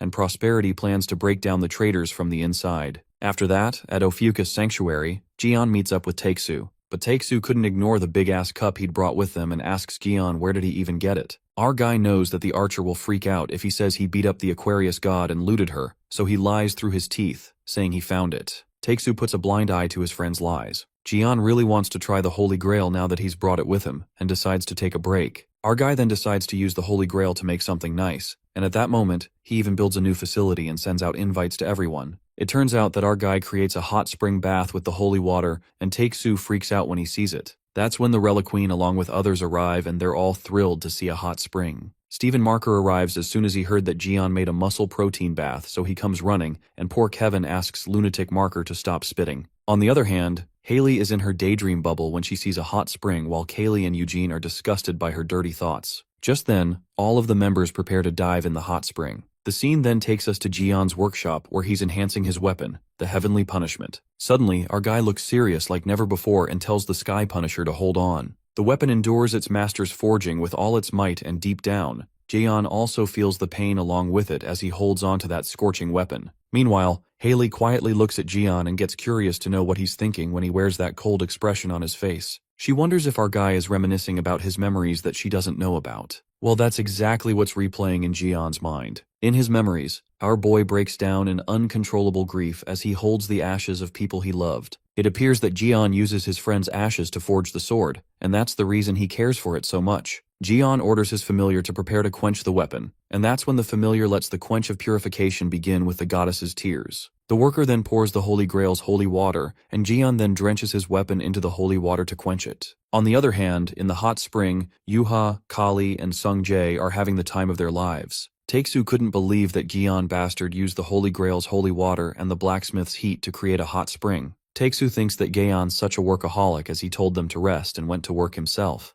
and Jiwoo thinks that Jaeon cares about them so much. However, Hugo thinks they should thank others who are working hard later, referring to Sophie and Yang Wei who are working their asses off. But Jiwoo doesn't take this well, and Taiksu immediately apologizes to his wife. On the other hand, Stephen Marker bawls his eyes out as he didn't expect Gion would call for him too, wondering if he has finally acknowledged him. Taiksu knows the real struggle of being Gaon's slave and chooses to stay quiet. Just then, Kevin tells Stephen and Hugo that they're wasting time and being too carefree. Kevin feels a sense of inferiority as he lets out that Gion is getting stronger as they speak, so instead of playing around, they should also train. Just then, the divine god, Artemis, takes over Kevin's body, saying that she'll descend and play instead of him, so he can go away. Artemis then asks Eugene to prepare his swimming costume while Kevin's soul freaks out as he refuses to wear the girl's costume that's going to damage his manhood. Poor Eugene is stuck as he questions if he should listen to Kevin or Artemis. Just then, they all divert their attention to a cruise that is cruising toward the Ophiuchus sanctuary. Just then, they all get down there and get to know that it's a broadcasting station interview from the LGB broadcasting station. The journalist wishes to interview all the heroic saints who saved this world from the calamity, and Kevin wonders how'd they even find them, not to mention it's their day off. But Tae-soo thinks they should do the interview as Jian is working, so Archer feels bad if they rest. Plus, they can't tell them that Jian can't come while he's working, so they should handle this themselves. Just as they decide to do the interview, the girl journalist is a devil in disguise as it turns out to be the general of the Monarch of Abundance, Marquis Prosperity, along with his minions. Marquis presumes that it was a good idea to get the transformation skill from the Pisces and thinks it would have been easier if the disaster god didn't interfere. The general of the Monarch plans to break the bonds between Li Jian and the Saints by using the interview as a disguise. He is about to ask questions that will cause bad blood between them. Well, at least that's what Marquis plans to do. He then decides to target the one who looks the easiest, and suddenly, the camera pans towards the Leo Saint, Stephen Marker. Even the camera knows that Stephen is a stupid dumbass. Marquis then takes the first interview from Marker, and after he mentions how Leo has gone through the unfortunate events, the journalist purposely asks him about his arms. Stephen reveals that it's a minor injury that was caused by a mistake and lost both of his arms,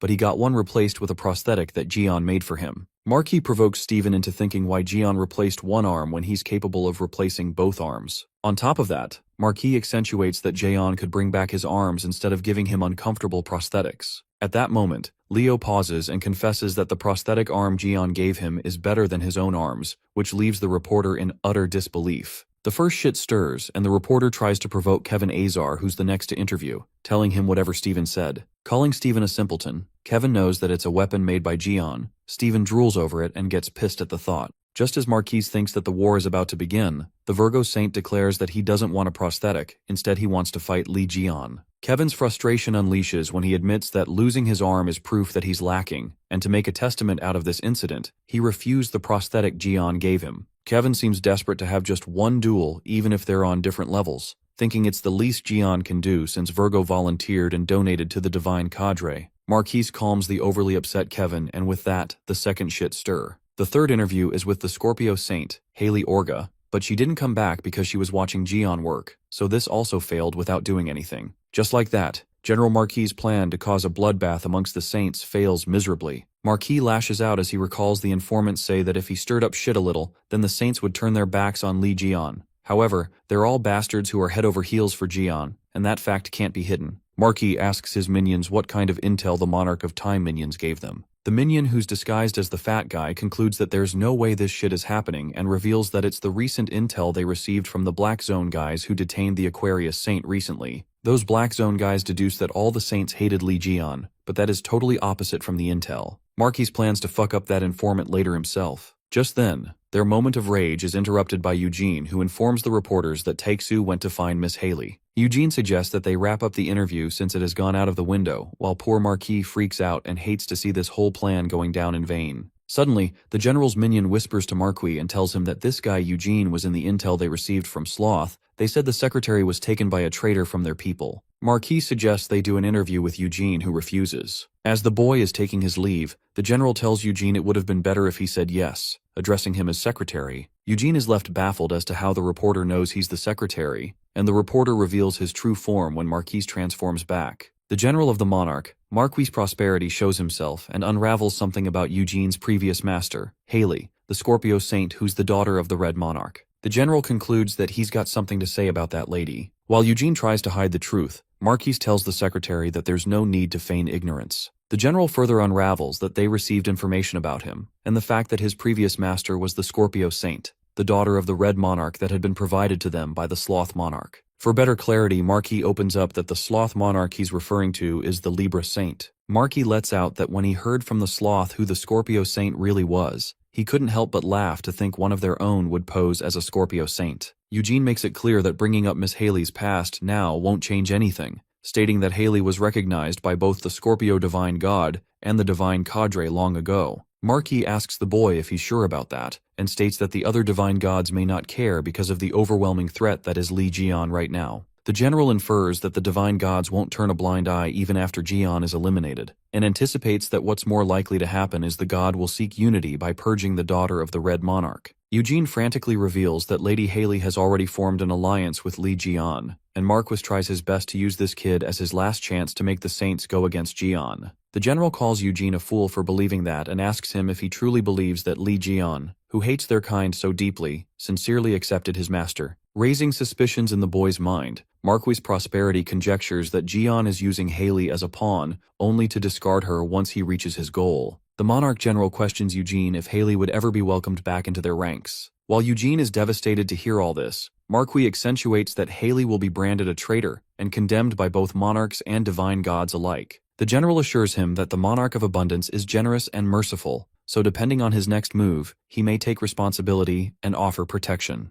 Marquis further tries to change Eugene's mind and presses on his pain points, saying that he can already imagine the hardships he's been through. Well, these words make Eugene remember how he works his ass off as Jian's slave, and deep down admits that he did go through a lot. The general offers Eugene to join them as it's better than staying with the reckless leader, and affirms that he'll be the one to protect the Scorpio Saint this time, who once saved him. The scene then switches to Taixu, who's helping Gaon in the workshop with his firepower, and gets complimented by the familiars. Archer is more than happy to hear the compliments and leaves to get some water. Just as he steps outside, he encounters Eugene, who hides something behind that smile. Taixu asks him if he sent the broadcasting crew away properly, and apologizes to Eugene for being busy. The boy then activates the secretary's Bible management skill and selects the Gospel of Taixu. The verse is about Li Jian being the best, and Eugene chooses this one as it's short and easy to read. It turns out that Eugene is provoked by General Marquis, who tells him to use his ability as a scribe to make one of Li Jian's closest aides betray him. So for this task, he chooses Taixu. Eugene changes the verse in Taixu's gospel and makes it all about hating Li Jian. As soon as it happens, a weird feeling hits Taixu,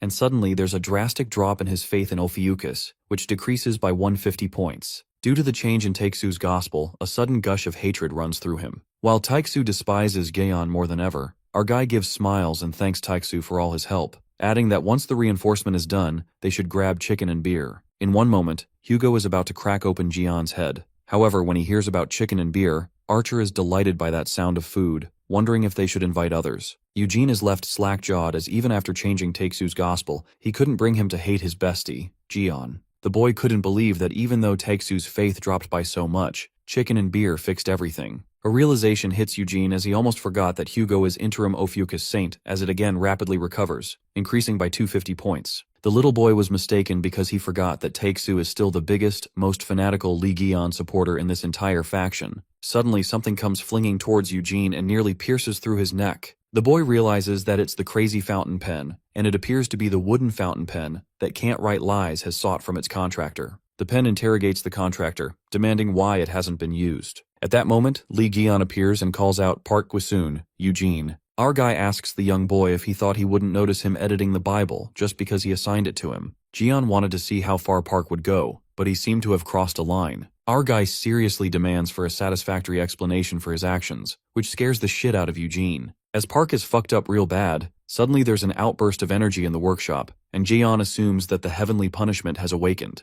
But it turns out that a violent cascade of energy breaks through the sanctuary's wall. The General Monarch and his minion outside are wonderstruck by the incredible power, believing it's the power of the disaster god. Suddenly, that blinding flash heads towards Marquis as it takes a surprising turn, and that deadly power strikes the land and creates a ripple in the water. The powerful external force has destroyed the Pisces stigma, which makes the transformation of the monarch undone, revealing who he truly is. Marquis looks for his minion to see if he's okay. However, he's been burned to a crisp by Jian's weapon. Just then, our boy appears and thinks that guy is the first casualty of the new prototype. Jian then introduces the new divine god's monarch slayer, the new Sky Punisher. Well, it's as iconic as it sounds. It appears that Gaon's heavenly punishment is finally enhanced, ready to knock his enemies dead. Just then, Taixu makes a fiery landing like a dropping missile, wondering what the hell happened here now. He is shocked to see that those guys from the broadcasting station were actually calamities, and Jian explains that his weapon recognized those calamities and came here to get them. Our guy mocks Archer by saying those who didn't realize they were calamities should reflect on themselves. Just then,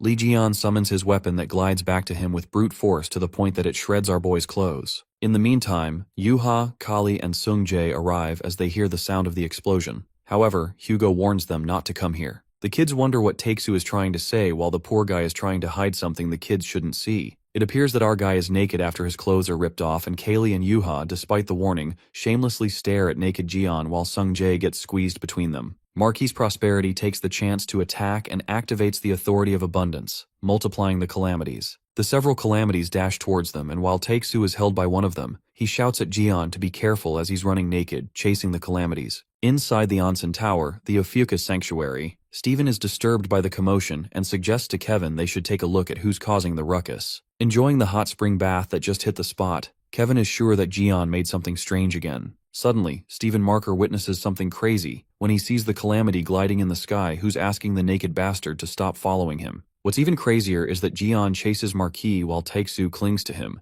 begging Jian to at least wear his underwear. Leo tells Kevin that Jian's naked with Hugo hanging onto him and they're chasing after a four-legged calamity, but Virgo doesn't give a damn. The scene then switches to the god realm of Sagittarius Sanctuary, where the serenity falls over the place with Apollo playing some music. The Sagittarius household god, the black market shop's crow, compliments Master Apollo as he's become more handsome after his hair grew thicker. Apollo commands his household god, the crow, to visit Aquarius as he needs to order more goddess teardrops. Just when the crow is about to go, the saint of Sagittarius, Taeksu, summons the crow urgently. The crow asks Saint Taeksu why he suddenly summoned him. It turns out that Taeksu calls the crow for a traumatizing purpose when it covers Jian's exposed body part. The poor crow feels something unpleasant all over it and asks what on earth has he done to him. At that moment, our guy just gets bird underwear, and Taeksu justifies that he doesn't have any spare underwear, so this bird will have to do it. Meanwhile, poor crow demands for an answer for what the fuck he's done to him. And our guy doesn't really mind not wearing anything. That aside,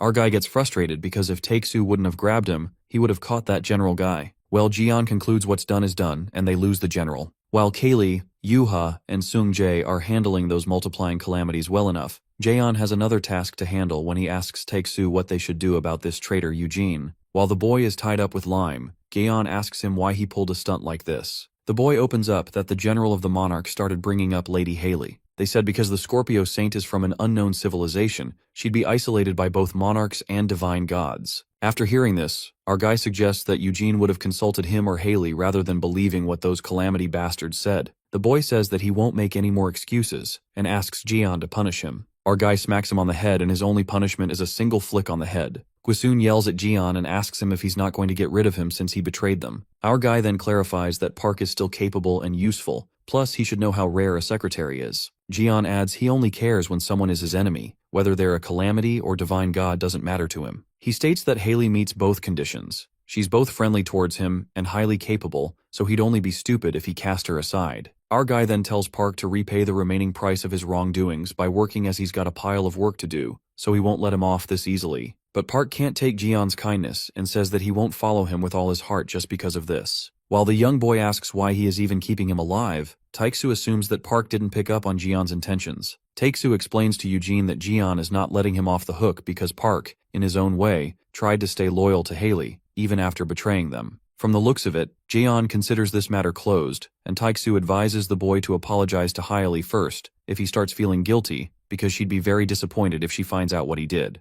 The fact that Jian tried to stop Haley from coming here so that she won't be hurt to see all this. The guilt overtakes Park as he trembles and presumes that he can't let it end like this. The scene then flips to the U.S. territory in Guam, and it appears to be Libra's branch closed office. Finally, Marquis, the monarch general, barely makes it out alive as he hides in the abandoned territory. The general is furious at that naked bastard Jian for infuriating him, planning to execute him. Marquis decides not to forget this, calling Jaeon a freaky, weird, grotesque disaster god. Suddenly, Park arrives at that Libra territory and finds it a good thing they coordinate the meeting point in advance. Marquis is shocked to see that the boy made it out safely. Eugene suggests that they can brainstorm their next plan, but the general of the monarch assumes that the disaster god is already suspicious of them. Eugene then lets out that he did not come empty-handed, and recruits someone from the inside who's earned trust. It turns out to be Kaylee. Callie recalls they're not total strangers, while the general looks at her and recognizes that it's Giselle's daughter, Kaylee Collins. Callie asks him for an immediate strategy. The scene then takes us to Seoul, Korea, where an explosion occurs in the city. The commotion is caused by calamities that burst out of the ground,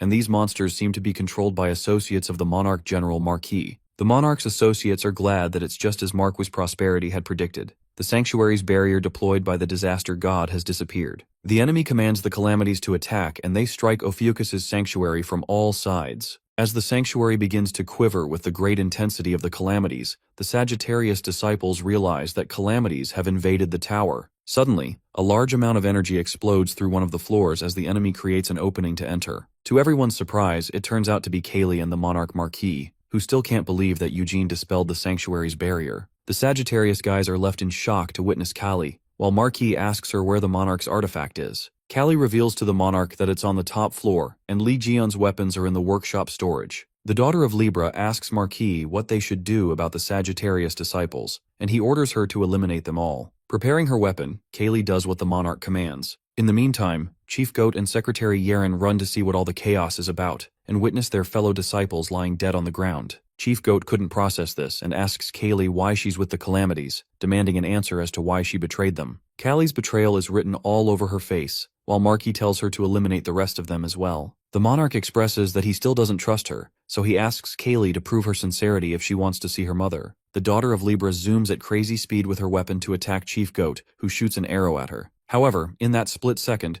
Kali takes a direct hit and still remains unscathed, while poor Chief is done for. It occurs that Kaylee is protected by Ophiuchus's shield as she's saved by the blazing arrow and knocks Chief out. The skill, Snake Scale Shield, protects Kaylee Collins, and being surprised that she's still getting skills as a temporary disciple, she finds it easier to eliminate them. Shortly, Yeren sneaks up on Kali with an arrow directed at her. Yeren cries and asks Kaylee why she betrayed them. Kaylee justifies her actions, saying that she thought she could climb the ladder by siding with Li Jian, but it didn't work out, and so she switched teams. Kali reminds Yeren that she shouldn't let her emotions take over in the middle of a battle, as one ends up forgetting what matters to them the most, like the fact that there was one more enemy. At that moment, Yeren is instantly eliminated by Marquis from behind as the blood splatters on Kaylee's face. Monarch Marquis then questions the daughter of Giselle if she hesitated to kill Yeren, to which Kaylee reasons that she felt a bit awkward when she looked her in the eyes. The Monarch General lets out that if she didn't want to die, she should have been stronger. After that, Kaylee asks the Monarch if he's satisfied, or if she still needs to prove her sincerity. We are then taken to a flashback, in Guam, USA,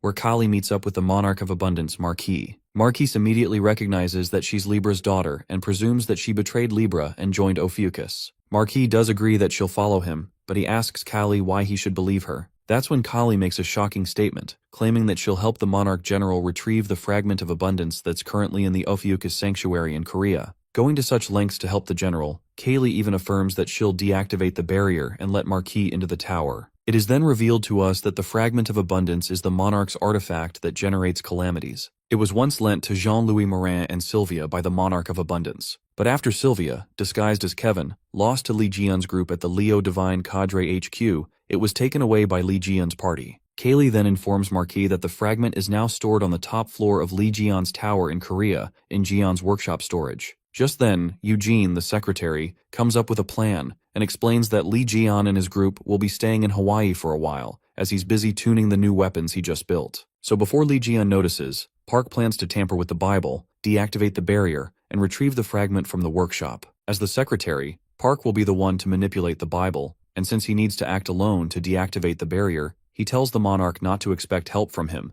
and that Marquis has to go by himself once the barrier is down. The Monarch states that he won't trust both of them unless they bring the fragment to him by themselves, but Park responds that they need insurance too, because there's no certainty that Marquis would not ditch them. Park reminds Marquis of his motive of destroying Ophiuchus from within, and states that he still needs their help, whatsoever. Park assigns Kali to the Monarch, accentuating that she'll guide Marquis personally and assures him not to be so paranoid, as Kali is trustworthy. Eugene further affirms that Kaylee is the daughter of Giselle Lawrence, and aside from the 12 saints, she's humanity's strongest. After getting a bit convinced, the Monarch asks Kaylee what she would ask in return for joining him. Kali shares that her mom, Giselle, and the Libra sect had fallen, so she had no choice but to side with Ophiuchus, but things didn't go well. She assumes it's discrimination because she's from Libra. Anyway, Kali plans on going back and rebuilding Libra's sanctuary and taking over a decent position in Libra. She requests him to let her meet Giselle, and she promises to cooperate. Coming to the present scene, the Monarch General of Abundance finally acknowledges Kaylee's sincerity toward him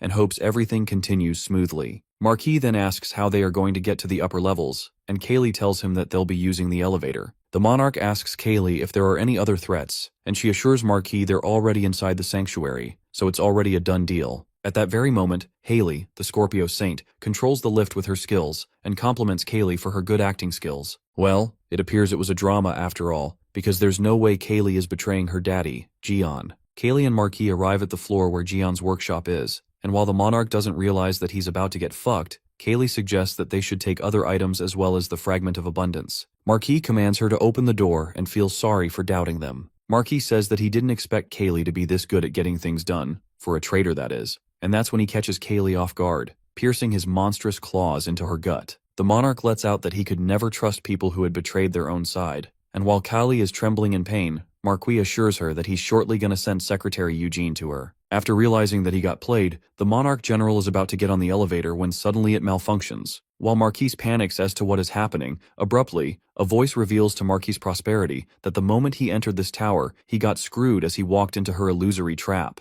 The monarch immediately recognizes that it's the voice of the daughter of the Red Monarch, and the Scorpio Saint takes it as an honor to be recognized by him. Haley then asks Marquis how dare he seduce her subordinate into doing something stupid, and threatens that he will have to pay for that. The monarch general calls it foolish, but then surprising things unravel when Red Aura begins cloaking the place, and Marquis realizes that it's the Cancer's Saint's ability. That's when he gets to know that it was Kaylee's clone all along. Marquis Prosperity screams as he learns that they plan to betray him from the very beginning, and just then, he gets hit by a brute force that makes him plummet into the space where the elevator dropped. The monarch notices that it's not solid ground but a freaking swamp. At that moment, the realization dawns on him that it's the Scorpio's venom pit. Marquis feels the urge to get out of the pit quickly, and uses the authority of abundance, Amplify. Calamities help the monarch to get out of the pit, and soon enough he spots the exit and scampers for it. As soon as the general makes the leap for it, a group of Sagittarius Saints seems to be waiting for his mighty arrival to shower their arrows at him. Chief Goat expresses how long he has been waiting for the monarch general, while Marquis is left baffled as he witnesses all those people who Kaylee killed are standing alive. The disciples begin with the parade of fire arrows and shoot towards Marquis.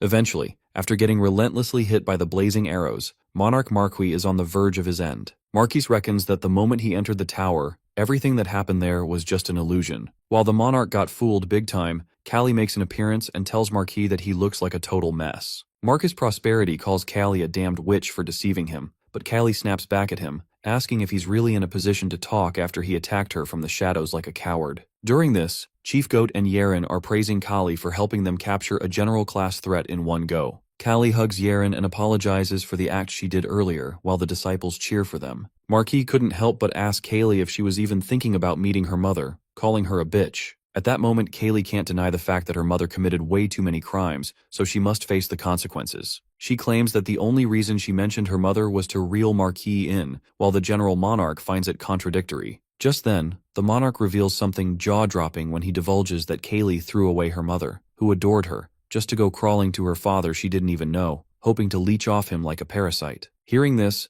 Callie descends into madness as she gets provoked by the monarch and kicks Marquis. The monarch general triggers Callie even more when he's surprised that nobody knew this dark truth about her, and is about to enunciate that she's Jian's daughter. That's when Kaylee loses control and beats the hell out of the monarch, telling him to shut the fuck up.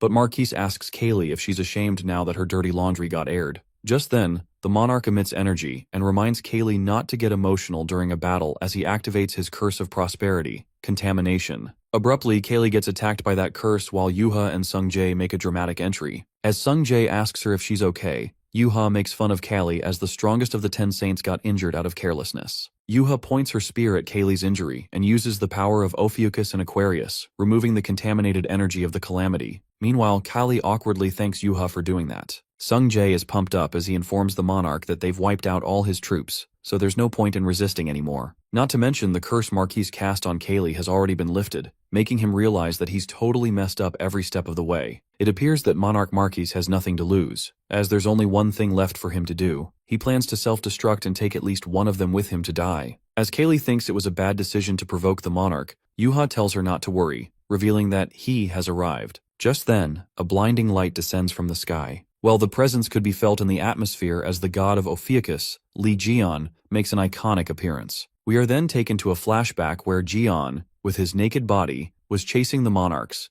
and after he gets to know that Eugene, Park Guisu, was working with a monarch, he tells him to repay the price for his wrongdoings by completing all the piled-up assignments. But Eugene wonders why Jian is letting him off so easily. Just then, Taixu walks up to him and explains Gaon's true intentions. Taeksu then tells him to apologize to Haley if he feels guilty. This makes Eugene guilty as hell, and he decides not to end it like this. After that, Eugene apologizes to Haley and Lee Jian for being short-sighted, begging them to give him a chance to right his wrongs. While Haley feels bad for Eugene, our boy orders the boy to edit the Bible overnight as he was tasked. Jian also tells Eugene that he can stab his own stomach or cut an arm off if he wants. Eugene gets emotional as he takes out a knife to stab his own stomach, and our guy freaks out, telling him to stop already. As Eugene bawls his eyes out, Haley suggests that he should at least hear out what Eugene has to say. Our guy then agrees to hear what exactly he has to propose, and Eugene explains that the monarch and his minions still think that he betrayed Ophiuchus, so he plans to use this against them. In the meantime,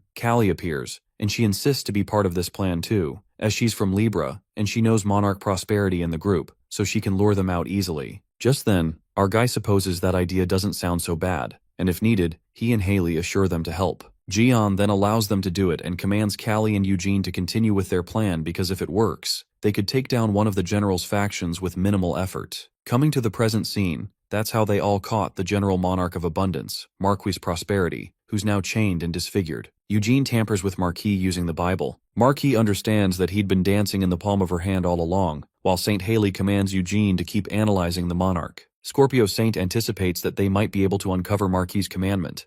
Marquis, being completely doomed, calls Haley a traitor of their kind and warns her not to touch his commandment. On the contrary, as Sung Jae and Yuha could hear the sound of Marquis getting tortured, thinking one of his lungs might just explode at this rate. Yuha asks Sung about Callie's side, to which he responds that she's been quiet and not even answering his texts. This makes Yuha wonder if Callie has been holed up in her room ever since she came back. Just as the siblings are passing by, they overhear the conversation of some of the archers talking about Marquis's remarks about Callie, and taking the context into account, they think that implies that Jian is her father. The disciples blab bullshit, supposing that the last fight between Giselle and Jian was about romance. Upon hearing such gossip, Sung-jae is left slack-jawed, while Yuha gets enraged when she nicely tells those guys not to chat in a place where everyone can hear them talking. The archers run away like cowards, making up excuses. While Yuha is boiling with anger, Sung-jae suggests that they should just check up on Callie, which makes Yuha lash out on her brother, as she knows that he's curious about Callie too, just like the others. Yuha acknowledges that Kaylee must have had her own reasons for hiding such truth, giving her time to think. Sung snickers as Yuha is worried about Callie, even though they bicker all the time.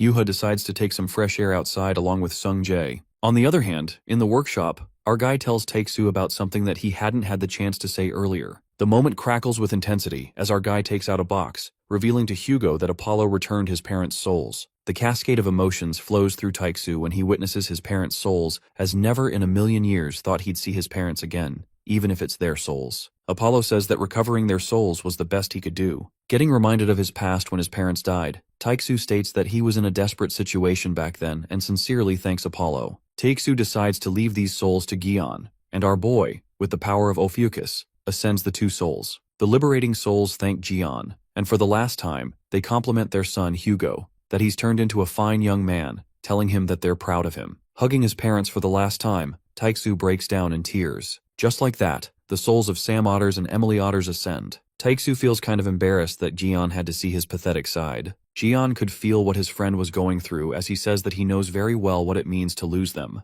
After that, our guy infers that Taeksu's official appointment as the Ophiuchus Saint is off the table now that this has happened. Hugo tells Gion that he's spot on, asking how he knows. Our guy expresses that he's well aware of Taeksu's personality. Since he got his parents' souls back, he wants to stay in Sagittarius to honor Apollo. Taeksu lets out that Gion's right. Besides, Archer still has people in Sagittarius who rely on him, so there's no way he could face them if he left to become an Ophiuchus' saint. Just like that, Taeksu relinquishes his temporary saint role in Ophiuchus, and Apollo rushes to him with tears of joy as he's happy at the return of his rightful saint. Deep down, our guy still feels a bit of shame for letting Taeksu go, even though he's already made his decision. Gion knows that there's no one like Taeksu, but given his personality, he couldn't force him. But our guy electrifies the archer to make up for it. Our fella admits that he rushed the saint appointment anyway, wondering who he should make the saint next. Given faith, experience, and steady contribution, our guy thinks maybe Yuha or Sung-jae. The scene then takes us to the coffee shop, where Yuha and Sung-jae glued to their phones. In the meantime, Jimin arrives, and strangely, Sung asks him if the person behind him is with him. Jimin looks back only to find an ominous woman who looks like a hobo, who finally finds him. Suddenly, radiant blue aura reverberates across the building, leaving everyone shocked. After the blast, the The coffee shop appears empty as if everyone had disappeared into thin air.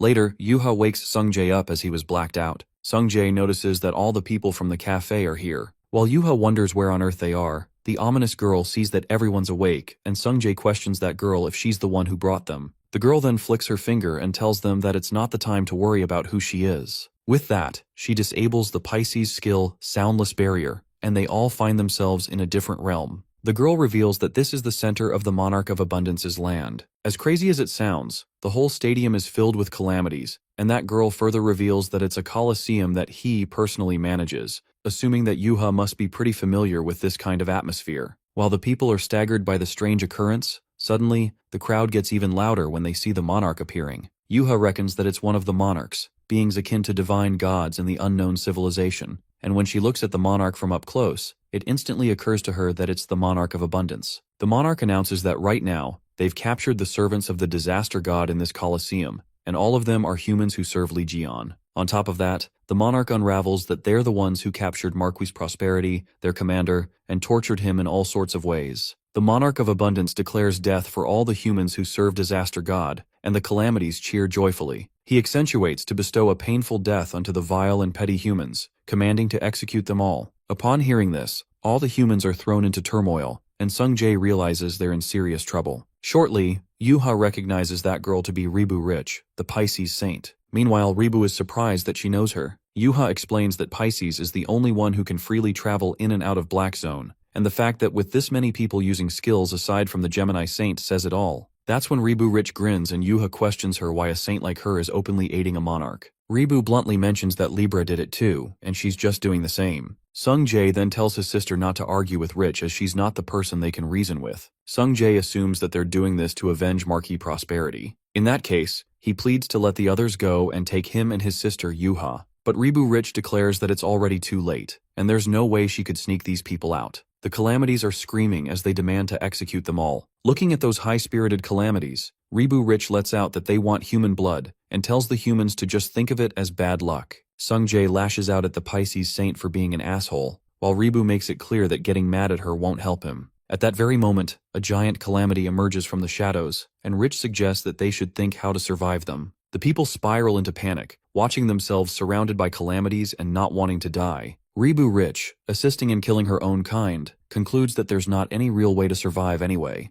That's when the Monarch of Abundance signals the calamities to execute all the humans, and the monsters leap towards them. On the other hand, Callie arrives at the cafe, where it's all blocked by the police, and the people get to know that people inside the building vanished without a trace. It occurs that Callie came out as Sung-jae messaged her to meet at the cafe, and now she wonders what kind of trouble these siblings are caught up in now. Suddenly someone calls out to Callie. A strike of terror runs through her when Callie notices that it's the Libra's household god among the crowd. The household god then gets straight to the point, since the situation is urgent, and asks Callie to come with him since her mother is looking for her desperately. Inside the Colosseum, there's quite a show as Yuha stabs the calamities to death with her sword. Meanwhile, Sung-jae, with help of his shadow skill, fights off all the monsters incredibly. While the people think they're saved, Yuha asks Sung if he's okay, but the poor guy is just tired. Listening to the calamities jeering, Sung-jae feels those calamities aren't in a good mood, while the Monarch of Abundance is convinced that they really are the disaster god's generals. The monarch thinks of trying what Sloth told him, and roars that reverberates through the stadium, echoing the authority of abundance. Suddenly the people start to choke, and the worst thing happens. The Monarch of Abundance absorbs all of the human souls through his harvest authority. As horrifying as it sounds, Sung-jae is left staggered as he presumes that there's a skill that sucks human souls. At that moment, a memory about that red toad crosses his mind, and Sung gets hella mad when he mindlessly leaps towards the monarch, screaming that he was the master of that wretched toad after all. The boy doesn't realize that he's going against a ridiculously strong monarch, and strikes a punch enveloped with the power of Ophiuchus. The Monarch of Abundance breaks through that and grabs Sung by the neck. With a twisted smile, the monarch is satisfied since everything happened just as Sloth anticipated, and it's just like he said. Mess with the civilians instead of the fighters, and the bastards will lose all rationality. Sung-jae asks that bastard monarch to let him go, and monarch decides to release him when he drops Sung-jae from the top, and he falls to death. Yuha is left traumatized as her eyes widen, and Sung-jae appears to be on the brink of death, as blood oozes out of him as he lies on the ground lifelessly.